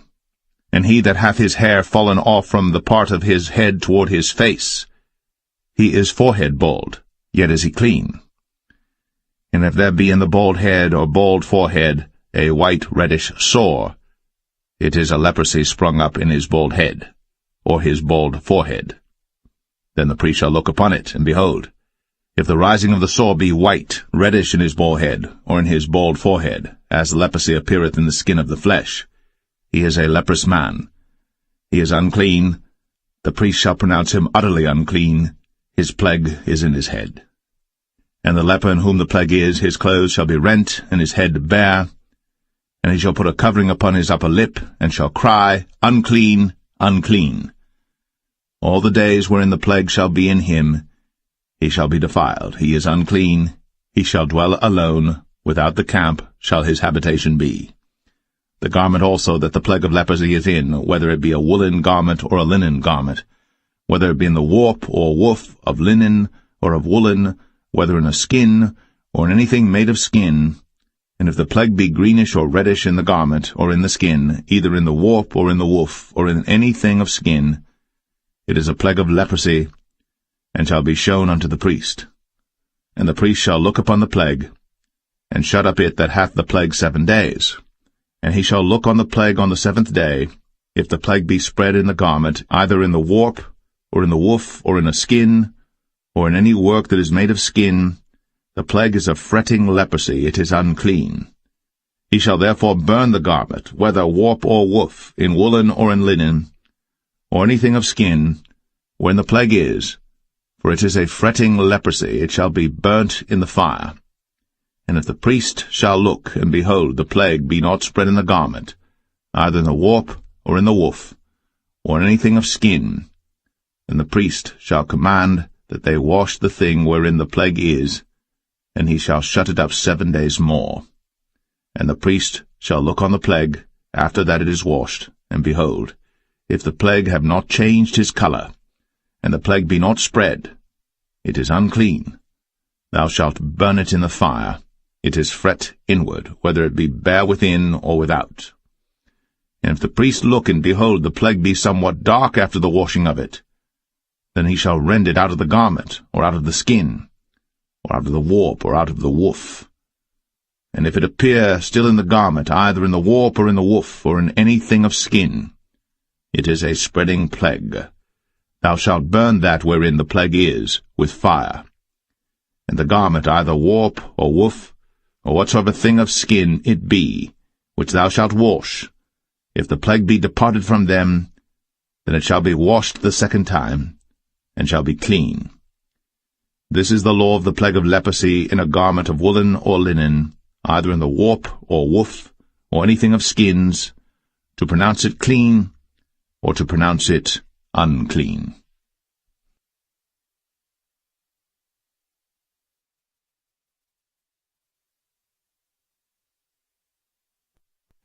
Leviticus 14. And the Lord spake unto Moses, saying, This shall be the law of the leper in the day of his cleansing. He shall be brought unto the priest. And the priest shall go forth out of the camp, and the priest shall look, and behold, if the plague of leprosy be healed in the leper, then shall the priest command to take for him that is to be cleansed 2 birds alive and clean, and cedar wood, and scarlet and hyssop. And the priest shall command that one of the birds be killed in an earthen vessel over running water.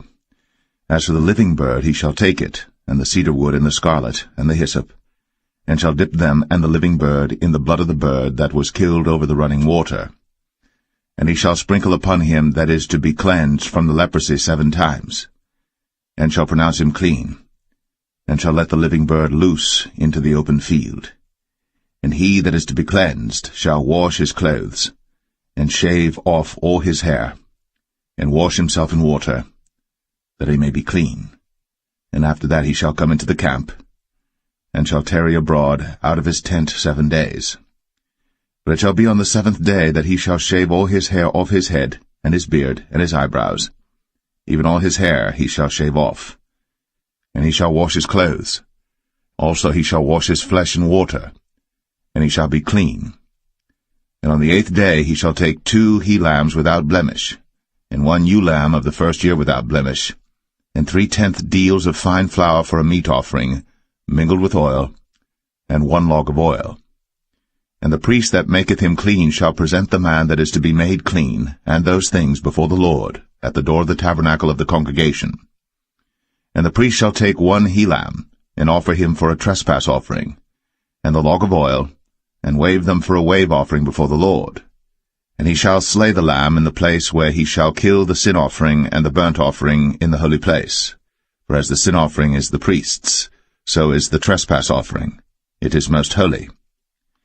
And the priest shall take some of the blood of the trespass offering, and the priest shall put it upon the tip of the right ear of him that is to be cleansed, and upon the thumb of his right hand, and upon the great toe of his right foot. And the priest shall take some of the log of oil, and pour it into the palm of his own left hand. And the priest shall dip his right finger in the oil that is in his left hand, and shall sprinkle of the oil with his finger 7 times before the Lord.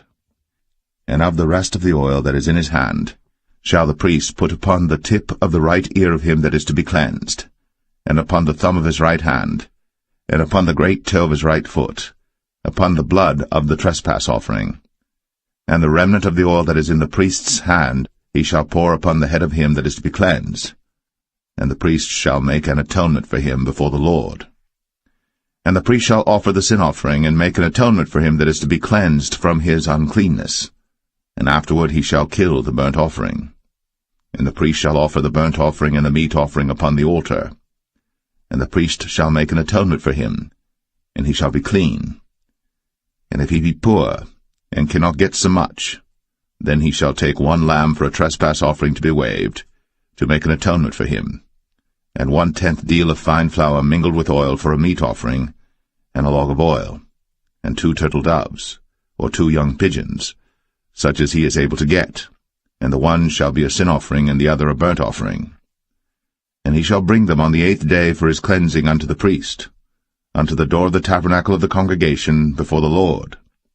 And the priest shall take the lamb of the trespass offering, and the log of oil, and the priest shall wave them for a wave offering before the Lord. And he shall kill the lamb of the trespass offering, and the priest shall take some of the blood of the trespass offering, and put it upon the tip of the right ear of him that is to be cleansed, and upon the thumb of his right hand, and upon the great toe of his right foot. And the priest shall pour of the oil into the palm of his own left hand. And the priest shall sprinkle with his right finger some of the oil that is in his left hand 7 times before the Lord. And the priest shall put of the oil that is in his hand upon the tip of the right ear of him that is to be cleansed, and upon the thumb of his right hand, and upon the great toe of his right foot, upon the place of the blood of the trespass offering. And the rest of the oil that is in the priest's hand he shall put upon the head of him that is to be cleansed, to make an atonement for him before the Lord. And he shall offer the one of the turtle doves, or of the young pigeons, such as he can get, even such as he is able to get, the one for a sin offering, and the other for a burnt offering, with the meat offering. And the priest shall make an atonement for him that is to be cleansed before the Lord. This is the law of him in whom is the plague of leprosy, whose hand is not able to get that which pertaineth to his cleansing. And the Lord spake unto Moses and unto Aaron, saying, When ye be come into the land of Canaan, which I give to you for a possession, and I put the plague of leprosy in a house of the land of your possession, and he that owneth the house shall come and tell the priest, saying, It seemeth to me there is as it were a plague in the house. Then the priest shall command that they empty the house before the priests go into it to see the plague, that all that is in the house be not made unclean. And afterward the priest shall go in to see the house. And he shall look on the plague, and behold, if the plague be in the walls of the house with hollow strakes, greenish or reddish, which in sight are lower than the wall, then the priest shall go out of the house to the door of the house, and shut up the house 7 days. And the priest shall come again the 7th day, and shall look, and behold, if the plague be spread in the walls of the house, then the priest shall command that they take away the stones in which the plague is, and they shall cast them into an unclean place without the city. And he shall cause the house to be scraped within round about, and they shall pour out the dust that they scrape off without the city into an unclean place. And they shall take other stones, and put them in the place of those stones. And he shall take other mortar, and shall plaster the house. And if the plague come again, and break out in the house, after that he hath taken away the stones, and after he hath scraped the house, and after it is plastered, Then the priest shall come and look, and behold, if the plague be spread in the house, it is a fretting leprosy in the house, it is unclean. And he shall break down the house, the stones of it, and the timber thereof, and all the mortar of the house, and he shall carry them forth out of the city into an unclean place. Moreover, he that goeth into the house all the while that it is shut up shall be unclean until the even. And he that lieth in the house shall wash his clothes, and he that eateth in the house shall wash his clothes. And if the priest shall come in and look upon it, and behold, the plague hath not spread in the house, after the house was plastered, then the priest shall pronounce the house clean, because the plague is healed. And he shall take to cleanse the house 2 birds, and cedar wood, and scarlet, and hyssop. And he shall kill the one of the birds in an earthen vessel over running water. And he shall take the cedar wood, and the hyssop, and the scarlet, and the living bird, and dip them in the blood of the slain bird, and in the running water, and sprinkle the house 7 times. And he shall cleanse the house with the blood of the bird, and with the running water, and with the living bird, and with the cedar wood, and with the hyssop, and with the scarlet. But he shall let go the living bird out of the city into the open fields, and make an atonement for the house, and it shall be clean. This is the law for all manner of plague of leprosy and scall, and for the leprosy of a garment and of a house, and for a rising and for a scab and for a bright spot, to teach when it is unclean and when it is clean. This is the law of leprosy.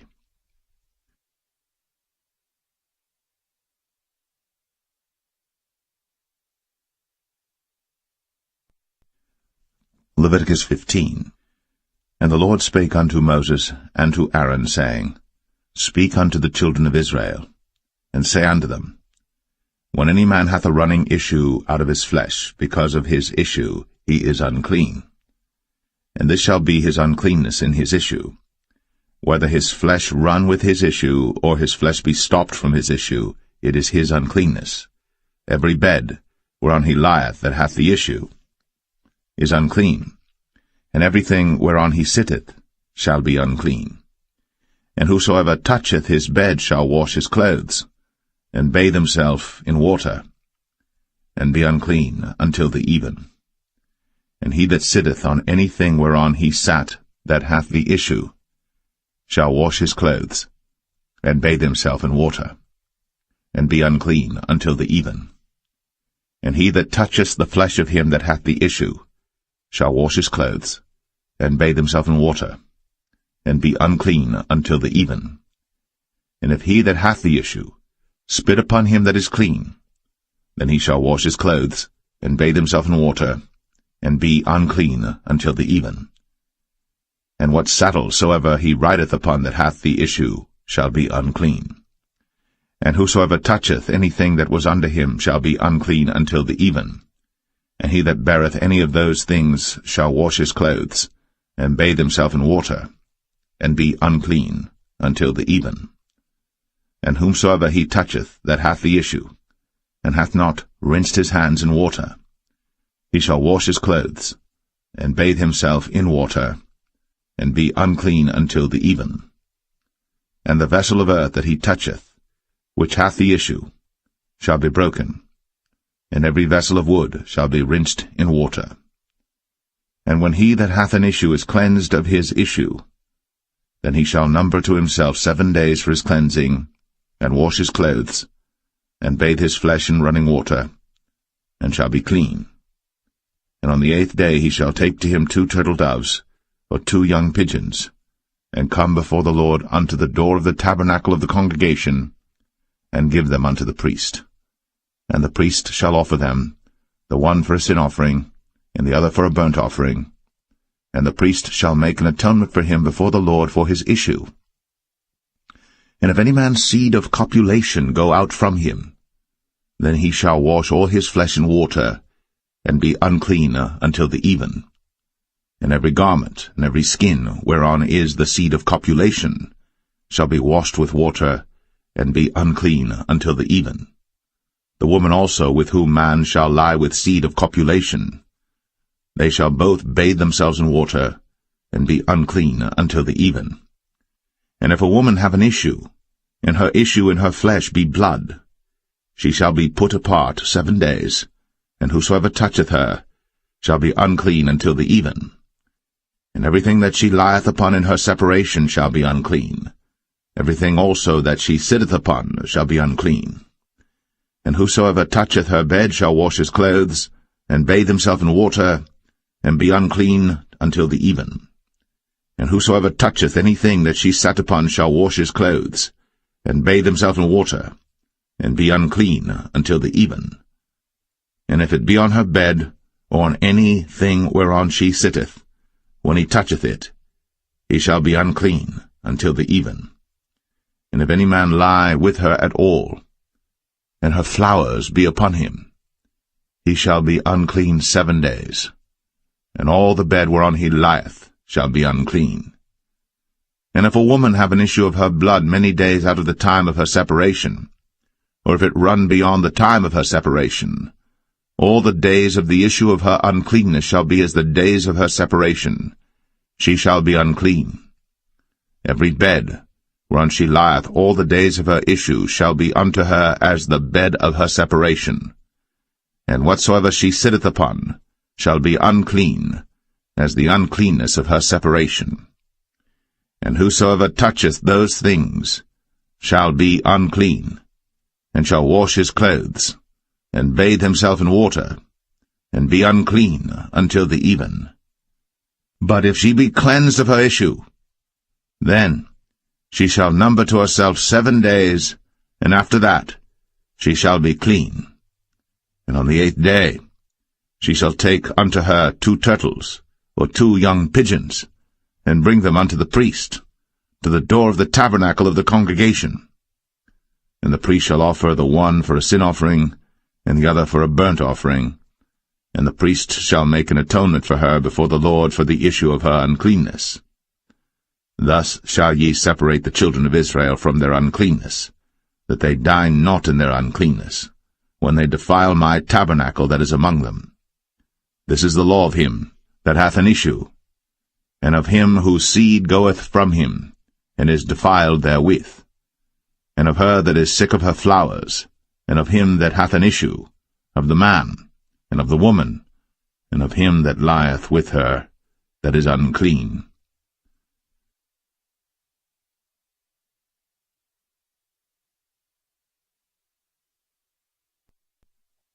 Leviticus 16.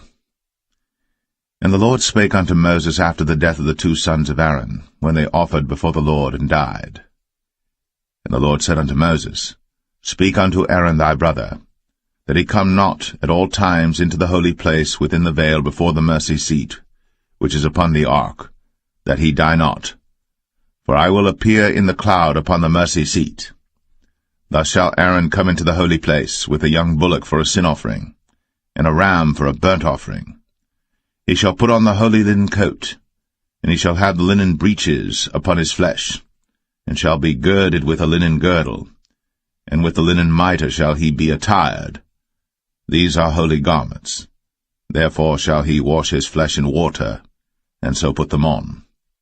And he shall take of the congregation of the children of Israel 2 kids of the goats for a sin offering, and 1 ram for a burnt offering.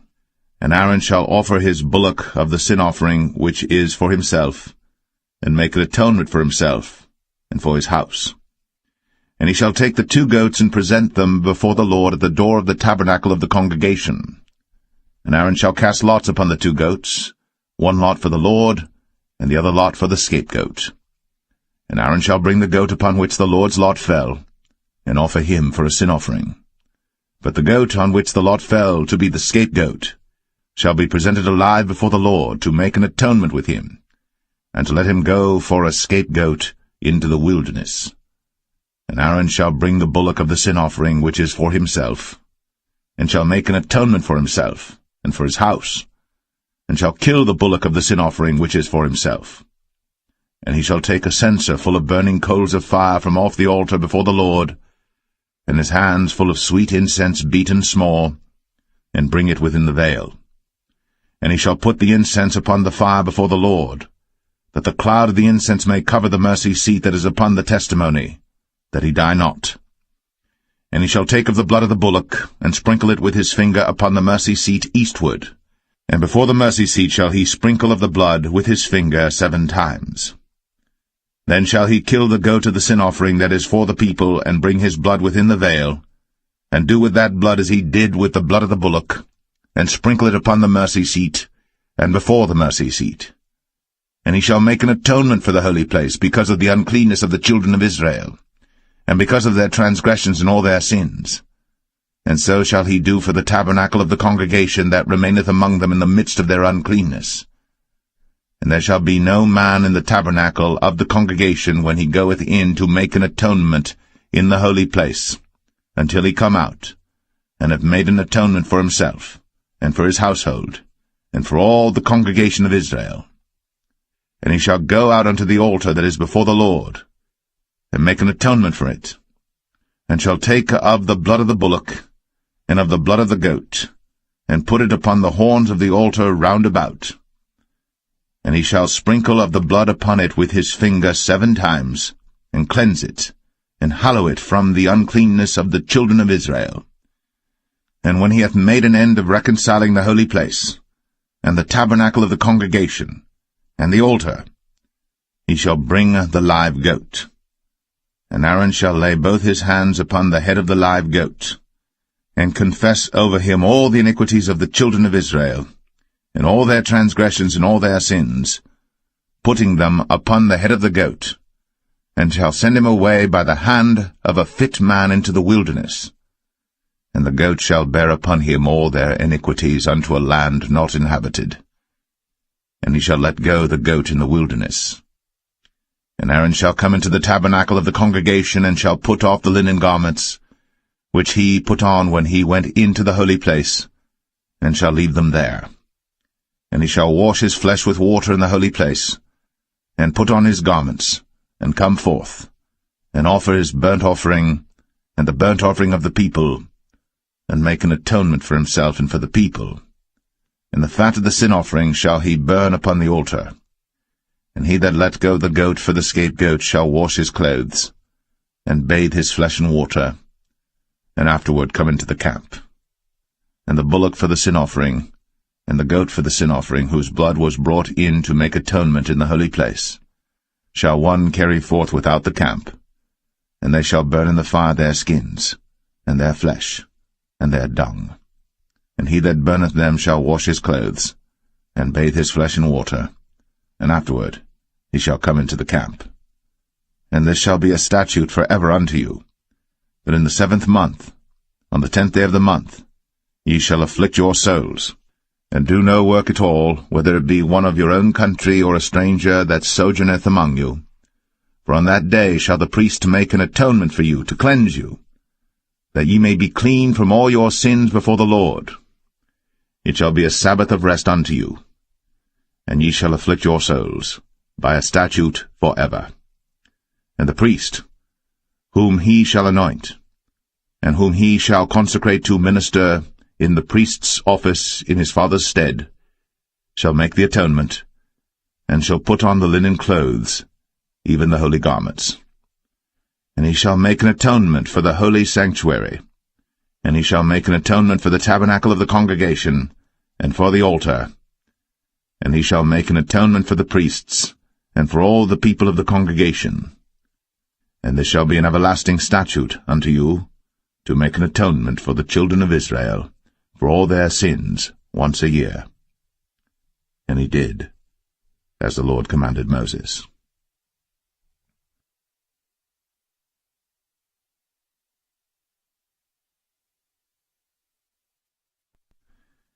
Leviticus 17. And the Lord spake unto Moses, saying, Speak unto Aaron, and unto his sons, and unto all the children of Israel, and say unto them, This is the thing which the Lord hath commanded, saying, What man soever there be of the house of Israel that killeth an ox, or lamb, or goat, in the camp, or that killeth it out of the camp, and bringeth it not unto the door of the tabernacle of the congregation to offer an offering unto the Lord before the tabernacle of the Lord, blood shall be imputed unto that man, he hath shed blood, and that man shall be cut off from among his people. To the end that the children of Israel may bring their sacrifices which they offer in the open field, even that they may bring them unto the Lord, unto the door of the tabernacle of the congregation, unto the priest, and offer them for peace offerings unto the Lord. And the priest shall sprinkle the blood upon the altar of the Lord at the door of the tabernacle of the congregation, and burn the fat for a sweet savour unto the Lord. And they shall no more offer their sacrifices unto devils, after whom they have gone a-whoring. This shall be a statute for ever unto them throughout their generations. And thou shalt say unto them, Whatsoever man there be of the house of Israel, or of the strangers which sojourn among you, that offereth a burnt offering or sacrifice, and bringeth it not unto the door of the tabernacle of the congregation, to offer it unto the Lord, even that man shall be cut off from among his people. And whatsoever man there be of the house of Israel, or of the strangers that sojourn among you, that eateth any manner of blood, I will even set my face against that soul that eateth blood, and will cut him off from among his people. For the life of the flesh is in the blood, and I have given it to you upon the altar to make an atonement for your souls. For it is the blood that maketh an atonement for the soul. Therefore I said unto the children of Israel, No soul of you shall eat blood, neither shall any stranger that sojourneth among you eat blood. And whatsoever man there be of the children of Israel, or of the strangers that sojourn among you, which hunteth and catcheth any beast or fowl that may be eaten, he shall even pour out the blood thereof, and cover it with dust. For it is the life of all flesh, the blood of it is for the life thereof. Therefore I said unto the children of Israel, Ye shall eat the blood of no manner of flesh, for the life of all flesh is the blood thereof. Whosoever eateth it shall be cut off. And every soul that eateth that which died of itself, or that which was torn with beasts, whether it be one of your own country or a stranger, he shall both wash his clothes, and bathe himself in water, and be unclean until the even. Then shall he be clean. But if he wash them not, nor bathe his flesh, then he shall bear his iniquity.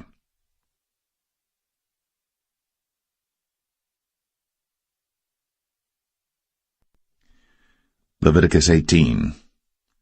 And the Lord spake unto Moses, saying, Speak unto the children of Israel, and say unto them, I am the Lord your God. After the doings of the land of Egypt, wherein ye dwelt, shall ye not do, and after the doings of the land of Canaan, whither I bring you, shall ye not do, neither shall ye walk in their ordinances. Ye shall do my judgments, and keep mine ordinances, to walk therein. I am the Lord your God. Ye shall therefore keep my statutes and my judgments, which if a man do, he shall live in them. I am the Lord. None of you shall approach to any that is near of kin to him, to uncover their nakedness. I am the Lord. The nakedness of thy father, or the nakedness of thy mother, shalt thou not uncover. She is thy mother, thou shalt not uncover her nakedness. The nakedness of thy father's wife shalt thou not uncover. It is thy father's nakedness. The nakedness of thy sister, the daughter of thy father, or daughter of thy mother, whether she be born at home, or born abroad, even their nakedness thou shalt not uncover. The nakedness of thy son's daughter, or of thy daughter's daughter, even their nakedness thou shalt not uncover. For theirs is thine own nakedness. The nakedness of thy father's wife's daughter, begotten of thy father, she is thy sister. Thou shalt not uncover her nakedness. Thou shalt not uncover the nakedness of thy father's sister. She is thy father's near kinswoman. Thou shalt not uncover the nakedness of thy mother's sister, for she is thy mother's near kinswoman. Thou shalt not uncover the nakedness of thy father's brother. Thou shalt not approach to his wife. She is thine aunt. Thou shalt not uncover the nakedness of thy daughter-in-law. She is thy son's wife. thou shalt not uncover her nakedness. Thou shalt not uncover the nakedness of thy brother's wife. It is thy brother's nakedness. Thou shalt not uncover the nakedness of a woman and her daughter, neither shalt thou take her son's daughter, or her daughter's daughter, to uncover her nakedness, for they are her near kinswoman. It is wickedness. Neither shalt thou take a wife to her sister, to vex her, to uncover her nakedness, beside the other in her lifetime. Also thou shalt not approach unto a woman to uncover her nakedness, as long as she is put apart for her uncleanness. Moreover, thou shalt not lie carnally with thy neighbor's wife, to defile thyself with her. And thou shalt not let any of thy seed pass through the fire to Moloch, neither shalt thou profane the name of thy God. I am the Lord.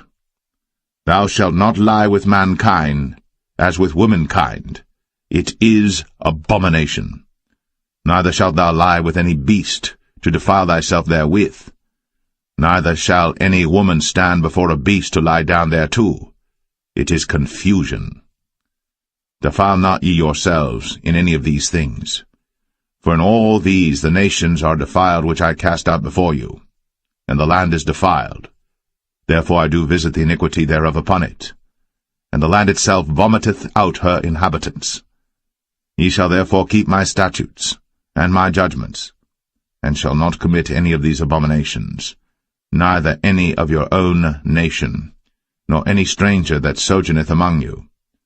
For all these abominations have the men of the land done, which were before you, and the land is defiled, that the land spew not you out also, when ye defile it, as it spewed out the nations that were before you.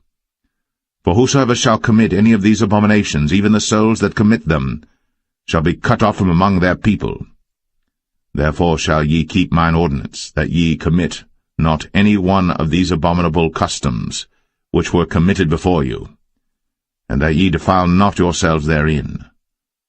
I am the Lord your God.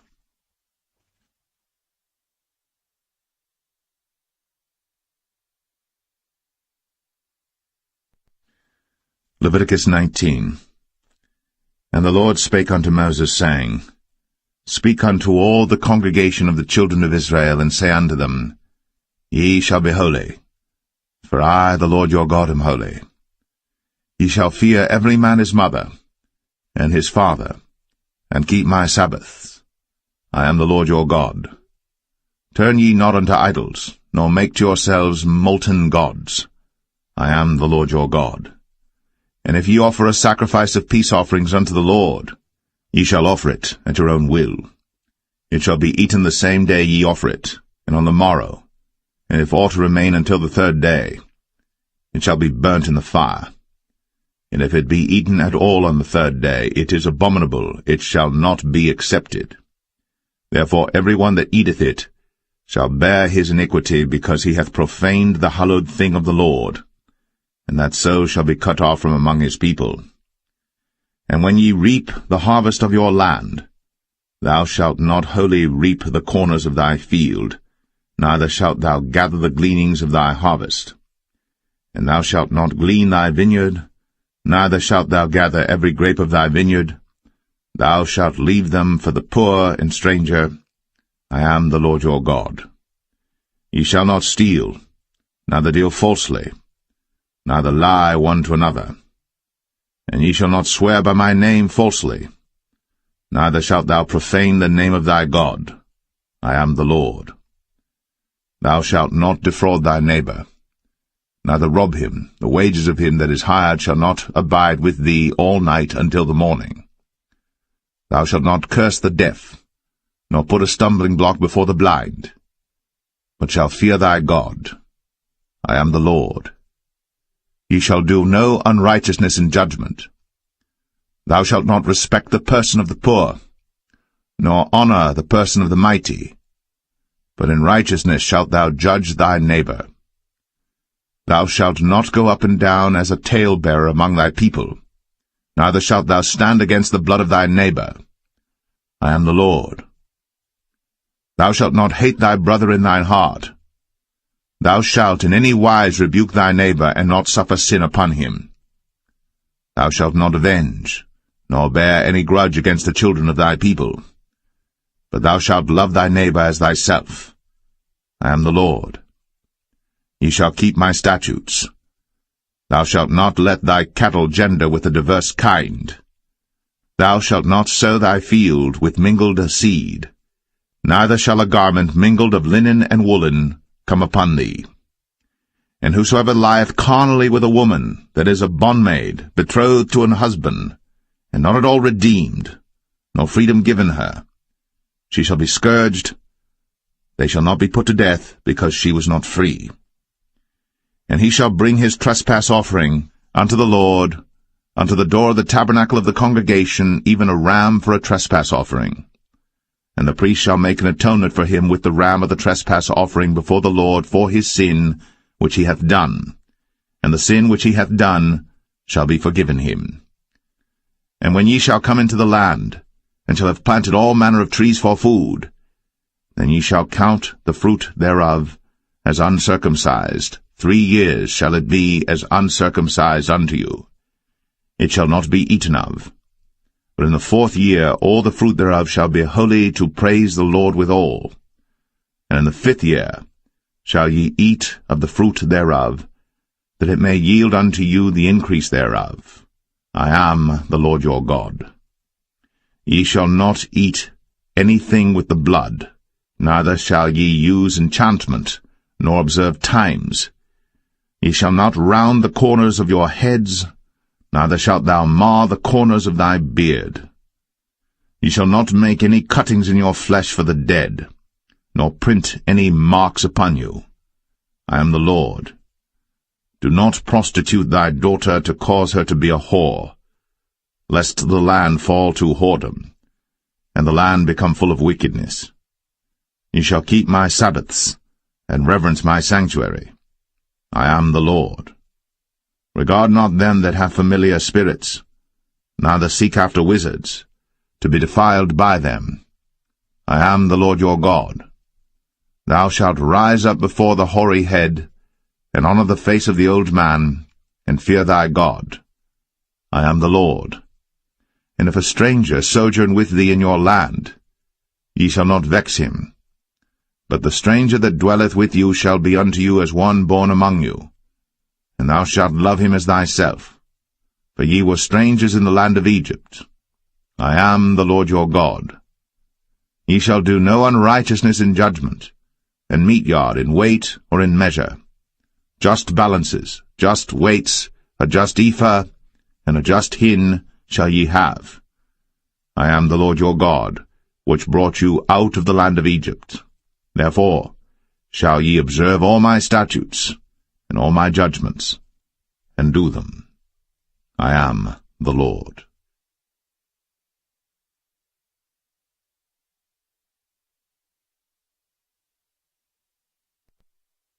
Leviticus 20.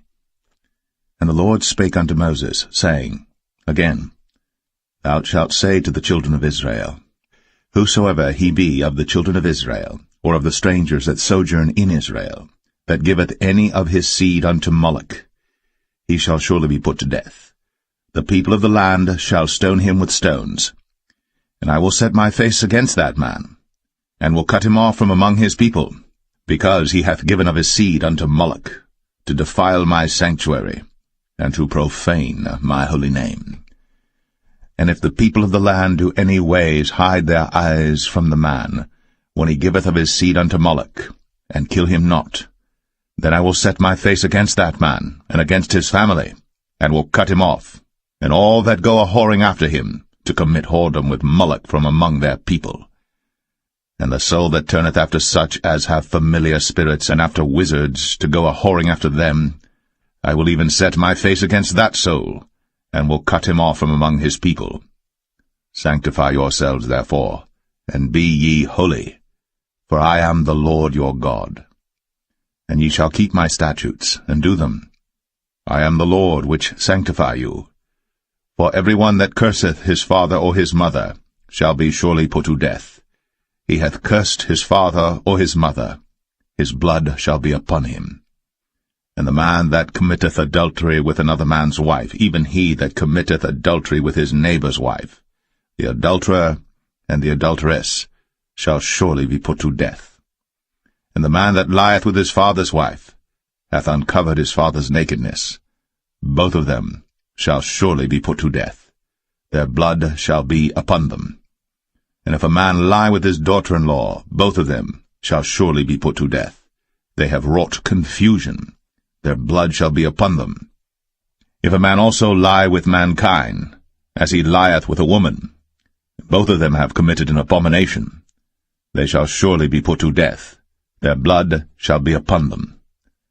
And if a man take a wife and her mother, it is wickedness. They shall be burnt with fire, both he and they, that there be no wickedness among you. And if a man lie with a beast, he shall surely be put to death, and ye shall slay the beast. And if a woman approach unto any beast, and lie down thereto, thou shalt kill the woman and the beast. They shall surely be put to death. Their blood shall be upon them. And if a man shall take his sister, his father's daughter, or his mother's daughter, and see her nakedness, and she see his nakedness, it is a wicked thing, when they shall be cut off in the sight of their people. He hath uncovered his sister's nakedness, he shall bear his iniquity. And if a man shall lie with a woman having her sickness, and shall uncover her nakedness, he hath discovered her fountain, and she hath uncovered the fountain of her blood, and both of them shall be cut off from among their people. And thou shalt not uncover the nakedness of thy mother's sister, nor of thy father's sister, for he uncovereth his near kin. They shall bear their iniquity. And if a man shall lie with his uncle's wife, he hath uncovered his uncle's nakedness. They shall bear their sin. They shall die childless. And if a man shall take his brother's wife, it is an unclean thing. He hath uncovered his brother's nakedness. They shall be childless. Ye shall therefore keep all my statutes and all my judgments, and do them, that the land, whither I bring you to dwell therein, spew you not out. And ye shall not walk in the manners of the nation, which I cast out before you. For they committed all these things, and therefore I abhorred them. But I have said unto you, Ye shall inherit their land, and I will give it unto you to possess it, the land that floweth with milk and honey. I am the Lord your God, which have separated you from other people. Ye shall therefore put difference between clean beasts and unclean, and between unclean fowls and clean. And ye shall not make your souls abominable by beast, or by fowl, or by any manner of living thing that creepeth on the ground, which I have separated from you as unclean. And ye shall be holy unto me, for I the Lord am holy, and have severed you from other people, that ye should be mine. A man also, or woman that hath a familiar spirit, or that is a wizard, shall surely be put to death. They shall stone them with stones, their blood shall be upon them.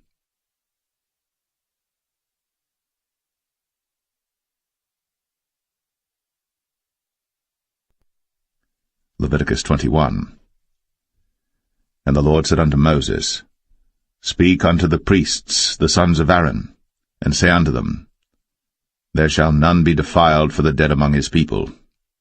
But for his kin that is near unto him, that is, for his mother, and for his father, and for his son, and for his daughter, and for his brother, and for his sister a virgin, that is nigh unto him, which hath had no husband, for her may he be defiled. But he shall not defile himself, being a chief man among his people, to profane himself. They shall not make baldness upon their head, neither shall they shave off the corner of their beard, nor make any cuttings in their flesh. They shall be holy unto their God, and not profane the name of their God, for the offerings of the Lord made by fire, and the bread of their God they do offer, therefore they shall be holy. They shall not take a wife that is a whore, or profane, neither shall they take a woman put away from her husband, for he is holy unto his God. Thou shalt sanctify him therefore, for he offereth the bread of thy God. He shall be holy unto thee. For I, the Lord, which sanctify you, am holy. And the daughter of any priest, if she profane herself by playing the whore, she profaneth her father. she shall be burnt with fire. And he that is the high priest among his brethren, upon whose head the anointing oil was poured, and that is consecrated to put on the garments, shall not uncover his head nor rend his clothes. Neither shall he go into any dead body, nor defile himself for his father, or for his mother. Neither shall he go out of the sanctuary, nor profane the sanctuary of his God. For the crown of the anointing oil of his God is upon him. I am the Lord. And he shall take a wife in her virginity, a widow, or a divorced woman, or profane, or an harlot. These shall he not take, but he shall take a virgin of his own people to wife. Neither shall he profane his seed among his people, for I the Lord do sanctify him. And the Lord spake unto Moses, saying, Speak unto Aaron, saying, Whosoever he be of thy seed in their generations that hath any blemish, let him not approach to offer the bread of his God. For whatsoever man he be that hath a blemish, he shall not approach, a blind man, or a lame, or he that hath a flat nose, or anything superfluous, or a man that is broken-footed, or broken-handed, or crooked-backed, or a dwarf, or that hath a blemish in his eye, or be scurvy, or scabbed, or hath his stones broken. No man that hath a blemish of the seed of Aaron the priest shall come nigh to offer the offerings of the Lord made by fire. He hath a blemish. He shall not come nigh to offer the bread of his God. He shall eat the bread of his God, both of the most holy and of the holy. Only he shall not go in unto the veil, nor come nigh unto the altar, because he hath a blemish, that he profane not my sanctuaries. For I the Lord do sanctify them. And Moses told it unto Aaron and to his sons, and unto all the children of Israel.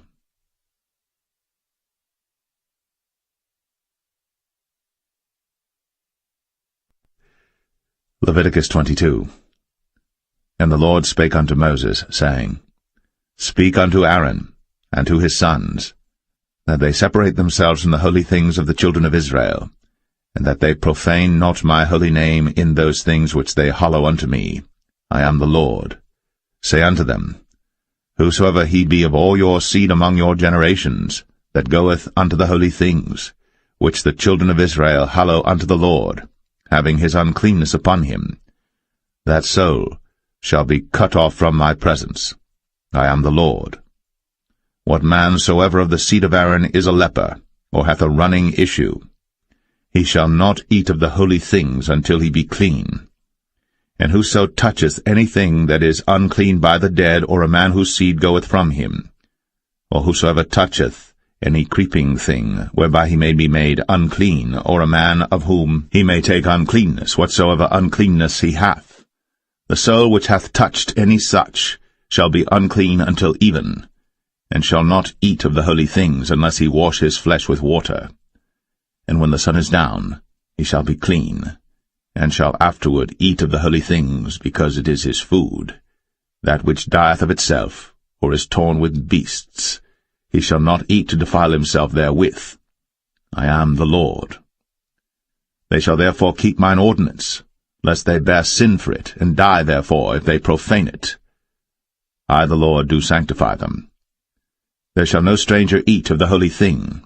A sojourner of the priest, or an hired servant, shall not eat of the holy thing. But if the priest buy any soul with his money, he shall eat of it. And he that is born in his house, they shall eat of his meat. If the priest's daughter also be married unto a stranger, she may not eat of an offering of the holy things. But if the priest's daughter be a widow, or divorced, and have no child, and is returned unto her father's house, as in her youth, she shall eat of her father's meat. But there shall no stranger eat thereof. And if a man eat of the holy thing unwittingly, then he shall put the 5th part thereof unto it, and shall give it unto the priest with the holy thing. And they shall not profane the holy things of the children of Israel, which they offer unto the Lord, or suffer them to bear the iniquity of trespass, when they eat their holy things. For I the Lord do sanctify them. And the Lord spake unto Moses, saying, Speak unto Aaron and to his sons, and unto all the children of Israel, and say unto them, Whatsoever he be of the house of Israel, or of the strangers in Israel, that will offer his oblation for all his vows, and for all his freewill offerings, which they will offer unto the Lord for a burnt offering. Ye shall offer at your own will a male without blemish, of the beeves, of the sheep, or of the goats. But whatsoever hath a blemish, that shall ye not offer, for it shall not be acceptable for you.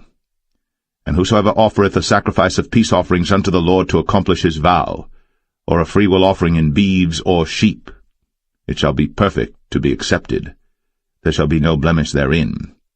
Blind, or broken, or maimed, or having a wen, or scurvy, or scabbed, ye shall not offer these unto the Lord, nor make an offering by fire of them upon the altar unto the Lord, either a bullock, or a lamb that hath anything superfluous or lacking in his parts, that mayest thou offer for a freewill offering, but for a vow it shall not be accepted. Ye shall not offer unto the Lord that which is bruised, or crushed, or broken, or cut. Neither shall ye make any offering thereof in your land. Neither from a stranger's hand shall ye offer the bread of your God of any of these, because their corruption is in them, and blemishes be in them. They shall not be accepted for you. And the Lord spake unto Moses, saying, When a bullock or a sheep or a goat is brought forth, then it shall be 7 days under the dam, and from the 8th day and thenceforth it shall be accepted for an offering made by fire unto the Lord. And whether it be cow or ewe, ye shall not kill it and her young both in 1 day. And when ye will offer a sacrifice of thanksgiving unto the Lord, offer it at your own will. On the same day it shall be eaten up. Ye shall leave none of it until the morrow. I am the Lord. Therefore shall ye keep my commandments, and do them. I am the Lord. Neither shall ye profane my holy name, but I will be hallowed among the children of Israel. I am the Lord which hallow you, that brought you out of the land of Egypt, to be your God. I am the Lord.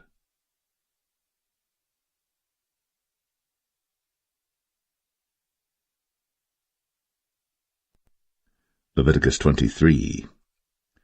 And the Lord spake unto Moses, saying, Speak unto the children of Israel, and say unto them, Concerning the feasts of the Lord, which ye shall proclaim to be holy convocations, even these are my feasts. 6 days shall work be done, but the 7th day is the Sabbath of rest, and holy convocation. Ye shall do no work therein. It is the Sabbath of the Lord in all your dwellings. These are the feasts of the Lord, even holy convocations, which ye shall proclaim in their seasons. In the 14th day of the 1st month at even is the Lord's Passover, and on the 15th day of the same month is the feast of unleavened bread unto the Lord. 7 days ye must eat unleavened bread. In the 1st day ye shall have an holy convocation. Ye shall do no servile work therein. But ye shall offer an offering made by fire unto the Lord 7 days. In the 7th day is an holy convocation. Ye shall do no servile work therein.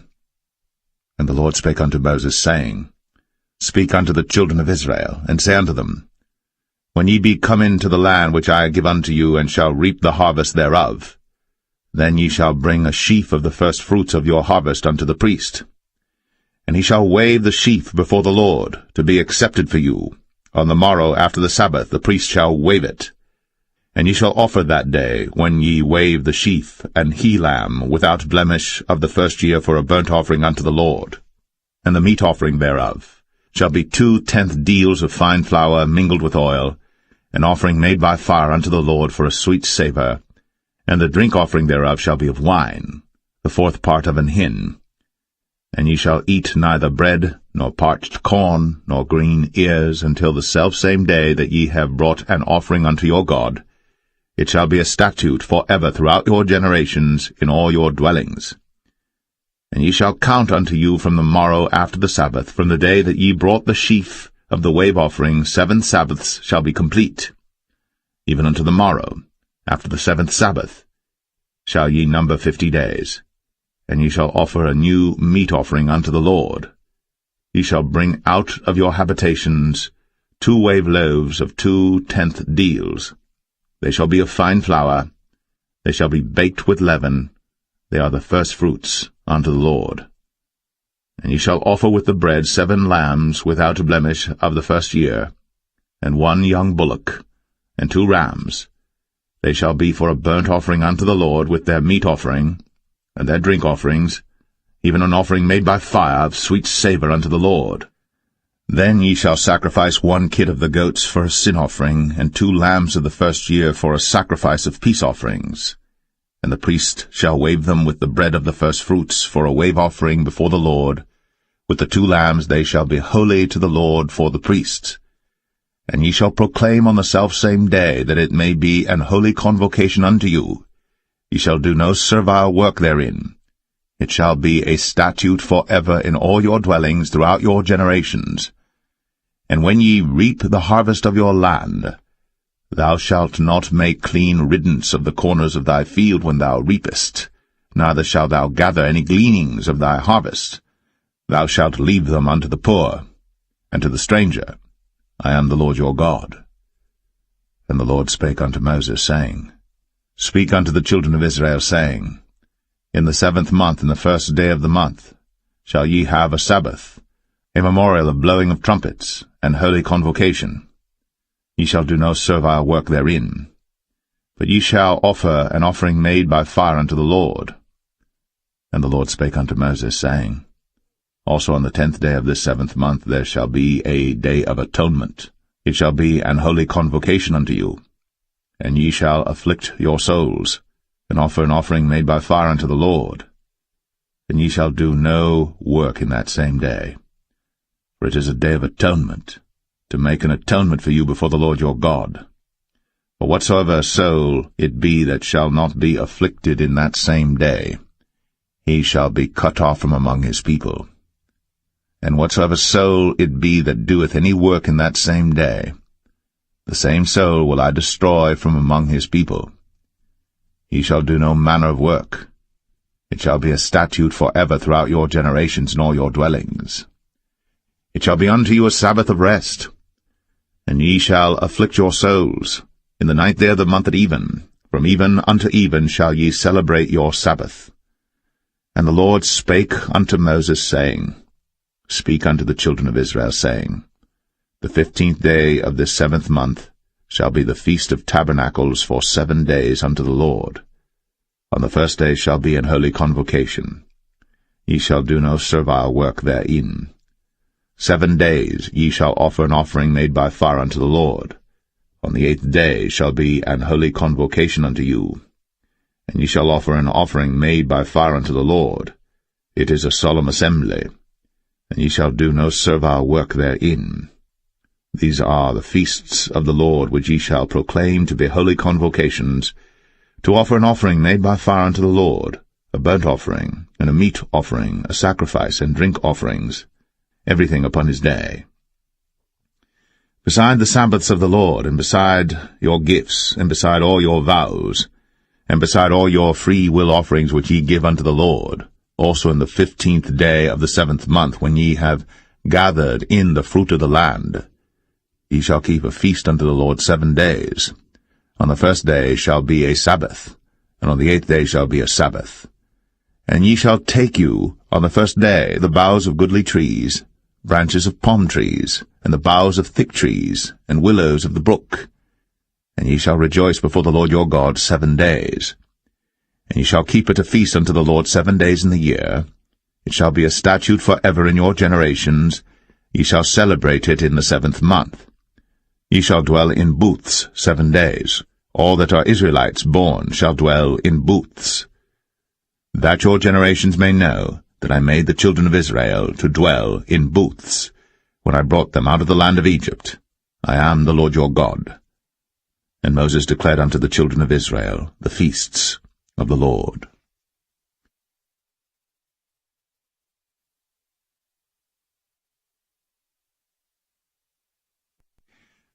Leviticus 24. And the Lord spake unto Moses, saying, Command the children of Israel, that they bring unto thee pure oil olive beaten for the light, to cause the lamps to burn continually. Without the veil of the testimony, in the tabernacle of the congregation, shall Aaron order it from the evening unto the morning before the Lord continually. It shall be a statute for ever in your generations. He shall order the lamps upon the pure candlestick before the Lord continually. And thou shalt take fine flour, and bake 12 cakes thereof. 2/10 deals shall be in 1 cake. And thou shalt set them in 2 rows, 6 in a row, upon the pure table before the Lord. And thou shalt put pure frankincense upon each row, that it may be on the bread for a memorial, even an offering made by fire unto the Lord. Every Sabbath he shall set it in order before the Lord continually, being taken from the children of Israel by an everlasting covenant. And it shall be Aaron's and his sons, and they shall eat it in the holy place. For it is most holy unto him of the offerings of the Lord made by fire, by a perpetual statute. And the son of an Israelitish woman, whose father was an Egyptian, went out among the children of Israel. And this son of the Israelitish woman and a man of Israel strove together in the camp. And the Israelitish woman's son blasphemed the name of the Lord, and cursed.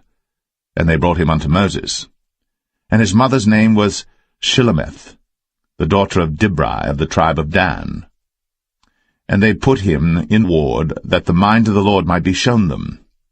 And the Lord spake unto Moses, saying, Bring forth him that hath cursed without the camp, and let all that heard him lay their hands upon his head, and let all the congregation stone him. And thou shalt speak unto the children of Israel, saying, Whosoever curseth his God shall bear his sin. And he that blasphemeth the name of the Lord, he shall surely be put to death. And all the congregation shall certainly stone him, as well the stranger, as he that is born in the land, when he blasphemeth the name of the Lord, shall be put to death. And he that killeth any man shall surely be put to death. And he that killeth a beast shall make it good, beast for beast. And if a man cause a blemish in his neighbor, as he hath done, so shall it be done to him. Breach for breach, eye for eye, tooth for tooth. As he hath caused a blemish in a man, so shall it be done to him again. And he that killeth a beast, he shall restore it. And he that killeth a man, he shall be put to death. Ye shall have one manner of law, as well for the stranger as for one of your own country. For I am the Lord your God. And Moses spake to the children of Israel, that they should bring forth him that had cursed out of the camp, and stone him with stones. And the children of Israel did as the Lord commanded Moses.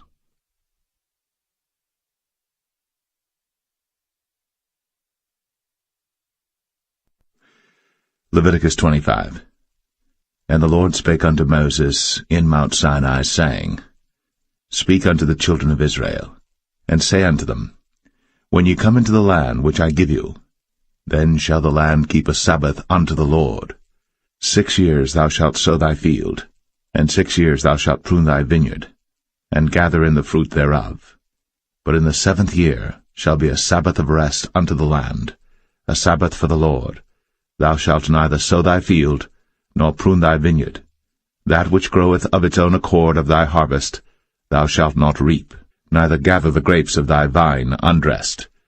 For it is a year of rest unto the land, and the Sabbath of the land shall be meat for you, for thee and for thy servant, and for thy maid, and for thy hired servant, and for thy stranger that sojourneth with thee, and for thy cattle, and for the beast that are in thy land shall all the increase thereof be meat.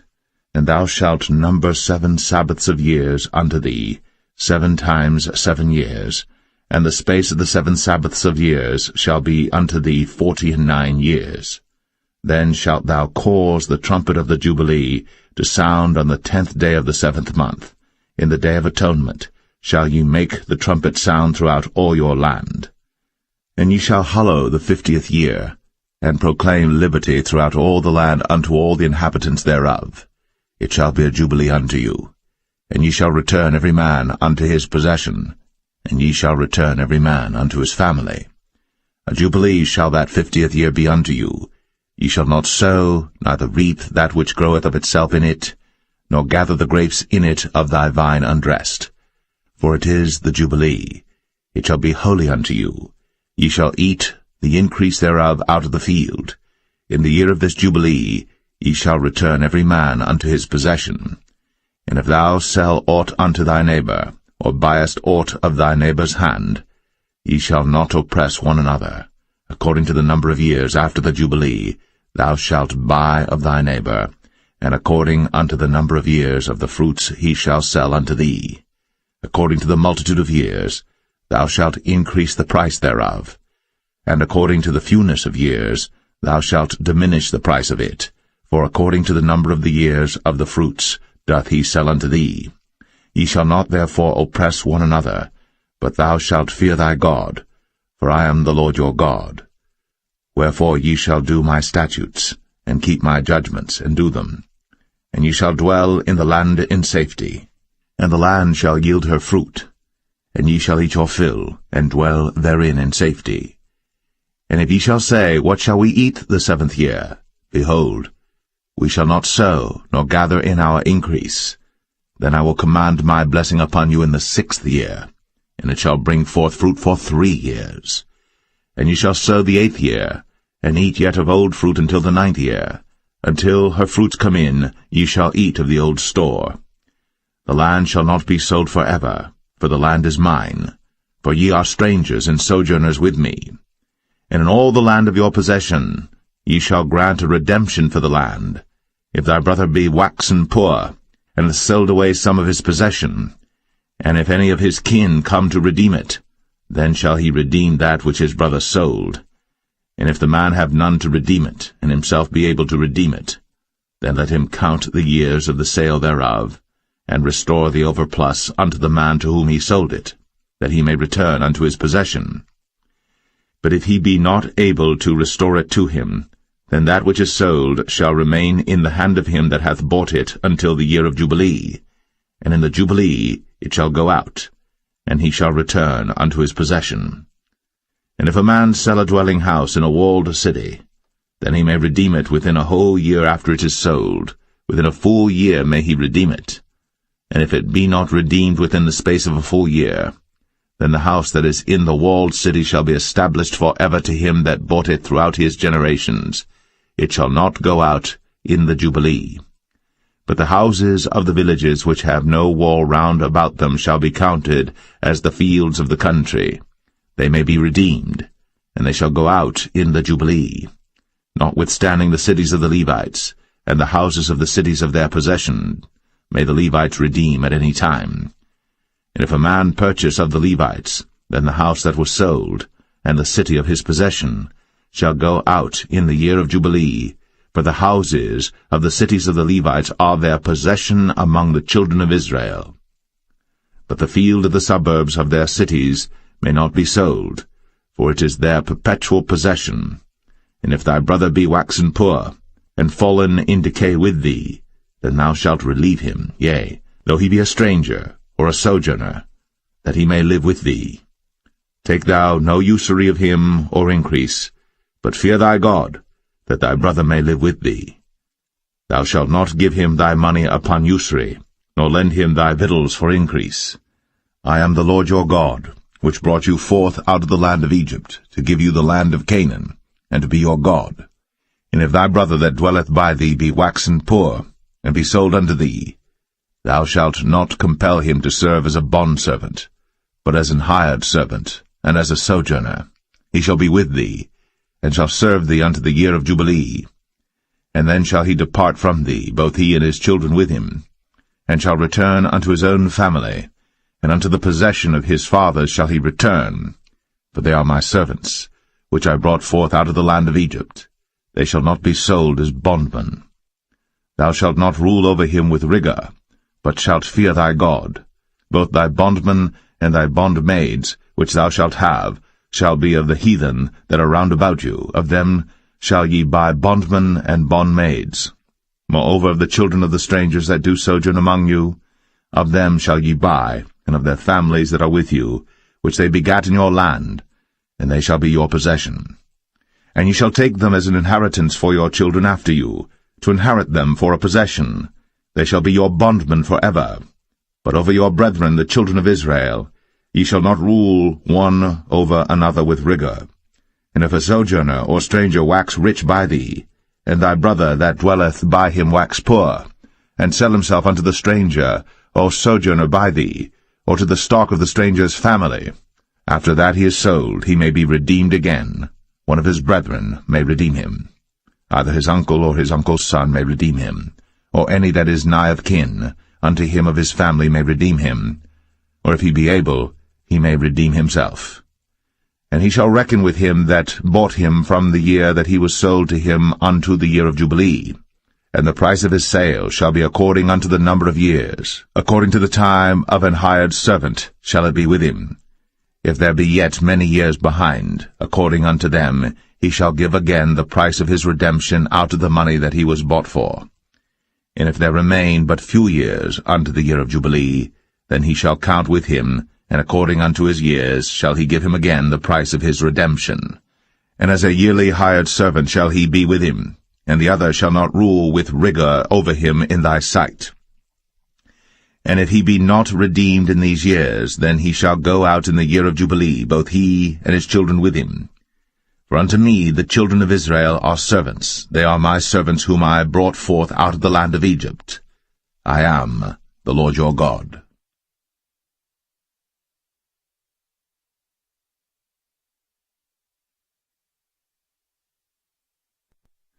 Leviticus 26. Ye shall make you no idols nor graven image, neither rear you up a standing image, neither shall ye set up any image of stone in your land, to bow down unto it, for I am the Lord your God. Ye shall keep my Sabbaths, and reverence my sanctuary. I am the Lord. If ye walk in my statutes, and keep my commandments, and do them, then I will give you rain in due season, and the land shall yield her increase, and the trees of the field shall yield their fruit. And your threshing shall reach unto the vintage, and the vintage shall reach unto the sowing time. And ye shall eat your bread to the full, and dwell in your land safely. And I will give peace in the land, and ye shall lie down, and none shall make you afraid. And I will rid evil beasts out of the land, neither shall the sword go through your land. And ye shall chase your enemies, and they shall fall before you by the sword. And 5 of you shall chase 100, and 100 of you shall put 10,000 to flight, and your enemies shall fall before you by the sword. For I will have respect unto you, and make you fruitful, and multiply you, and establish my covenant with you. And ye shall eat old store, and bring forth the old because of the new. And I will set my tabernacle among you, and my soul shall not abhor you. And I will walk among you, and will be your God, and ye shall be my people. I am the Lord your God, which brought you forth out of the land of Egypt, that ye should not be their bondmen. And I have broken the bands of your yoke, and made you go upright. But if ye will not hearken unto me, and will not do all these commandments, and if ye shall despise my statutes, or if your soul abhor my judgments, so that ye will not do all my commandments, but that ye break my covenant, I also will do this unto you. I will even appoint over you terror, consumption, and the burning ague, that shall consume the eyes, and cause sorrow of heart. And ye shall sow your seed in vain, for your enemies shall eat it. And I will set my face against you, and ye shall be slain before your enemies. They that hate you shall reign over you, and ye shall flee when none pursueth you. And if ye will not yet for all this hearken unto me, then I will punish you 7 times more for your sins. And I will break the pride of your power, and I will make your heaven as iron, and your earth as brass, and your strength shall be spent in vain. For your land shall not yield her increase, neither shall the trees of the land yield their fruits. And if ye walk contrary unto me, and will not hearken unto me, I will bring 7 times more plagues upon you according to your sins. I will also send wild beasts among you, which shall rob you of your children, and destroy your cattle, and make you few in number, and your highways shall be desolate. And if ye will not be reformed by me by these things, but will walk contrary unto me, then will I also walk contrary unto you, and will punish you yet 7 times for your sins. And I will bring a sword upon you, that shall avenge the quarrel of my covenant. And when ye are gathered together within your cities, I will send the pestilence among you, and ye shall be delivered into the hand of the enemy. And when I have broken the staff of your bread, 10 women shall bake your bread in one oven, and they shall deliver you your bread again by weight, and ye shall eat and not be satisfied. And if ye will not for all this hearken unto me, but walk contrary unto me, then I will walk contrary unto you also in fury, and I, even I, will chastise you 7 times for your sins. And ye shall eat the flesh of your sons, and the flesh of your daughters shall ye eat. And I will destroy your high places, and cut down your images, and cast your carcasses upon the carcasses of your idols. And my soul shall abhor you. And I will make your cities waste, and bring your sanctuaries unto desolation, and I will not smell the savour of your sweet odours. And I will bring the land into desolation, and your enemies which dwell therein shall be astonished at it. And I will scatter you among the heathen, and will draw out a sword after you, and your land shall be desolate, and your cities waste. Then shall the land enjoy her Sabbaths, as long as it lieth desolate, and ye be in your enemy's land. Even then shall the land rest, and enjoy her Sabbaths. As long as it lieth desolate it shall rest, because it did not rest in your Sabbaths, when ye dwelt upon it. And upon them that are left alive of you I will send a faintness into their hearts in the lands of their enemies, and the sound of a shaken leaf shall chase them, and they shall flee, as fleeing from a sword, and they shall fall when none pursueth. And they shall fall one upon another, as it were before a sword, when none pursueth. And ye shall have no power to stand before your enemies, and ye shall perish among the heathen. And the land of your enemies shall eat you up, and they that are left of you shall pine away in their iniquity in your enemies' lands, and also in the iniquities of their fathers shall they pine away with them, if they shall confess their iniquity, and the iniquity of their fathers, with their trespass which they trespassed against me, and that also they have walked contrary unto me, and that I also have walked contrary unto them, and have brought them into the land of their enemies. If then their uncircumcised hearts be humbled, and they then accept of the punishment of their iniquity, then will I remember my covenant with Jacob, and also my covenant with Isaac, and also my covenant with Abraham will I remember, and I will remember the land. The land also shall be left of them, and shall enjoy her Sabbaths, while she lieth desolate without them.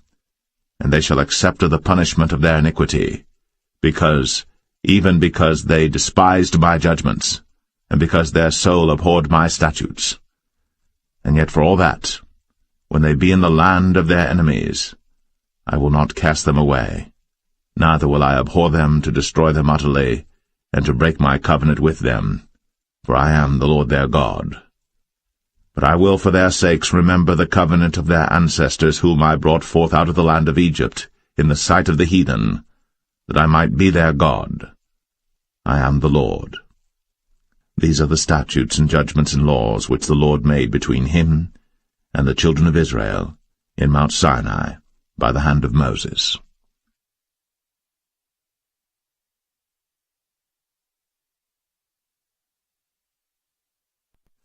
Leviticus 27. And the Lord spake unto Moses, saying, Speak unto the children of Israel, and say unto them, When a man shall make a singular vow, the person shall be for the Lord by thy estimation. And thy estimation shall be of the male from 20 years old even unto 60 years old. Even thy estimation shall be 50 shekels of silver after the shekel of the sanctuary. And if it be a female, then thy estimation shall be 30 shekels. And if it be from 5 years old even unto 20 years old, then thy estimation shall be of the male 20 shekels, and for the female 10 shekels. And if it be from a month old even unto 5 years old, then thy estimation shall be of the male 5 shekels of silver, and for the female thy estimation shall be 3 shekels of silver. And if it be from 60 years old and above, if it be a male, then thy estimation shall be 15 shekels, and for the female 10 shekels. But if he be poorer than thy estimation, then he shall present himself before the priest, and the priest shall value him, according to his ability that vowed shall the priest value him. And if it be a beast, whereof men bring an offering unto the Lord, all that any man giveth of such unto the Lord shall be holy. He shall not alter it, nor change it, a good for a bad, or a bad for a good. And if he shall at all change beast for beast, then it, and the exchange thereof, shall be holy. And if it be any unclean beast, of which they do not offer a sacrifice unto the Lord, then he shall present the beast before the priest. And the priest shall value it, whether it be good or bad, as thou valuest it, who art the priest, so shall it be. But if he will at all redeem it, then he shall add a fifth part thereof unto thy estimation. And when a man shall sanctify his house to be holy unto the Lord, then the priest shall estimate it, whether it be good or bad, as the priest shall estimate it, so shall it stand. And if he that sanctified it will redeem his house, then he shall add the fifth part of the money of thy estimation unto it, and it shall be his. And if a man shall sanctify unto the Lord some part of a field of his possession, then thy estimation shall be according to the seed thereof, and homer of barley seed shall be valued at 50 shekels of silver. If he sanctify his field from the year of Jubilee according to thy estimation, it shall stand. But if he sanctify his field after the Jubilee, then the priest shall reckon unto him the money according to the years that remain, even unto the year of the Jubilee, and it shall be abated from thy estimation. And if he that sanctified the field will in any wise redeem it, then he shall add the fifth part of the money of thy estimation unto it, and it shall be assured to him. And if he will not redeem the field, or if he have sold the field to another man, it shall not be redeemed any more. But the field, when it goeth out in the Jubilee, shall be holy unto the Lord, as a field devoted. The possession thereof shall be the priest's. And if a man sanctify unto the Lord a field which he hath bought, which is not of the fields of his possession, then the priest shall reckon unto him the worth of thy estimation, even unto the year of the Jubilee, and he shall give thine estimation in that day as a holy thing unto the Lord. In the year of the Jubilee the field shall return unto him of whom it was bought, even to him to whom the possession of the land did belong. And all thy estimation shall be according to the shekel of the sanctuary. 20 gerahs shall be the shekel. Only the firstling of the beasts, which should be the Lord's firstling, no man shall sanctify it, whether it be ox or sheep, it is the Lord's. And if it be of an unclean beast, then he shall redeem it according to thine estimation, and shall add a fifth part of it thereto. Or if it be not redeemed, then it shall be sold according to thy estimation. Notwithstanding no devoted thing, that a man shall devote unto the Lord of all that he hath, both of man and beast, and of the field of his possession, shall be sold or redeemed. Every devoted thing is most holy unto the Lord. None devoted, which shall be devoted of men, shall be redeemed, but shall surely be put to death. And all the tithe of the land, whether of the seed of the land or of the fruit of the tree, is the Lord's. It is holy unto the Lord. And if a man will at all redeem aught of his tithes, he shall add thereto the fifth part thereof. And concerning the tithe of the herd or of the flock, even of whatsoever passeth under the rod, the 10th shall be holy unto the Lord. He shall not search whether it be good or bad, neither shall he change it. And if he change it at all, then both it and the change thereof shall be holy. It shall not be redeemed. These are the commandments which the Lord commanded Moses for the children of Israel in Mount Sinai.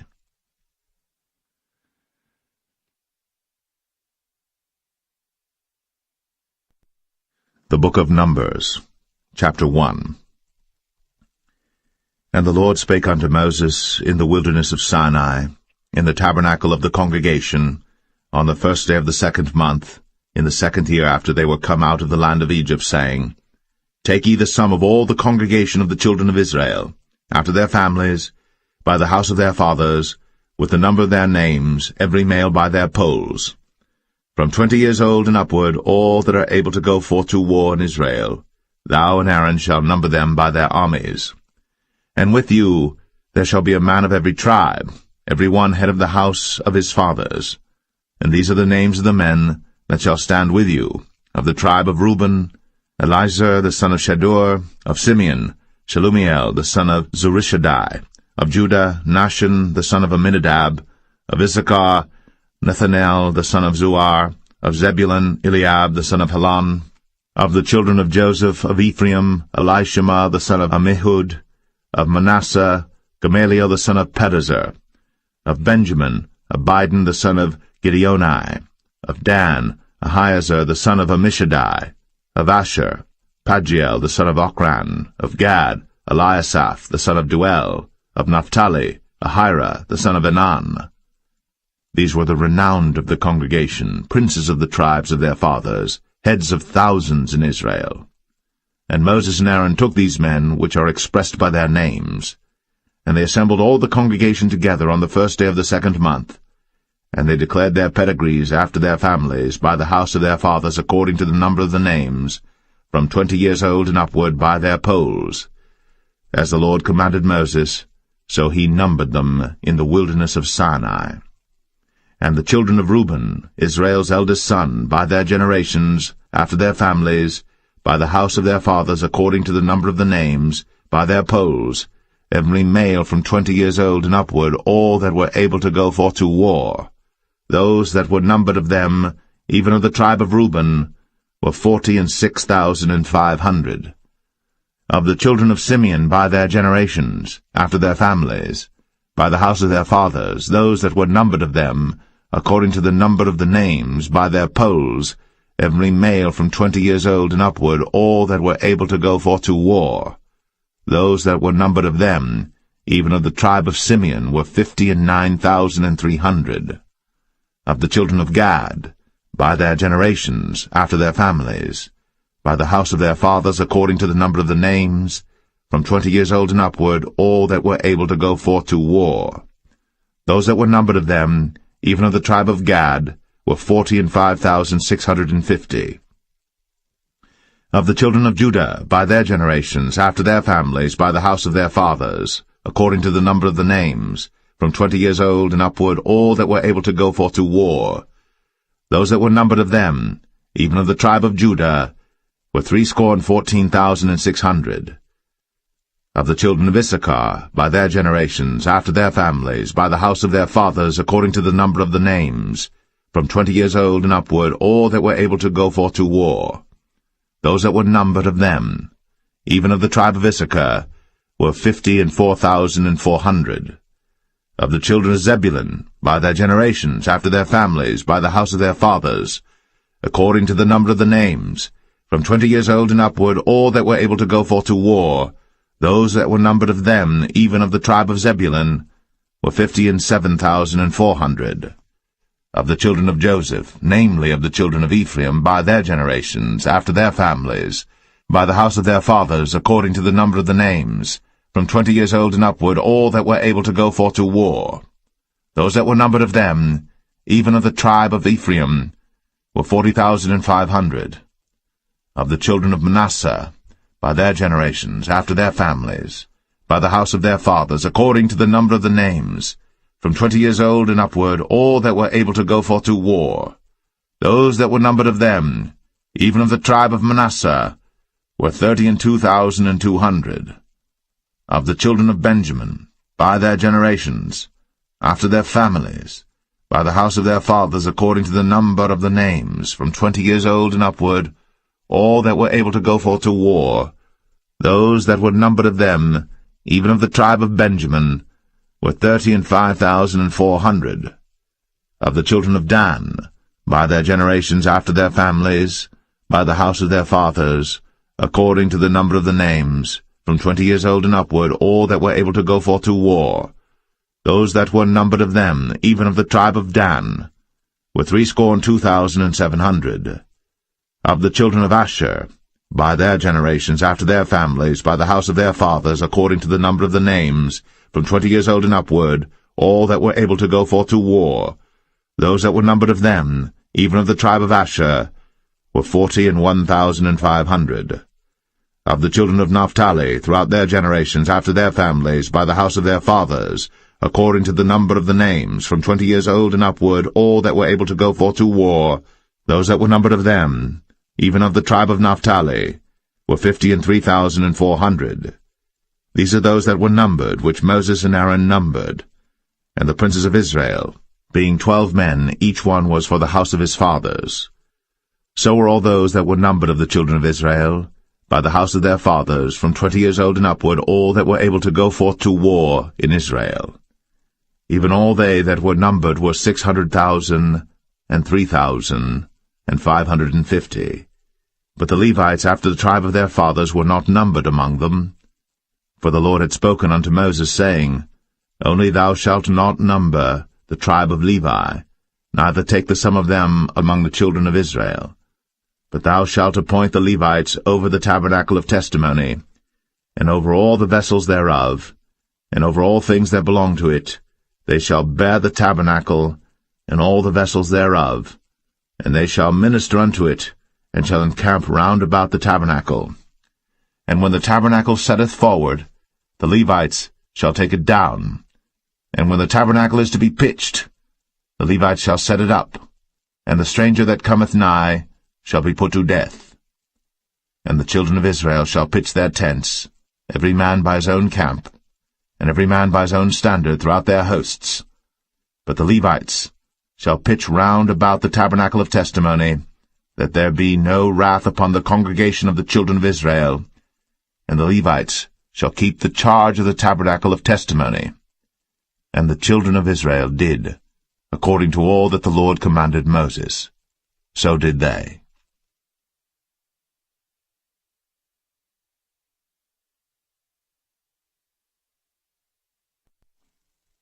Numbers 2. And the Lord spake unto Moses and unto Aaron, saying, Every man of the children of Israel shall pitch by his own standard, with the ensign of their father's house. Far off about the tabernacle of the congregation shall they pitch. And on the east side toward the rising of the sun shall they of the standard of the camp of Judah pitch throughout their armies. And Nahshon the son of Amminadab shall be captain of the children of Judah. And his host, and those that were numbered of them, were 314,600. And those that do pitch next unto him shall be the tribe of Issachar. And Nethaniel the son of Zuar shall be captain of the children of Issachar. And his host, and those that were numbered thereof, were 54,400. Then the tribe of Zebulun, and Eliab the son of Helon, shall be captain of the children of Zebulun. And his host, and those that were numbered thereof, were 57,400. All that were numbered in the camp of Judah were 100,000 and 80,000 and 6,400 throughout their armies. These shall first set forth. On the south side shall be the standard of the camp of Reuben, according to their armies, and the captain of the children of Reuben shall be Elizur, the son of Shedeur. And his host, and those that were numbered thereof, were 46,500. And those which pitched by him shall be the tribe of Simeon. And the captain of the children of Simeon shall be Shelumiel, the son of Zerushadai. And his host, and those that were numbered of them, were 59,300. Then the tribe of Gad, and the captain of the sons of Gad shall be Eliasaph, the son of Ruel. And his host, and those that were numbered of them, were 45,650. All that were numbered in the camp of Reuben were 100,050 and 1,450 throughout their armies, and they shall set forth in the second rank. Then the tabernacle of the congregation shall set forward with the camp of the Levites, in the midst of the camp, as they encamp, so shall they set forward, every man in his place by their standards. On the west side shall be the standard of the camp of Ephraim, according to their armies, and the captain of the sons of Ephraim shall be Elishama, the son of Ammihud. And his host, and those that were numbered of them, were 40,500. And by him shall be the tribe of Manasseh, and the captain of the children of Manasseh shall be Gamaliel, the son of Pedazur. And his host, and those that were numbered of them, were 32,200. Then the tribe of Benjamin, and the captain of the sons of Benjamin shall be Abidan, the son of Gideoni. And his host, and those that were numbered of them, were 35,400. All that were numbered of the camp of Ephraim were 100,000 and 8,000 and 100 throughout their armies, and they shall go forward in the third rank. The standard of the camp of Dan shall be on the north side by their armies, and the captain of the children of Dan shall be Ahiezer, the son of Ammishaddai, and his host, and those that were numbered of them, were 62,700. And those that encamp by him shall be the tribe of Asher, and the captain of the children of Asher shall be Pagiel, the son of Ochran, and his host, and those that were numbered of them were 41,500. Then the tribe of Naphtali, and the captain of the children of Naphtali shall be Ahira, the son of Enan, and his host, and those that were numbered of them were 53,400. All they that were numbered in the camp of Dan were 100,050 and 7,600. They shall go hindmost with their standards. These are those which were numbered of the children of Israel, by the house of their fathers. All those that were numbered of the camps throughout their hosts were 600,000 and 3,550. But the Levites were not numbered among the children of Israel, as the Lord commanded Moses. And the children of Israel did according to all that the Lord commanded Moses. So they pitched by their standards, and so they set forward, every one after their families, according to the house of their fathers.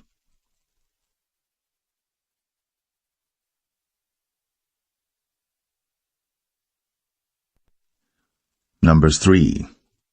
These also are the generations of Aaron and Moses in the day that the Lord spake with Moses in Mount Sinai. And these are the names of the sons of Aaron, Nadab the firstborn, and Abihu, Eleazar, and Ithamar. These are the names of the sons of Aaron, the priests which were anointed, whom he consecrated to minister in the priest's office. And Nadab and Abihu died before the Lord, when they offered strange fire before the Lord in the wilderness of Sinai, and they had no children. And Eleazar and Ithamar ministered in the priest's office in the sight of Aaron their father. And the Lord spake unto Moses, saying, Bring the tribe of Levi near, and present them before Aaron the priest, that they may minister unto him. And they shall keep his charge, and the charge of the whole congregation before the tabernacle of the congregation, to do the service of the tabernacle.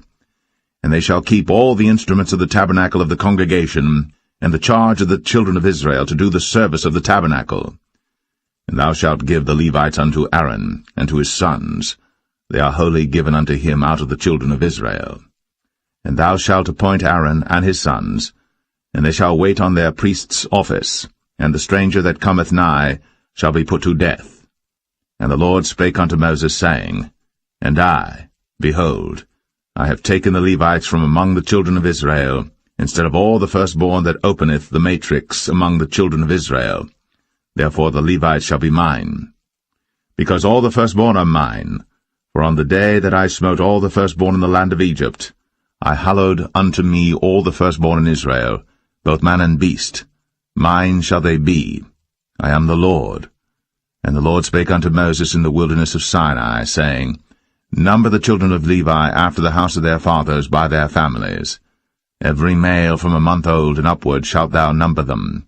And Moses numbered them according to the word of the Lord, as he was commanded. And these were the sons of Levi by their names, Gershon and Kohath and Merari. And these are the names of the sons of Gershon by their families, Libni and Shimei. And the sons of Kohath by their families, Amram, and Izahar, Hebron, and Uzziel. And the sons of Merari by their families, Malai and Mushai. These are the families of the Levites according to the house of their fathers. Of Gershon was the family of the Libnites, and the family of the Shimites. These are the families of the Gershonites. Those that were numbered of them, according to the number of all the males, from a month old and upward, even those that were numbered of them, were 7,500. The families of the Gershonites shall pitch behind the tabernacle westward. And the chief of the house of the father of the Gershonites shall be Eliasaph the son of Lael. And the charge of the sons of Gershon in the tabernacle of the congregation shall be the tabernacle, and the tent, the covering thereof, and the hanging for the door of the tabernacle of the congregation, and the hangings of the court, and the curtain for the door of the court which is by the tabernacle, and by the altar round about, and the cords of it for all the service thereof, And of Kohath was the family of the Amramites, and the family of the Isharites, and the family of the Hebronites, and the family of the Uzzielites. These are the families of the Kohathites. In the number of all the males from a month old and upward were 8,600, keeping the charge of the sanctuary. The families of the sons of Kohath shall pitch on the side of the tabernacle southward. And the chief of the house of the father of the families of the Kohathites shall be Elizaphan the son of Uzziel. And their charge shall be the ark, and the table, and the candlestick, and the altars, and the vessels of the sanctuary wherewith they minister, and the hanging, and all the service thereof. And Eleazar the son of Aaron the priest shall be chief over the chief of the Levites, and have the oversight of them that keep the charge of the sanctuary. Of Merari was the family of the Mahlites, and the family of the Mushites. These are the families of Merari. And those that were numbered of them, according to the number of all the males, from a month old and upward, were 6,200. And the chief of the house of the father of the families of Merari was Zuriel, the son of Abihail. These shall pitch on the side of the tabernacle northward. And under the custody and charge of the sons of Merari shall be the boards of the tabernacle, and the bars thereof, and the pillars thereof, and the sockets thereof, and all the vessels thereof, and all that serveth thereto, and the pillars of the court round about, and their sockets, and their pins, and their cords. But those that encamp before the tabernacle toward the east, even before the tabernacle of the congregation eastward, shall be Moses and Aaron and his sons, keeping the charge of the sanctuary for the charge of the children of Israel, and the stranger that cometh nigh shall be put to death. All that were numbered of the Levites, which Moses and Aaron numbered at the commandment of the Lord, throughout their families, all the males from a month old and upward, were 22,000. And the Lord said unto Moses, Number all the firstborn of the males of the children of Israel from a month old and upward, and take the number of their names. And thou shalt take the Levites for me, I am the Lord, instead of all the firstborn among the children of Israel, and the cattle of the Levites instead of all the firstlings among the cattle of the children of Israel.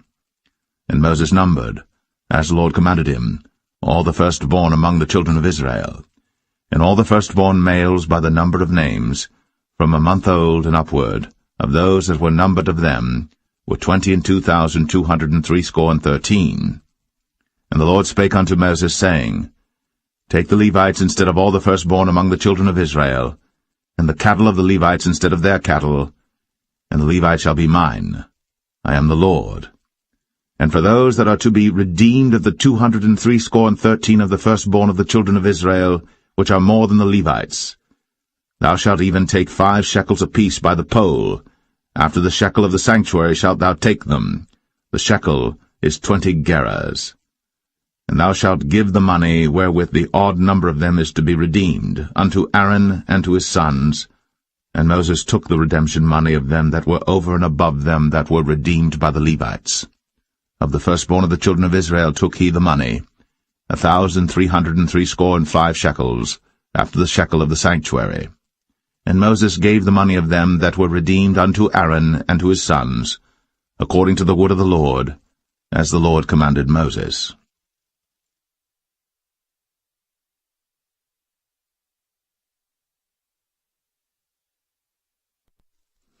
Numbers 4. And the Lord spake unto Moses and unto Aaron, saying, Take the sum of the sons of Kohath, from among the sons of Levi, after their families, by the house of their fathers, from 30 years old and upward, even until 50 years old, all that enter into the host, to do the work in the tabernacle of the congregation. This shall be the service of the sons of Kohath, in the tabernacle of the congregation, about the most holy things. And when the camp setteth forward, Aaron shall come, and his sons, and they shall take down the covering veil, and cover the ark of the testimony with it, and shall put thereon the covering of badgers' skins, and shall spread over it a cloth wholly of blue, and shall put in the staves thereof. And upon the table of showbread they shall spread a cloth of blue, and put thereon the dishes, and the spoons, and the bowls, and covers to cover withal, and the continual bread shall be thereon. And they shall spread upon them a cloth of scarlet, and cover the same with a covering of badgers' skins, and shall put in the staves thereof. And they shall take a cloth of blue, and cover the candlestick of the light, and his lamps, and his tongs, and his snuff dishes, and all the oil vessels thereof, wherewith they minister unto it. And they shall put it in all the vessels thereof within a covering of badgers' skins, and shall put it upon a bar, and upon the golden altar they shall spread a cloth of blue, and cover it with a covering of badgers' skins, and shall put to the staves thereof. And they shall take all the instruments of ministry, wherewith they minister in the sanctuary, and put them in a cloth of blue, and cover them with a covering of badgers' skins, and shall put them on a bar. And they shall take away the ashes from the altar, and spread a purple cloth thereon. And they shall put upon it all the vessels thereof, wherewith they minister about it, even the censers, the flesh-hooks, and the shovels, and the basins, all the vessels of the altar, and they shall spread upon it a covering of badgers' skins, and put to the staves of it.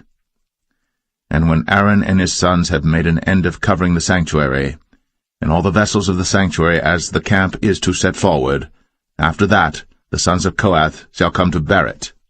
But they shall not touch any holy thing, lest they die. These things are the burden of the sons of Kohath in the tabernacle of the congregation. And to the office of Eleazar the son of Aaron the priest pertaineth the oil for the light, and the sweet incense, and the daily meat offering, and the anointing oil, and the oversight of all the tabernacle, and of all that therein is, in the sanctuary, and in the vessels thereof.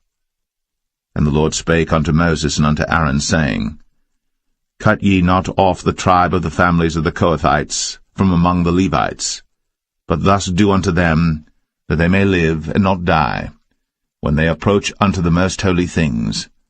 Aaron and his sons shall go in, and appoint them every one to his service and to his burden. But they shall not go in to see when the holy things are covered, lest they die. And the Lord spake unto Moses, saying, Take also the sum of the sons of Gershon, throughout the houses of their fathers by their families. From 30 years old and upward until 50 years old shalt thou number them, all that enter in to perform the service, to do the work in the tabernacle of the congregation. This is the service of the families of the Gershonites, to serve and for burdens. And they shall bear the curtains of the tabernacle, and the tabernacle of the congregation, his covering, and the covering of the badger skins that is above upon it, and the hanging for the door of the tabernacle of the congregation, and the hangings of the court, and the hanging for the door of the gate of the court, which is by the tabernacle, and by the altar round about, and their cords, and all the instruments of their service, and all that is made for them, so shall they serve. At the appointment of Aaron and his sons shall be all the service of the sons of the Gershonites, in all their burdens, and in all their service, and ye shall appoint unto them in charge all their burdens. This is the service of the families of the sons of Gershon, in the tabernacle of the congregation, and their charge shall be under the hand of Ithamar the son of Aaron the priest. As for the sons of Merari, thou shalt number them after their families by the house of their fathers. From 30 years old and upward, even unto 50 years old, shalt thou number them, every one that entereth into the service, to do the work of the tabernacle of the congregation. And this is the charge of their burden, according to all their service in the tabernacle of the congregation, the boards of the tabernacle, and the bars thereof, and the pillars thereof, and sockets thereof. And the pillars of the court round about, and their sockets, and their pins, and their cords, with all their instruments, and with all their service. And by name ye shall reckon the instruments of the charge of their burden. This is the service of the families of the sons of Merari, according to all their service, in the tabernacle of the congregation under the hand of Ithamar the son of Aaron the priest. And Moses and Aaron, and the chief of the congregation numbered the sons of the Kohathites after their families, and after the house of their fathers, from 30 years old and upward, even unto 50 years old, every one that entereth into the service, for the work in the tabernacle of the congregation. And those that were numbered of them by their families were 2,750. These were they that were numbered of the families of the Kohathites, all that might do service in the tabernacle of the congregation, which Moses and Aaron did number, according to the commandment of the Lord, by the hand of Moses. And those that were numbered of the sons of Gershon, throughout their families and by the house of their fathers, from 30 years old and upward, even unto 50 years old, every one that entereth into the service, for the work in the tabernacle of the congregation, even those that were numbered of them, throughout their families, by the house of their fathers, were 2,630. These are they that were numbered of the families of the sons of Gershon, of all that might do service in the tabernacle of the congregation, whom Moses and Aaron did number according to the commandment of the Lord. And those that were numbered of the families of the sons of Merari, throughout their families by the house of their fathers, from 30 years old and upward, even unto 50 years old, every one that entereth into the service, for the work in the tabernacle of the congregation, even those that were numbered of them after their families were 3,200. These be those that were numbered of the families of the sons of Merari, whom Moses and Aaron numbered according to the word of the Lord by the hand of Moses. All those that were numbered of the Levites, whom Moses and Aaron and the chief of Israel numbered, after their families, and after the house of their fathers, from 30 years old and upward, even unto 50 years old, every one that came to do the service of the ministry, and the service of the burden in the tabernacle of the congregation. Even those that were numbered of them were 8,580. According to the commandment of the Lord they were numbered by the hand of Moses, every one according to his service, and according to his burden. Thus were they numbered of him, as the Lord commanded Moses.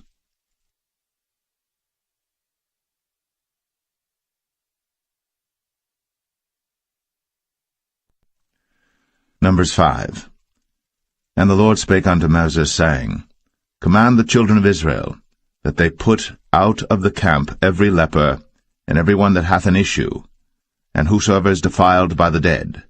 Both male and female shall ye put out, without the camp shall ye put them, that they defile not their camps, in the midst whereof I dwell. And the children of Israel did so, and put them out without the camp, as the Lord spake unto Moses. So did the children of Israel. And the Lord spake unto Moses, saying, Speak unto the children of Israel, when a man or woman shall commit any sin that men commit, to do a trespass against the Lord, and that person be guilty, then they shall confess their sin which they have done, and he shall recompense his trespass with the principal thereof, and add unto it the 5th part thereof, and give it unto him against whom he hath trespassed. But if the man have no kinsman to recompense the trespass unto, let the trespass be recompensed unto the Lord, even to the priest, beside the ram of the atonement, whereby an atonement shall be made for him. And every offering of all the holy things of the children of Israel, which they bring unto the priest, shall be his. And every man's hallowed things shall be his. Whatsoever any man giveth the priest, it shall be his. And the Lord spake unto Moses, saying, Speak unto the children of Israel, and say unto them, If any man's wife go aside, and commit a trespass against him, and a man lie with her carnally, and it be hid from the eyes of her husband, and be kept close, and she be defiled, and there be no witness against her, neither she be taken with the manner, and the spirit of jealousy come upon him, and he be jealous of his wife, and she be defiled, or if the spirit of jealousy come upon him, and he be jealous of his wife, and she be not defiled, then shall the man bring his wife unto the priest, and he shall bring her offering for her, the 10th part of an ephah of barley meal. He shall pour no oil upon it, nor put frankincense thereon, for it is an offering of jealousy, an offering of memorial, bringing iniquity to remembrance. And the priest shall bring her near, and set her before the Lord. And the priest shall take holy water in an earthen vessel, and of the dust that is in the floor of the tabernacle the priest shall take, and put it into the water. And the priest shall set the woman before the Lord, and uncover the woman's head, and put the offering of memorial in her hands, which is the jealousy offering. And the priest shall have in his hand the bitter water that causeth the curse. And the priest shall charge her by an oath, and say unto the woman, If no man have lain with thee, and if thou hast not gone aside to uncleanness with another instead of thy husband, be thou free from this bitter water that causeth the curse. But if thou hast gone aside to another instead of thy husband, and if thou be defiled, and some man have lain with thee beside thine husband, then the priest shall charge the woman with an oath of cursing, and the priest shall say unto the woman, The Lord make thee a curse, and an oath among thy people, when the Lord doth make thy thigh to rot, and thy belly to swell. And this water that causeth the curse shall go into thy bowels, to make thy belly to swell, and thy thigh to rot. And the woman shall say, Amen, Amen. And the priest shall write these curses in a book, and he shall blot them out with the bitter water. And he shall cause the woman to drink the bitter water that causeth the curse, and the water that causeth the curse shall enter into her, and become bitter. Then the priest shall take the jealousy offering out of the woman's hand, and shall wave the offering before the Lord, and offer it upon the altar. And the priest shall take an handful of the offering, even the memorial thereof, and burn it upon the altar, and afterward shall cause the woman to drink the water. And when he hath made her to drink the water, then it shall come to pass that if she be defiled, and have done trespass against her husband, that the water that causeth the curse shall enter into her, and become bitter, and her belly shall swell, and her thigh shall rot, and the woman shall be a curse among her people. And if the woman be not defiled, but be clean, then she shall be free, and shall conceive seed. This is the law of jealousy, when a wife goeth aside to another instead of her husband, and is defiled. Or when the spirit of jealousy cometh upon him, and he be jealous over his wife, and shall set the woman before the Lord, and the priest shall execute upon her all this law. Then shall the man be guiltless from iniquity, and this woman shall bear her iniquity.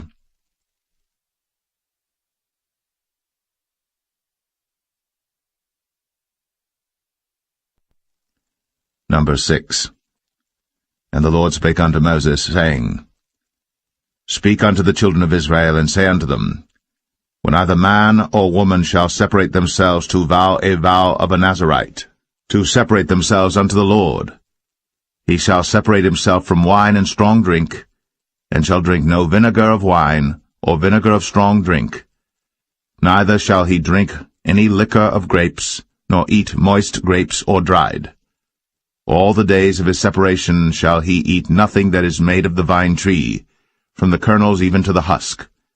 All the days of the vow of his separation there shall no razor come upon his head, until the days be fulfilled, in the which he separateth himself unto the Lord. He shall be holy, and shall let the locks of the hair of his head grow. All the days that he separateth himself unto the Lord, he shall come at no dead body. He shall not make himself unclean for his father, or for his mother, for his brother, or for his sister, when they die, because the consecration of his God is upon his head. All the days of his separation he is holy unto the Lord. And if any man die very suddenly by him, and he hath defiled the head of his consecration, then he shall shave his head in the day of his cleansing. On the 7th day shall he shave it. And on the 8th day he shall bring 2 turtles, or 2 young pigeons, to the priest, to the door of the tabernacle of the congregation, and the priest shall offer the one for a sin offering, and the other for a burnt offering, and make an atonement for him, for that he sinned by the dead, and shall hallow his head that same day. And he shall consecrate unto the Lord the days of his separation, and shall bring a lamb of the first year for a trespass offering, but the days that were before shall be lost, because his separation was defiled. And this is the law of the Nazarite. When the days of his separation are fulfilled, he shall be brought unto the door of the tabernacle of the congregation, and he shall offer his offering unto the Lord, 1 he-lamb of the first year without blemish for a burnt offering, and 1 ewe-lamb of the first year without blemish for a sin offering, and 1 ram without blemish for peace offerings, and a basket of unleavened bread, cakes of fine flour mingled with oil, and wafers of unleavened bread anointed with oil, and their meat offering, and their drink offerings. And the priest shall bring them before the Lord, and shall offer his sin offering and his burnt offering. And he shall offer the ram for a sacrifice of peace offerings unto the Lord, with the basket of unleavened bread. The priest shall offer also his meat offering and his drink offering. And the Nazarite shall shave the head of his separation at the door of the tabernacle of the congregation, and shall take the hair of the head of his separation, and put it in the fire which is under the sacrifice of the peace offerings. And the priest shall take the sodden shoulder of the ram, and 1 unleavened cake out of the basket, and 1 unleavened wafer, and shall put them upon the hands of the Nazarite, after the hair of his separation is shaven. And the priest shall wave them for a wave offering before the Lord. This is holy for the priest, with the wave breast and heave shoulder. And after that the Nazarite may drink wine. This is the law of the Nazarite who hath vowed, and of his offering unto the Lord for his separation, beside that his hand shall get, according to the vow which he vowed, so he must do after the law of his separation. And the Lord spake unto Moses, saying, Speak unto Aaron and unto his sons, saying, On this wise ye shall bless the children of Israel, saying unto them, The Lord bless thee, and keep thee. The Lord make his face shine upon thee, and be gracious unto thee. The Lord lift up his countenance upon thee, and give thee peace. And they shall put my name upon the children of Israel, and I will bless them.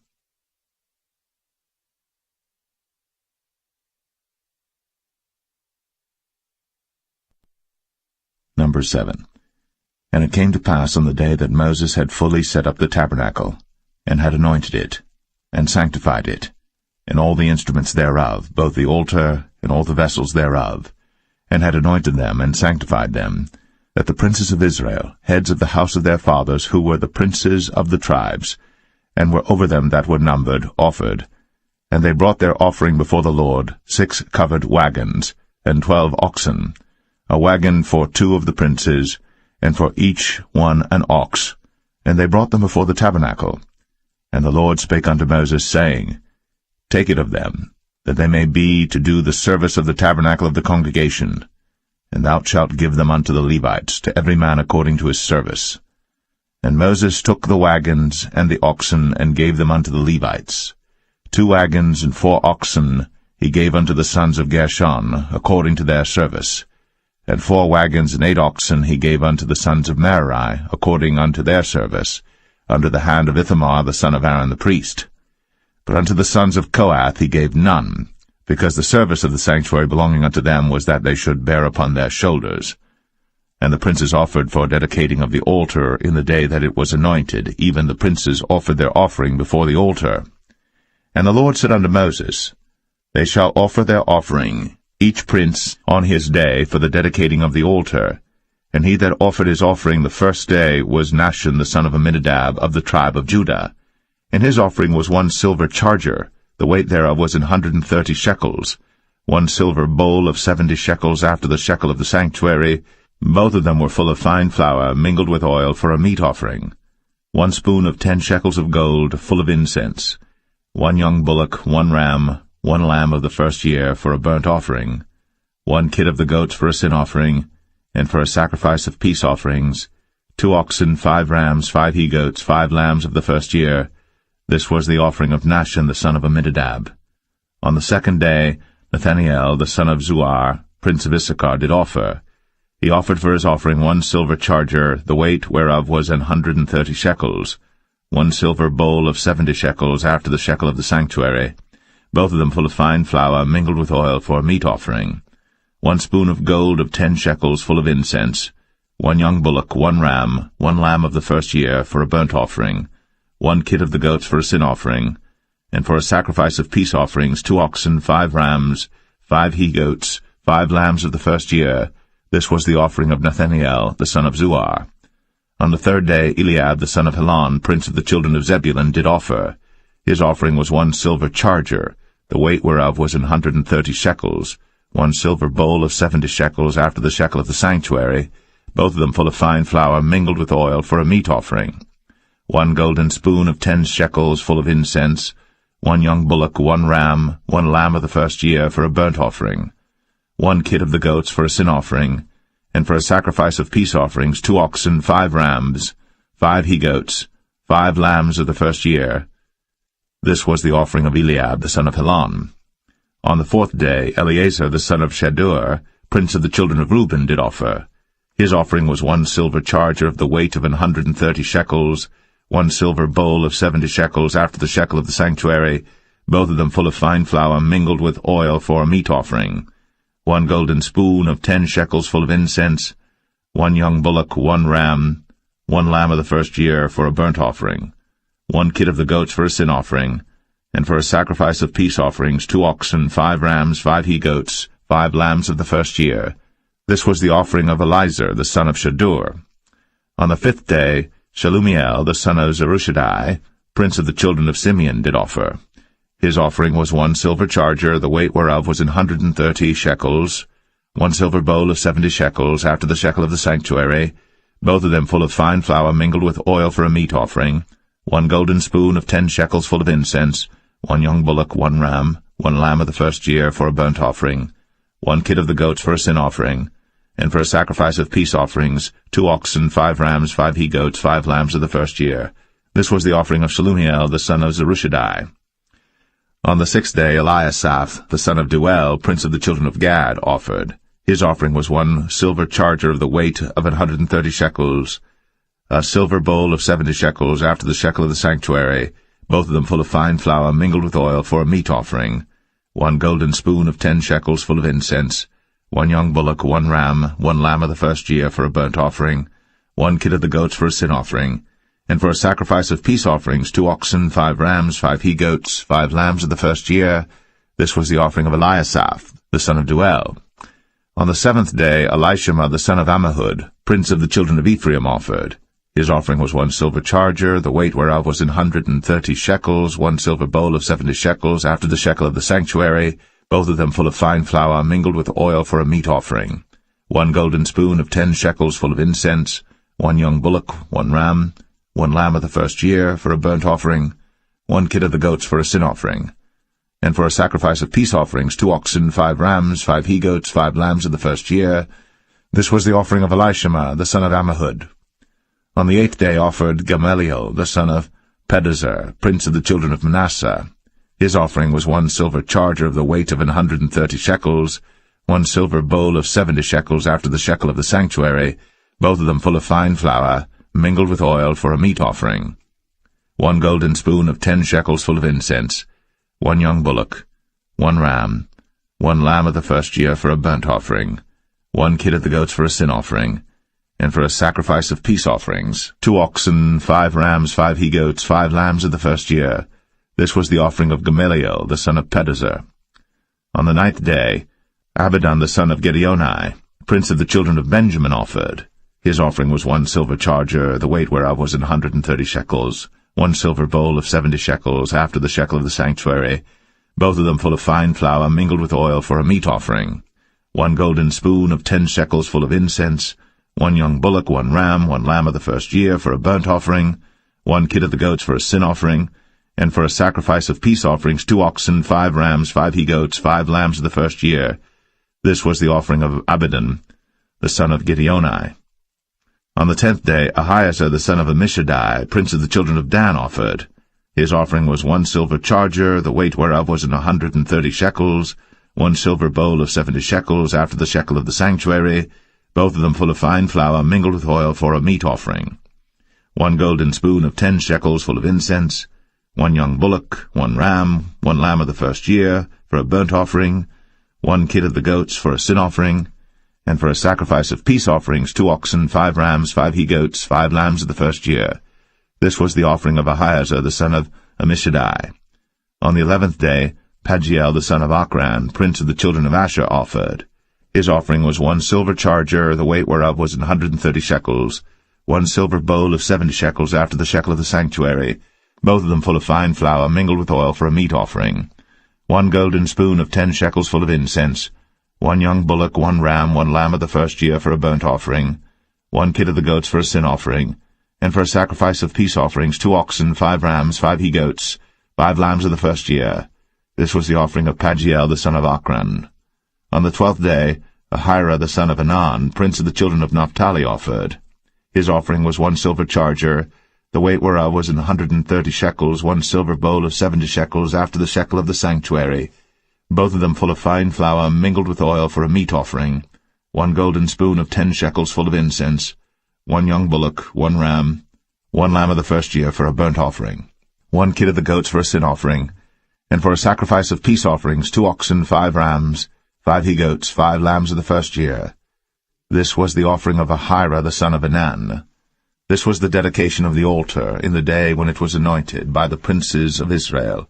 12 chargers of silver, 12 silver bowls, 12 spoons of gold, each charger of silver weighing 130 shekels, each bowl 70, all the silver vessels weighed 2,400 shekels after the shekel of the sanctuary. The golden spoons were 12, full of incense, weighing 10 shekels apiece, after the shekel of the sanctuary. All the gold of the spoons was 120 shekels. All the oxen for the burnt offering were 12 bullocks, the rams 12, the lambs of the first year 12, with their meat offering, and the kids of the goats for sin offering 12. And all the oxen for the sacrifice of the peace offerings were 24 bullocks, the rams 60, the he-goats 60, the lambs of the first year 60. This was the dedication of the altar. After that it was anointed. And when Moses was gone into the tabernacle of the congregation to speak with him, then he heard the voice of one speaking unto him from off the mercy seat, that was upon the ark of testimony, from between the 2 cherubims, and he spake unto him.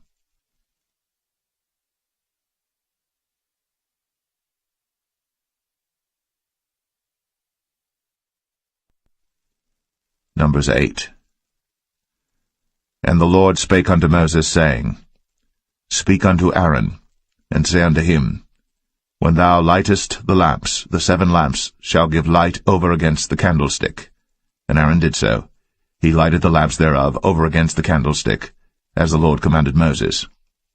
And this work of the candlestick was of beaten gold, unto the shaft thereof, unto the flowers thereof was beaten work, according unto the pattern which the Lord had shown Moses. So he made the candlestick. And the Lord spake unto Moses, saying, Take the Levites from among the children of Israel, and cleanse them. And thus shalt thou do unto them to cleanse them. Sprinkle water of purifying upon them, and let them shave all their flesh, and let them wash their clothes, and so make themselves clean. Then let them take a young bullock with his meat offering, even fine flour mingled with oil, and another young bullock shalt thou take for a sin offering. And thou shalt bring the Levites before the tabernacle of the congregation, and thou shalt gather the whole assembly of the children of Israel together. And thou shalt bring the Levites before the Lord, and the children of Israel shall put their hands upon the Levites. And Aaron shall offer the Levites before the Lord for an offering of the children of Israel, that they may execute the service of the Lord. And the Levites shall lay their hands upon the heads of the bullocks. And thou shalt offer the one for a sin offering, and the other for a burnt offering unto the Lord, to make an atonement for the Levites. And thou shalt set the Levites before Aaron, and before his sons, and offer them for an offering unto the Lord. Thus shalt thou separate the Levites from among the children of Israel, and the Levites shall be mine. And after that shall the Levites go in to do the service of the tabernacle of the congregation. And thou shalt cleanse them, and offer them for an offering. For they are wholly given unto me from among the children of Israel, instead of such as open every womb, even instead of the firstborn of all the children of Israel, have I taken them unto me. For all the firstborn of the children of Israel are mine, both man and beast. On the day that I smote every firstborn in the land of Egypt, I sanctified them for myself. And I have taken the Levites for all the firstborn of the children of Israel. And I have given the Levites as a gift to Aaron and to his sons from among the children of Israel, to do the service of the children of Israel in the tabernacle of the congregation, and to make an atonement for the children of Israel, that there be no plague among the children of Israel, when the children of Israel come nigh unto the sanctuary. And Moses and Aaron and all the congregation of the children of Israel did to the Levites according unto all that the Lord commanded Moses concerning the Levites. So did the children of Israel unto them. And the Levites were purified, and they washed their clothes, and Aaron offered them as an offering before the Lord. And Aaron made an atonement for them to cleanse them. And after that went the Levites in to do their service in the tabernacle of the congregation before Aaron, and before his sons, as the Lord had commanded Moses concerning the Levites, so did they unto them. And the Lord spake unto Moses, saying, This is it that belongeth unto the Levites. From 25 years old and upward they shall go in to wait upon the service of the tabernacle of the congregation. And from the age of 50 years they shall cease waiting upon the service thereof, and shall serve no more, but shall minister with their brethren in the tabernacle of the congregation, to keep the charge, and shall do no service. Thus shalt thou do unto the Levites touching their charge.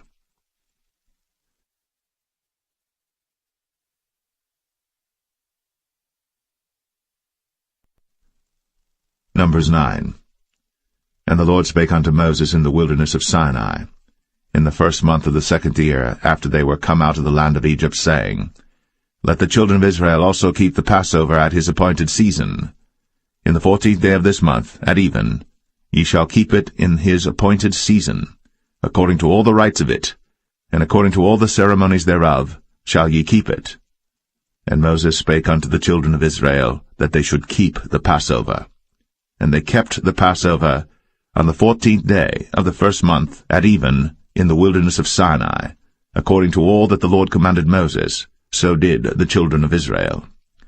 And there were certain men, who were defiled by the dead body of a man, that they could not keep the Passover on that day. And they came before Moses and before Aaron on that day. And those men said unto him, We are defiled by the dead body of a man. Wherefore are we kept back, that we may not offer an offering of the Lord in his appointed season among the children of Israel? And Moses said unto them, Stand still, and I will hear what the Lord will command concerning you.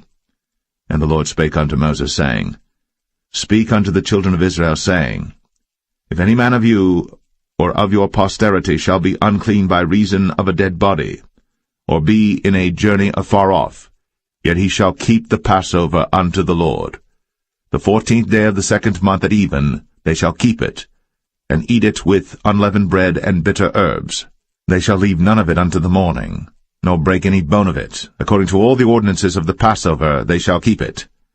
But the man that is clean, and is not in a journey, and forbeareth to keep the Passover, even the same soul shall be cut off from among his people, because he brought not the offering of the Lord in his appointed season. That man shall bear his sin. And if a stranger shall sojourn among you, and will keep the Passover unto the Lord, according to the ordinance of the Passover, and according to the manner thereof, so shall he do. Ye shall have one ordinance, both for the stranger and for him that was born in the land. And on the day that the tabernacle was reared up, the cloud covered the tabernacle, namely, the tent of the testimony. And at even there was upon the tabernacle as it were the appearance of fire until the morning. So it was always. The cloud covered it by day, and the appearance of fire by night. And when the cloud was taken up from the tabernacle, then after that the children of Israel journeyed. In the place where the cloud abode, there the children of Israel pitched their tents. At the commandment of the Lord the children of Israel journeyed, and at the commandment of the Lord they pitched. As long as the cloud abode upon the tabernacle they rested in their tents. And when the cloud tarried long upon the tabernacle many days, then the children of Israel kept the charge of the Lord, and journeyed not. And so it was, when the cloud was a few days upon the tabernacle, according to the commandment of the Lord, they abode in their tents, and according to the commandment of the Lord they journeyed. And so it was, when the cloud abode from even unto the morning, and that the cloud was taken up in the morning, then they journeyed. Whether it was by day or by night that the cloud was taken up, they journeyed. Or whether it were 2 days, or a month, or a year, that the cloud tarried upon the tabernacle, remaining thereon, the children of Israel abode in their tents, and journeyed not. But when it was taken up, they journeyed. At the commandment of the Lord they rested in the tents, and at the commandment of the Lord they journeyed. They kept the charge of the Lord, at the commandment of the Lord, by the hand of Moses.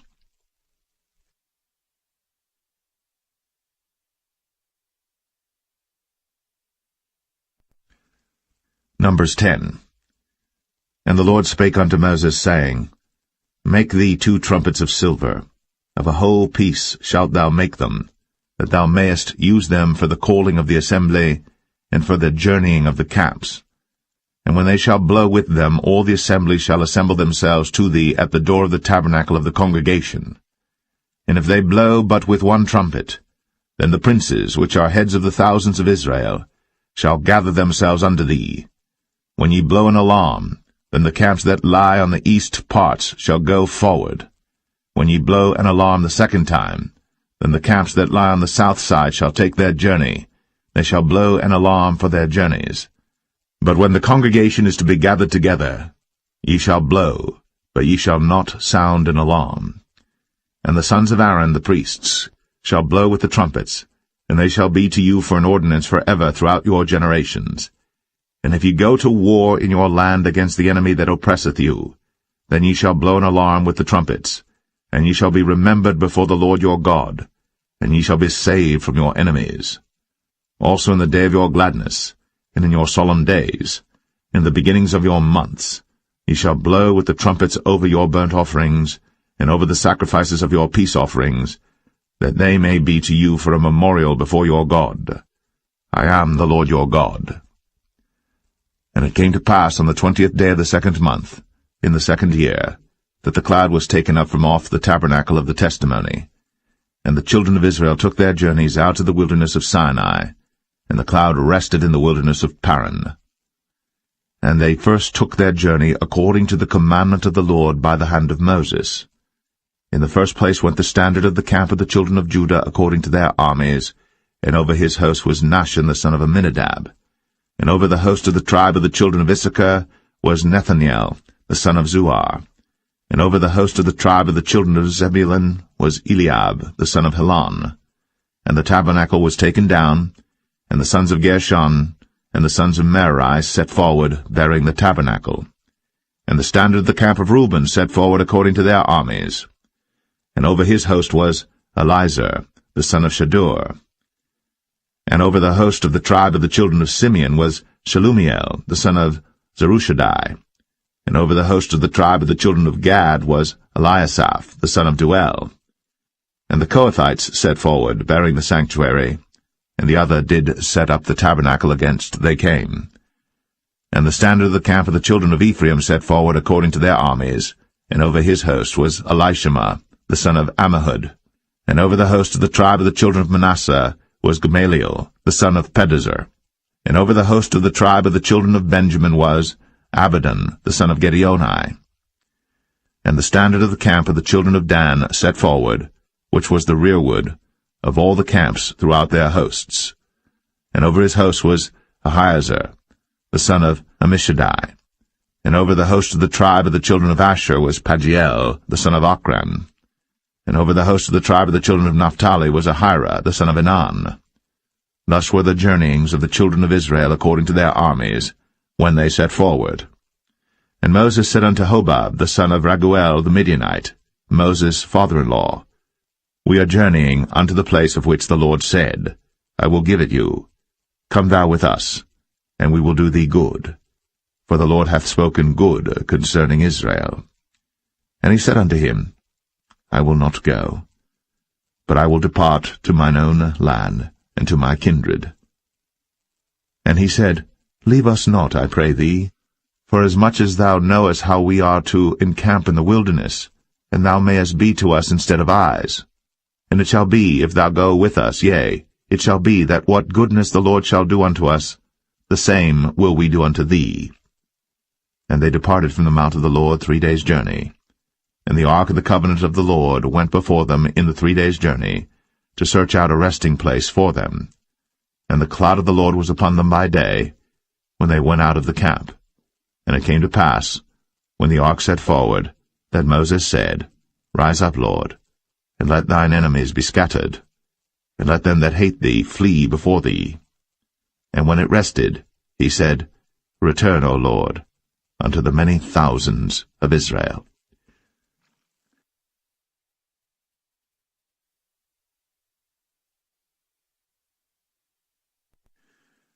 Numbers 11. And when the people complained, it displeased the Lord. And the Lord heard it, and his anger was kindled. And the fire of the Lord burnt among them, and consumed them that were in the uttermost parts of the camp. And the people cried unto Moses. And when Moses prayed unto the Lord, the fire was quenched. And he called the name of the place Taberah, because the fire of the Lord burnt among them. And the mixed multitude that was among them fell a-lusting. And the children of Israel also wept again, and said, Who shall give us flesh to eat? We remember the fish which we did eat in Egypt freely, the cucumbers, and the melons, and the leeks, and the onions, and the garlic. But now our soul is dried away. There is nothing at all beside this manna before our eyes. And the manna was as coriander seed, and the color thereof as the color of bdellium. And the people went about, and gathered it, and ground it in mills, or beat it in a mortar, and baked it in pans, and made cakes of it. And the taste of it was as the taste of fresh oil. And when the dew fell upon the camp in the night, the manna fell upon it. Then Moses heard the people weep throughout their families, every man in the door of his tent. And the anger of the Lord was kindled greatly. Moses also was displeased. And Moses said unto the Lord, Wherefore hast thou afflicted thy servant? And wherefore have I not found favor in thy sight, that thou layest the burden of all this people upon me? Have I conceived all this people? Have I begotten them, that thou shouldst say unto me, Carry them in thy bosom, as a nursing father beareth the sucking child, unto the land which thou swarest unto their fathers? Whence should I have flesh to give unto all this people? For they weep unto me, saying, Give us flesh, that we may eat. I am not able to bear all this people alone, because it is too heavy for me.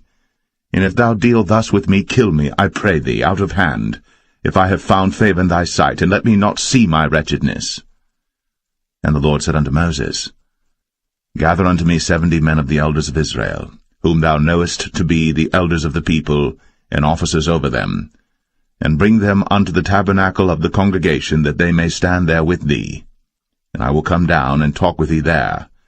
And I will take of the Spirit which is upon thee, and will put it upon them, and they shall bear the burden of the people with thee, that thou bear it not thyself alone. And say thou unto the people, Sanctify yourselves against tomorrow, and ye shall eat flesh. For ye have wept in the ears of the Lord, saying, Who shall give us flesh to eat? For it was well with us in Egypt. Therefore the Lord will give you flesh, and ye shall eat. Ye shall not eat 1 day, nor 2 days, nor 5 days, neither 10 days, nor 20 days, but even a whole month, until it come out at your nostrils, and it be loathsome unto you, because that ye have despised the Lord which is among you, and have wept before him, saying, Why came we forth out of Egypt? And Moses said, The people, among whom I am, are 600,000 footmen, and thou hast said, I will give them flesh, that they may eat a whole month. Shall the flocks and the herds be slain for them to suffice them? Or shall all the fish of the sea be gathered together for them to suffice them? And the Lord said unto Moses, Is the Lord's hand waxed short? Thou shalt see now whether my word shall come to pass unto thee or not.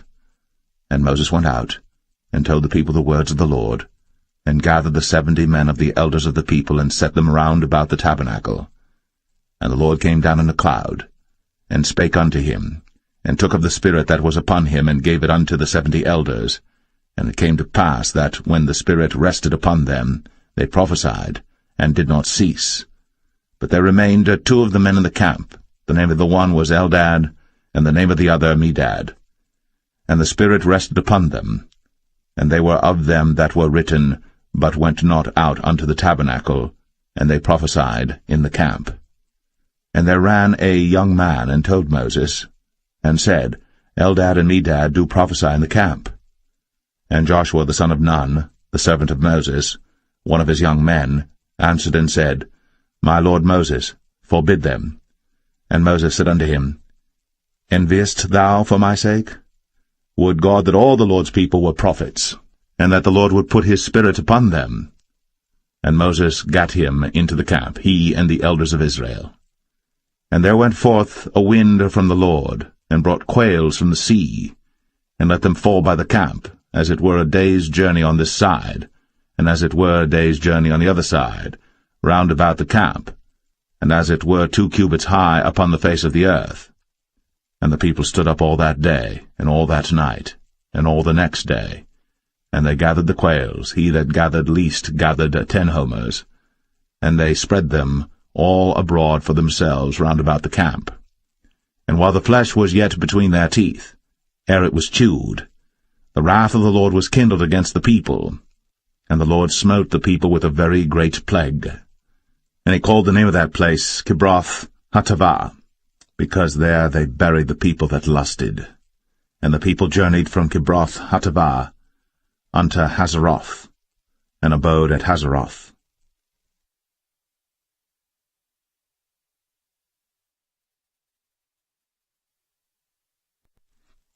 Numbers 12. And Miriam and Aaron spake against Moses because of the Ethiopian woman whom he had married, for he had married an Ethiopian woman. And they said, Hath the Lord indeed spoken only by Moses? Hath he not spoken also by us? And the Lord heard it. Now the man Moses was very meek, above all the men which are upon the face of the earth. And the Lord spake suddenly unto Moses, and unto Aaron, and unto Miriam, Come out ye three unto the tabernacle of the congregation. And they three came out. And the Lord came down in the pillar of the cloud, and stood in the door of the tabernacle, and called Aaron and Miriam. And they both came forth. And he said, Hear now my words. If there be a prophet among you, I the Lord will make myself known unto him in a vision, and will speak unto him in a dream. My servant Moses is not so, who is faithful in all mine house. With him will I speak mouth to mouth, even apparently, and not in dark speeches. And the similitude of the Lord shall he behold. Wherefore then were ye not afraid to speak against my servant Moses? And the anger of the Lord was kindled against them, and he departed. And the cloud departed from off the tabernacle, and behold, Miriam became leprous, white as snow. And Aaron looked upon Miriam, and behold, she was leprous. And Aaron said unto Moses, Alas, my Lord, I beseech thee, lay not the sin upon us, wherein we have done foolishly, and wherein we have sinned. Let her not be as one dead, of whom the flesh is half consumed, when he cometh out of his mother's womb. And Moses cried unto the Lord, saying, Heal her now, O God, I beseech thee. And the Lord said unto Moses, If her father had but spit in her face, should she not be ashamed 7 days? Let her be shut out from the camp 7 days, and after that let her be received in again. And Miriam was shut out from the camp 7 days. And the people journeyed not till Miriam was brought in again. And afterward the people removed from Hazeroth, and pitched in the wilderness of Paran.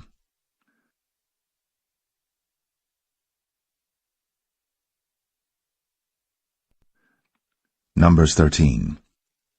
And the Lord spake unto Moses, saying, Send thou men, that they may search the land of Canaan, which I give unto the children of Israel. Of every tribe of their fathers shall ye send a man, every one a ruler among them. And Moses, by the commandment of the Lord, sent them from the wilderness of Paran. All those men were heads of the children of Israel. And these were their names: of the tribe of Reuben, Shammua, the son of Zakur; of the tribe of Simeon, Shaphat, the son of Ori; of the tribe of Judah, Caleb, the son of Jephunneh; of the tribe of Issachar, Igal, the son of Joseph; of the tribe of Ephraim, Hoshea, the son of Nun; of the tribe of Benjamin, Paltai, the son of Raphu; of the tribe of Zebulun, Gadiel, the son of Sodai; of the tribe of Joseph, namely of the tribe of Manasseh, Gadai, the son of Susai; of the tribe of Dan, Amiel, the son of Gemalli; of the tribe of Asher, Sethar, the son of Michael; of the tribe of Naphtali, Nabai, the son of Vosai; of the tribe of Gad, Geuel, the son of Machi. These are the names of the men which Moses sent to spy out the land. And Moses called Hoshea, the son of Nun, Jehoshua. And Moses sent them to spy out the land of Canaan, and said unto them, Get you up this way southward, and go up into the mountain, and see the land what it is, and the people that dwelleth therein, whether they be strong or weak, few or many, and what the land is that they dwell in, whether it be good or bad, and what cities they be that they dwell in, whether in tents or in strongholds, and what the land is, whether it be fat or lean, whether there be wood therein or not. And be ye of good courage, and bring of the fruit of the land. Now the time was the time of the first ripe grapes. So they went up and searched the land from the wilderness of Zin unto Rehob, as men come to Hamath. And they ascended by the south, and came unto Hebron, where Ahiman, Sheshai, and Talmai, the children of Anak, were. Now Hebron was built 7 years before Zoan in Egypt. And they came unto the brook of Eshcol, and cut down from thence a branch, with one cluster of grapes, and they bare it between two upon a staff, and they brought of the pomegranates and of the figs. The place was called the brook Eshcol, because of the cluster of grapes which the children of Israel cut down from thence. And they returned from searching of the land after 40 days. And they went, and came to Moses, and to Aaron, and to all the congregation of the children of Israel, unto the wilderness of Paran, to Kadesh, and brought back word unto them, and unto all the congregation, and showed them the fruit of the land. And they told him, and said, We came unto the land whither thou sentest us, and surely it floweth with milk and honey, and this is the fruit of it. Nevertheless the people be strong that dwell in the land, and the cities are walled, and very great. And moreover, we saw the children of Anak there. The Amalekites dwell in the land of the south, and the Hittites, and the Jebusites, and the Amorites dwell in the mountains, and the Canaanites dwell by the sea, and by the coast of Jordan. And Caleb stilled the people before Moses, and said, Let us go up at once, and possess it, for we are well able to overcome it. But the men that went up with him said, We be not able to go up against the people, for they are stronger than we. And they brought up an evil report of the land, which they had searched unto the children of Israel, saying, The land, through which we have gone to search it, is a land that eateth up the inhabitants thereof, and all the people that we saw in it are men of a great stature. And there we saw the giants, the sons of Anak, which come of the giants. And we were in our own sight as grasshoppers, and so we were in their sight.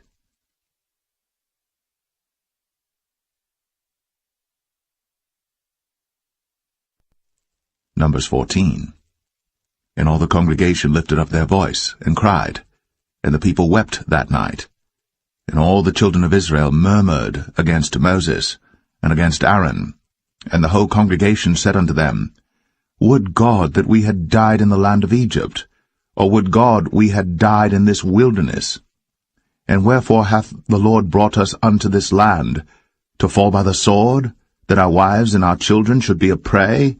Were it not better for us to return into Egypt? And they said one to another, Let us make a captain, and let us return into Egypt. Then Moses and Aaron fell on their faces before all the assembly of the congregation of the children of Israel. And Joshua, the son of Nun, and Caleb, the son of Jephunneh, which were of them that searched the land, rent their clothes. And they spake unto all the company of the children of Israel, saying, The land, which we passed through to search it, is an exceeding good land. If the Lord delight in us, then he will bring us into this land, and give it us, a land which floweth with milk and honey. Only rebel not ye against the Lord, neither fear ye the people of the land, for they are bread for us, their defense is departed from them, and the Lord is with us, fear them not. But all the congregation bade stone them with stones. And the glory of the Lord appeared in the tabernacle of the congregation before all the children of Israel. And the Lord said unto Moses, How long will this people provoke me? And how long will it be ere they believe me, for all the signs which I have shown among them? I will smite them with the pestilence, and disinherit them, and will make of thee a greater nation, and mightier than they.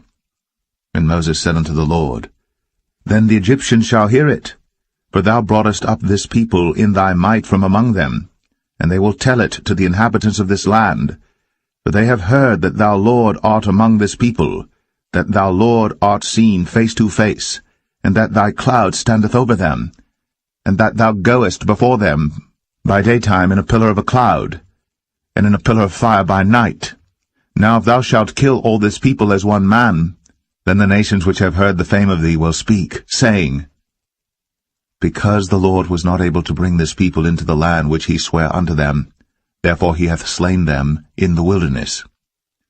And now I beseech thee, let the power of my Lord be great, according as thou hast spoken, saying, The Lord is long-suffering, and of great mercy, forgiving iniquity and transgression, and by no means clearing the guilty, visiting the iniquity of the fathers upon the children unto the third and fourth generation. Pardon, I beseech thee, the iniquity of this people according unto the greatness of thy mercy, and as thou hast forgiven this people from Egypt even until now. And the Lord said, I have pardoned according to thy word. But as truly as I live, all the earth shall be filled with the glory of the Lord, because all those men which have seen my glory and my miracles, which I did in Egypt and in the wilderness, and have tempted me now these 10 times, and have not hearkened to my voice, surely they shall not see the land which I swear unto their fathers, neither shall any of them that provoked me see it.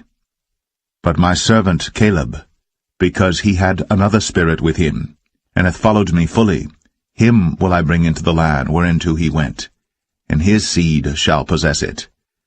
Now the Amalekites and the Canaanites dwelt in the valley. Tomorrow turn you, and get you into the wilderness by the way of the Red Sea. And the Lord spake unto Moses and unto Aaron, saying, How long shall I bear with this evil congregation, which murmur against me? I have heard the murmurings of the children of Israel, which they murmur against me. Say unto them, As truly as I live, saith the Lord, as ye have spoken in mine ears, so will I do to you. Your carcasses shall fall in this wilderness, and all that were numbered of you according to your whole number, from 20 years old and upward, which have murmured against me. Doubtless ye shall not come into the land, concerning which I swear to make you dwell therein, save Caleb the son of Jephunneh, and Joshua the son of Nun. But your little ones, which ye said should be a prey, them will I bring in, and they shall know the land which ye have despised. But as for you, your carcasses, they shall fall in this wilderness, and your children shall wander in the wilderness 40 years, and bear your whoredoms until your carcasses be wasted in the wilderness. After the number of the days in which ye searched the land, even 40 days, each day for a year, shall ye bear your iniquities, even 40 years, and ye shall know my breach of promise. I the Lord have said, I will surely do it unto all this evil congregation that are gathered together against me. In this wilderness they shall be consumed, and there they shall die. And the men which Moses sent to search the land, who returned, and made all the congregation to murmur against him by bringing up a slander upon the land, even those men that did bring up the evil report upon the land, died by the plague before the Lord. But Joshua, the son of Nun, and Caleb, the son of Jephunneh, which were of the men that went to search the land, lived still. And Moses told these sayings unto all the children of Israel, and the people mourned greatly. And they rose up early in the morning, and gat them up into the top of the mountain, saying, Lo, we be here, and will go up unto the place which the Lord hath promised, for we have sinned. And Moses said, Wherefore now do ye transgress the commandment of the Lord? But it shall not prosper. Go not up, for the Lord is not among you, that ye be not smitten before your enemies. For the Amalekites and the Canaanites are there before you, and ye shall fall by the sword, because ye are turned away from the Lord. Therefore the Lord will not be with you. But they presumed to go up unto the hilltop. Nevertheless the ark of the covenant of the Lord and Moses departed not out of the camp. Then the Amalekites came down, and the Canaanites which dwelt in that hill, and smote them, and discomfited them, even unto Hormah.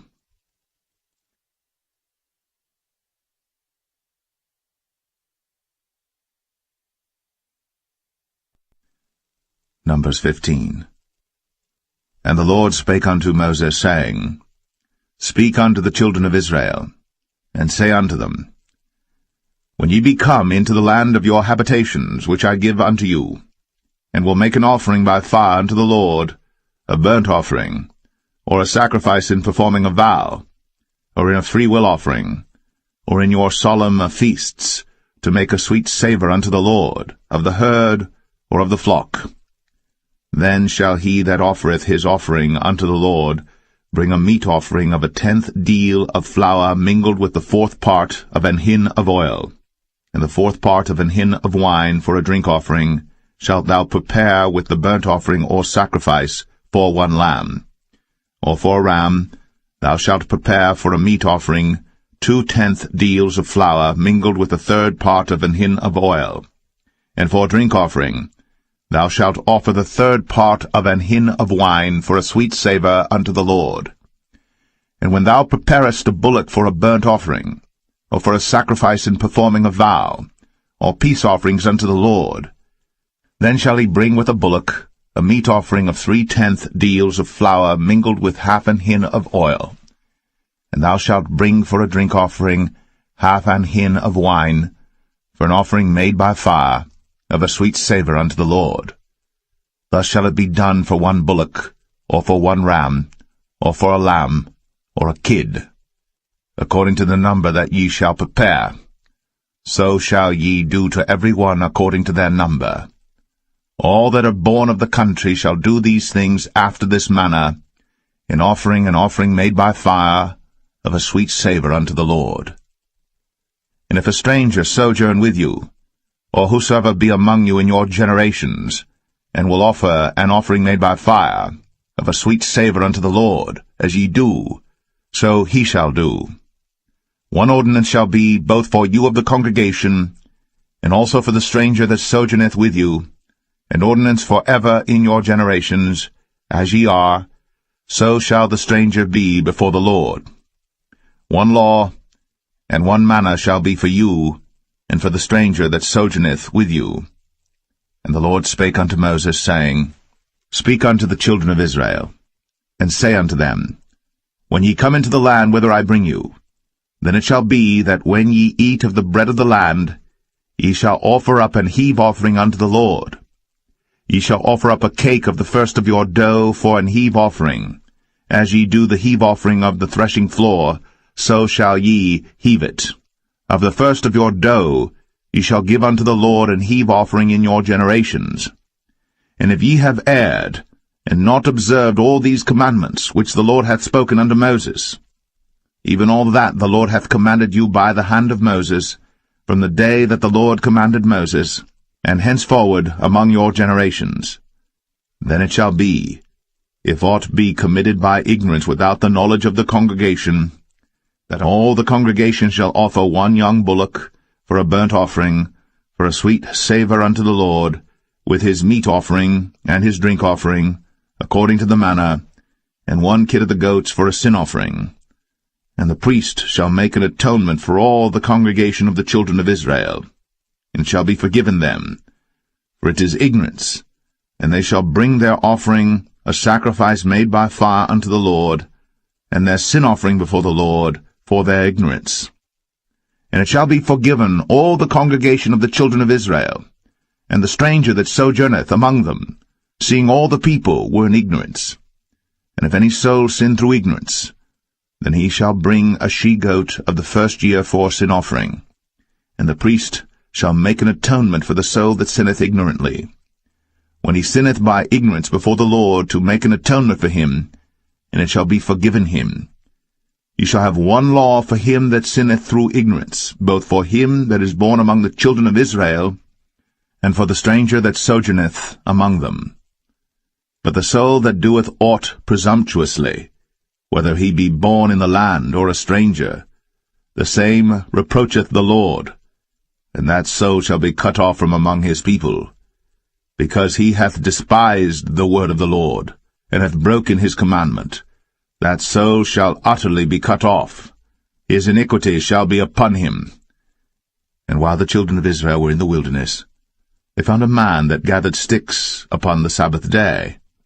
And they that found him gathering sticks brought him unto Moses and Aaron, and unto all the congregation. And they put him in ward, because it was not declared what should be done to him. And the Lord said unto Moses, The man shall be surely put to death. All the congregation shall stone him with stones without the camp. And all the congregation brought him without the camp, and stoned him with stones, and he died. as the Lord commanded Moses. And the Lord spake unto Moses, saying, Speak unto the children of Israel, and bid them that they make them fringes in the borders of their garments throughout their generations, and that they put upon the fringe of the borders a ribbon of blue. And it shall be unto you for a fringe, that ye may look upon it, and remember all the commandments of the Lord, and do them, and that ye seek not after your own heart, and your own eyes, after which ye used to go a-whoring, that ye may remember, and do all my commandments, and be holy unto your God. I am the Lord your God, which brought you out of the land of Egypt, to be your God. I am the Lord your God.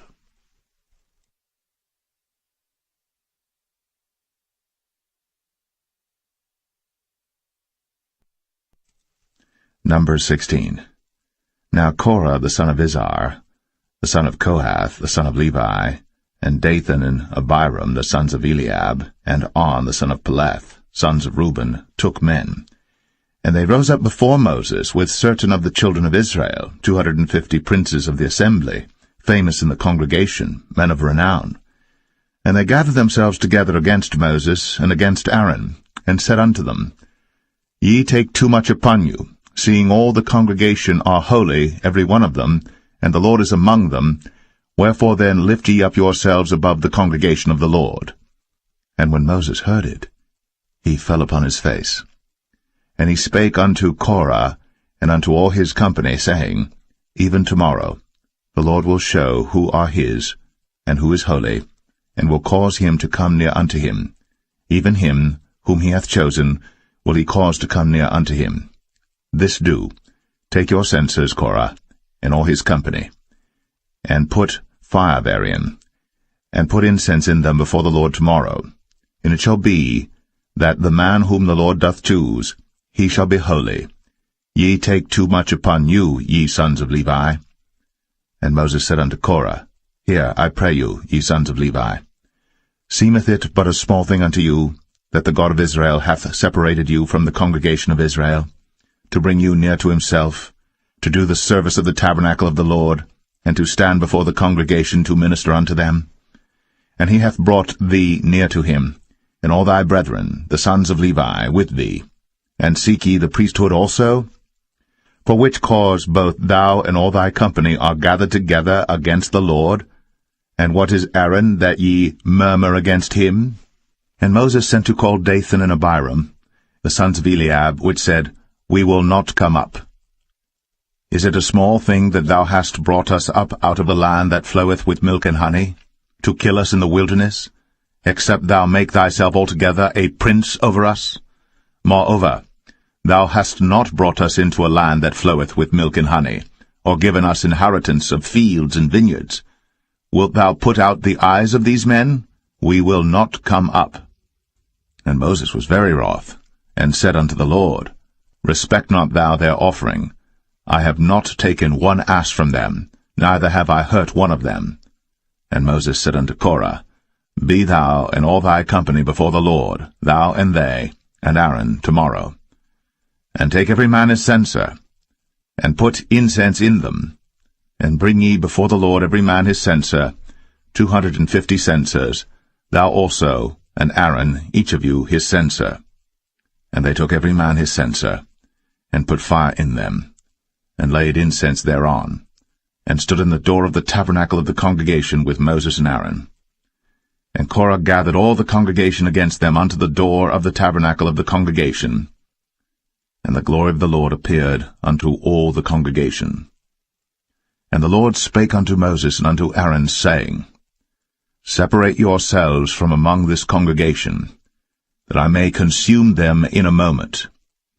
And they fell upon their faces and said, O God, the God of the spirits of all flesh, shall one man sin, and wilt thou be wroth with all the congregation? And the Lord spake unto Moses, saying, Speak unto the congregation, saying, Get you up from about the tabernacle of Korah, Dathan, and Abiram. And Moses rose up, and went unto Dathan and Abiram, and the elders of Israel followed him. And he spake unto the congregation, saying, Depart, I pray you, from the tents of these wicked men, and touch nothing of theirs, lest ye be consumed in all their sins. So they gat up from the tabernacle of Korah, Dathan and Abiram, on every side.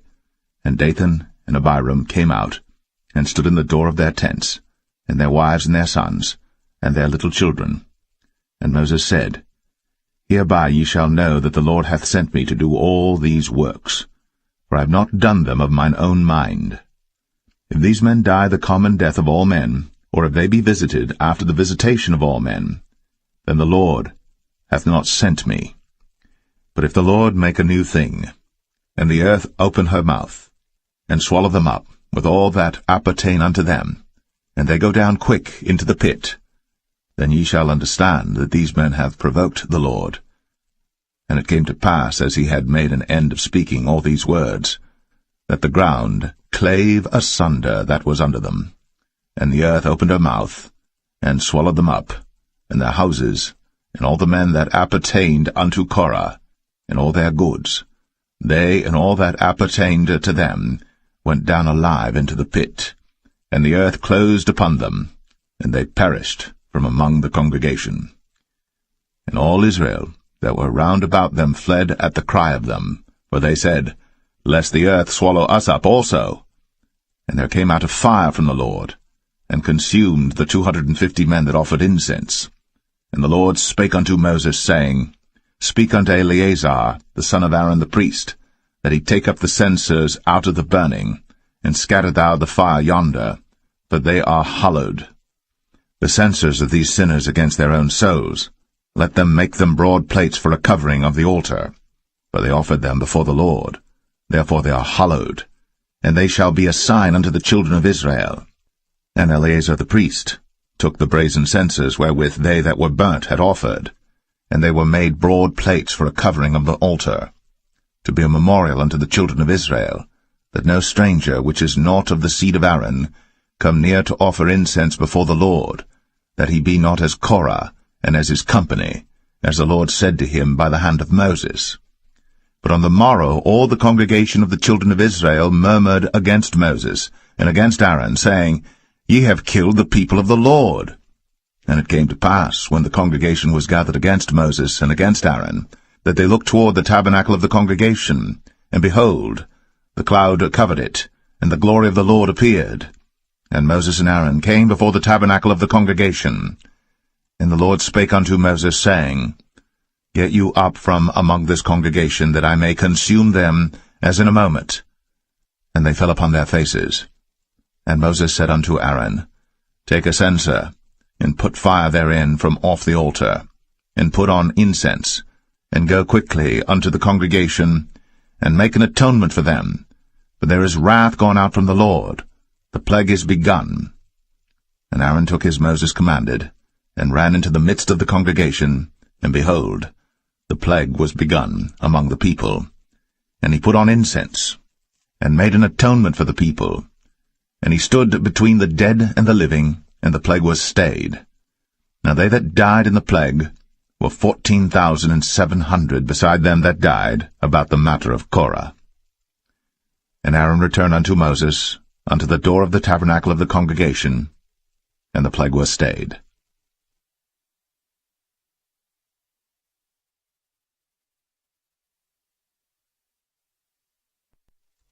Number 17. And the Lord spake unto Moses, saying, Speak unto the children of Israel, and take of every one of them a rod according to the house of their fathers, of all their princes according to the house of their fathers 12 rods. Write thou every man's name upon his rod. And thou shalt write Aaron's name upon the rod of Levi. For 1 rod shall be for the head of the house of their fathers. And thou shalt lay them up in the tabernacle of the congregation before the testimony, where I will meet with you. And it shall come to pass, that the man's rod, whom I shall choose, shall blossom, and I will make to cease from me the murmurings of the children of Israel, whereby they murmur against you. And Moses spake unto the children of Israel, and every one of their princes gave him a rod apiece, for each prince 1 according to their fathers' houses, even 12 rods, and the rod of Aaron was among their rods.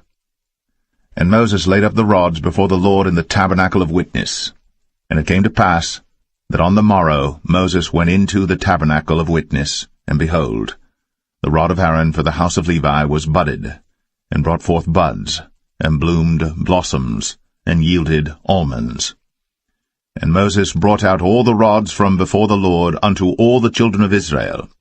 And they looked, and took every man his rod. And the Lord said unto Moses, Bring Aaron's rod again before the testimony to be kept for a token against the rebels. And thou shalt quite take away their murmurings from me, that they die not. And Moses did so. As the Lord commanded him, so did he. And the children of Israel spake unto Moses, saying, Behold, we die, we perish, we all perish.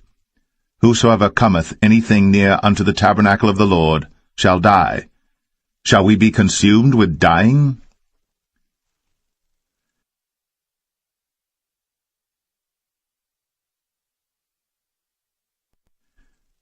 Numbers 18. And the Lord said unto Aaron, Thou and thy sons, and thy father's house with thee shall bear the iniquity of the sanctuary, and thou and thy sons with thee shall bear the iniquity of your priesthood. And thy brethren also of the tribe of Levi, the tribe of thy father, bring thou with thee, that they may be joined unto thee, and minister unto thee. But thou and thy sons with thee shall minister before the tabernacle of witness. And they shall keep thy charge, and the charge of all the tabernacle.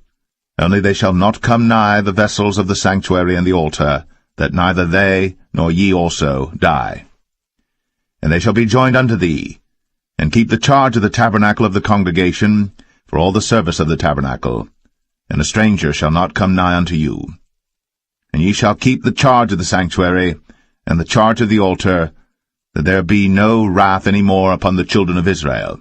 And I, behold, I have taken your brethren the Levites from among the children of Israel. To you they are given as a gift for the Lord, to do the service of the tabernacle of the congregation. Therefore thou, and thy sons with thee, shall keep your priest's office for everything of the altar, and within the veil, and ye shall serve. I have given your priest's office unto you as a service of gift, and the stranger that cometh nigh shall be put to death. And the Lord spake unto Aaron, Behold, I also have given thee the charge of mine heave offerings of all the hallowed things of the children of Israel.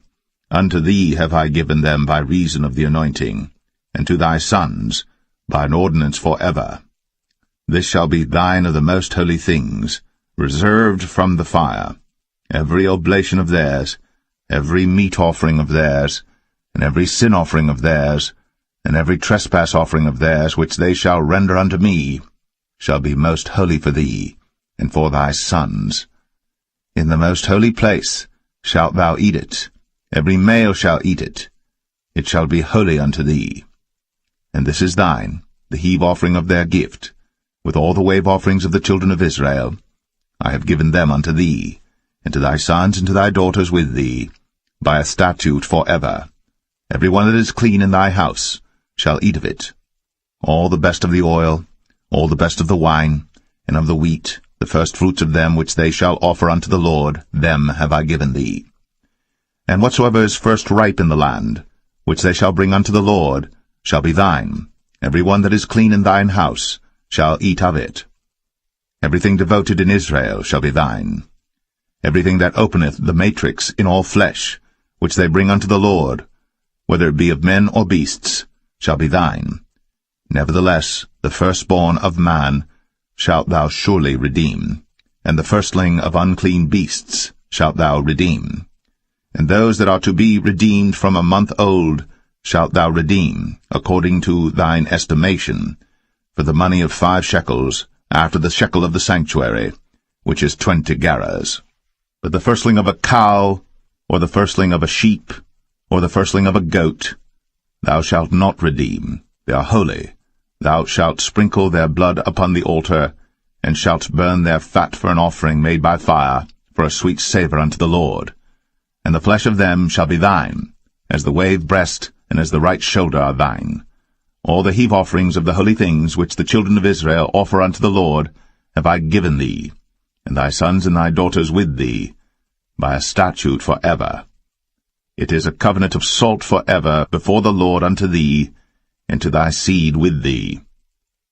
And the Lord spake unto Aaron, Thou shalt have no inheritance in their land, neither shalt thou have any part among them. I am thy part, and thine inheritance among the children of Israel. And behold, I have given the children of Levi all the tenth in Israel for an inheritance, for their service which they serve, even the service of the tabernacle of the congregation. Neither must the children of Israel henceforth come nigh the tabernacle of the congregation, lest they bear sin and die. But the Levites shall do the service of the tabernacle of the congregation, and they shall bear their iniquity. It shall be a statute for ever throughout your generations, that among the children of Israel they have no inheritance. But the tithes of the children of Israel, which they offer as an heave offering unto the Lord, I have given to the Levites to inherit. Therefore I have said unto them, Among the children of Israel they shall have no inheritance. And the Lord spake unto Moses, saying, Thus speak unto the Levites, and say unto them, When ye take of the children of Israel the tithes which I have given you from them for your inheritance, then ye shall offer up an heave offering of it for the Lord, even a tenth part of the tithe. And this your heave offering shall be reckoned unto you, as though it were the corn of the threshing floor, and as the fullness of the winepress. Thus ye also shall offer an heave offering unto the Lord of all your tithes, which ye receive of the children of Israel, and ye shall give thereof of the Lord's heave offering to Aaron the priest. Out of all your gifts ye shall offer every heave offering of the Lord, of all the best thereof, even the hallowed part thereof out of it. Therefore thou shalt say unto them, When ye have heaved the best thereof from it, then it shall be counted unto the Levites as the increase of the threshing floor, and as the increase of the winepress. And ye shall eat it in every place, ye and your households. For it is your reward for your service in the tabernacle of the congregation, and ye shall bear no sin by reason of it, when ye have heaved from it the best of it, neither shall ye pollute the holy things of the children of Israel, lest ye die.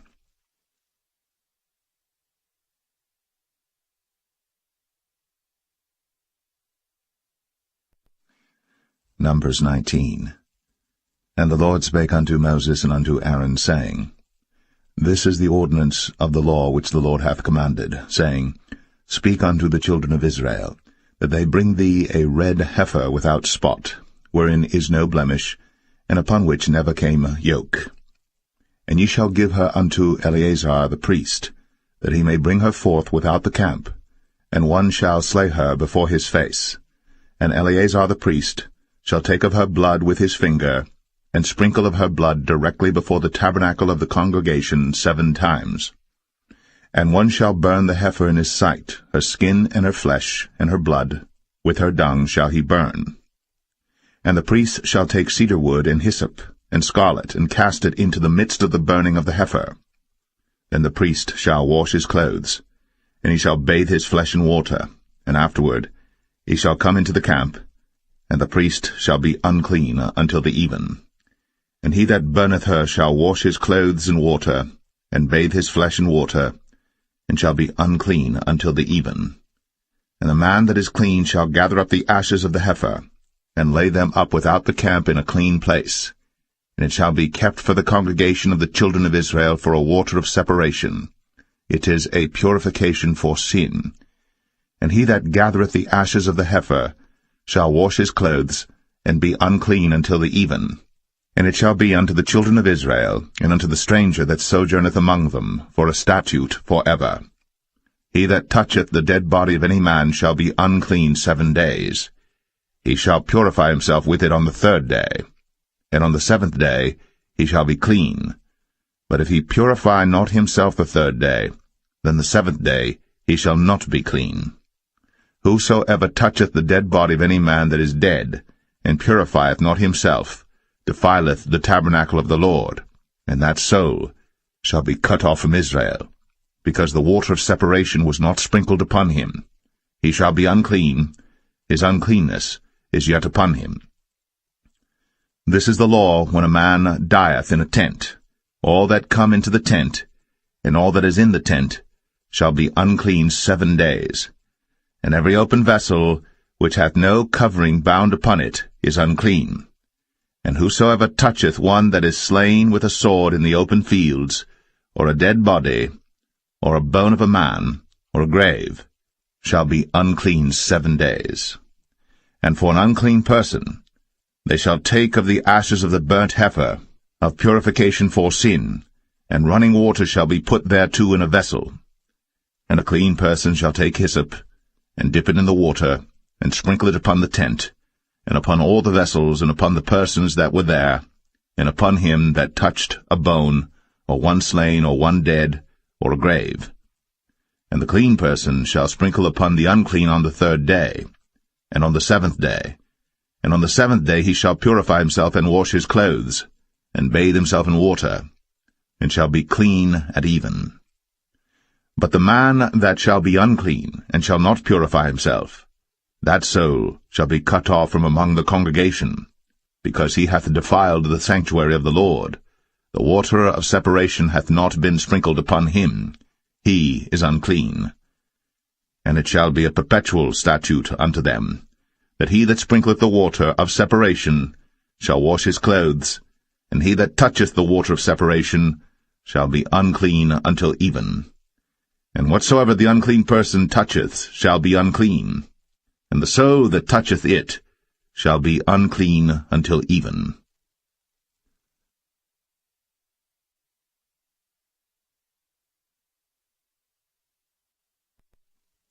Numbers 20. Then came the children of Israel, even the whole congregation, into the desert of Zin, in the 1st month, and the people abode in Kadesh. And Miriam died there, and was buried there. And there was no water for the congregation, and they gathered themselves together against Moses and against Aaron. And the people chode with Moses, and spake, saying, Would God that we had died when our brethren died before the Lord! And why have ye brought up the congregation of the Lord into this wilderness, that we and our cattle should die there? And wherefore have ye made us to come up out of Egypt, to bring us in unto this evil place? It is no place of seed, or of figs, or of vines, or of pomegranates, neither is there any water to drink. Then Moses and Aaron went from the presence of the assembly unto the door of the tabernacle of the congregation, and they fell upon their faces, and the glory of the Lord appeared unto them. And the Lord spake unto Moses, saying, Take the rod, and gather thou the assembly together, thou and Aaron thy brother, and speak ye unto the rock before their eyes, and it shall give forth his water. And thou shalt bring forth to them water out of the rock, so thou shalt give the congregation and their beasts drink. And Moses took the rod from before the Lord, as he commanded him. And Moses and Aaron gathered the congregation together before the rock, and he said unto them, Hear now, ye rebels, must we fetch you water out of this rock? And Moses lifted up his hand, and with his rod he smote the rock twice, and the water came out abundantly, and the congregation drank, and their beasts also. And the Lord spake unto Moses and Aaron, Because ye believed me not, to sanctify me in the eyes of the children of Israel, therefore ye shall not bring this congregation into the land which I have given them. This is the water of Meribah, because the children of Israel strove with the Lord, and he was sanctified in them. And Moses sent messengers from Kadesh unto the king of Edom. Thus saith thy brother Israel, Thou knowest all the travail that hath befallen us, how our fathers went down into Egypt, and we have dwelt in Egypt a long time, and the Egyptians vexed us and our fathers. And when we cried unto the Lord, he heard our voice, and sent an angel, and hath brought us forth out of Egypt. And behold, we are in Kadesh, a city in the uttermost of thy border. Let us pass, I pray thee, through thy country. We will not pass through the fields, or through the vineyards, neither will we drink of the water of the wells. We will go by the king's highway. We will not turn to the right hand, nor to the left, until we have passed thy borders. And Edom said unto him, Thou shalt not pass by me, lest I come out against thee with the sword. And the children of Israel said unto him, We will go by the highway, and if I and my cattle drink of thy water, then I will pay for it.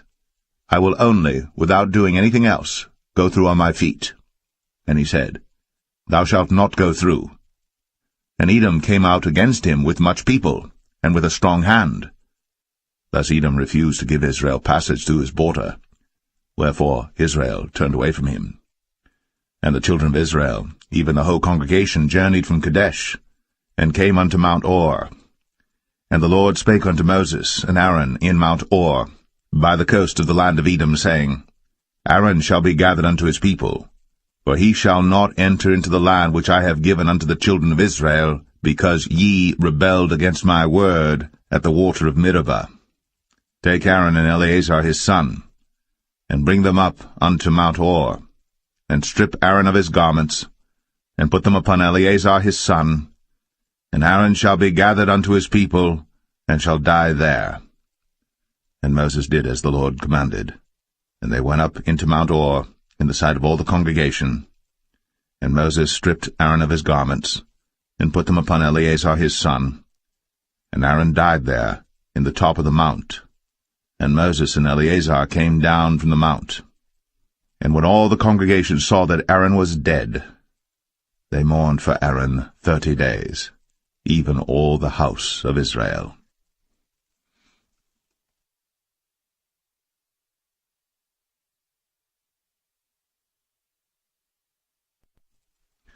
Numbers 21. And when King Arad, the Canaanite, which dwelt in the south, heard tell that Israel came by the way of the spies, then he fought against Israel, and took some of them prisoners. And Israel vowed a vow unto the Lord, and said, If thou wilt indeed deliver this people into my hand, then I will utterly destroy their cities. And the Lord hearkened to the voice of Israel, and delivered up the Canaanites, and they utterly destroyed them in their cities. And he called the name of the place Ormah. And they journeyed from Mount Or by the way of the Red Sea to compass the land of Edom. And the soul of the people was much discouraged because of the way. And the people spake against God, and against Moses.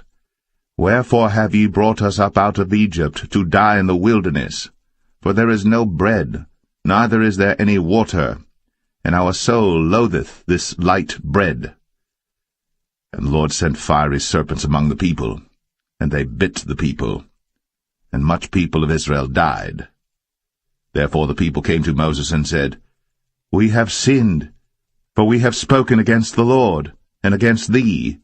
Pray unto the Lord that he take away the serpents from us.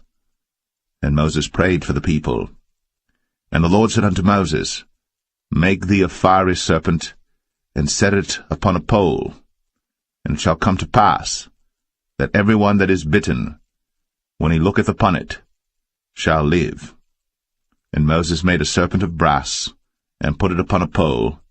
And it came to pass, that if a serpent had bitten any man, when he beheld the serpent of brass, he lived.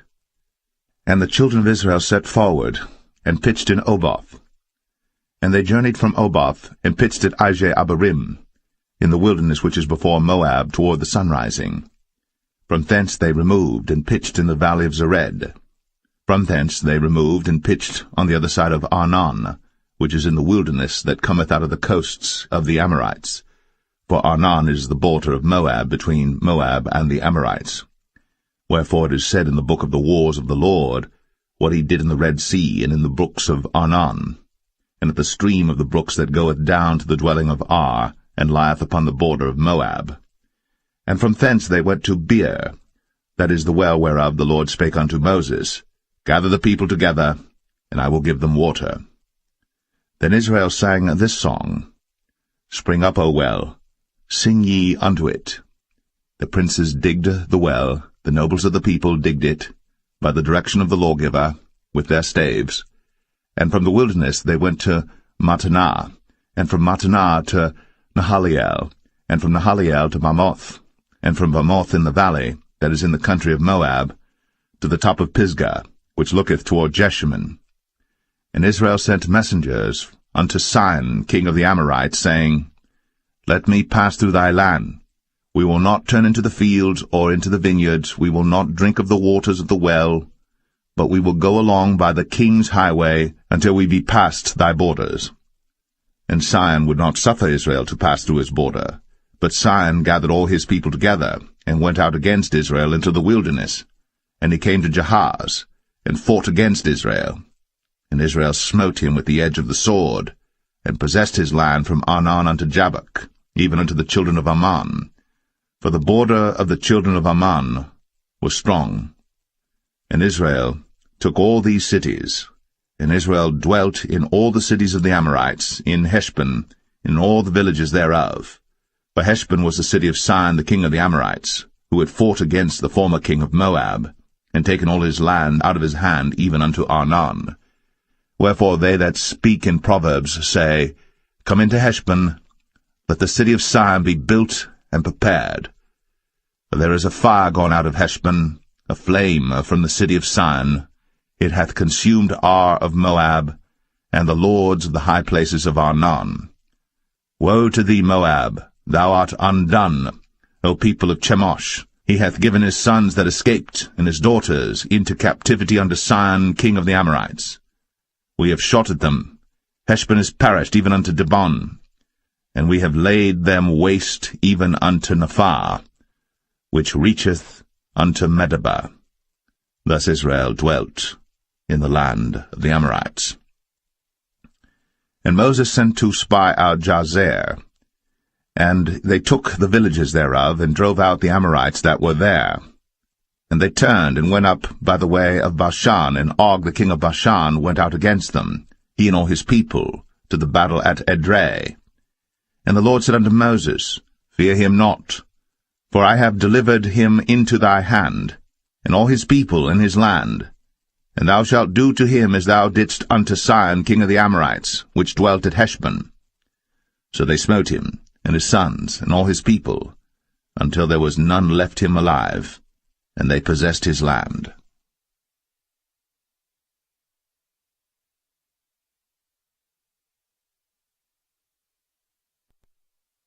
Numbers 22. And the children of Israel set forward, and pitched in the plains of Moab, on this side Jordan, by Jericho. And Balak the son of Zippor saw all that Israel had done to the Amorites. And Moab was sore afraid of the people, because they were many. And Moab was distressed because of the children of Israel. And Moab said unto the elders of Midian, Now shall this company lick up all that are round about us, as the ox licketh up the grass of the field. And Balak the son of Zippor was king of the Moabites at that time. He sent messengers, therefore, unto Balaam the son of Beor to Pethor, which is by the river of the land of the children of his people, to call him, saying, Behold, there is a people come out from Egypt. Behold, they cover the face of the earth, and they abide over against me. Come now, therefore, I pray thee, curse me this people, for they are too mighty for me. Peradventure I shall prevail, that we may smite them, and that I may drive them out of the land. For I wot that he whom thou blessest is blessed, and he whom thou cursest is cursed. And the elders of Moab and the elders of Midian departed with the rewards of divination in their hand. And they came unto Balaam, and spake unto him the words of Balak. And he said unto them, Lodge here this night, and I will bring you word again, as the Lord shall speak unto me. And the princes of Moab abode with Balaam. And God came unto Balaam, and said, What men are these with thee? And Balaam said unto God, Balak the son of Zippor, king of Moab, hath sent unto me, saying, Behold, there is a people come out of Egypt, which covereth the face of the earth. Come now, curse me them. Peradventure I shall be able to overcome them, and drive them out. And God said unto Balaam, Thou shalt not go with them. Thou shalt not curse the people, for they are blessed. And Balaam rose up in the morning, and said unto the princes of Balak, Get you into your land, for the Lord refuseth to give me leave to go with you. And the princes of Moab rose up, and they went unto Balak, and said, Balaam refuseth to come with us. And Balak sent yet again princes, more and more honorable than they. And they came to Balaam, and said to him, Thus saith Balak the son of Zippor, Let nothing, I pray thee, hinder thee from coming unto me. For I will promote thee unto very great honor, and I will do whatsoever thou sayest unto me. Come therefore, I pray thee, curse me this people.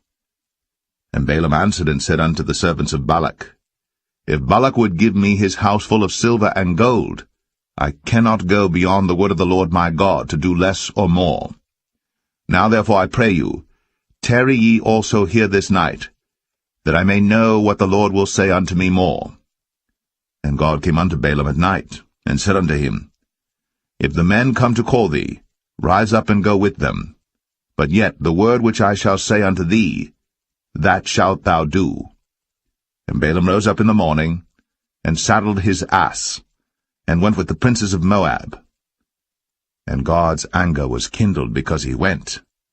And the angel of the Lord stood in the way for an adversary against him. Now he was riding upon his ass, and his 2 servants were with him. And the ass saw the angel of the Lord standing in the way, and his sword drawn in his hand. And the ass turned aside out of the way, and went into the field. And Balaam smote the ass, to turn her into the way. But the angel of the Lord stood in a path of the vineyards, a wall being on this side, and a wall on that side. And when the ass saw the angel of the Lord, she thrust herself unto the wall, and crushed Balaam's foot against the wall. And he smote her again. And the angel of the Lord went further, and stood in a narrow place, where was no way to turn either to the right hand or to the left. And when the ass saw the angel of the Lord, she fell down under Balaam, and Balaam's anger was kindled, and he smote the ass with a staff. And the Lord opened the mouth of the ass, and she said unto Balaam, What have I done unto thee, that thou hast smitten me these 3 times? And Balaam said unto the ass, Because thou hast mocked me. I would there were a sword in mine hand, for now would I kill thee. And the ass said unto Balaam, Am not I thine ass, upon which thou hast ridden ever since I was thine unto this day? Was I ever wont to do so unto thee? And he said, Nay. Then the Lord opened the eyes of Balaam, and he saw the angel of the Lord standing in the way, and his sword drawn in his hand. And he bowed down his head, and fell flat on his face. And the angel of the Lord said unto him, Wherefore hast thou smitten thine ass these 3 times? Behold, I went out to withstand thee, because thy way is perverse before me. And the ass saw me, and turned from me these 3 times. Unless she had turned from me, surely now also I had slain thee, and saved her alive. And Balaam said unto the angel of the Lord, I have sinned, for I knew not that thou stoodest in the way against me. Now therefore, if it displease thee, I will get me back again. And the angel of the Lord said unto Balaam, Go with the men, but only the word that I shall speak unto thee, that thou shalt speak. So Balaam went with the princes of Balak. And when Balak heard that Balaam was come, he went out to meet him unto a city of Moab, which is in the border of Arnon, which is in the utmost coast. And Balak said unto Balaam, Did I not earnestly send unto thee to call thee? Wherefore camest thou not unto me? Am I not able indeed to promote thee to honor? And Balaam said unto Balak, Lo, I am come unto thee. Have I now any power at all to say anything? The word that God putteth in my mouth, that shall I speak. And Balaam went with Balak, and they came unto Kirjath-Uzoth. And Balak offered oxen and sheep, and sent to Balaam, and to the princes that were with him. And it came to pass on the morrow that Balak took Balaam, and brought him up into the high places of Baal, that thence he might see the utmost part of the people.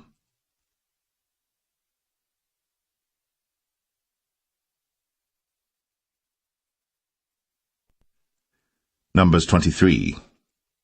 And Balaam said unto Balak, Build me here 7 altars, and prepare me here 7 oxen and 7 rams. And Balak did as Balaam had spoken. And Balak and Balaam offered on every altar a bullock and a ram. And Balaam said unto Balak, Stand by thy burnt offering, and I will go. Peradventure the Lord will come to meet me. And whatsoever he showeth me, I will tell thee. And he went to an high place. And God met Balaam, and he said unto him, I have prepared 7 altars, and I have offered upon every altar a bullock and a ram. And the Lord put a word in Balaam's mouth, and said, Return unto Balak, and thus thou shalt speak.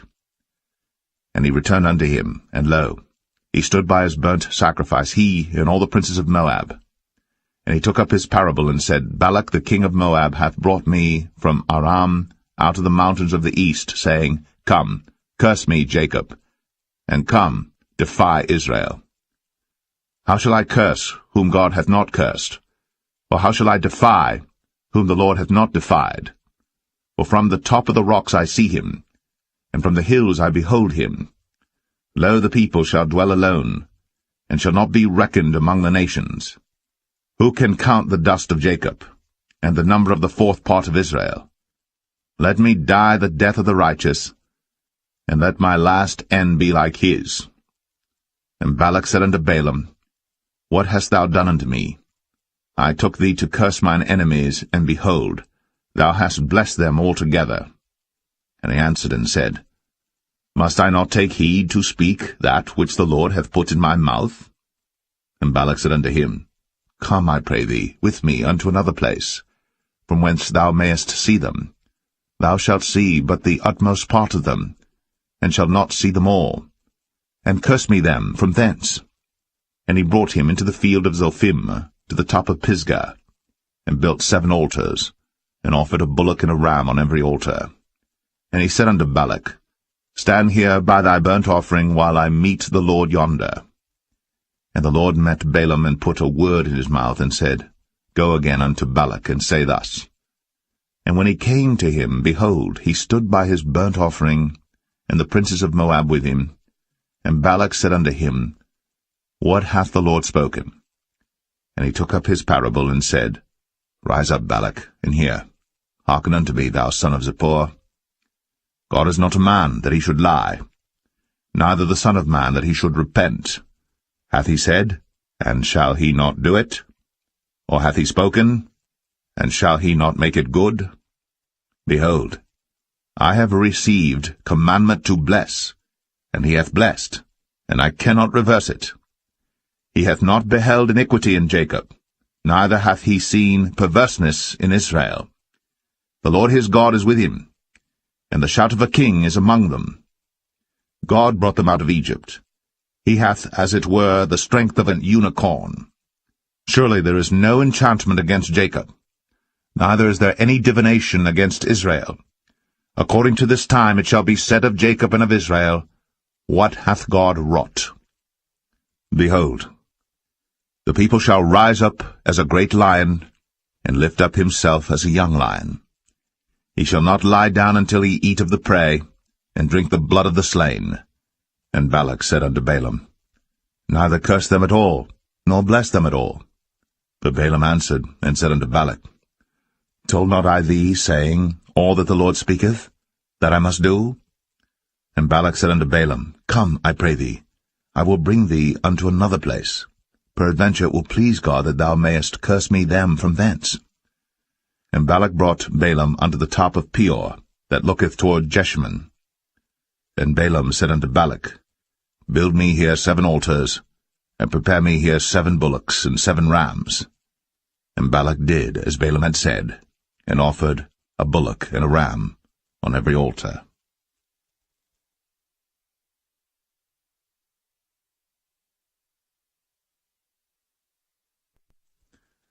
Numbers 24. And when Balaam saw that it pleased the Lord to bless Israel, he went not, as at other times, to seek for enchantments, but he set his face toward the wilderness. And Balaam lifted up his eyes, and he saw Israel abiding in his tents according to their tribes. And the Spirit of God came upon him. And he took up his parable, and said, Balaam the son of Beor hath said, and the man whose eyes are open hath said. He hath said, which heard the words of God, which saw the vision of the Almighty, falling into a trance, but having his eyes open, How goodly are thy tents, O Jacob, and thy tabernacles, O Israel! As the valleys are they spread forth, as gardens by the river's side, as the trees of lign aloes which the Lord hath planted, and as cedar trees beside the waters.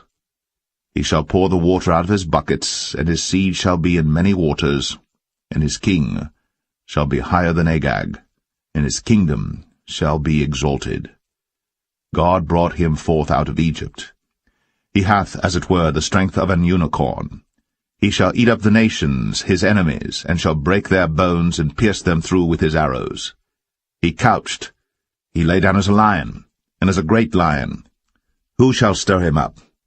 Blessed is he that blesseth thee, and cursed is he that curseth thee. And Balak's anger was kindled against Balaam. And he smote his hands together. And Balak said unto Balaam, I called thee to curse mine enemies, and behold, thou hast altogether blessed them these 3 times. Therefore now flee thou to thy place. I thought to promote thee unto great honour, but lo, the Lord hath kept thee back from honour. And Balaam said unto Balak, Spake I not also to thy messengers which thou sentest unto me, saying, If Balak would give me his houseful of silver and gold, I cannot go beyond the commandment of the Lord, to do either good or bad of mine own mind. But what the Lord saith, that will I speak. And now behold, I go unto my people. Come therefore, and I will advertise thee what this people shall do to thy people in the latter days. And he took up his parable and said, Balaam the son of Beor hath said, and the man whose eyes are open hath said, He hath said, which heard the words of God, and knew the knowledge of the Most High, which saw the vision of the Almighty, falling into a trance, but having his eyes open. I shall see him, but not now. I shall behold him, but not nigh. There shall come a star out of Jacob, and a scepter shall rise out of Israel, and shall smite the corners of Moab, and destroy all the children of Sheth. And Edom shall be a possession, Sire also shall be a possession for his enemies. And Israel shall do valiantly.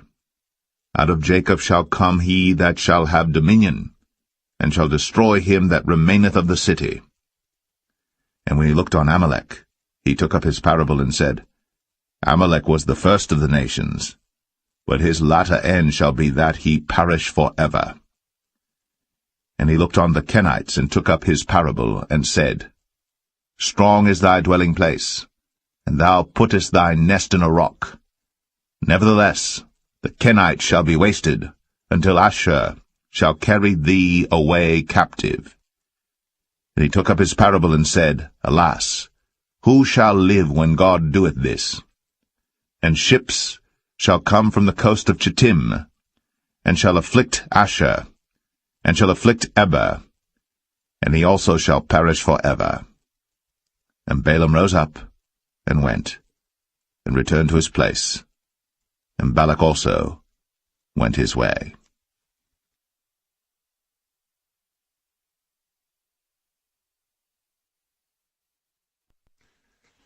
Numbers 25.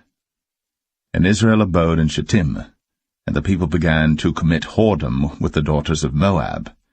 And they called the people unto the sacrifices of their gods, and the people did eat, and bowed down to their gods. And Israel joined himself unto Baal Peor, and the anger of the Lord was kindled against Israel. And the Lord said unto Moses, Take all the heads of the people, and hang them up before the Lord against the sun, that the fierce anger of the Lord may be turned away from Israel. And Moses said unto the judges of Israel, Slay ye every one his men that were joined unto Baal Peor.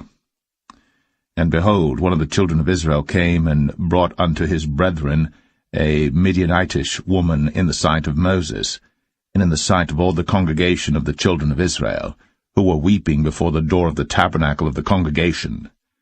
And when Phinehas the son of Eleazar the son of Aaron the priest saw it, he rose up from among the congregation, and took a javelin in his hand, And he went after the man of Israel into the tent, and thrust both of them through, the man of Israel, and the woman through her belly.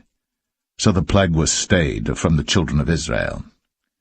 And those that died in the plague were 24,000. And the Lord spake unto Moses, saying, Phinehas the son of Eleazar, the son of Aaron the priest, hath turned my wrath away from the children of Israel, while he was zealous for my sake among them, that I consumed not the children of Israel in my jealousy. Wherefore say, Behold, I give unto him my covenant of peace, and he shall have it, and his seed after him, even the covenant of an everlasting priesthood, because he was zealous for his God, and made an atonement for the children of Israel. Now the name of the Israelite that was slain, even that was slain with the Midianitish woman, was Zimri, the son of Salu, a prince of a chief house among the Simeonites. And the name of the Midianitish woman that was slain was Cosbi, the daughter of Zur. He was head over a people, and of a chief house in Midian.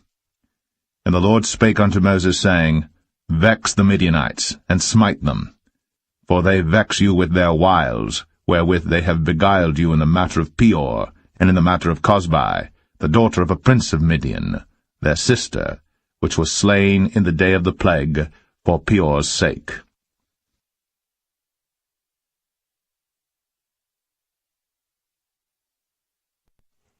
Numbers 26. And it came to pass after the plague, that the Lord spake unto Moses and unto Eleazar the son of Aaron the priest, saying, Take the sum of all the congregation of the children of Israel, from 20 years old and upward, throughout their father's house, all that are able to go to war in Israel. And Moses and Eleazar the priest spake with them in the plains of Moab by Jordan near Jericho, saying, Take the sum of the people from 20 years old and upward, as the Lord commanded Moses and the children of Israel, which went forth out of the land of Egypt. Reuben, the eldest son of Israel, the children of Reuben, Hanok, of whom cometh the family of the Hanokites, of Palu, the family of the Paluites, of Hezron, the family of the Hezronites, of Carmi, the family of the Carmites. These are the families of the Reubenites, and they that were numbered of them were 40,003,730. And the sons of Palu, Eliab, and the sons of Eliab, Nemuel, and Dathan, and Abiram. This is that Dathan and Abiram which were famous in the congregation, who strove against Moses and against Aaron in the company of Korah, when they strove against the Lord. And the earth opened her mouth, and swallowed them up together with Korah, when that company died, what time the fire devoured 250 men, and they became a sign. Notwithstanding, the children of Korah died not.